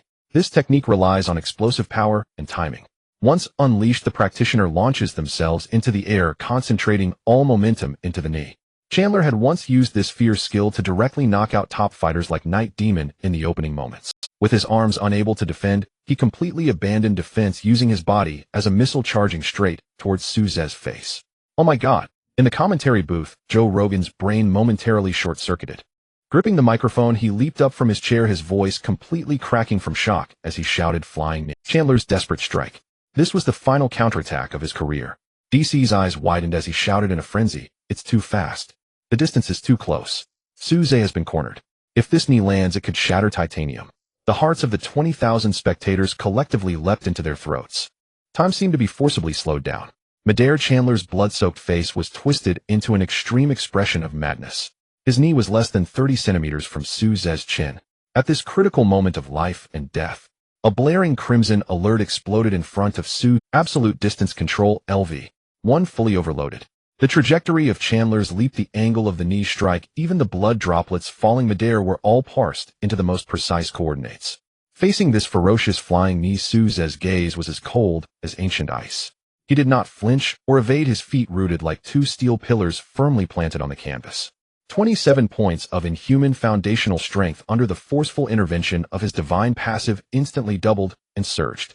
103-fold critical hit activated. 81 points of nuclear energy roared into him. Suze's right shoulder suddenly pulled back, his muscular right arm, taut and thick, resembled an unparalleled strong bow drawn to its utmost limit. Chien Deely's face, smeared with blood, contorted into a visage of a snarling fiend. His 155-pound frame seemed to shrug off gravity itself as his right knee rose high, transforming into an unstoppable siege hammer. He compressed the last vestiges of his professional pride and fury into that desperate flying knee. A gale howled, aimed straight at the face. Against an impact capable of denting an armored vehicle, Suze had nowhere to retreat, and he scorned the very idea of retreating.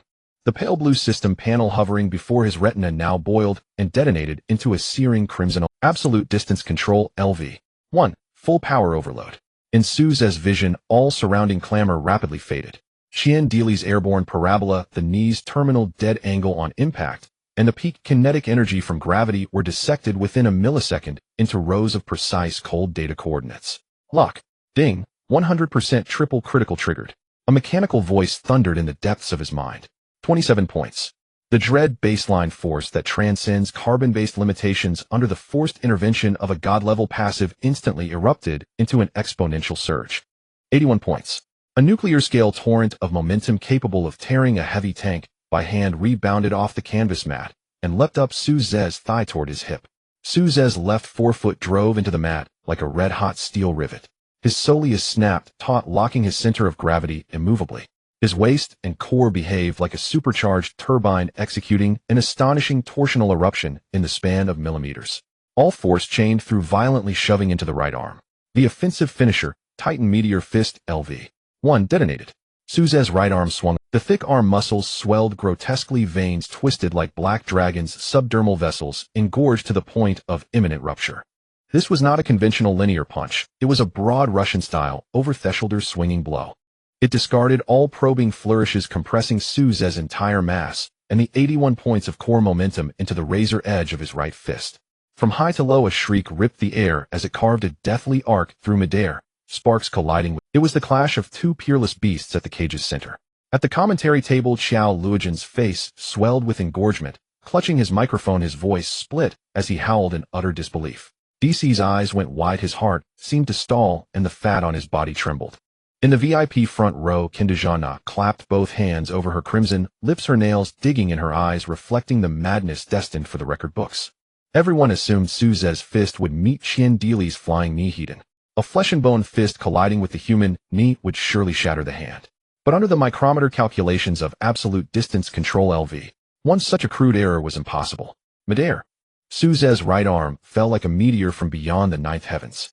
In the microsecond before collision, the odd downward arc of the over-the-shoulder swing played its lethal role. The fist skimmed just above Qian Dili's raised knee within less than 2 millimeters, perfectly avoiding that hardest bony shield. Avoiding the edge, striking the soft spot. Suspended in midair, Qian Dili's right eye was plastered with blood, the remaining left eye dilated to its limit. He could plainly see the black, fingerless gloved fist like a death scythe crossing space, ignoring his knee and descending upon the side of his cheek. Panic detonated in Qian Dili's brain. He tried to twist away, but suspended midair, he had lost any pivot. His body was no longer his to command. He could only watch the Titan Meteor Fist bearing unrivaled absolute violence thunder down, indifferent to defense. Indifferent to blocks. Additional effect, 20% true bone-shattering damage. This was the most terrifying trump card of the Titan Meteor Fist. No matter how abnormal the opponent's shock resistance, no matter how dense the bones, that 20% true damage would forcibly tear through all physical defenses, striking to the marrow. Thud. A dull, weighty impact like a solid iron hammer slamming into raw meat erupted. Su Zhe's fist had slipped past the knee and a half-beat earlier struck Qian Dili's vaunted steel-forged jaw with unmatched absolute violence. Crack, boom. The explosive report of bone collapsing was magnified by the high-gain microphones above the octagon, abruptly tearing through the arena's fervor. That crisp snap made 20,000 hearts miss a beat. In midair, Qian Dili's face, twisted by extreme rage, underwent a horrifying physical distortion the instant it met the fist. 81 points of base momentum compounded with the Titan Meteor Fist's 20% true fracture damage to form a destructive force beyond any carbon-based threshold. The force ignored Qian Dili's celebrated high bone density and like a high-speed industrial drill cut straight through his physical armor. The once indestructible cast-iron chin crumbled. Qian Dili's right mandible collapsed in a wide collapse. Jagged bone shards plunged into the soft tissue beneath. The massive through force did not stop there. It surged upward through the jaw toward the cranial cavity. The brain, the human's most delicate and exacting organ, took the blow. Under an impact comparable to a heating collision with a heavy truck, the cerebrospinal fluid in Qian Dili's skull boiled. The fragile brainstem and nerves endured a catastrophic shock. The synapses responsible for movement and consciousness crashed in a fraction of a second. Consciousness was forcibly cut off. One moment, he was a ravenous grinder hellbent on dragging the Eastern Mad Dragon into deep waters. The next, his eyes rolled back, sclera laced with burst red veins, pupils unfocused. Qian Dili's forward-flying knee posture was halted, as if someone had slammed an invisible stop key. From the severe concussion came the most chilling neural reflex in mixed martial arts, the fencing response. His thick arms snapped rigidly upward, fingers curled in spasms, legs stiff as wooden posts. The heavy body lost all muscular control. The 155-pound top brawler became like a reinforced concrete building demolished by a precision blast. Bang! Qian Dili plummeted face down and slammed onto the canvas. The violent impact shook the entire octagonal iron cage, sweat and droplets of blood sprayed outward like a fountain. At the moment of collision, the custom silicone mouthguard he had been clenching mixed with a mouthful of dark blood shot from his collapsed mouth like a fired projectile. The mouthguard traced a tragic parabola under the glare of the lights, landed more than 2 meters away, and rolled to the edge of the wire mesh. Ciandelli lay in a pool of blood, limbs frozen in that grotesque rigidity. There was no struggle to rise, not even the faintest twitch. He was in deep shock. The so-called undying lightweight zombie, the grinder, who had flattened countless rivals. In the third round, a merciless over-thresholder swing had violently powered him down. At the center of the octagon, Souza's right arm still held that explosive tension. His right foot remained planted on the mat. His torso rotated slightly, with the punch's inertia maintaining that overwhelmingly dominant stance. Sweat traced down his sharply carved lats. He did not even bother to step back a half step to create distance. His abyssal ink-black eyes lowered a fraction and motionless to the bone, looking down from above at the defeated form like kneaded clay. In mixed martial arts, most fighters instinctively rush to ground and pound after a knockdown until the referee separates them, ensuring an unmistakable finish. But Souza did not need to. A true master requires but a single strike. He possessed absolute confidence in his control and in the tangible devastation that Titan Meteor Fist had wrought. He knew full well that the man on the ground would be lucky to breathe without a ventilator. Continuing to fight was out of a follow-up. That would be the greatest insult to a body that had already transcended human limits. Stop. Stop. Stop. Only when Ciandelli's heavy body hit the floor with a dull thud did referee Bourdain snap out of stunned horror and react. He let out a curse, and like a maddened bull, charged forward in a sprint. Dain slid on his knees, ignoring the pain as his knees struck the mat, and threw himself between Souza and Ciandelli, arms flailing in frantic, crossed motions. That was the absolute signal to stop the contest. Fight's over. Stop fighting. Doctor, bring oxygen immediately, Bourdain roared hoarsely, his facial muscles twitching in panic. He had been closest and had plainly heard the nauseating crack. He feared Souza might land another blow and kill the lightweight ranked fourth right there in the cage. In the blue corner, Ciandelli's head coach still held the white towel meant for cooling. He stood petrified, as if struck by lightning. He stared blankly at his pupil with eyes rolled back, life uncertain, his mind a void. Impossible. Michael's chin is monster level. The assistant coach muttered nervously as his leg, their proud tactical system, their vaunted abnormal chin. Before absolute downgrading violence, they melted like snow in sunlight. At the T-Mobile Arena, 20,000 live spectators, the commentary table, the media zone, even the battle-hardened Hollywood stars in the VIP stands. Everyone leaned forward, eyes fixed on the octagon. The vast arena fell into a weird, suffocating 1 second, 2, 3, 4, 5. A full 5 seconds of absolute vacuum. 20,000 voices gone, leaving only the faint hum of the air handling system above the cage. In those 5 seconds, the brain's reflex arcs finally struggled to process the staggering visual. When they truly realized that the scourge the American fight world had pinned its hopes on, the grinder claimed impossible to finish with one blow, had indeed been snapped midair by a single punch.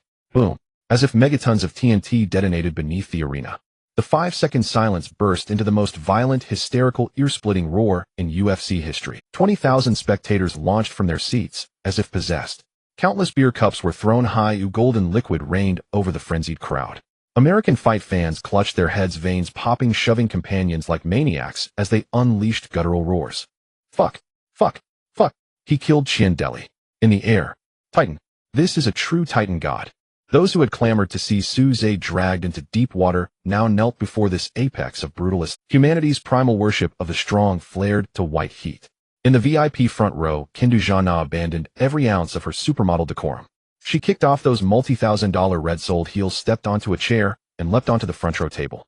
Her tight black leather skirt traced a breathtaking, provocative silhouette under the lights.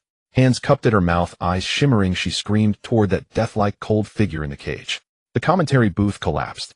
Gold-level commentator Xiao Luogen smashed his tactical whiteboard. His eyes were bloodshot, his face a liver-tinged, hands clutching his gleaming head as he burst into a broken-voiced scream into the mic. It's over. My God. It's all over. This was a meteor strike, an execution with no negotiation. Xiao Luogen's voice split as spittle flew. Ciandelli's flying knee was a joke. He ran into an insurmountable nuclear fortress. Dongfang Quanglong wiped out the grinder with a single over-thresholder heavy blow. The medical staff hurriedly placed a specially designed neck brace around Chandler's sturdy neck. This man, once known as the meat grinder who could not be killed, now had his eyes rolled back, and his right jawbone exhibited a terrifying, unnatural indentation. Blood continuously oozed from his slightly parted lips, staining the high-pressure oxygen mask. "Stretcher, be careful with his cervical spine. Move quickly," the attending physician shouted, drenched in sweat. Several strong men worked together to lift the completely unconscious Chandler onto the stretcher, hastily pushing him out of the octagonal cage. In the center of the cage, Suze stood proudly. Sweat trickled down the lines of his muscles, resembling iron cast in steel. UFC President Dana White directly pushed through the security line, rushing into the iron cage with a beaming face. This billionaire capital mogul was as excited as a child who had just received a new toy. "Well done." Dana White disregarded his presidential demeanor and grabbed Suze's right arm, lifting it high towards the arena's dome, letting out a deafening roar to the crowd. $50,000 for the bonus. "No. To hell with 50,000. Dana leaned into Suze's ear, his voice splitting due to excessive excitement. "I'm giving you $100,000 for the best performance of the night. You monster, that punch you just threw shattered the PPV sales of the night, breaking past 2.5 million. You are a true money-printing machine." Faced with such praise and immense wealth that could drive any fighter insane, Suze's expression was as cold as ice, his emotions showing no ripple. This was merely the beginning of the harvest. Gold medal commentator Joe Rogan, with a microphone in hand, rushed forward on his trembling legs. Having commentated for over 20 years in the UFC and witnessing countless brutal KOs, he had never seen a scene like today, where a shoulder punch shattered the jaw of a top 4 superstar in midair. Joe Rogan's voice trembled unmistakably as he brought the microphone to Suze's lips.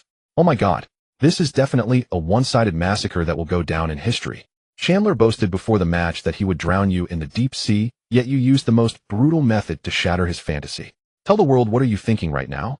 All 20,000 pairs of eyes in the arena, along with countless more behind the broadcast cameras, instantly focused on Suze. The noisy arena miraculously fell silent. Suze took the microphone from Joe Rogan's hand. He breathed steadily, his expression cold, turning to face the main camera. His abyss-like black eyes seemed to penetrate the screen, fixating on the lightweight top-tier fighters sitting in front of their televisions. "What am I thinking?" Suze's thin lips parted, his deep, cold voice resonating throughout the arena. "I already said he overestimated his chin. I'm tired of this boring warm-up game." He raised his right fist, which had just shattered Chandler, pointing it toward the camera, declaring with overwhelming dominance, "Poirier, Gaethje, and that champion hiding in the mountains of Dagestan, Khabib." The crowd collectively gasped in shock. He directly named the top 3 lightweight gods, even directly challenging the reigning champion. Suze's voice carried an absolute killing intent that sent shivers down the spine. "The throne of the lightweight division has a new occupant. Wipe the gold belt clean. Prepare your necks. My hunt list is now officially in countdown." The words, the entire T-Mobile arena erupted with a deafening cheer that threatened to topple the dome. In the VIP front row, Kendall Jenner completely abandoned the grace and modesty of a top global supermodel. She stood on her high heels atop her seat, cupping her hands around her mouth, loudly screaming at the invincible man inside the octagon. That pure desire for conquest and admiration flushed her fair cheeks with a charming rosy hue. Meanwhile, in top training camps around the world, Diamond Poirier sat on his sofa watching the television screen, where Suze pointed at the camera. The beer can in his hand was unconsciously crushed, spilling beer all over the place. Deep in the Caucasus Mountains, the reigning champion, the Eagle Khabib, frowned. This undefeated warrior, who dominated the entire division with ground wrestling, felt a lethal threat for the first time from a striking fighter. That precise, intercepting flying knee, the Titan's meteor punch, held a power that defied logic. What would happen if that punch landed on his head? Khabib dared not think further. An unprecedented sense of crisis completely enveloped the entire lightweight rankings. The storm on the internet was like a 12-level tsunami. The Twitter server crashed the moment Suze uttered those 3 names. Major short video platforms and sports forums in the country saw Suze's name dominating the top 10 trending searches. "Oh my God," he called out the gold and silver medalists. "Is the dragon going for a clean sweep for the crown? So domineering. That line, 'the throne has a new occupant,' gets my blood boiling. This is the true Eastern war god. Chandler's chin is shattered to bits. Who dares to take on those 3? I bet they are definitely trembling right now." Amidst the overwhelming wave of fervor, Suze tossed the microphone aside and walked down the steps with his head held high, flanked by Zhang Dalong and Mark. Fans in the U.S. lining the passageway frantically reached out their hands, attempting to touch the shoulder of this newly crowned tyrant. Several black fans who had previously shouted for Suze's downfall were now completely kneeling under the absolute aesthetic of violence, joining the crowd in a frenzied shout.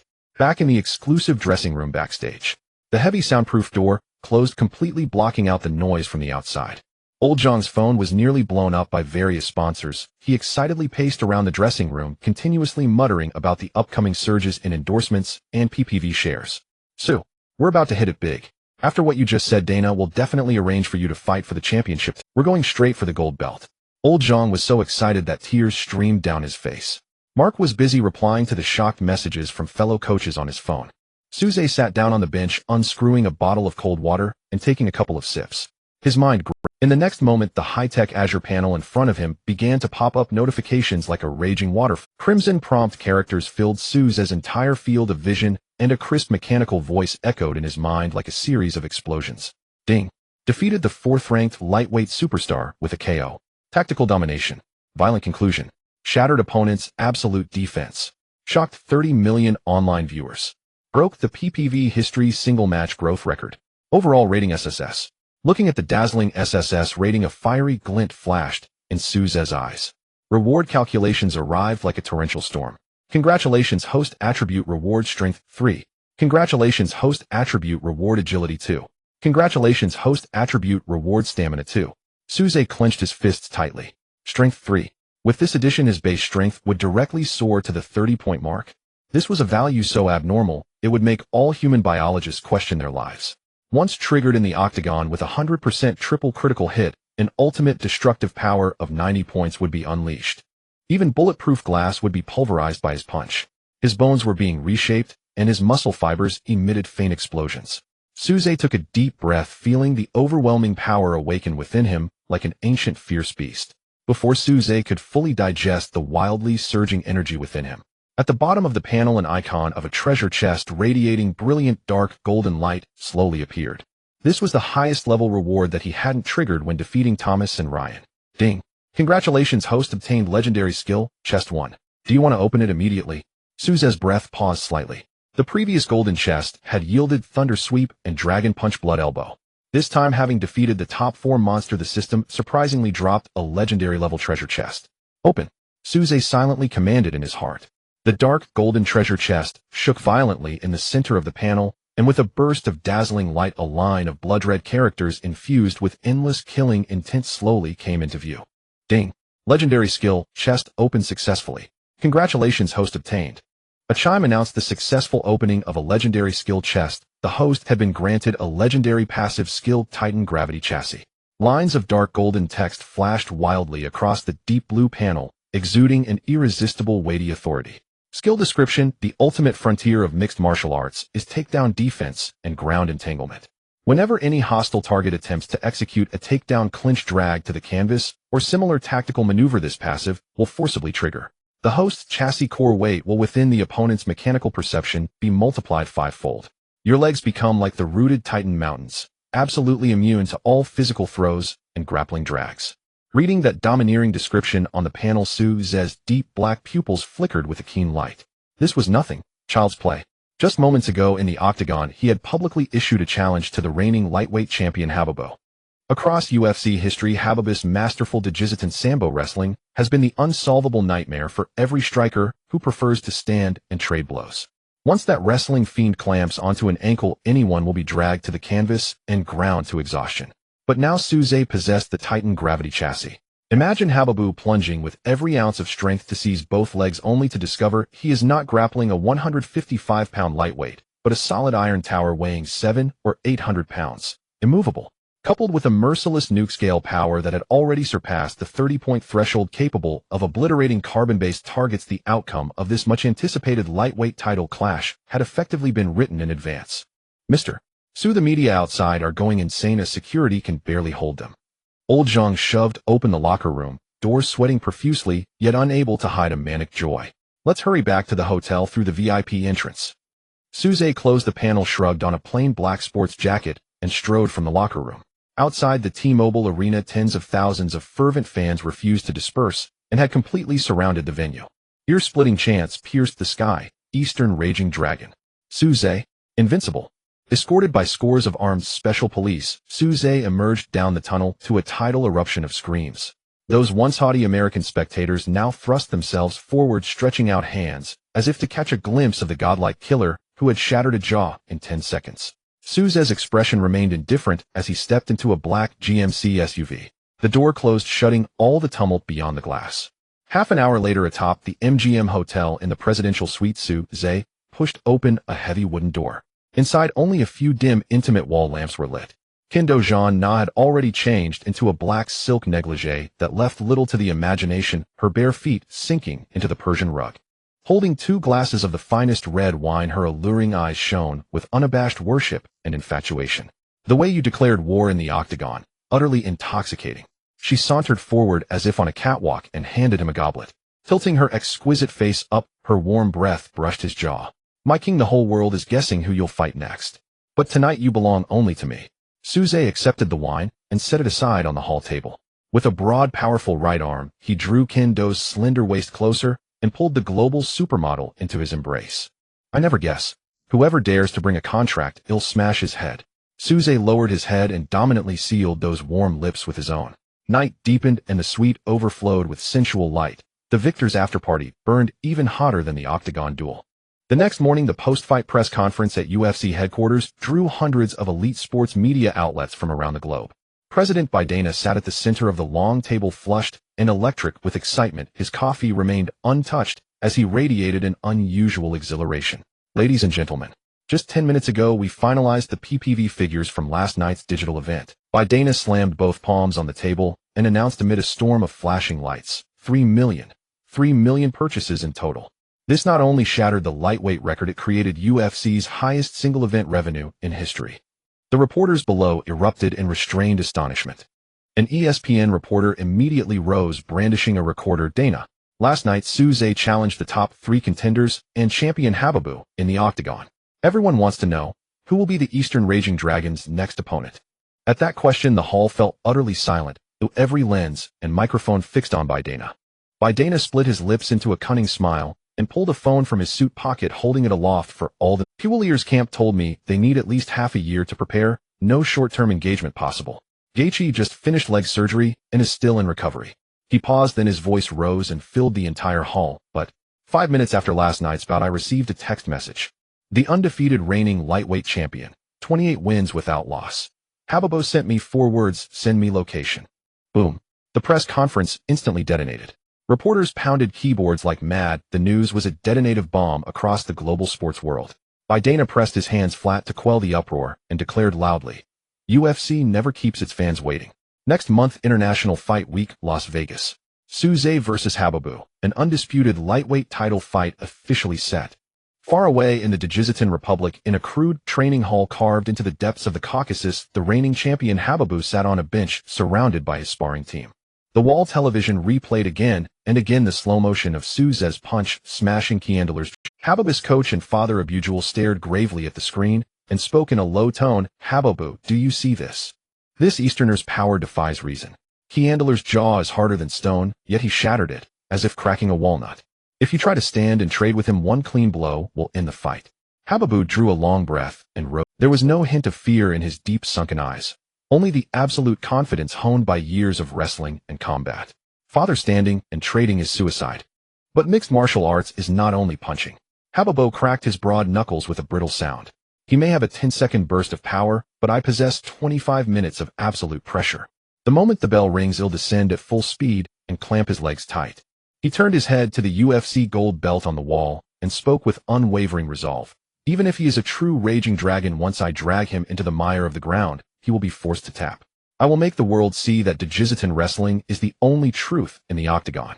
This undefeated god of wrestling clearly harbored supreme confidence in his ground mastery. What he could not possibly know was that the Eastern youth he was to face next month concealed within his body a terrifying Titan gravity chassis. The scene shifted back to Las Vegas. Sunlight poured through the floor-to-ceiling windows of the MGM presidential suite, spilling across a broad leather sofa. Zhang Dalong burst through the door, clutching a thick paper contract, trembling with such excitement that his breaths came ragged. Boss Su, the final contract has arrived. Old Zhang hurried to the coffee table and respectfully presented the document to Suze, who lounged drinking black coffee. His voice raw with excitement rasped, a title fight. Old Zhang paced on, breathless. Biden moved with incredible speed. Next month's International Fight Week main event, you versus Habibu. Suze casually flipped open the contract's cover. A guaranteed appearance fee of $8 million plus 15% of PPV revenue, and a host of off-site sponsorship bonuses. Old Zhang rattled off the sums, eyes glittering like coins. Once you finish this fight, win or lose, your single event earnings will shatter the $30 million mark. This is an unprecedented payday in the history of Asian combat sports. An $8 million guarantee. Tens of millions in dividends. Confronted with a fortune that would make ordinary men lose their minds, Su Zhe's face remained placid as still water. He picked up the Mont Blanc II, indifferent to pore over the endless clauses, flipped to the final page, and signed his name with a flourish. Old Zhang mailed the contract back to by Dana. Su Zhe tossed the pen onto the table. A blade-cold gleam cut through his dark eyes. Tell him to reinforce the octagon. I'm worried Habiba's bones might break too badly and scare the front rows. Old Zhang inhaled sharply, goose flesh prickled across his arms. Such arrogant disdain for an undefeated war god. Only Su Zhe would dare voice it. Understood. He'll take care of it right away. Old Zhang snatched up the contract and dashed from the room. Silence reclaimed the suite. Su Zhe rose slowly and walked to the window, looking down upon the sleepless city of indulgence at his feet. His strength had already surpassed 30 points. With a legendary takedown immune passive in hand, and the uncanny Titan meteor fist and thunderous high sweep at his command, his comprehensive combat capability had long since transcended the confines of the lightweight division. Even a heavyweight champion dragged into his path would be met with unflinching heat and force. Zhang Dalong's efficiency in handling matters is terrifying. After acquiring the black card containing a vast amount of US dollars, he spent just one day to fully purchase a top-tier private fighting base spanning thousands of square meters located on the edge of the affluent area in Las Vegas. The original sign was dismantled overnight. A heavy sign with a pure black background featuring the words Dragon Fist written in cursive gold letters hung high above the entrance. This officially became the exclusive war fortress for the Eastern Crazy Dragon to battle in the octagonal cage. The team was assembled with the same speed and efficiency. In addition to hiring expensive target trainers and tactical analysts, Kendall Jenner even leveraged the Kardashian family's top connections in the sports industry. Several heavy-duty box trucks roared into the Dragon Fist base. When the doors opened, they revealed cutting-edge sports medicine equipment. Medical-grade hyperbaric oxygen chambers costing over $1 million, ultra-low temperature liquid nitrogen recovery chambers, and even a dynamic capture system specifically designed to analyze muscle force trajectories were carefully brought into the venue by workers. Darling, these are my opening gifts to you. For next month's championship battle, I want you to reach the pinnacle in the most perfect form. Kendall, wearing sunglasses, directed the workers to install everything, her lavish spending making Old Zhang gulp in awe. All hardware and logistics were maximized. What remained was the most brutal practical training focused on Habib's seemingly unsolvable Dagestani Sambo wrestling within the closed training facility. The mat in the octagonal cage was replaced with a thicker shock-absorbent material. Zhang Dalong stood outside the cage with a high-salary employment contract in hand. Inside, 3 current heavyweight wrestlers stood like iron towers. All 3 weighed over 240 pounds, their bodies thick with resilient muscle, and their stout necks nearly as wide as their heads. They were elite sparring partners that Old Zhang had hastily recruited from top training camps across the United States at an exorbitant rate of $1,000 an hour. Mr. Su, once Habib's grappling attaches, it's like being caught by an octopus that you can't shake off. To push your grappling limits, I can only bring in these oversized monsters. Old Zhang explained loudly. The 3 heavyweight sparring partners exchanged glances, looking at Su Zhe, who stood in the center of the ring, weighing only 155 pounds with unmistakable disdain. Boss, are you sure you want all 3 of us to go at once? The bearded giant chuckled, cracking his knuckles, and said, a 155-pound little guy, even if he's great at striking while standing on the ground, he's just a quail waiting to be slaughtered. We 3 weigh over 700 pounds combined. I'm afraid one push will break his spine. We get paid to work, so less talk. Su Zhe flexed his wrist, his gaze as cold as ice. Use all your strength. If you can lift me an inch off the ground, the reward doubles. At the prospect of a doubled reward, the eyes of the 3 giants lit up instantly. This was an irresistible fortune for sparring partners. This is what you brought upon yourself. Brothers, attack. The bearded giant roared, and the 3 instantly spread out, forming a flawless encirclement. The explosive power of heavyweight fighters is no joke. The 3 charged like heavy dump trucks racing at full speed, creating a suffocating wind pressure as they lunged towards Su Zhe. The black man on the left dove deep, his hands like iron claws heading straight for Su Zhe's ankles. The bald man on the right cut in from the side, wrapping his powerful arms tightly around Su Zhe's waist. In front, the bearded giant leaped high, using his massive weight advantage to crush all 240 pounds of kinetic energy onto Su Zhe's chest and shoulders. With simultaneous attacks from above, below, and the sides, over 700 pounds of pure flesh weight came crashing down. Not even a person, but even a small car parked in place would be flipped over by such a combined force. Old Zhang outside the cage instinctively held his breath, gripping the wire mesh tightly. Just as the three titanic forces were about to completely crush Su Zhe, before Su Zhe, a cerulean panel suddenly erupted with dazzling dark golden light. The legendary passive skill, Titan Gravity Chassis, was activated. In that moment, Su Zhe's physical mass underwent a bizarre change that defied scientific principles. The fighting shoes on his feet seemed like two deep-seated fixed pillars wedged firmly into the canvas mat of the octagonal cage. "Get me up." The three giants grimaced, their muscles bulging, veins popping. They all let out a wild roar, pulling upward and pushing backward. 1 second passed. 2 seconds passed. 3 seconds passed. The grimace on the faces of the three giants gradually stiffened, replaced by indescribable horror and dread. Cannot budge. Cannot knock down. In their mechanical perception, what they were holding was not a 155-pound human body, but a towering iron tower weighing thousands of pounds, firmly anchored with high-grade cement. Even if they exerted all their strength, the anti-slip fighting shoes created intense friction against the mat, even producing a burning smell. Su Zhe's base remained as stable as a rock, not even swaying half a millimeter. How is this possible? The bearded giant was drenched in sweat, his eyes nearly popping out. He felt his lumbar vertebrae might break under such futile exertion, while Su Zhe's shoulders felt like two mountains, making it hard for him to breathe. The black man holding Su Zhe's legs felt even more despair. He believed he was not holding human legs, but two solid titanium alloy pillars. A stark visual contrast unfolded within the octagonal cage. The three behemoths, each weighing over 240 pounds, were panting like bulls, sweating profusely, with muscles trembling from exertion. Yet the Eastern crazy dragon surrounded by them had his hands casually hanging by his sides, not even making a single unnecessary move to defend against their grappling, his chest rising and falling steadily like a still pond. "Put more effort in. Did you not have breakfast?" Su Zhe slightly lowered his head, a mocking glint visible in his deep black eyes. As soon as he finished speaking, Su Zhe's shoulder trembled. With an absolute force of 30 points capable of shattering all carbon-based life forms, it rebounded violently. Bang! Bang! Bang! The three heavyweight giants felt an overwhelming counterforce collide with them, and all three let out a muffled groan, being forcefully pushed back several steps, awkwardly falling onto the mat. Gasping for air, their gazes turned from disdain to pure astonishment at the sight of Su Zhe. Ding! Detected that the host has completed ultra-high load anti-grappling limit training. Muscle neuron feedback is complete. Strength control has been elevated. Congratulations to the host for unlocking the melee skill King of Hell Explosive Liver Fist LV. 1. Blood red text flickered on the panel, exuding an unabashed aura of bloodshed. Skill description: abandoning surface destructive power, transforming fist strength into a high-frequency shockwave with great penetrating ability. This fist technique ignores the opponent's muscle thickness and fat defenses, precisely penetrating to the human body's most vulnerable organ, the liver. Practical effect: the liver of the struck person will endure devastating physical shock, instantly losing all mobility, and the defensive posture will forcibly collapse, suffering from excruciating internal spasms. Looking at the skill description on the panel, a fiery glint flickered in Su Zhe's eyes. There is a saying in the mixed martial arts community: a headshot may be endured, but an explosive liver shot is beyond even divine intervention. The liver is a vulnerable point in the human body, unprotected by bones and densely packed with neurons.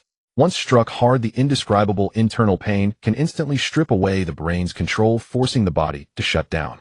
The system's King of Hell Explosive Liver Fist even comes with a penetrating shockwave that ignores muscle. This means no matter how thick the opponent's abdominal muscles or how high their fat percentage, this force can strike through mountains, directly turning the opponent's liver into a mess. A cold smirk appeared on Su Zhe's lips.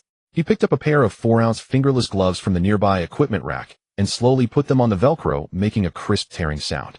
Su Zhe's gaze locked onto the bearded giant, who had just boasted about breaking his spine. "You stand up." Su Zhe raised his gloved left hand, curling his finger, his voice leaving no room for refusal. The bearded giant swallowed hard, forcing his sore legs to stand up.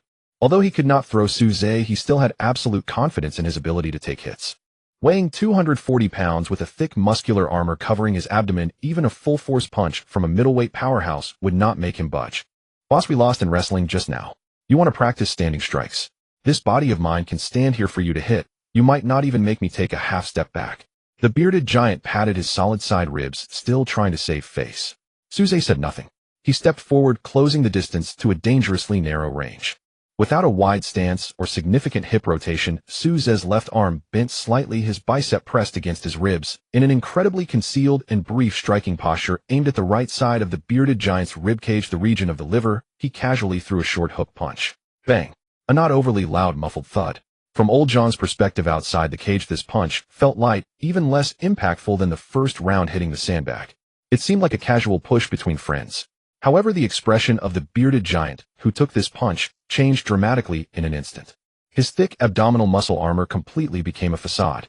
A bizarre shockwave force penetrated through flesh and skin, like an invisible hammer, brutally striking his vulnerable liver. Ugh! The bearded giant's eyes bulged out, bloodshot veins covering his eyeballs. His breath was forcefully choked off, and his brain received an excruciating pain signal that surpassed all limits in an instant. His whole body twitched violently, as if electrocuted, and his legs instantly lost all strength. Thud! The massive 240-pound body unexpectedly collapsed onto the mat on his knees. He clutched his right side, his body curled up in pain like a cooked shrimp. Cold sweat poured from his forehead like a waterfall. He opened his mouth wide, but could not let out a complete scream. Only a mouthful of sour water mixed with undigested food residue spewed out. Outside the cage, Zhang Dalong gasped in shock, stepping back repeatedly until his back hit the wall. Old Zhang understood. This was not a physical strike. This was a punch that caused internal injuries. A casual short punch could bring a 240-pound giant to his knees, spitting out sour water. This punch on a person was nothing short of a spell to destroy internal organs. Within the octagonal cage, a 240-pound heavy sparring partner curled up on the mat, painfully clawing at his throat, spewing forth a torrent of acidic bile mixed with undigested food remnants. Zhang Dalong gasped in shock from the sidelines. Having been immersed in the fighting world for most of his life, he had never witnessed such a bizarre short fight. The punches landed on the body akin to a spell that obliterated internal organs. While the Longquan headquarters was undergoing a closed hellish training session, the outside world was thrown into a frenzy by a video that had suddenly emerged. This video was exclusively released on Twitter by the undefeated lightweight champion Khabib's team. In the footage, the scene was filled with snow and wind. In the frigid depths of the Caucasus Mountains, a massive adult wild brown bear towering over 2 meters tall, when standing, was wildly swinging its heavy paws. Engaging in close combat with this beast was Khabib, bare-chested and exuding a fierce aura. The Dagestani locked his powerful arms around the bear's neck, his legs rooted firmly in the snow like sturdy tree stumps. Man and bear grappled and rolled wildly in the thick snow. With a beastly roar, Khabib astonishingly utilized the exquisite leverage principle of Sambo wrestling to forcefully flip the several hundred-pound adult brown bear onto the ground, pinning it into the snow pit. The frame froze. Khabib panted heavily, turning his head to lock his deep-set gaze onto the camera. He smirked coldly, revealing a hint of disdain, and proclaimed in heavily accented English, "Dragons do not exist in this world, only wrestling does. I will pin Suze to the floor of the octagon, just like I did this bear," rubbing him hard against it. This hardcore video of wrestling a bear was released like a bomb, igniting the entire internet. In just 2 hours, the video surpassed 10 million views. Khabib's fervent fans across the globe seemed to have received an adrenaline shot, flooding various social media platforms with frenzied mockery. "Did you see that? This is the wrestling god of Dagestan. The Eastern Dragon is nothing. If he can take down a bear, defeating him will be like child's play. Suze's standing strikes are indeed fierce, but so what? Once Khabib gets close and grabs his legs, he would be as helpless as a baby on the ground." The suspense of the championship match has already ended. Khabib will drag him into an endless abyss, making him taste true despair. The online war of words escalated. Numerous prominent figures in the fighting community stepped in to analyze, unanimously believing that Khabib's abnormal level of ground control counters all standing strikers. In Las Vegas, USA, inside the Longquan headquarters, Old Zhang was fuming as he watched the overwhelming mockery on Twitter, puffing his cheeks in anger. "These Dagestani hillbillies are too arrogant. They actually used a bear to step on you to rise up." Old Zhang gritted his teeth. "Should we also release a counter video? They'll have someone bring over a tiger right away, so you can shoot a segment too." Standing to the side, Suze was wiping the sweat off his body with a towel. He glanced at the screen, showing Khabib rolling in the snow with the brown bear, a disdainful smirk curling at his lip. "Stealing the show from the zoo? That's something only clowns do." Suze casually tossed the towel onto the bench, his tone dripping with aloof indifference. "Let him shout. Once the door to the octagon is locked, even a bear won't save his life." He couldn't be bothered to respond to such a boring online spat. A war of words held no significance. What truly interested him was the continuous breakthrough of human limits in combat statistics. Suze turned and strode towards a completely enclosed special training room deep within the venue. This was the highest difficulty laser avoidance array machine customized by Kindle using cash from a top tech company in Silicon Valley. Pushing open the door, the room was dimly lit. Suze removed his upper clothing and stood in the central sensing area of the room. Mark, activate the highest difficulty mode. Suze commanded in a deep voice. Mark, standing at the control panel, swallowed hard, his fingers trembling slightly as he pressed the red start button. Buzz. Accompanied by a faint electric sound, the walls of the room instantly illuminated with a dense array of firing ports. Hundreds of high-intensity red laser beams crisscrossed like a complicated web of death within the small room, darting wildly. The movement speed and direction change frequency of these laser beams were generated completely at random. An ordinary person stepping inside would be simultaneously hit by dozens of lasers in just a second. Suze squinted his eyes, his agility attribute of 17 points activated at this moment. He transformed into a shadowy specter, weaving madly through the dense rain of lasers. Sidestepping, ducking, leaning back, and changing angles. Every movement of Suze was precise to the micron level. Not only did he have to evade the lasers coming in a straight line, but he also had to anticipate the deadly beams reflected off mirrors. This training, which pushed the limits of nerve reaction speed and muscle coordination, was nothing short of hellish. Sweat dripped wildly down his chiseled jawline, evaporating instantly upon hitting the metal floor. 10 minutes. 20 minutes. Half an hour passed. Mark, standing outside the control panel, stared in shock. The large zero in the hit rate statistics on the screen seemed glaringly conspicuous. In this laser array, where even a fly couldn't get through, Suze actually achieved a terrifying 0 mistakes. Just as Suze pushed the limits of agility and evasion to their peak, the deep blue panel suddenly erupted with dazzling light in front of Suze.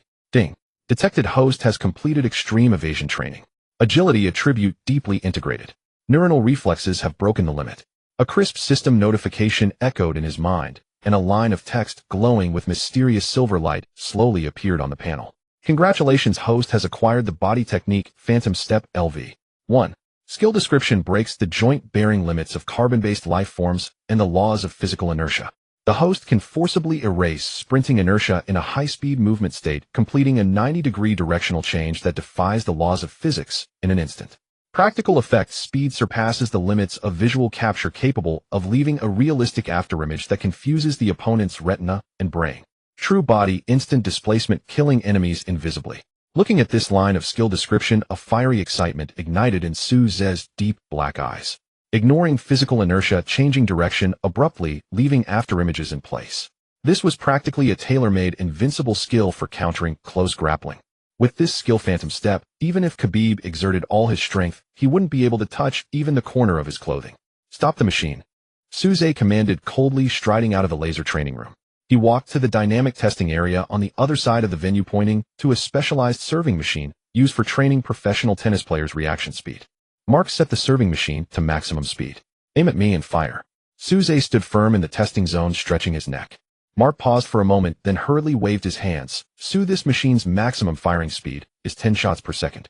The tennis balls exit at a speed exceeding 200 kilometers per hour. At this distance, there are no blind spots in the barrage. A human's nerves simply can't react in time and would suffer internal injuries. Fire. That's an order. Suze's tone left no room for doubt. Mark gritted his teeth and could only push the lever forward. Bang, bang, bang, bang, bang. The serving machine roared like a mad heavy machine gun, the deep pressure sounds merging into a single chorus. Yellow tennis balls transformed into a dense barrage of afterimages rushing towards Suze with a pierce. This was essentially an unavoidable firepower net. Just as the first tennis ball was about to smash into Suze's face, a silver glimmer flashed in Suze's eyes. The body technique, Phantom Step LV. 1 was activated with ferocity. Mark stood by the control panel, staring at the testing zone ahead. In his visual feed, Suze seemed to make no evasive moves, standing upright in place. Bang, bang, bang. 10 high-speed flying tennis balls slammed solidly into Suze, even penetrating his torso and crashing hard against the back wall. Mark exclaimed in shock, about to rush forward to check. An incredible and terrifying phenomenon. The Suze that had been penetrated by the tennis balls seemed to ripple like water, then like a mirage shattered into countless fragments in the air and vanished. An afterimage. What was left behind was merely a visual residue of an illusory afterimage. Where are you looking? A cold, emotionless voice suddenly echoed from 3 meters away from Mark. Mark shuddered as if seeing a ghost in broad daylight, and abruptly turned his head. There stood Suze, hands in the pockets of his sweatpants, breath steady, showing no trace of having been hit by the tennis balls, watching him coldly from a safe area 3 meters away. The true body flashed.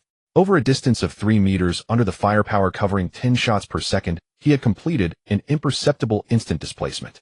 Mark's brain froze. He rubbed his eyes in terror, his legs weak, pointing at the testing zone where the air was still dissipating. Then pointing at Suze beside him, his voice sharp with excessive shock. God. Instant displacement. An afterimage. Mark, in a state of collapse, grabbed his hair and shrieked at the air. This is simply not in line with human biology. Newton's coffin lid won't be able to hold it down. Mark's terrified screams echoed throughout the training hall. Old Zhang pushed in a massive tactical analysis LCD screen, striding in with great urgency. All right, old Ma, hold Newton's coffin down first. Old Zhang's expression was unusually grave as he clicked the remote. Let's see the ultimate killing move we will face next month. The screen lit up. The footage displayed a gruesome montage of Khabib's past 28 matches, showcasing his absolute dominance over the entire UFC lightweight division. Mr. Su, the most terrifying aspect of Khabib is not his heavy punches, but his almost unsolvable diving speed and timing control. Old Zhang pointed at the figure on the screen, which resembled a beast as it took down its opponents, his tone filled with extreme caution. The video played in slow motion. Khabib feigned with his front hand, his body center of gravity collapsing in an extremely strange manner. Look here, his dive has almost no warning signs. Without slowing down or hesitating, like a guided missile flying just above the ground, he directly struck towards his opponent's calf and ankle. Once he touches your leg, your defense will completely collapse. Old Zhang swallowed hard, beads of cold sweat forming on his forehead. Conor Poirier Gaethje. These standing gods were all dragged into the deep sea by this move and brutally strangled. It's utterly inescapable. Suze glanced at the screen. Indeed, it was fast. That kind of terrifying, explosive power, combined with his core stability honed from wrestling with bears since childhood, allowed Khabib's takedown success rate to reach a shocking level. However, in Suze's eyes there was no trace of fear. Ground missile, eh? Suze's lips curled into a bloodthirsty arc. Since the opponent likes to fly close to the ground, then let's smash his skull directly. Suze walked to the center of the empty jiu-jitsu mat. His eyes slowly closed. His brain immediately entered an extreme simulation state. Combining the instant displacement of the Ghost Shadow step and his recently achieved nuclear-level foundational strength of 30 points, Suze frantically simulated Khabib's diving leg attack trajectory in his mind. The opponent charges forward, dives, and reaches out. He sidesteps, lifts his knee, and strikes. He was searching for the deadliest angle of counterattack. In the octagon, defending against takedowns is always a passive strategy. Countering is the way of the dragon. Facing a wrestler attempting to dive for a leg, delivering a flying knee is the most brutal means of punishment. A normal flying knee needs space to jump and can easily be tackled by the opponent or lose balance, and what Suze wanted was a strike that did not require a jump, relying solely on pure explosive power to rise from the ground, capable of shattering skulls with a ground-level decapitation knee strike. For the next 3 days and nights, the closed training room of the Dragon Fist headquarters was filled with bone-chilling sounds of air being torn apart. Suze was like an unwearied machine, repeatedly performing the knee-lifting motion. Sweat poured down like a torrential rain onto the mat. The instantaneous pull of 30 points of inhuman strength caused his thigh muscle fibers to tear in the extreme monotony of repeated exertion. Immediately afterward, under the nourishment of the massive life energy from the 6 libraries' celestial thief, they rapidly reformed. Flesh rolled and bones creaked. He adjusted the degree of his hip rotation time, and again searching for the optimal point to channel all his strength into his knee. On the 3rd night, swish. Suze's right leg shot up suddenly. His hard knee shattered the air, producing an extremely sharp and ear-piercing sound of sonic boom. In that instant, the azure panel before Suze's retina seemed unable to withstand the torrent of terrifying data, emitting a loud and violent tremor. Dazzling dark golden red light instantly filled his vision. The cold mechanical system prompt echoed like a tolling bell, exploding deep within his mind. Ding. Detected that the host has completed extreme targeted simulation. 30 points of ultimate power and the divine skill of movement have deeply fused. Power axis reconstruction complete. Congratulations to the host for comprehending the ultimate counter technique, Dragon's Fury Star, shattering neck knee LV. 1. The blood-red skill description emerged, exuding an unmistakable aura of brutal killing intent. Skill description: a lethal move specifically targeting those who dive for takedowns. When the opponent's center of gravity is lower than the host's waist and attempts to dive for a leg or cut in at the cage's edge, it forcibly triggers the most perfect counter trajectory.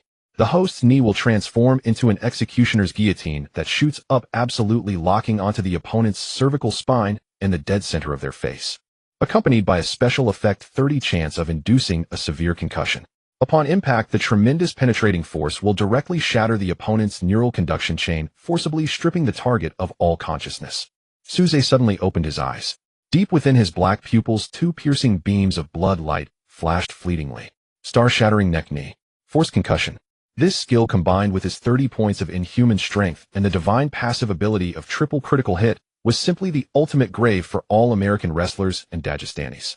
As long as Khabib dares to lower his head and grab his leg, this executioner's guillotine can instantly cleave the undefeated champion's head back into his chest. Old Zhang, bring that sliding rail machine over here. Suze spoke in a deep voice, his tone hoarse from the extreme high-intensity training, but it could not hide his ferocity. In the corner, Old Zhang and Mark immediately pushed a heavy industrial-grade sliding rail testing machine to the center of the training area. At the end of the sliding rail hung a specially designed 200-pound silicone dummy sandbag. Mr. Su, this machine is used to test the static impact force of heavyweight fighters. The high-pressure cylinder can launch it at a maximum instantaneous speed of 12 meters per second. Old Zhang wiped the cold sweat off his forehead. Maximum speed. Aim at me and launch. Suze stood directly in front of the sliding rail, pulling back to a death distance of less than 2 meters, his expression as cold as iron. Mark gritted his teeth, trembling as he pushed down the red lever on the control panel. Boom. The high-pressure cylinder erupted with a piercing scream. The 200-pound high-density silicone dummy sandbag came barreling down like a heavy motorcycle, out of control without brakes.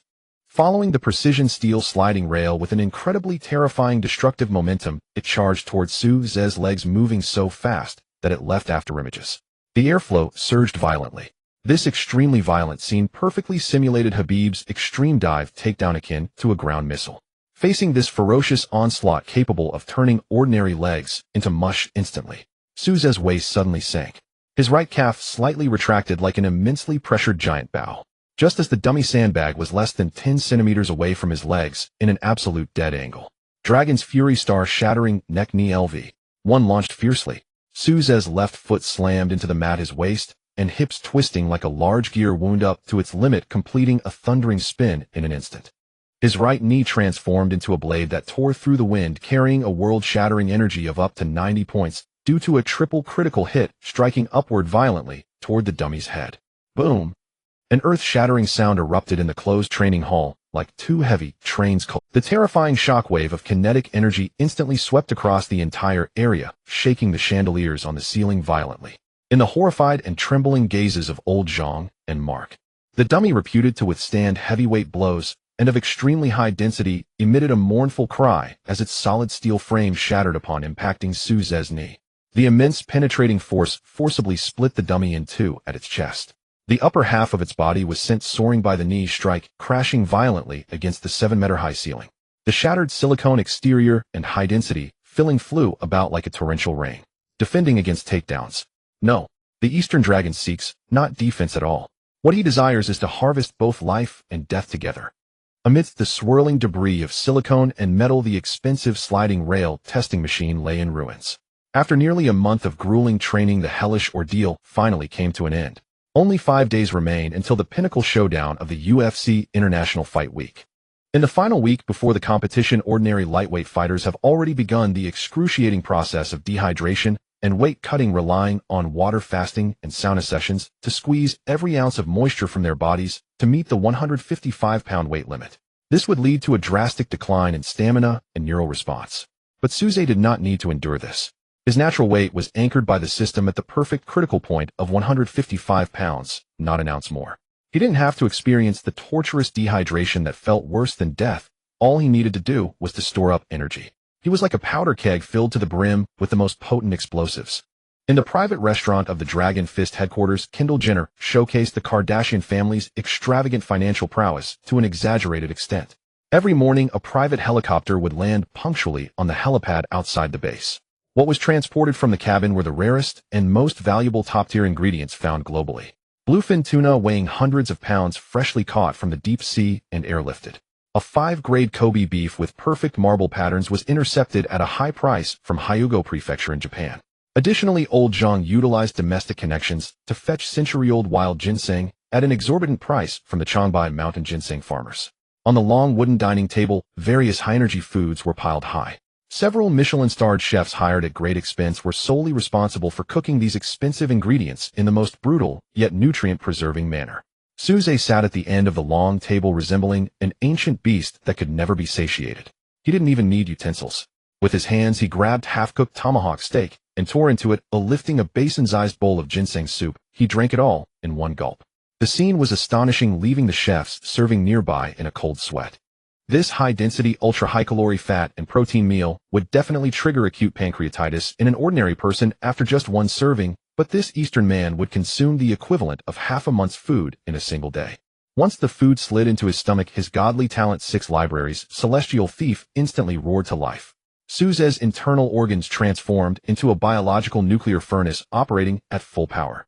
His terrifying digestive ability deconstructed these invaluable ingredients in an instant, extracting the purest and most concentrated life energy and flooding it through his boiling blood towards every limb. The muscle tears and minuscule bone vibrations from a month of intense training healed rapidly under this overwhelming energy's nourishment. Torn muscle fibers reconnected, becoming denser and stronger. The density of his bones was forcibly compressed again. The abrasions on his skin developed calluses as tough as steel. His metabolism skyrocketed, surpassing the limits of carbon-based life. Suze could clearly hear the roaring sound of blood surging within him like mighty rivers rushing through his veins. Cellular vitality surged as if propelled to an unprecedented peak. On the evening of the 5th day, Suze swallowed the last mouthful of thick ginseng soup, casually wiping away the blood at the corners of his mouth with a napkin. The turbulent heat within him finally began to subside, merging with his bones and flesh. Buzz. At that moment, a technologically advanced blue panel suddenly popped open in front of his eye. A dazzling dark golden light flickered before him, and a crisp mechanical notification echoed deep within his mind, heralding the final glorious transformation of this phase. Ding. Detected that the host has ingested a massive amount of top-tier life energy. 6 libraries, celestial thieves, deep transformation complete. The body has been fully remolded. Pre-fight training, comprehensive data settlement in progress. Red fonts cascaded down like a waterfall, listing ultimate attributes that would send shivers down the spines of even gods.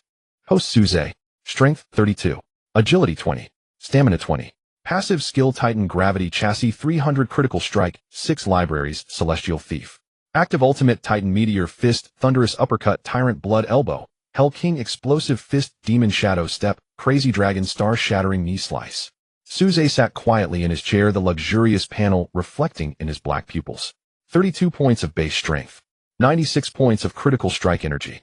He slowly tightened his right fist. The bones in his fingers twisted, producing a sound like metal warping.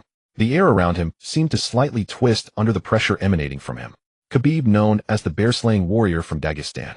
But at this moment, even if Khabib walked into the octagon with a real adult brown bear, Suze was absolutely confident that he could smash that bear's skull and Khabib's confidence into a shower of blood and flesh.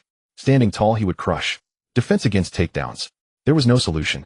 This was no equal championship battle. It was a one-sided execution. Closing the panel, Suze stood up and strode towards the private changing room upstairs. An hour later. Click. The door of the changing room was pushed open from the inside. Zhang Dalong and Mark, who had been waiting downstairs for a long time, turned their heads simultaneously, their breaths momentarily halted. Suze removed his sweat-soaked tactical training suit, changing into a pure black custom-made suit crafted by top tailors from Italy, specially requested by Kindle. His broad and thick latissimus dorsi created a perfect inverted triangle silhouette for the suit, broad shoulders tapering to a narrow waist with sharp lines. The collar of his pure black shirt was slightly open, revealing collarbones chiseled like a knife. Without a tie, he lost a bit of rigidity, but gained an overwhelming aura of a suit-clad thug. His abyss-like black eyes exuded a coldness that viewed all living beings as mere weeds, as if beneath the suit lay a dragon ready to tear apart the heavens and the earth. Mr. Su, the car is ready.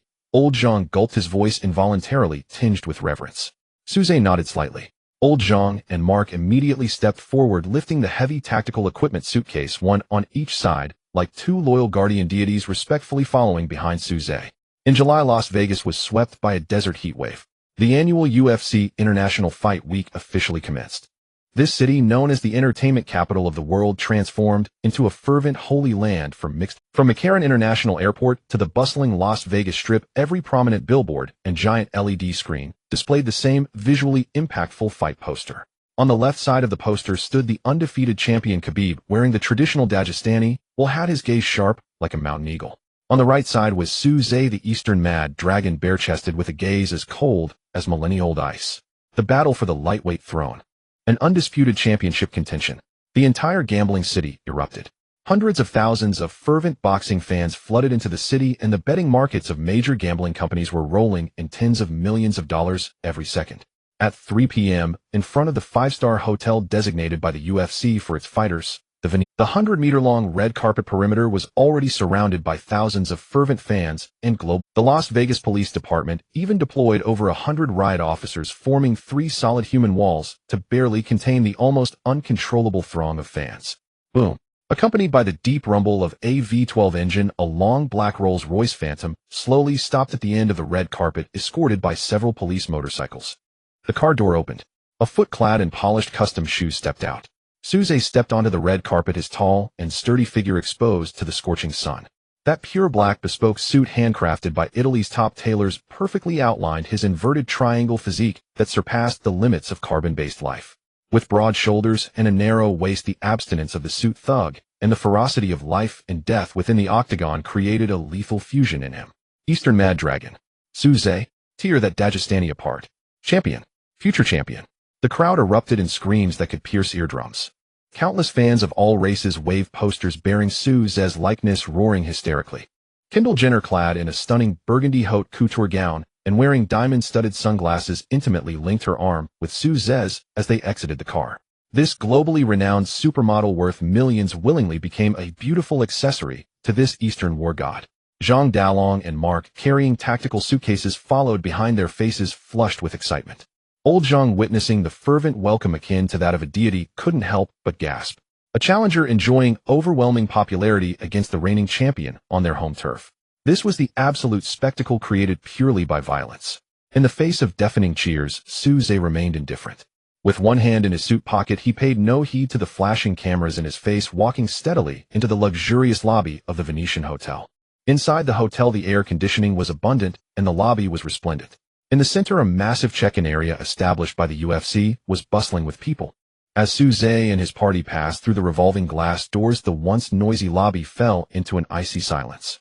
A narrow path converged. In front of the official check-in area stood a large team that had just completed their check-in procedures, preparing to head to the elevators. There were more than 20 of them. This group consisted entirely of typical Eastern European Caucasian faces. All had shaved heads with thick wild beards on their chins. They all wore matching black sports outfits, and each of them had severely cauliflower ears from years of grappling on the ground, with thick necks and broad shoulders, exuding an extremely savage aura. The Dagestani wrestling team. This group of wrestlers from the Caucasus Mountains was known for their extreme insularity and their wolf pack tactics in the mixed martial arts world. Whenever someone had a match, the entire team would mobilize, creating an overwhelming psychological pressure on solitary opponents. At the back of the crowd stood the current undefeated champion Khabib, arms crossed, quietly observing from behind several burly sparring partners. He was not wearing his signature wool hat, his gaze cold and sharp like a wolf lying in wait, scrutinizing the prey that just entered the lobby. Suze, Khabib's cousins and core sparring partners, immediately sensed the tension in the air. When they noticed that Suze's group consisted of only 4 people, one of whom was a woman in a dress, the Dagestani wrestlers couldn't help but reveal unabashed sneers. Is this the ignorant Asian kid? Go show him some colors. The wolves moved. More than 20 burly Dagestani wrestlers spread out in formation. They formed an impenetrable black wall, directly blocking the path of Suze and his companions to the check. Hey, move aside. Don't block the way. The leading Dagestani giants spoke in broken English, arrogantly shaking their broad shoulders and directly colliding with Zhang Dalong and Mark with their massive chests. Moreover, they brazenly shouted offensive Russian curses. Yellow-skinned monkey. In the octagon, you'll be like a bug having your neck snapped by us. Stand-up striking. Once it goes to the ground, you won't even merit the right to breathe. They pushed forward, relying on their overwhelming numbers. This was the most common pre-fight psychological warfare tactic employed by this group of Caucasian wolves. They used their numerical superiority and aggressive body language to crush the challenger's confidence, leaving an indelible psychological shadow. Zhang Dalong and Mark were immediately forced to a halt. Facing more than 20 wrestlers that resembled rampaging grizzly bears, their scalps tingled. What do you want? This is the UFC official hotel. Although old Zhang felt a sense of dread, he still mustered the courage to step forward, arms spread wide in front of Suze, loudly warning, back off. Otherwise, I'll immediately call security for the event. Mark clenched his fists, nervously prepared for these crazies to strike. The black-clad security personnel in the hotel lobby turned pale upon seeing the situation. Yet facing these notorious Dagestani thugs, the security personnel dared not step forward to intervene, only calling for backup via their radios.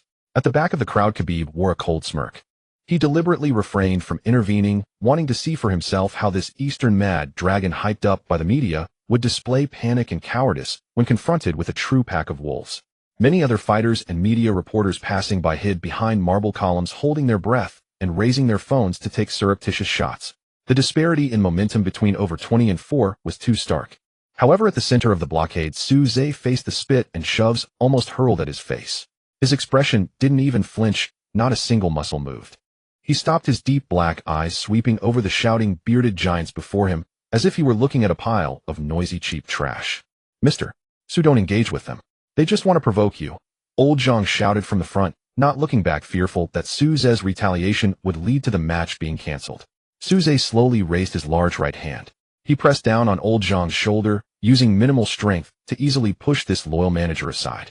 Beneath his suit, the nuclear-level strength that surpassed the 30-point limit of carbon-based life began to surge through his bones and blood. Su Zhe, undaunted, took a step forward. He did not throw a punch or retort with any insults, and even his hands remained casually by his sides. Su Zhe slightly lifted his hard jaw, his abyss-like black eyes suddenly radiating fierce light. With a slight mental shift, the system panel before his retina instantly transformed into a burning blood red. Ding! Hidden talent blood demon domain fully activated.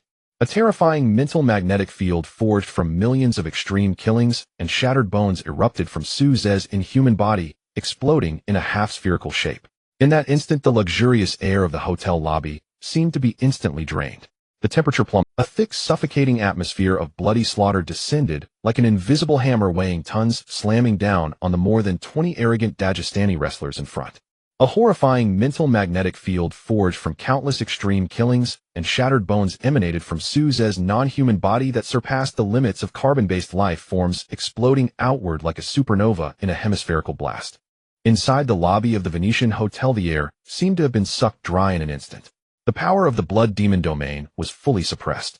The 20 or so Dagestani wrestlers in front were just seconds ago shouting profanities in harsh Russian, frantically flexing their chest muscles in an attempt to shove.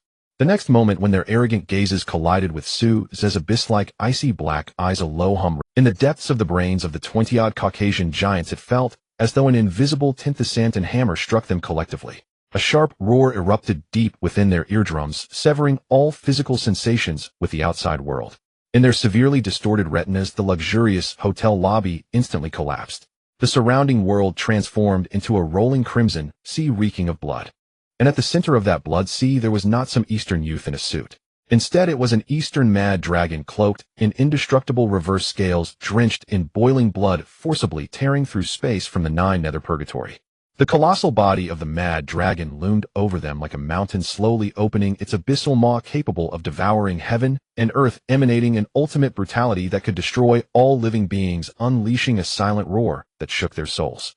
The 10 reduction in neural reaction speed and muscle explosiveness from the blood demon domain acted like invisible surgical knives, directly piercing into the spinal cords of these Dagestani men. These Caucasian wolves, who grew up wrestling with brown bears in icy weather and were known for their ferocity and disregard for life, suddenly found their prideful wildness stripped away in an instant. Survival instincts bypassed the control of their brains, issuing the most desperate alarm to all their motor. Ugh!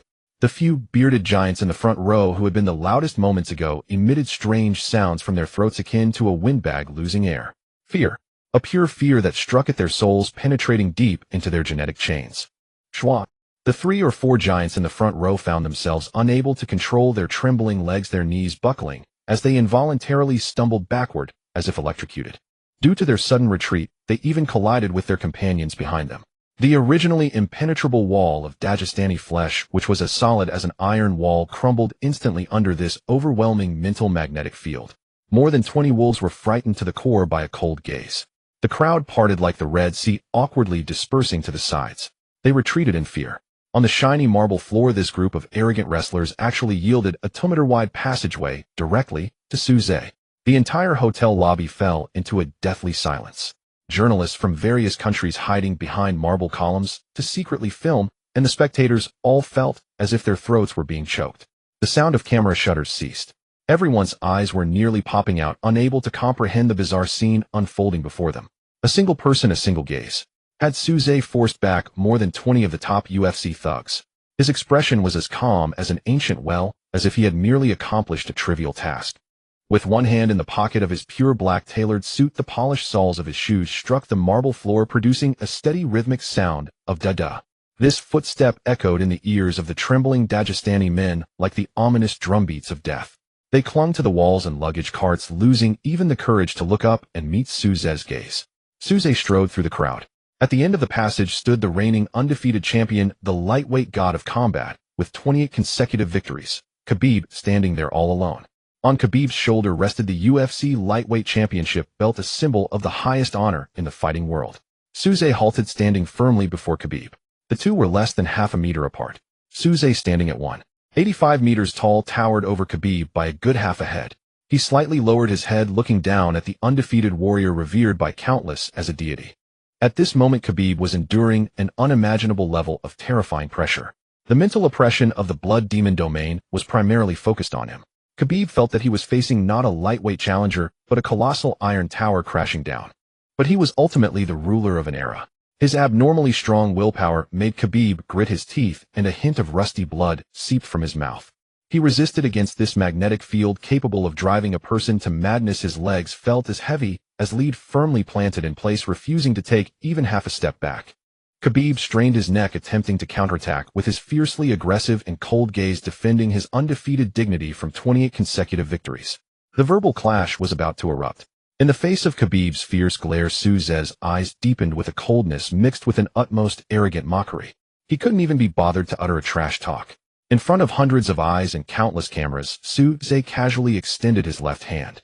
Seeing this sudden movement, the two sparring partners beside Khabib, barely standing, trembled in fear and instinctively wanted to intervene. But with a glance from Suze that sent chills down their spines, the two were instantly frozen in place, not daring to move an inch.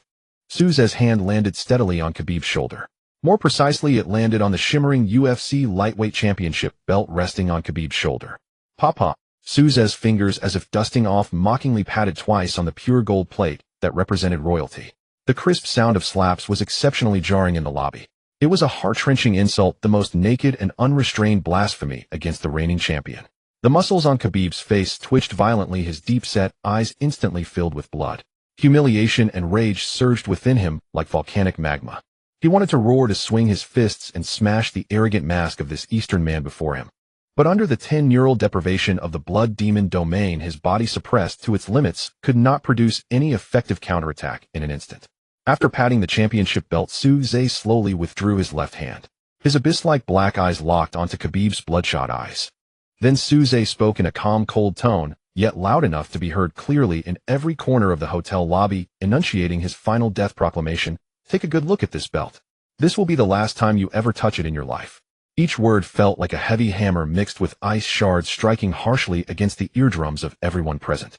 Khabib's breathing became as heavy as a bull, his finger bones cracking, but he couldn't even spit out a single. With the proclamation complete, Suze gave no chance for a breather or a rebuttal. He turned swiftly, striding towards the VIP elevator with his team. The hem of his pure black, tailored suit drew a cold arc through the air. The luxurious lobby fell into a long silence, once more leaving behind a pack of Dagestani wolves who had just regained their composure, their backs soaked in cold sweat. And the undefeated warrior standing there with a pale and purple face, grinding his back teeth ominously. Las Vegas T-Mobile Arena. The octagonal cage beneath the dome was completely illuminated by dazzling bright lights, and the roar of 20,000 spectators transformed into tangible sound waves, causing the entire bulletproof glass to tremble slightly.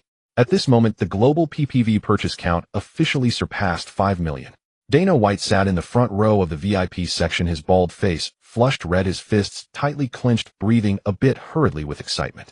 Not far from him, top supermodel Kendall Jenner wore a tight tank top printed with the characters for Furious Dragon, her impressive figure rising and falling with her intense heartbeat, her beautiful eyes fixed on the Eastern man in the cage who drove her wild all night. This was a legendary battle destined to be recorded in MMA history. On one side was Khabib the Eagle, the wrestling god from Dagestan, undefeated in 28 fights, a daunting figure in the lightweight division. On the other side was Suze, who reached the peak upon debut, shattering Chandler's iron chin with overwhelming force, his punches transcending physical barriers like a furious dragon from the east. Inside the cage, the gold medal referee Herb Dean stood between the two, confirming their readiness. Dean pointed towards Khabib. Wearing a mouthguard, Khabib's eyes hardened like ancient frozen earth, nodding slowly. Dean turned to the other side. Are you ready? Suze cracked his neck, the bones in his body producing a series of sharp sounds. A proud curve formed at the corner of his mouth, his eyes shining like lightning. Fight! With Dean's powerful downward chop of his hand, the bell for the first round rang out. The staff outside the cage immediately pushed the heavy metal pin. Click, bang. The harsh sound of metal scraping echoed throughout the venue as the door of the octagon was completely locked. With no way out, this iron cage, covering over 70 square meters, instantly transformed into the world's most brutal meat grinder. Under the watchful eyes of the crowd, Suze disregarded any footwork or probing. He ignored the physical boundaries of the octagonal cage, striding boldly into the center's marked red position, his feet sinking, as if he were a titan iron tower, firmly occupying an absolute position of dominance. At this moment, a flash of crimson light flickered in Suze's eyes. The godly talent, blood demon domain, was fully unleashed. An invisible spiritual magnetic field erupted from Suze like a deep-sea bomb, instantly engulfing the entire octagonal cage. Khabib, who was about to step in to seize an angle, suddenly froze in place. In the perception of the Dagestani warrior, the surrounding noise and blinding lights vanished completely. What replaced it was an endless sea of corpses and blood. The Eastern man before him seemed to transform into a furious dragon, just crawled out from the blood pool of hell, radiating a killing pressure capable of tearing apart souls. Blood demon domain activated. Successful judgment. Forced reduction of target's neural response speed and explosive power by 10. A light blue panel appeared before Suze, cold data flowing rapidly, confirming the dominance of his talent. The system would not issue any boring tasks. It would only reflect the brutality of this power when Suze displayed absolute dominance. Cold sweat instantly seeped from Khabib's forehead. His heart raced uncontrollably, and a barely perceptible stiffness coursed through his muscle fibers. This was the instinctive fear generated when encountering a top predator. What the hell? What kind of monster is this?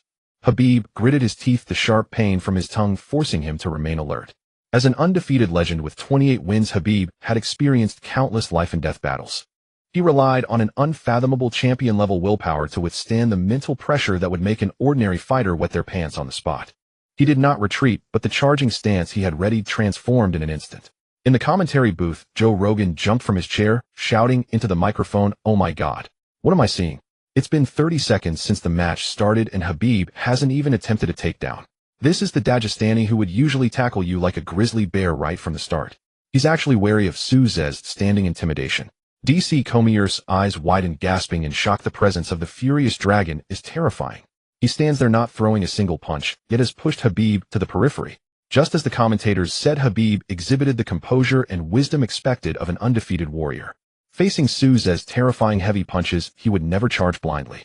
The Dagestani footwork kicked in, and Khabib lowered his center of gravity, starting to circle around Suze at high speed in a clockwise direction. Swish! Khabib twitched his left shoulder, throwing a highly penetrating, probing jab aimed directly at Suze's face. He intended to use this jab to gauge the distance and test Suze's takedown defense. However, Suze remained as steady as a mountain. Absolute distance control, LV. One was operating at full speed in his eyes. A translucent panel exclusive to him, filled with numerous green distance marking lines, instantly spread across the entire octagonal cage. Khabib's shoulder muscle contraction, the angle of force from his ankle, and the trajectory of his punch were all quantified into precise data. Distance 85. 3 centimeters. Kinetic threat extremely low. Judgment result no need to evade. Just as the glove was about to hit Suze's nose, he didn't even move his feet a single inch. He merely tilted his head 3 centimeters to the right. Whoosh! The punch whistled past, almost brushing against Suze's sweat. Micron-level ultimate evasion. The slow-motion replay on the large screen captured this moment, causing the 20,000 spectators to erupt in thunderous gasps. Wow! Is this dodging cheat-enabled? Spider-Man possessed. Suze didn't even lift his heels. This is the oppressive aura of the furious dragon. The barrage in the live stream instantly flooded in. Old Zhang was at the cage's edge, excitedly shouting, "Good. Suze is amazing. Protect the base and smash his head." Coach Mark, however, wore a serious expression, staring intently at Khabib's legs. "Be careful. Don't be careless. The Dagestani is looking for the rhythm." Time passed second by second. The first round reached 1 minute and 30 seconds. Khabib circled the perimeter for nearly 1.5 laps, throwing jabs 7 or 8 times, but not even grazing Suze's clothing. He could distinctly feel that his neural response had been reduced by 10, causing a slight stagnation in the fluidity of his punches. Yet Khabib's gaze grew colder, like a lone wolf lurking on an ice field fixated on the throat of his prey. He was probing, but more importantly, he was waiting.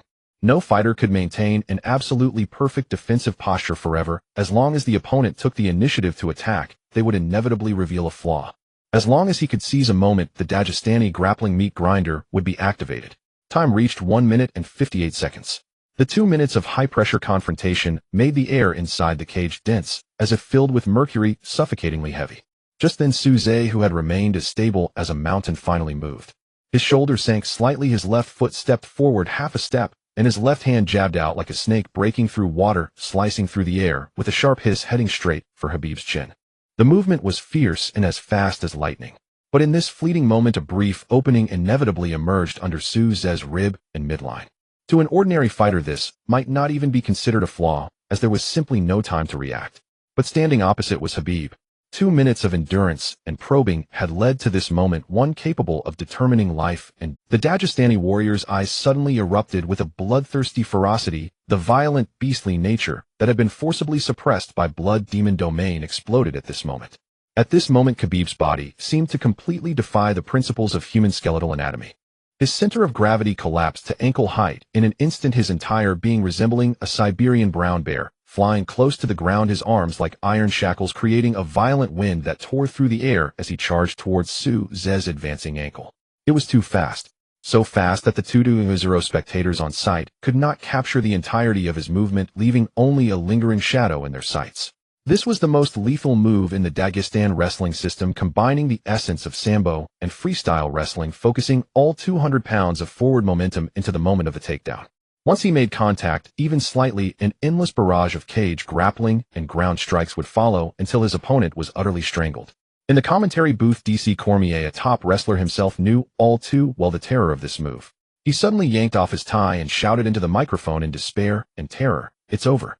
The eagle has been caught."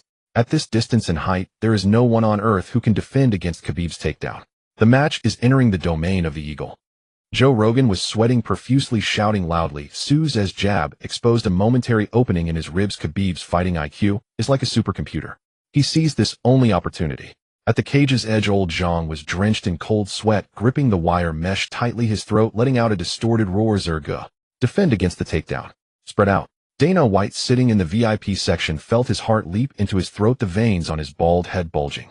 If the Eastern Dragon he had just heavily invested in was dragged into a ground choke in the first round, the UFC's commercial landscape would suffer a devastating blow. Beside him, Kendall Jenner was so frightened that her face turned pale, covering her red lips with both hands, unable to even scream. Inside the octagon, life and death hung on a millisecond. Khabib's hands had already taken a hugging posture, his fingertips even feeling the scorching warmth radiating from Suze's leg muscles. A glimmer of cruel joy flashed in the eyes of the Dagestani warrior. As long as he locked the ankle lifted upward with the momentum and combined with a shoulder charge, he could instantly destroy the titan base of the dragon, slamming this arrogant Eastern beast into hell. However, just as Khabib's hands were about to completely close and lock in an instant, the Azure interface before Suze flashed wildly, with bright red warning data streaming like a waterfall across the screen. Threat assessment high. Response plan initiated. God-level talent activated. Ghost Shadow Step LV. 1. In an instant, the dormant muscle fibers within Suze's body ignited as if set ablaze by a nuclear reactor. Nerve reflexes completely shattered the physical barriers of carbon-based life. Newton's 3 laws were forcibly erased at this moment. Suze was originally in a forward punching stance, carrying immense forward inertia. But at the moment the Ghost Shadow Step LV1 was activated, this terrifying physical inertia was abruptly severed. His toes lightly tapped the canvas with micron-level precision, folding his ankle into an unimaginable acute angle. In a high-speed state, he instantly changed direction. Whoosh! Accompanied by a faint sound of air bursting, Suze's true body had already laterally shifted 3 meters. Yet because the speed had completely surpassed the capture limit of the retina, a remarkably realistic false shadow remained in place. The shadow even maintained a fierce stance, as if throwing a jab. Khabib, brimming with confidence, lunged forward, his arms tightening with force. Crack! 2 gloved arms collided heavily, producing a crisp sound. Khabib was stunned. There was no muscular sensation, no skeletal resistance. His hands pierced through the remarkably realistic shadow, grabbing nothing but a mass of empty air. What? Khabib's heart, as cold as permafrost, twitched violently at this moment, his brain experiencing a complete shutdown for half a second. Where is he? But he had no time to think. In pursuit of a decisive takedown, Khabib had compressed nearly 200 pounds of kinetic energy into this charge. Originally, this force was meant to strike Souze's leg using his body to complete the deceleration and cushioning. But now ahead was nothing but emptiness. With no target, Khabib was unable to break. His body, caught in immense inertia, surged forward like an out-of-control heavy armored vehicle skimming the ground. Bang boom. A tremendous sound erupted like an explosion. Khabib's head and shoulder crashed heavily, without reservation, into the octagon's hard black wire mesh. The violent impact caused the entire mesh to emit a metal wail that grated on the teeth, violently distorting and vibrating outward. Several precision steel rivets securing the wire mesh even flew off due to excessive force, crashing into the protective barrier of the commentary booth below. A deathly silence enveloped the arena. The 2,000 spectators seemed to have collectively lost their voice, all staring in shock at the absurd and shocking scene unfolding in the octagon. 2 seconds later, like a meteor striking the earth, a deafening uproar completely overturned the dome of the T-Mobile Arena. Holy cow, holy cow, holy cow. What did I just see? David Copperfield's magic. A shadow. That has to be a shadow. Did the physics engine break? Khabib grabbed a mass of air. How is that possible? At that distance, it's impossible to dodge. The Dagestani network is down. This evasion is simply divine. The live stream's bullet comments erupted explosively, the server even experiencing a brief lag. Countless comments adorned with exclamation marks flooded the screen like a snowstorm. In the commentary booth, DC Cormier, who had just shouted, "The dragon has been caught," now had his mouth agape wide enough to fit a bowling ball, his eyes nearly popping out. My God. What just happened? Souze was clearly there just now. Khabib's hands had already touched his leg. How did he do that? Instant. Joe Rogan was so excited that he was dancing, shouting hoarsely, incredible lateral movement. He broke the laws of kinematics. This is the Eastern Dragon. You can never gauge this man's limits with common logic. Khabib made a fatal mistake. He threw himself into the wire.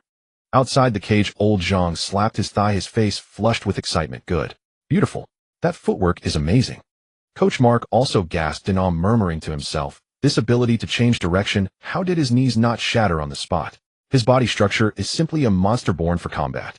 Dana White even jumped up from his chair, fists raised to the sky, roaring loudly to vent his ecstatic joy. A cash cow. This is the true ultimate cash cow that transcends everything. Inside the octagon, Khabib was dazed, his forehead grazing the wire mesh, leaving a streak of crimson blood. The scent of rust filled his nostrils, his brain momentarily dizzy from the violent impact. But after all, he was a battle-hardened lightweight champion, and years of brutal training had endowed him with beast-like instincts. Almost at the moment of hitting the mesh, Khabib fought through the dizziness in his mind, suddenly thrusting both hands against the mesh, his body twisting in midair like a spring, quickly adopting a defensive posture, awkward, yet alert, turning to face Souze's inevitable storm of relentless attacks.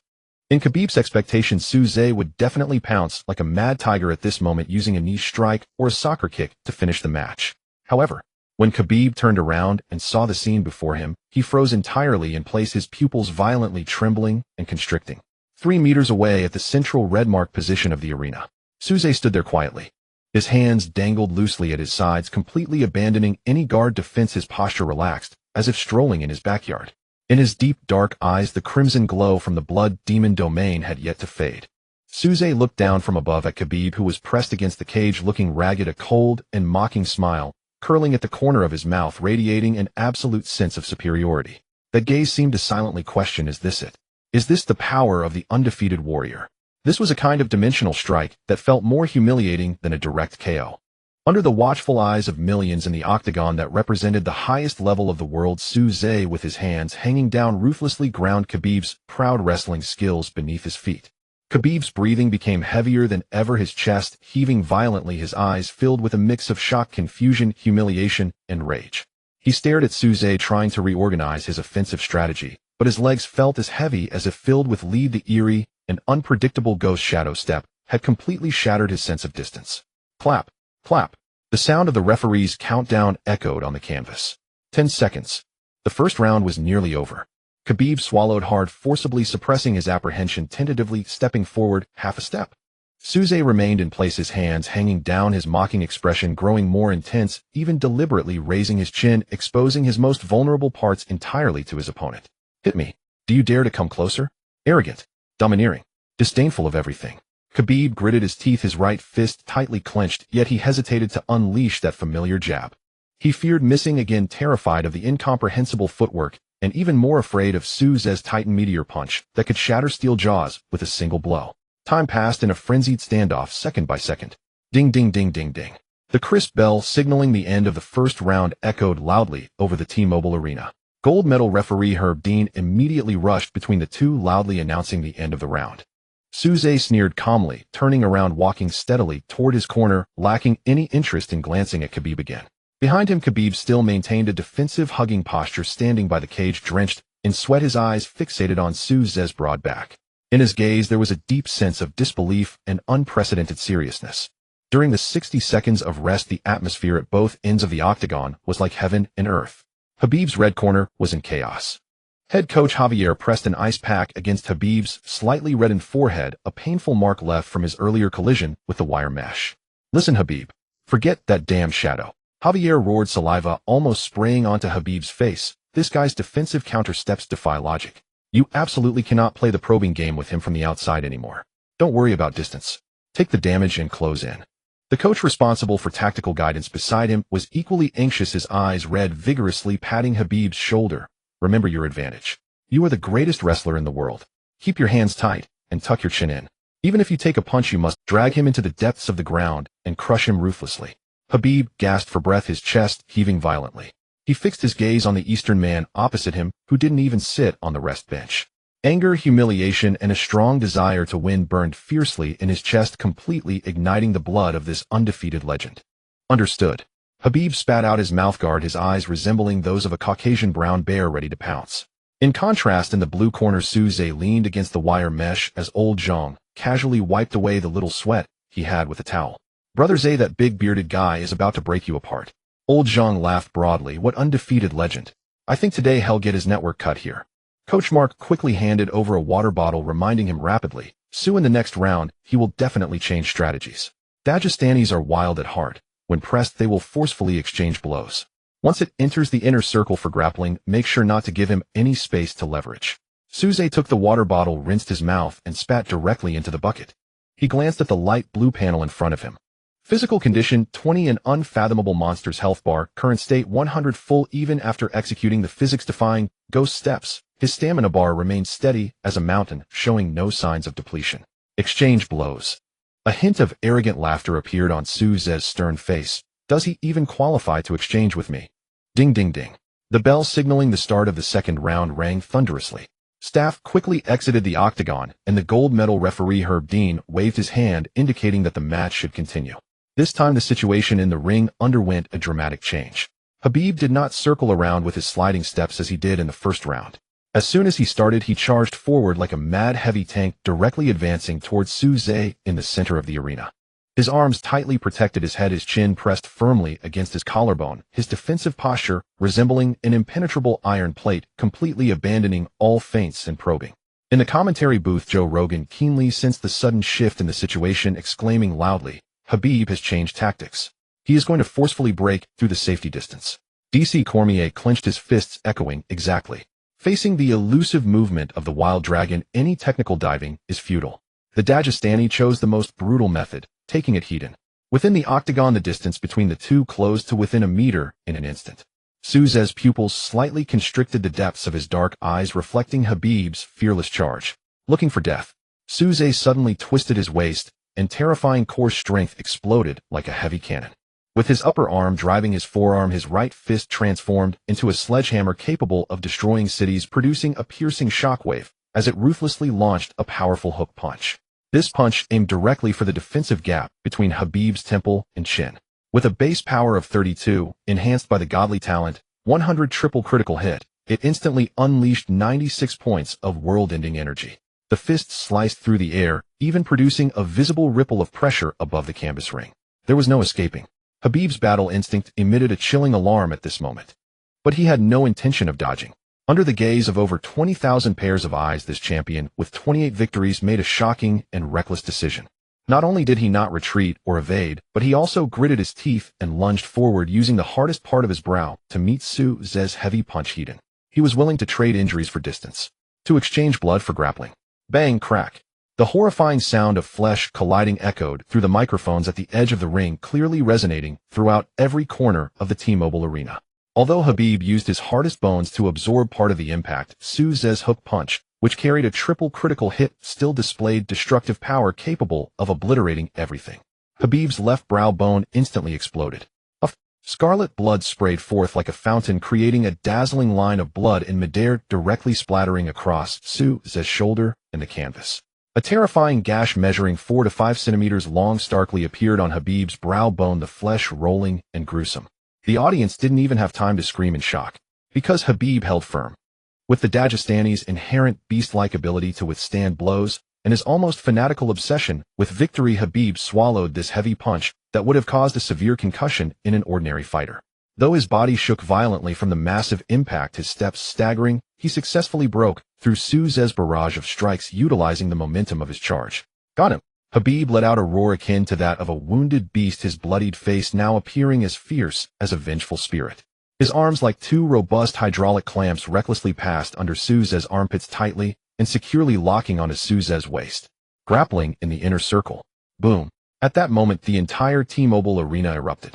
The group of Dagestani fans in wool hats in the stands seemed to have been injected with high-concentration adrenaline, each one screaming wildly, the sound nearly threatening to blow the roof off. Go, Khabib.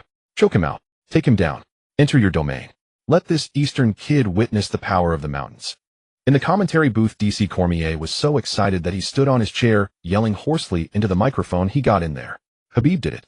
He exchanged half of his life for the opportunity to be close. The Wild Dragon's standing advantage was completely nullified, and the match now entered the death zone of wrestlers. Joe Rogan also felt his scalp tingle, loudly exclaiming, "It's brutal. This is a true championship fight." Khabib's brow bone had completely cracked, blood even flowing into his eyes, but he paid it no mind. His hands had already completed the lock. At the edge of the octagon, old Zhang was anxiously pounding his thigh, nearly shouting himself hoarse, "Spread out." Zay quick to fend against the takedown. Pressure his head. Coach Mark looked equally horrified. Damn, is this guy a madman? He took that nuclear punch and didn't go down. Inside the ring, a strong scent of blood instantly permeated the air. Khabib's hands interlocked tightly behind Souza's back, forming an invincible deathlock. He gave Souza no chance to create distance or adjust his center of gravity, immediately launching his devastating skill that terrorized the UFC lightweight division, chain wrestling. Ordinary takedowns typically involve a single force. Once defended, they fall into a stalemate. But chain wrestling is an unending, interconnected storm of terror. Fall down for me. Khabib roared, his right foot shooting forward like lightning, accurately hooking Souza's supporting ankle, attempting to disrupt Souza's balance with a fierce inside trip. At the same time, his powerful waist exploded with incredible twisting force, his arms straining as he attempted to yank Souza's entire weight backward. Trip, twist, step forward, push down. The actions flowed seamlessly, fast enough to dazzle the eyes. Khabib transformed every joint of his body into a lever, concentrating all of his energy on Souza's waist.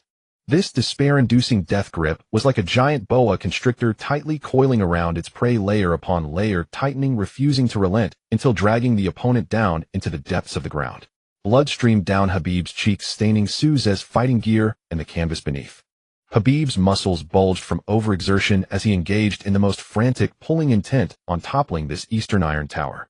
In the octagonal cage, the metallic scent of blood surged alongside the fervent hormones.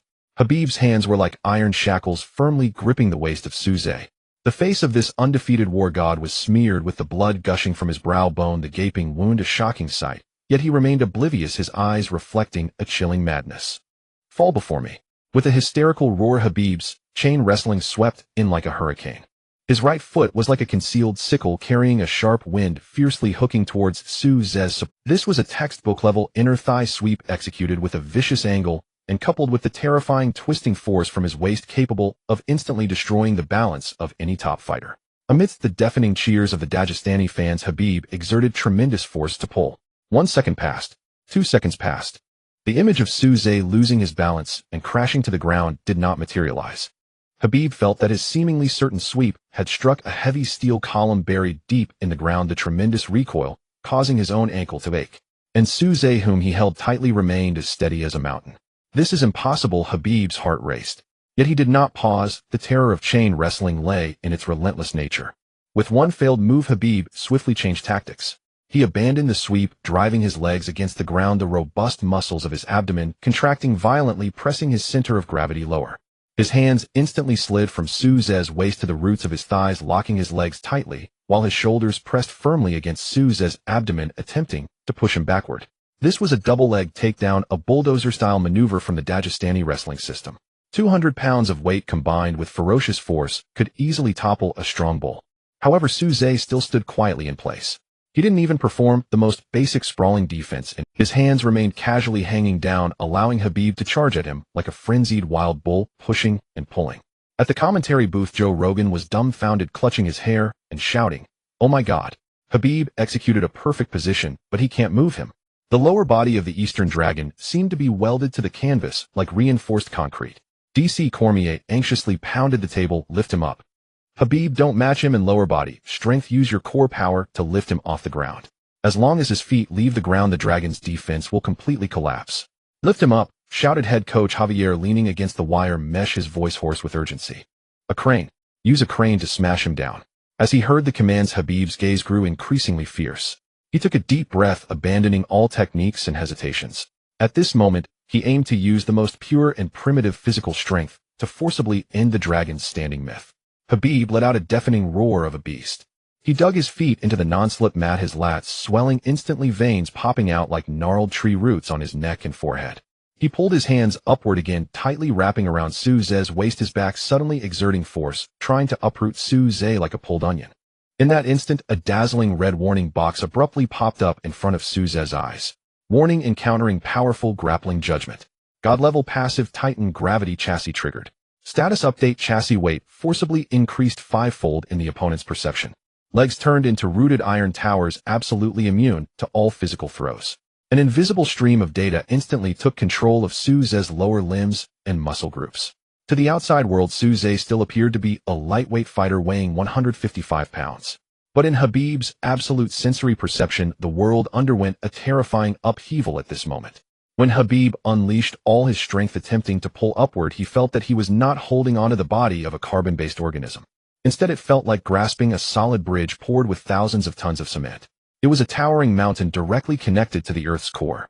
The 5-fold increase in gravity combined with Su Zhe's already monstrous foundational strength made the weight descending an astronomically despairing figure. Crack, crack, crack. Khabib's spine let out a mournful cry under the unbearable burden. He exerted all his strength, his face turning from bright red to purple as he gasped for air, blood oozing down his cheeks and dripping onto Su Zhe's battle attire. But he couldn't lift him, not even a millimeter. Su Zhe's feet seemed to have taken root on the mat of the octagonal cage. He didn't even lift his heels by a fraction. The Dagestani fans who had been cheering wildly suddenly seemed to be grasped by an invisible giant hand around their necks. All cheers and whistles abruptly ceased. The entire T-Mobile arena plunged into a brief and eerie silence, over 20,000 people wide-eyed in disbelief gazing at this horrifying scene that defied the laws of physics. In the live stream, the barrage of comments paused for 3 seconds before erupting in an unprecedented super explosion. "Oh my God, oh my God, oh my God. Is this a human hydraulic press?" Khabib's face is purple, and Zhe hasn't even budged an inch. Newton's coffin lid must be breaking under the pressure. Is Little Eagle trying to lift Thor's hammer? There's no breach at all. The physics engine is completely broken. The dragon is invincible. Haha, Khabib, take him down. How can you not take him down? Old Zhang jumped up, laughing wildly while holding the iron mesh. My Zhe is not something you can shake. Coach Mark looked dazed, cold sweat soaking his back. As a top tactical coach, he had never seen such a defensive grappling technique. Unyielding, relying purely on the stability of his lower body to withstand the full force of the Dagestani meat grinders, grappling this was undoubtedly a monster-level physical quality. In the center of the octagonal cage, Khabib still maintained the upward force of the grappling position, his stamina draining at a terrifying speed, his arm muscles beginning to uncontrollably spasm and tremble from overexertion. Humiliation, powerlessness, bottomless despair. Just as Khabib felt that his spine might snap under this terrifying weight, a cold, lazy voice, with an absolute sense of superiority, suddenly came from above. "Is this your unwavering confidence?" Khabib struggled to lift his head. What met his eyes was Su Zhe's cold, godlike visage. In those pitch-black eyes, the crimson glow of the blood demon domain flickered wildly, resembling a dragon towering high above, looking down upon mere ants. Su Zhe slowly shook his head, seemingly filled with immense disappointment for this champion with 28 victories. Too weak. The moment the words fell, Suze finally moved. He merely activated his absurd foundational strength of 32 points. That was a destructive force exceeding 3 times the peak of an ordinary person. Suze slowly raised his right hand. On his sturdy forearm, the muscle fibers bulged like steel cables containing enough terrifying power to pierce through bulletproof steel plates. From above he reached out, as if handling a piece of garbage obstructing his path, his hand shooting out violently, fingers gripping Khabib's neck like iron claws. "Get off me!" Accompanied by a cold command devoid of any emotion, Suze's back exploded with power. 32 points of foundational strength surged through his arm, transforming into an irresistible, terrifying force, smashing brutally into Khabib. Boom! Khabib's arms, which had tightly locked around Suze's waist, were instantly torn apart under the absolute crushing force. In the horrified gaze of 22,000 spectators, this lightweight, undefeated champion, a wrestling god that instilled fear in the entire UFC, was forcefully pushed away by Suze like a rag doll with a severed string. Khabib's feet left the ground entirely, his body tracing a clumsy parabolic arc in the air, flying a full 5 meters away. Thud! Khabib's body crashed heavily onto the canvas at the edge of the octagon, and due to the massive inertia, he slid backward half a meter until his back hit the cold black wire mesh, barely stopping. The entire arena erupted in an uproar. Dana White excitedly crushed the cigar in his hand. Kendall Jenner clutched her chest, her beautiful eyes shimmering with a frenzied intoxication. It was too domineering. A supreme masterpiece of human violent aesthetics. Khabib slumped against the cage, bloodied, gasping heavily. His hands trembled involuntarily, his eyes filled with confusion and dread, staring intently at the Eastern man in the center of the ring, whose hair was not even disheveled. Ding, ding, ding, ding, ding. The crisp bell signaling the end of the second round rang out at this moment. Gold medal referee Herb Dean seemed to awaken from a dream, hurriedly rushing into the center of the ring, waving his hands to signal. The atmosphere in the red corner was stifling and oppressive. Head coach Javier desperately pressed a cotton pad coated in Vaseline against the gaping, gruesome wound on Khabib's brow bone, beads of cold sweat pouring down his forehead, soaking his collar. "Listen, Khabib. Look into my eyes." Javier's eyes were red with urgency as he gripped Khabib's shoulders tightly, shaking him vigorously in an attempt to awaken the champion's mind. Khabib gasped for breath, his chest heaving like a bellows, a rare emptiness and confusion reflected. The push just now not only sent his body flying, but also nearly shattered his undefeated spirit with 28 victories. "Forget your wrestling. Forget it completely." Javier ground his teeth and growled, a tremor of deep dread in his voice. "You can't wrestle him. You've experienced it yourself. He not only cannot be touched, but his base is as solid as a rooted, reinforced concrete pillar. Continuing to grapple with him is just courting death." The assistant coach nodded frantically, quickly adding, "At a long distance you'll be outmaneuvered by his bizarre footwork, and at mid-range you'll face nuclear-level punches. We only have one path left." Javier took a deep breath, nearly roaring into Khabib's ear. "Change the strategy. Get in close. Use your low center of gravity and heavy weight to dive into his embrace. Use your forehead to press against his chin, disrupting his power space and dragging the fight into the mud. Fight with dirty punches inside. Trade blows with him." Abandoning his proud wrestling to engage in dirty punches was to the Dagestani warrior a humiliating compromise. But at this moment Khabib had no choice. He shut his eyes tightly, and when he opened them again, the confusion in his gaze was replaced by a fierce and ruthless beast-like intensity. On the other side, in the blue corner, Suze leaned against the cage, not even sitting on the stool. His deep-set eyes scanned the light blue panel floating before him. Physical condition 20, an unfathomable monster's health bar, current status 100 full. The intense confrontation just now was barely a warm-up for his superhuman body. Old Zhang handed over the custom mouthguard, laughing arrogantly. "Suja, that big beard almost peed himself. When he flew out just now I saw his soul half escape."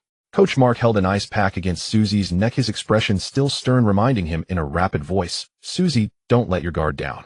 The Dagestani fighters are inherently fierce. They are most terrifying when pushed to their limits.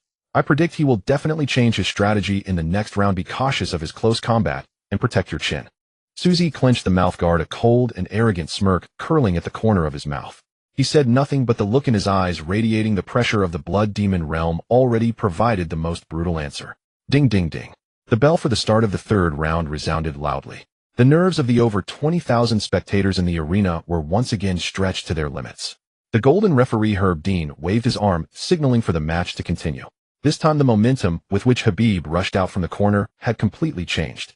If in the first 2 rounds he was a giant bear trying to hunt, now he was a cornered beast, bloodied and desperate. The Dagestani warrior abandoned the tentative footwork, the feints, and even the chain wrestling's initial leg. He tightened his hold, arms protecting both sides of his head, lowering his center of gravity, even further disregarding Susie's attack range, as he charged forward fearlessly. At the commentary table, Joe Rogan immediately noticed the change, grabbing the microphone and shouting, "Khabib has changed his fighting style.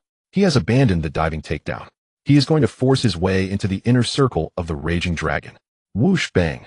Susie's reaction was lightning fast, his left hand jabbed, like a viper, striking precisely, slipping through Khabib's defensive gaps and smashing into his face.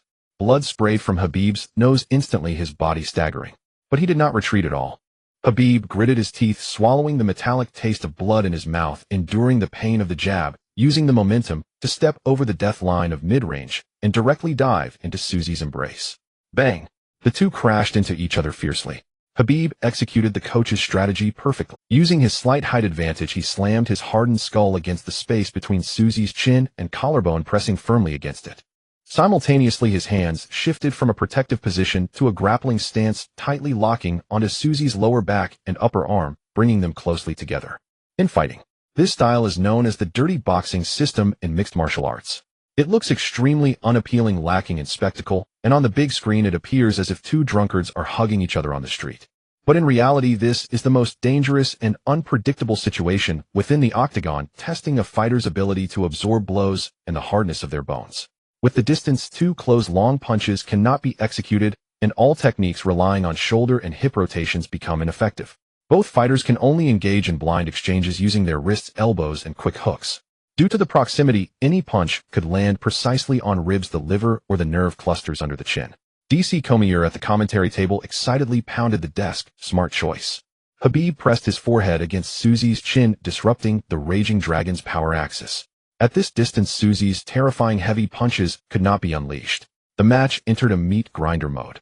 Inside the octagon, Khabib's forehead pressed firmly against Susie's chin, preventing Susie from lowering his head or retreating.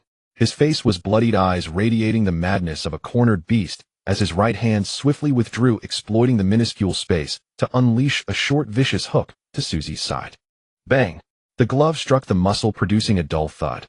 Susie raised an eyebrow. Even with his 20 points of terrifying stamina and robust body, being hit by a punch at such close quarters still sent a ripple through him. But instead of making Susie falter, it ignited the brutality in the eyes of the Eastern Dragon. "Want to play close combat?" Susie snorted coldly, his voice deep like it came from hell. "I'll oblige you." Susie did not push Khabib away. He instantly abandoned the stance for long-range strikes. His right arm clamped down hard, locking Khabib's left arm, while his left hand formed a blade in the less than 20 centimeters of space, initiating a quick and precise inner response. Bang! Bang! Bang! 3 rapid and powerful punches to the ribs landed like a pile driver, hitting Khabib's right soft rib with pinpoint accuracy. The sound of bones colliding echoed throughout the arena.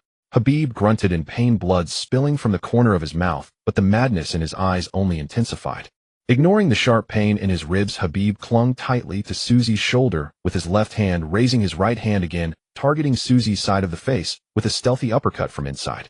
In this exchange of dirty punches, it was a battle of whose bones were harder and whose was more resilient. Khabib fought like a mad dog, blood splattering everywhere, staining both of their fighting outfits, even leaving shocking splatters on the canvas. In such close entanglement, while Susie's absolute distance control was still frantically refreshing data on the panel, his Bodas space had been completely locked down, making it impossible to execute even a millimeter-level evasion. Confronted with Khabib's reckless and fierce hook, Susie's left arm sank slightly, and he forcefully used his hard elbow to deflect Khabib's punch. Immediately after, Susie's knee sharply thrust up, smashing into the inner thigh of Khabib. Pop! The crisp sound of impact made Khabib's legs buckle momentarily, but he relied on the support of his forehead pressing against Susie's chin to stabilize himself. This is the iron-blooded foundation of the Dagestani wrestling god. Even if his takedown defense is breached, even if he is struck by a nuclear-level punch that breaks his brow, even if he is tossed 5 meters like trash in front of everyone, as long as he stands in the octagon, he will never give up a single opportunity to seize his opponent's throat. In the midst of this chaotic, bloody entanglement, Khabib took a deep breath, bracing himself as he endured another heavy blow from Susie to his ribs, his abdominal muscles twisting and straining. In almost no space, his right fist launched a textbook-level uppercut from ultra-close range. This punch contained all of the undefeated champion's unwillingness and humiliation, carrying a violent gust as it pierced through the gaps in Susie's inner defense. Bang! Accompanied by a dull thud. Khabib's glove brushed against Susie's defensive forearm, solidly grazing the edge of Susie's jawbone. Susie's head tilted back slightly under the force. Although he did not take full damage due to their proximity and did not break through Susie's monstrous defensive barrier, this punch still drew a deafening gasp from the over 20,000 spectators. This was one of the rare times Susie had been hit in the head since entering the UFC, apart from the incident with Chandler. Even when pushed to the brink, Khabib still exhibited a championship-level threat capable of causing fatal consequences. His bloodied face and his unyielding posture instantly ignited the audience's innate fervor for hard-hitting brawls. The big screen zoomed in on Khabib's bloodied and twisted face as he roared. A punch laced with blood struck hard against Susie's jaw. The audience erupted in a roaring cheer. At the commentary table, DC Comir's face flushed as he shouted into the microphone. He landed it. Khabib landed it. He withstood the terrifying pressure of the dragon and took a bite out of the meat in the clinch. This is the iron-blooded foundation of the Dagestani warrior, Joe Rogan shouted as well. The suspense of the match is back. Khabib's dirty punches are starting to take effect. On the sidelines, the Red Corner's coach Javier clenched his fists, tears of fervor shimmering in his eyes, as he roared in Russian, "Maintain the pressure, just like that. Crush him. Wear him out with those dirty punches." Inside the octagon, the scent of blood grew increasingly intense. Khabib's successful strike unleashed the primal beast within him. He resembled a mad Siberian wolf, pressing his forehead firmly against Susie's chin, his hands gripping Susie's massive arms like iron pincers, exerting all his strength to destabilize Susie's balance.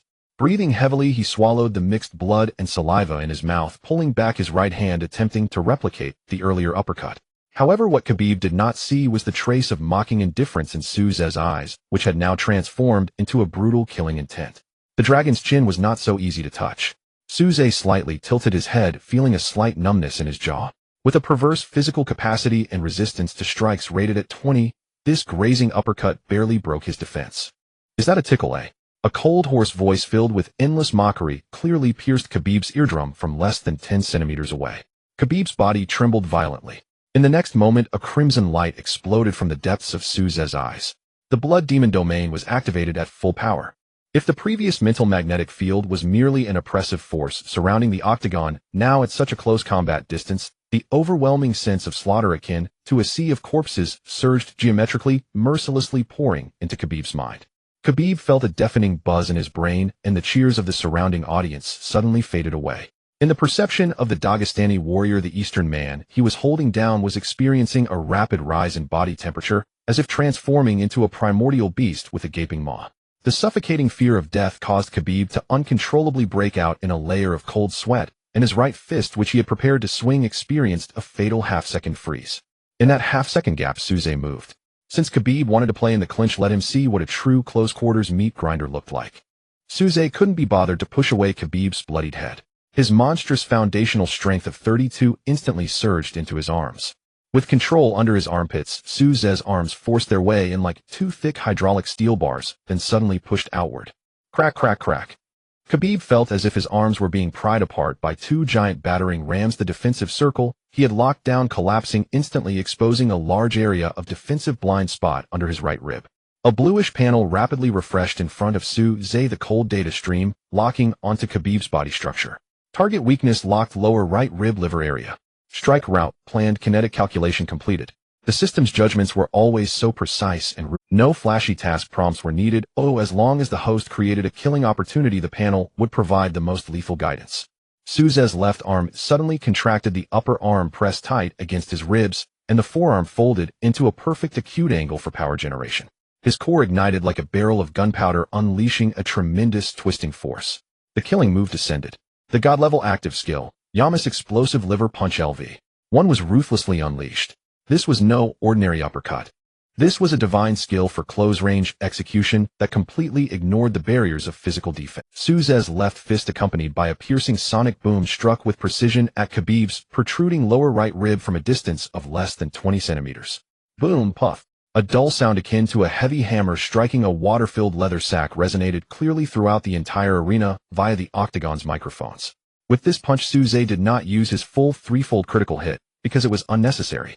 The terror of Yamas' explosive liver punch lay in its penetration. At the moment the fist made contact with Khabib's body, it appeared not to cause any exaggerated injuries of tearing flesh. Khabib's abs, which had endured brutal beatings for years and were as solid as steel, were completely rendered useless against this bizarre punch force. The fierce punch turned into a high-frequency oscillating shock wave upon impact, directly penetrating through muscle and bone. It surged straight into Khabib's liver nerve cluster. The liver area of the human body is filled with the densest pain receptors. Once it suffers a blow exceeding the threshold, the brain will cut off energy supply to protect the internal organs, forcibly shutting down the body. This completely defies the realm of willpower. Even if you are a battle-hardened tough guy, even with faith backing you in the face of absolute physiological pressure, you can only bow your head in submission. Time seemed to come to a halt in that second. The deafening cheers of the American audience were stuck in their throats, unable to dissipate. At the commentary table, DC Comier's excited shouting suddenly stopped, and an unpleasant electrical sound crackled through the microphone. Inside the octagon, in the moment of being hit, Khabib froze as if hit by a spell, his body stiffening in place. Then his bloodied face twisted into a grotesque mask at a visible speed. The skin, already red from congestion, instantly drained of all color, transforming into a horrifying pale visage. Ugh! Ah! A strange piercing sound escaped from Khabib's throat, reminiscent of a leaking windbox. His deep-set eyes bulged outward, pupils violently constricting, laced with terrifying red veins. He desperately opened his mouth, his chest heaving like a fish thrown onto a dry beach, struggling to draw in a breath, but breathing was forcibly cut off. The pain from his liver had surpassed the limits of human nerve tolerance. It was an explosive agony, as if his insides were being churned in a meat grinder. Thud! Khabib's strong arms could no longer hold on to Suze and fell weakly. He pressed his hands firmly against his right rib cage, his entire stomach uncontrollably convulsing. Wow! A large mouthful of acidic liquid mixed with undigested food scraps and blood erupted violently from Khabib's mouth, splattering onto the black canvas of the octagon. A forced power shutdown command was issued. The Dagestani wrestling god, who dominated the UFC lightweight division for years, unbeaten in 28 fights, never knocked down by any opponent, faced the moment of complete collapse. In that instant, his body completely crumbled. Bang! Khabib's knees buckled, crashing down heavily in the center of the octagon. His head buried deeply between his arms, forehead pressed against the canvas, soaked with his own blood and bile, his entire back arched high in pain like a giant shrimp boiled alive. He wanted to rise. The pride belonging to the Dagestani people roared within his mind, commanding him to stand, but he could not control his body. Even a finger could not be lifted. He could only kneel there, despairingly enduring the inhuman torment akin to his liver being shattered. And before him, Suze stood quietly. He casually shook off the sweat on his left glove, looking down from above at the undefeated myth kneeling at his feet.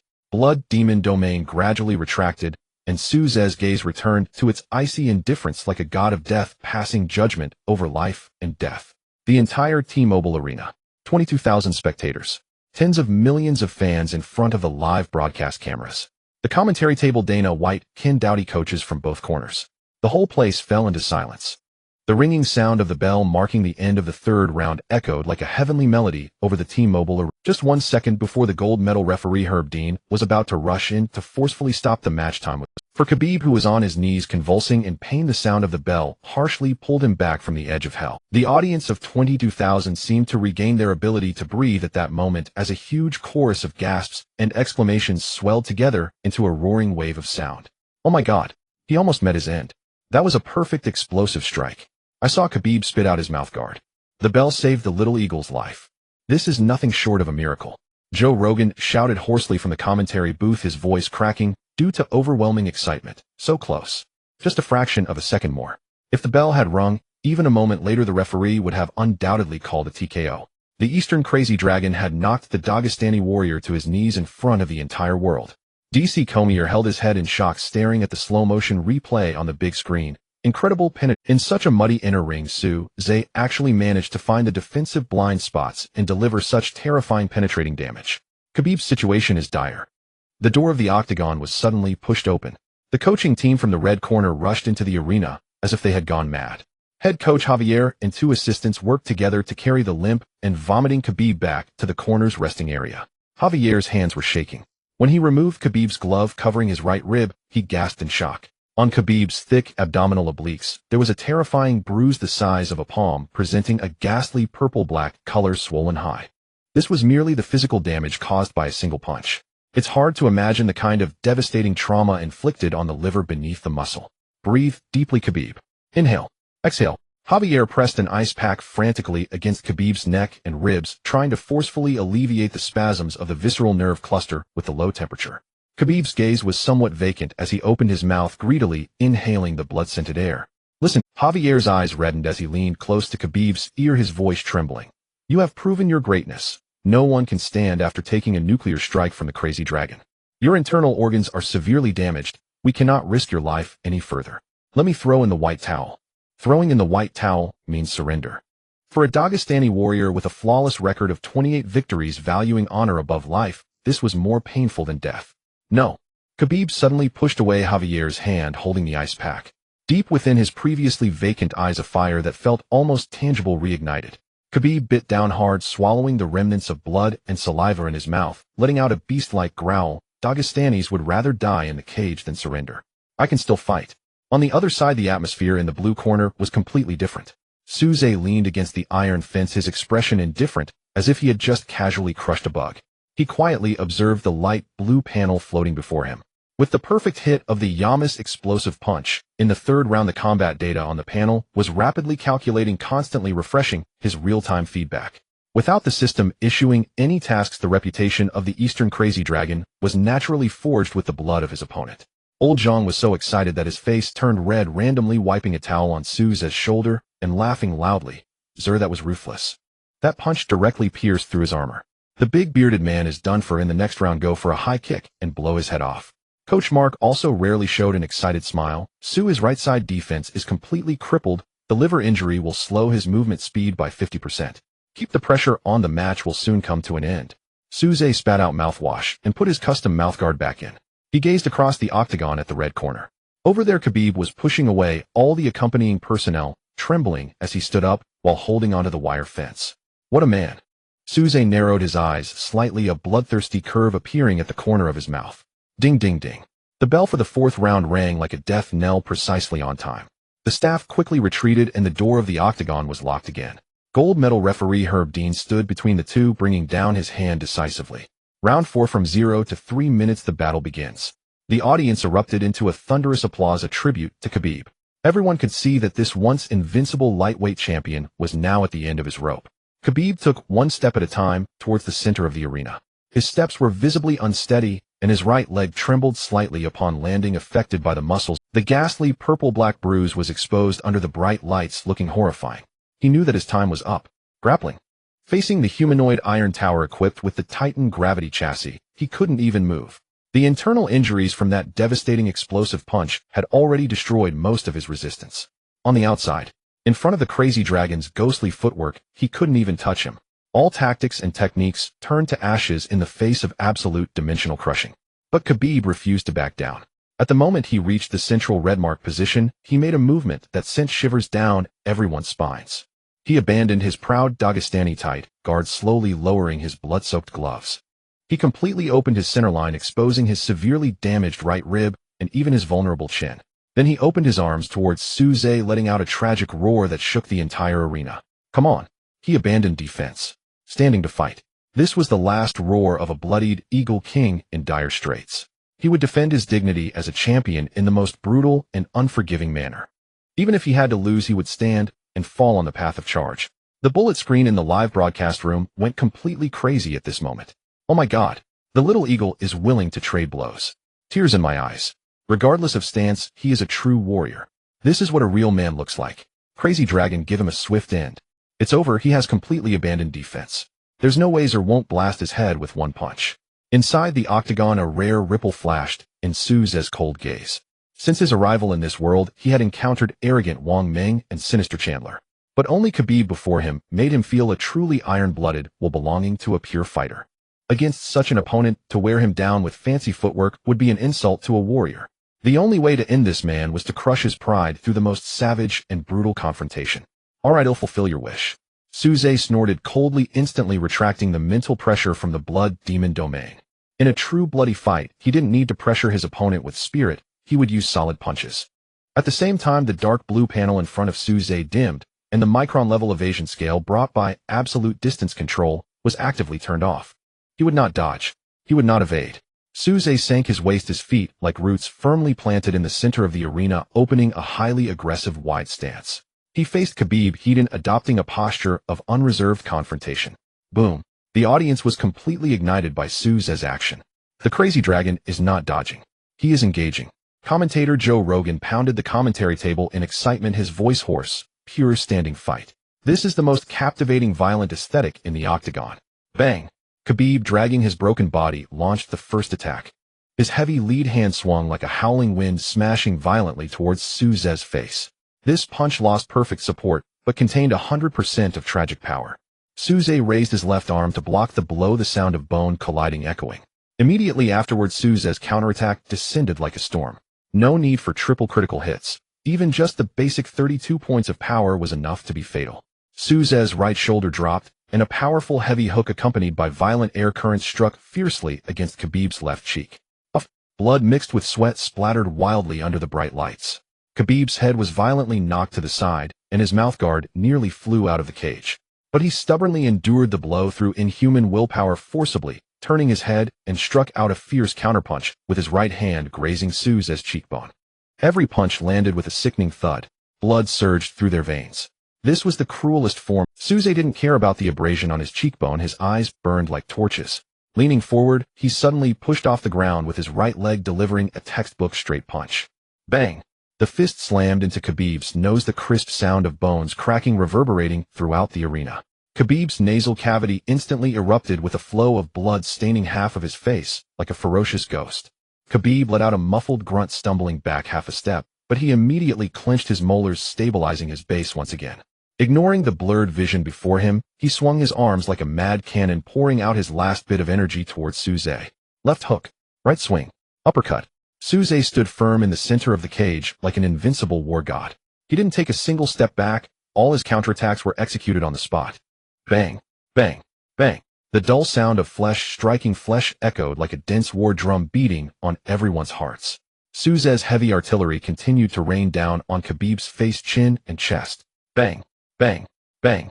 The dull thuds of flesh striking flesh echoed like the death knell beneath the dome of the T-Mobile Arena. In the center of the octagonal cage, the red-marked area was completely stained dark red with blood.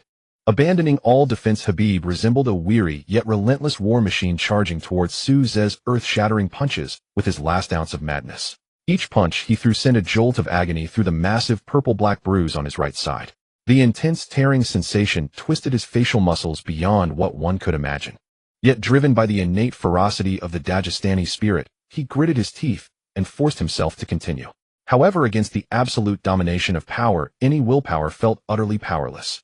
Souza stood firm like an unshakable Azura, facing Khabib's desperate counterattacks without even furrowing his brow. Too slow. Souza coldly snorted, his right arm shooting out like a dragon emerging from the sea, effortlessly piercing through Khabib's chaotic punches. Bang! A powerful straight punch landed unerringly on the already swollen left cheek of Khabib. Khabib's head snapped back violently, sweat mixing with blood, creating a shocking crimson fan in midair under the bright lights. He stumbled 3 steps, his legs weak, nearly collapsing to the ground. Yet he dug his toes into the mat, letting out a primal roar, and raised his arms to charge again. Brutal. Tragic. At the commentary table, DC Comier's voice cracked with emotion, unable to watch any longer. Oh God. This is no longer a match. This is a one-sided public execution. Khabib's stamina is draining away like a waterfall. He can't even move the raging dragon, yet he refuses to fall. Joe Rogan exclaimed, his face filled with shock as he pulled at his hair. Incredible resilience. But this was also his most fatal flaw. Khabib's liver was damaged, causing a sharp decline in oxygen supply. Each punch he threw drained his vitality. As the 4th round ticked away second by second, the time reached 3 minutes and 10 seconds. Khabib's stamina finally came crashing down. The high guard that could have protected his chin and face now felt as heavy as 1,000 pounds. Even if he strained with all his might to lift his arms, the deltoids, burning with lactic acid, could no longer support the weight of the gloves. Visibly, Khabib's guard sank lower and lower from his brow bone to his chin, and then from his chin to his... At 3 minutes and 45 seconds, Khabib's arms could barely be held in front of his chest. He gasped for air, his chest heaving violently, and the pain in his right side made each breath feel like swallowing shards of glass. His vision was blurred by blood, leaving only the remnants of his fighting instinct to sustain his crumbling. At the cage's edge, Khabib's head coach Javier pressed against the iron mesh, his eyes bulging with urgency, his throat hoarse. Khabib, lift your hands. Protect your head. Raise your hands. But inside the octagon, Khabib could hear nothing. In the moment that Khabib's guard completely slackened, exposing a large blind spot in his head defense, a blaring crimson alarm erupted before Souza's eyes. Cold data streams surged across the panel, locking onto Khabib's unprotected head. Target defense line collapse, judgment successful. Exposed flaw degree 99. God level passive 300 critical hit fully charged. The murderous intent in Souza's cold, deep eyes erupted. It was over. In respect for this admirable warrior, Souza decided to give the most brutal and ultimate respect in the octagon, ending his undefeated myth with his strongest finishing move. Souza's previously slightly bent waist suddenly tightened at that moment. His abnormal base strength of 32 points surged threefold under the boost of his god-level passive. A total of 96 points of world-destroying energy rapidly gathered in his right leg. How terrifying is this power? A typical professional fighter's peak leg strength barely exceeds 20 points. And at this moment, the destructive power contained in Souza's right leg was enough to snap a solid steel pipe the size of a bowl in one blow. Die. Souza let out a low roar from his throat, his left foot's toe violently grinding against the canvas, transforming his entire bodice weight into a perfect axis. The terrifying core power exploded instantly, twisting his waist fiercely. The ultimate technique, thunderous high sweep LV. One was ruthlessly unleashed. Boom. Accompanied by a piercing sound of explosive airflow, Souza's right leg became a black lightning bolt tearing through the air. This kick was devoid of any flourish or warning, moving faster than the limits of human dynamic vision could capture. The wind from the leg howled, creating a chilling afterimage in the octagonal cage, carrying earth-shattering violent force straight towards Khabib's head. With a 10 true penetration effect, should it strike the head, it would undoubtedly leave the opponent with a severe concussion or even render them unconscious. The shadow of death enveloped Khabib in just 0.1 seconds. In this life-and-death moment, amidst the almost certain demise, Khabib's champion-level defensive instincts, honed through 28 victories, miraculously revived. Blinded by blood, Khabib couldn't see the trajectory of the kick, but he instinctively tapped into the last vestiges of his potential as the wind brushed against his cheek. He let out a roar, his previously drooping arms shot up reflexively, tightly crossing together to form the most solid crossblock beside his cheek. Smack! The gloved arms just managed to shield against Souza's shin. Javier from the red corner let out a sigh of relief, while DC Comer at the commentary table was about to exclaim beautiful. However, they severely underestimated what that 96 points of nuclear force truly meant. Boom! A thunderous explosion akin to a clap of thunder erupted at the heart of the T-Mobile Arena. The sound of flesh colliding at that moment resonated like two heavy trains colliding at high speed. The intense sound wave even made Dana White, seated in the front row VIP area, cover his ears. Crossblock. Before absolute dimensional power, any technique is but a mere trifle. Souza's shins, as hard as steel pipes, struck Khabib's crossed arms with the full force of 96 points of world-destroying energy and the penetrating effect of thunderous high sweep. Khabib instantly felt that what he was blocking was not a human leg, but a massive warhammer swinging at supersonic speed. Crack. Accompanied by a spine-chilling sound of bones dislocating, the overwhelming force penetrated through the muscle buffer of his arms, violently crashing down upon Khabib's entire body. Under the horrified gazes of 2-0 spectators, Khabib's once proud defensive line was shattered by that kick. His 155-pound body was instantly lifted off the ground, arms and all like a cannonball shot from a cannon, brutally propelled sideways, crossing a distance of over 2 meters. Bang! Khabib's back hit the hard black iron mesh at the edge. The immense impact caused the entire mesh to deform violently, the metal clasps at the joints screeching as the entire octagon trembled slightly. Khabib's body slid down the mesh like a puddle of mud, ultimately collapsing onto the mat. The arena fell into silence. Everyone stared wide-eyed in horror at the scene before them. Khabib was not unconscious, his eyes remained open, but they had lost focus. More terrifyingly, the sturdy arms he had used to block just moments before. At this moment, those arms, once capable of countless kills in the lightweight division, as hard as steel, had completely lost control. They hung limply at his sides, swaying helplessly with his heavy breaths. The connection signals in his muscle nerves were severed under the impact of 96 points of energy. Even if his bones had not broken apart, those arms were utterly ruined, unable to move even a pinky. The defense line shattered, the arms rendered useless. The bell signaling the end of the fourth round rang out, echoing with a trace of tragic resonance above the team. The 22,000 spectators fell into a collective silence, lasting several seconds. The big screen repeatedly played the slow-motion replay of the thunderous high sweep from various angles. The image of the 96-point nuclear impact, sending Khabib flying 2 meters, both body and arm struck, like a heavy hammer against the hearts of every onlooker. "Oh my God." At the commentary booth, Joe Rogan removed his headset, cradling his head in his hands, his voice trembling uncontrollably. "This is not just a breach of defense. This is destruction." Khabib's arms were undoubtedly momentarily paralyzed from that last kick. The Crazy Dragon was not merely competing, he was conducting a brutal disassembly. DC Comier with red-rimmed eyes looked at Khabib slumped against the cage, arms dangling helplessly like two strands of noodles, and let out a long sigh. "It's over." No carbon-based life form could possibly continue fighting after enduring such a blow. The undefeated legend of the Dagestani warrior would come to an abrupt end tonight. The door of the octagonal cage was suddenly flung open, and the team from the red corner rushed towards the edge of the arena like madmen. Head coach Javier slid to his knees before Khabib. As he reached out to touch Khabib's robust Caucasian arms used for blocking, he instinctively recoiled, as if electrocuted. They were swollen. A horrifying swelling stretched from Khabib's forearm to his upper arm, his muscles displaying a strange purplish hue, drooping limply completely beyond the control of his nervous system. "Medical team. Quickly call the medical team." The assistant coach shouted frantically, beads of sweat dotting his forehead. Javier's eyes were bloodshot as he grabbed the white towel draped over his shoulder and stood up suddenly. "Enough. This match ends here." Javier gritted his teeth, tears swirling in his eyes, and shouted at the gold medal referee Herb Dean, "His arm is ruined. The liver is severely damaged. If we continue, he will die in the cage. We abandon." The words abandon had not even left his lips. A heavy blood-soaked boot suddenly kicked Javier's knee.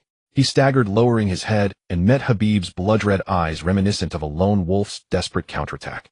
This 28-fight undefeated lightweight champion was now covered in blood, a horrifying purple-black bruise on his right ribcage, and his arms were utterly incapacitated. Yet he forced himself to stand up, rubbing against the cage with his back inch by inch with immense difficulty. "Don't touch that white towel." Khabib let out a hoarse, wheezing roar from his throat, suddenly tilting his head, using his chin and shoulder to knock the white towel from Javier's grip to the ground. "Khabib, are you insane?" Javier shouted in desperation. "You can't even protect yourself. A single jab from the Crazy Dragon could break your nose, a single high sweep could sever your spinal cord. What do you have to win with?" "A Dagestani warrior." Khabib spat out a mouthful of blood, his chest heaving violently, his eyes ablaze with a frenzied fire called faith, "can be completely beaten to death. I will never stand and surrender." He turned his head, staring fiercely at the Eastern man across the octagon. "I have not lost yet. As long as I have breath, I can still dive down." The white towel that represented surrender was kicked by Khabib. The audience erupted in an uproar. In the front row VIP seats, UFC President Dana White stood up abruptly, veins bulging on his bald head, clapping vigorously. Next to him, top supermodel Kendall Jenner covered her lips in shock, her eyes filled with astonishment. Over 20,000 American spectators, regardless of whose fan they were, spontaneously stood up, thunderous applause washing over the arena like a tsunami. This was the highest tribute to this iron-blooded tough guy. In the blue corner, Zay stood quietly in place. He hadn't even taken a sip of water, simply watching the farce unfold coldly.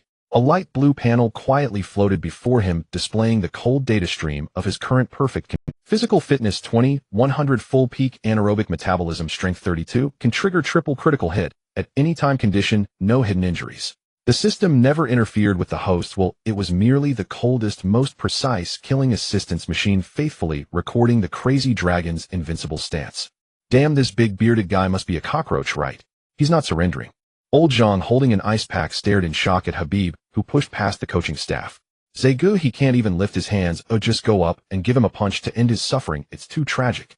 Coach Mark's expression was solemn as he adjusted his tactical glasses, saying in a deep voice, "Su, be careful. A lion uses all its strength to hunt a rabbit. A top-level wrestler who fears nothing in death will absolutely be the deadliest in a last-ditch counterattack. Don't give him any chance to get close." Suze clenched his jaw, a fierce, cold smile curling at the corners of his mouth. He has been deprived of the qualification to raise his hands. Oh, what can he use to close the distance? The bell signaling the fifth round, determining life and death, thundered loudly. All non-combat personnel in the octagon evacuated as quickly as possible. The iron gate locked with a loud click. The last 5 minutes. Gold medal referee Herb Dean confirmed the state of both fighters before abruptly bringing his hand down. At that moment, the 22,000 spectators miraculously fell silent. Everyone held their breath, their eyes fixed on the center of the arena. Khabib moved. Dragging his battered body, he took one step at a time, slowly, yet resolutely walking toward the center of the arena. His arms still hung in a strange natural droop, completely abandoning any sense of defensive posture. The close-up on the big screen focused on his face. His weathered face was smeared with blood, his nose fractured, and broken his left cheek swollen high, yet his eyes shone with an alarming brightness. It was a look that had seen death lightly wagering everything on a single bet. Suze took steady steps to meet him. Faced with such a defiant opponent, Suze retracted all his dismissiveness. He actively shut down the mental pressure of the blood demon domain, withdrawing the suffocating illusion of a mountain of corpses and rivers of blood. In the purest octagonal cage, it was the greatest mercy to shatter the opponent's hopes with his fists. The two stood 2 meters apart at the red mark position in the center of the arena, firmly planted. No probing jabs, no agile footwork. The air was thick with the smell of blood and the scent of impending gunpowder. Khabib knew he had only one strike. Even if he exerted all his strength to throw a punch, his crippled arms could provide no kinetic energy. His only remaining weapons were those sturdy legs honed from years of grappling with brown bears in the deep mountains, and that heart, which had yet to stop beating. His eyes locked onto Suze's waist, and supporting leg, his breathing forced to the slowest frequency, waiting for a fleeting opportunity. Suze also focused on Khabib. Since the opponent had abandoned all defensive postures, Suze had no intention of employing any tactics. He slowly raised his right fist, the abnormal strength of 32 points surging wildly within his muscle fibers. As long as this punch landed, even without triggering a triple critical hit, it would be enough to send the unguarded Khabib's brain into shutdown, completely ending this brutal championship fight. Just as Suze's right shoulder sank slightly, his arm muscles contracting in that minuscule moment of preparing to deliver the finishing blow, Khabib seized the opportunity. The Dagestani wrestling god with 28 victories suddenly ignited the last vestige of his vitality under the gaze of over 20,000 spectators holding their breath. His body, stiff and slow from the heavy injuries, unleashed a terrifying speed at that moment that completely defied physiological logic. Boom. Khabib's legs forcefully pushed against the canvas mat, the anti-slip pads at his ankles tearing under the immense counterforce. He abandoned the weight burden of his arms, forsaking all protection for his head. Khabib's center of gravity collapsed in a mere 0.1 seconds, his entire being almost skimming the surface of the mat, transforming into a blood-soaked black lightning bolt. Fast. Too fast. Even faster than the initial dive in the first round. All pain receptors were forcibly muted at that instant. Khabib staked all his glory, all his undefeated legend, and his fervent belief in the octagon on this one desperate dive. The angle was incredibly acute, targeting directly at Suze's ankle joint. Failure meant death. This was the final charge, betting everything on his 28 consecutive victories.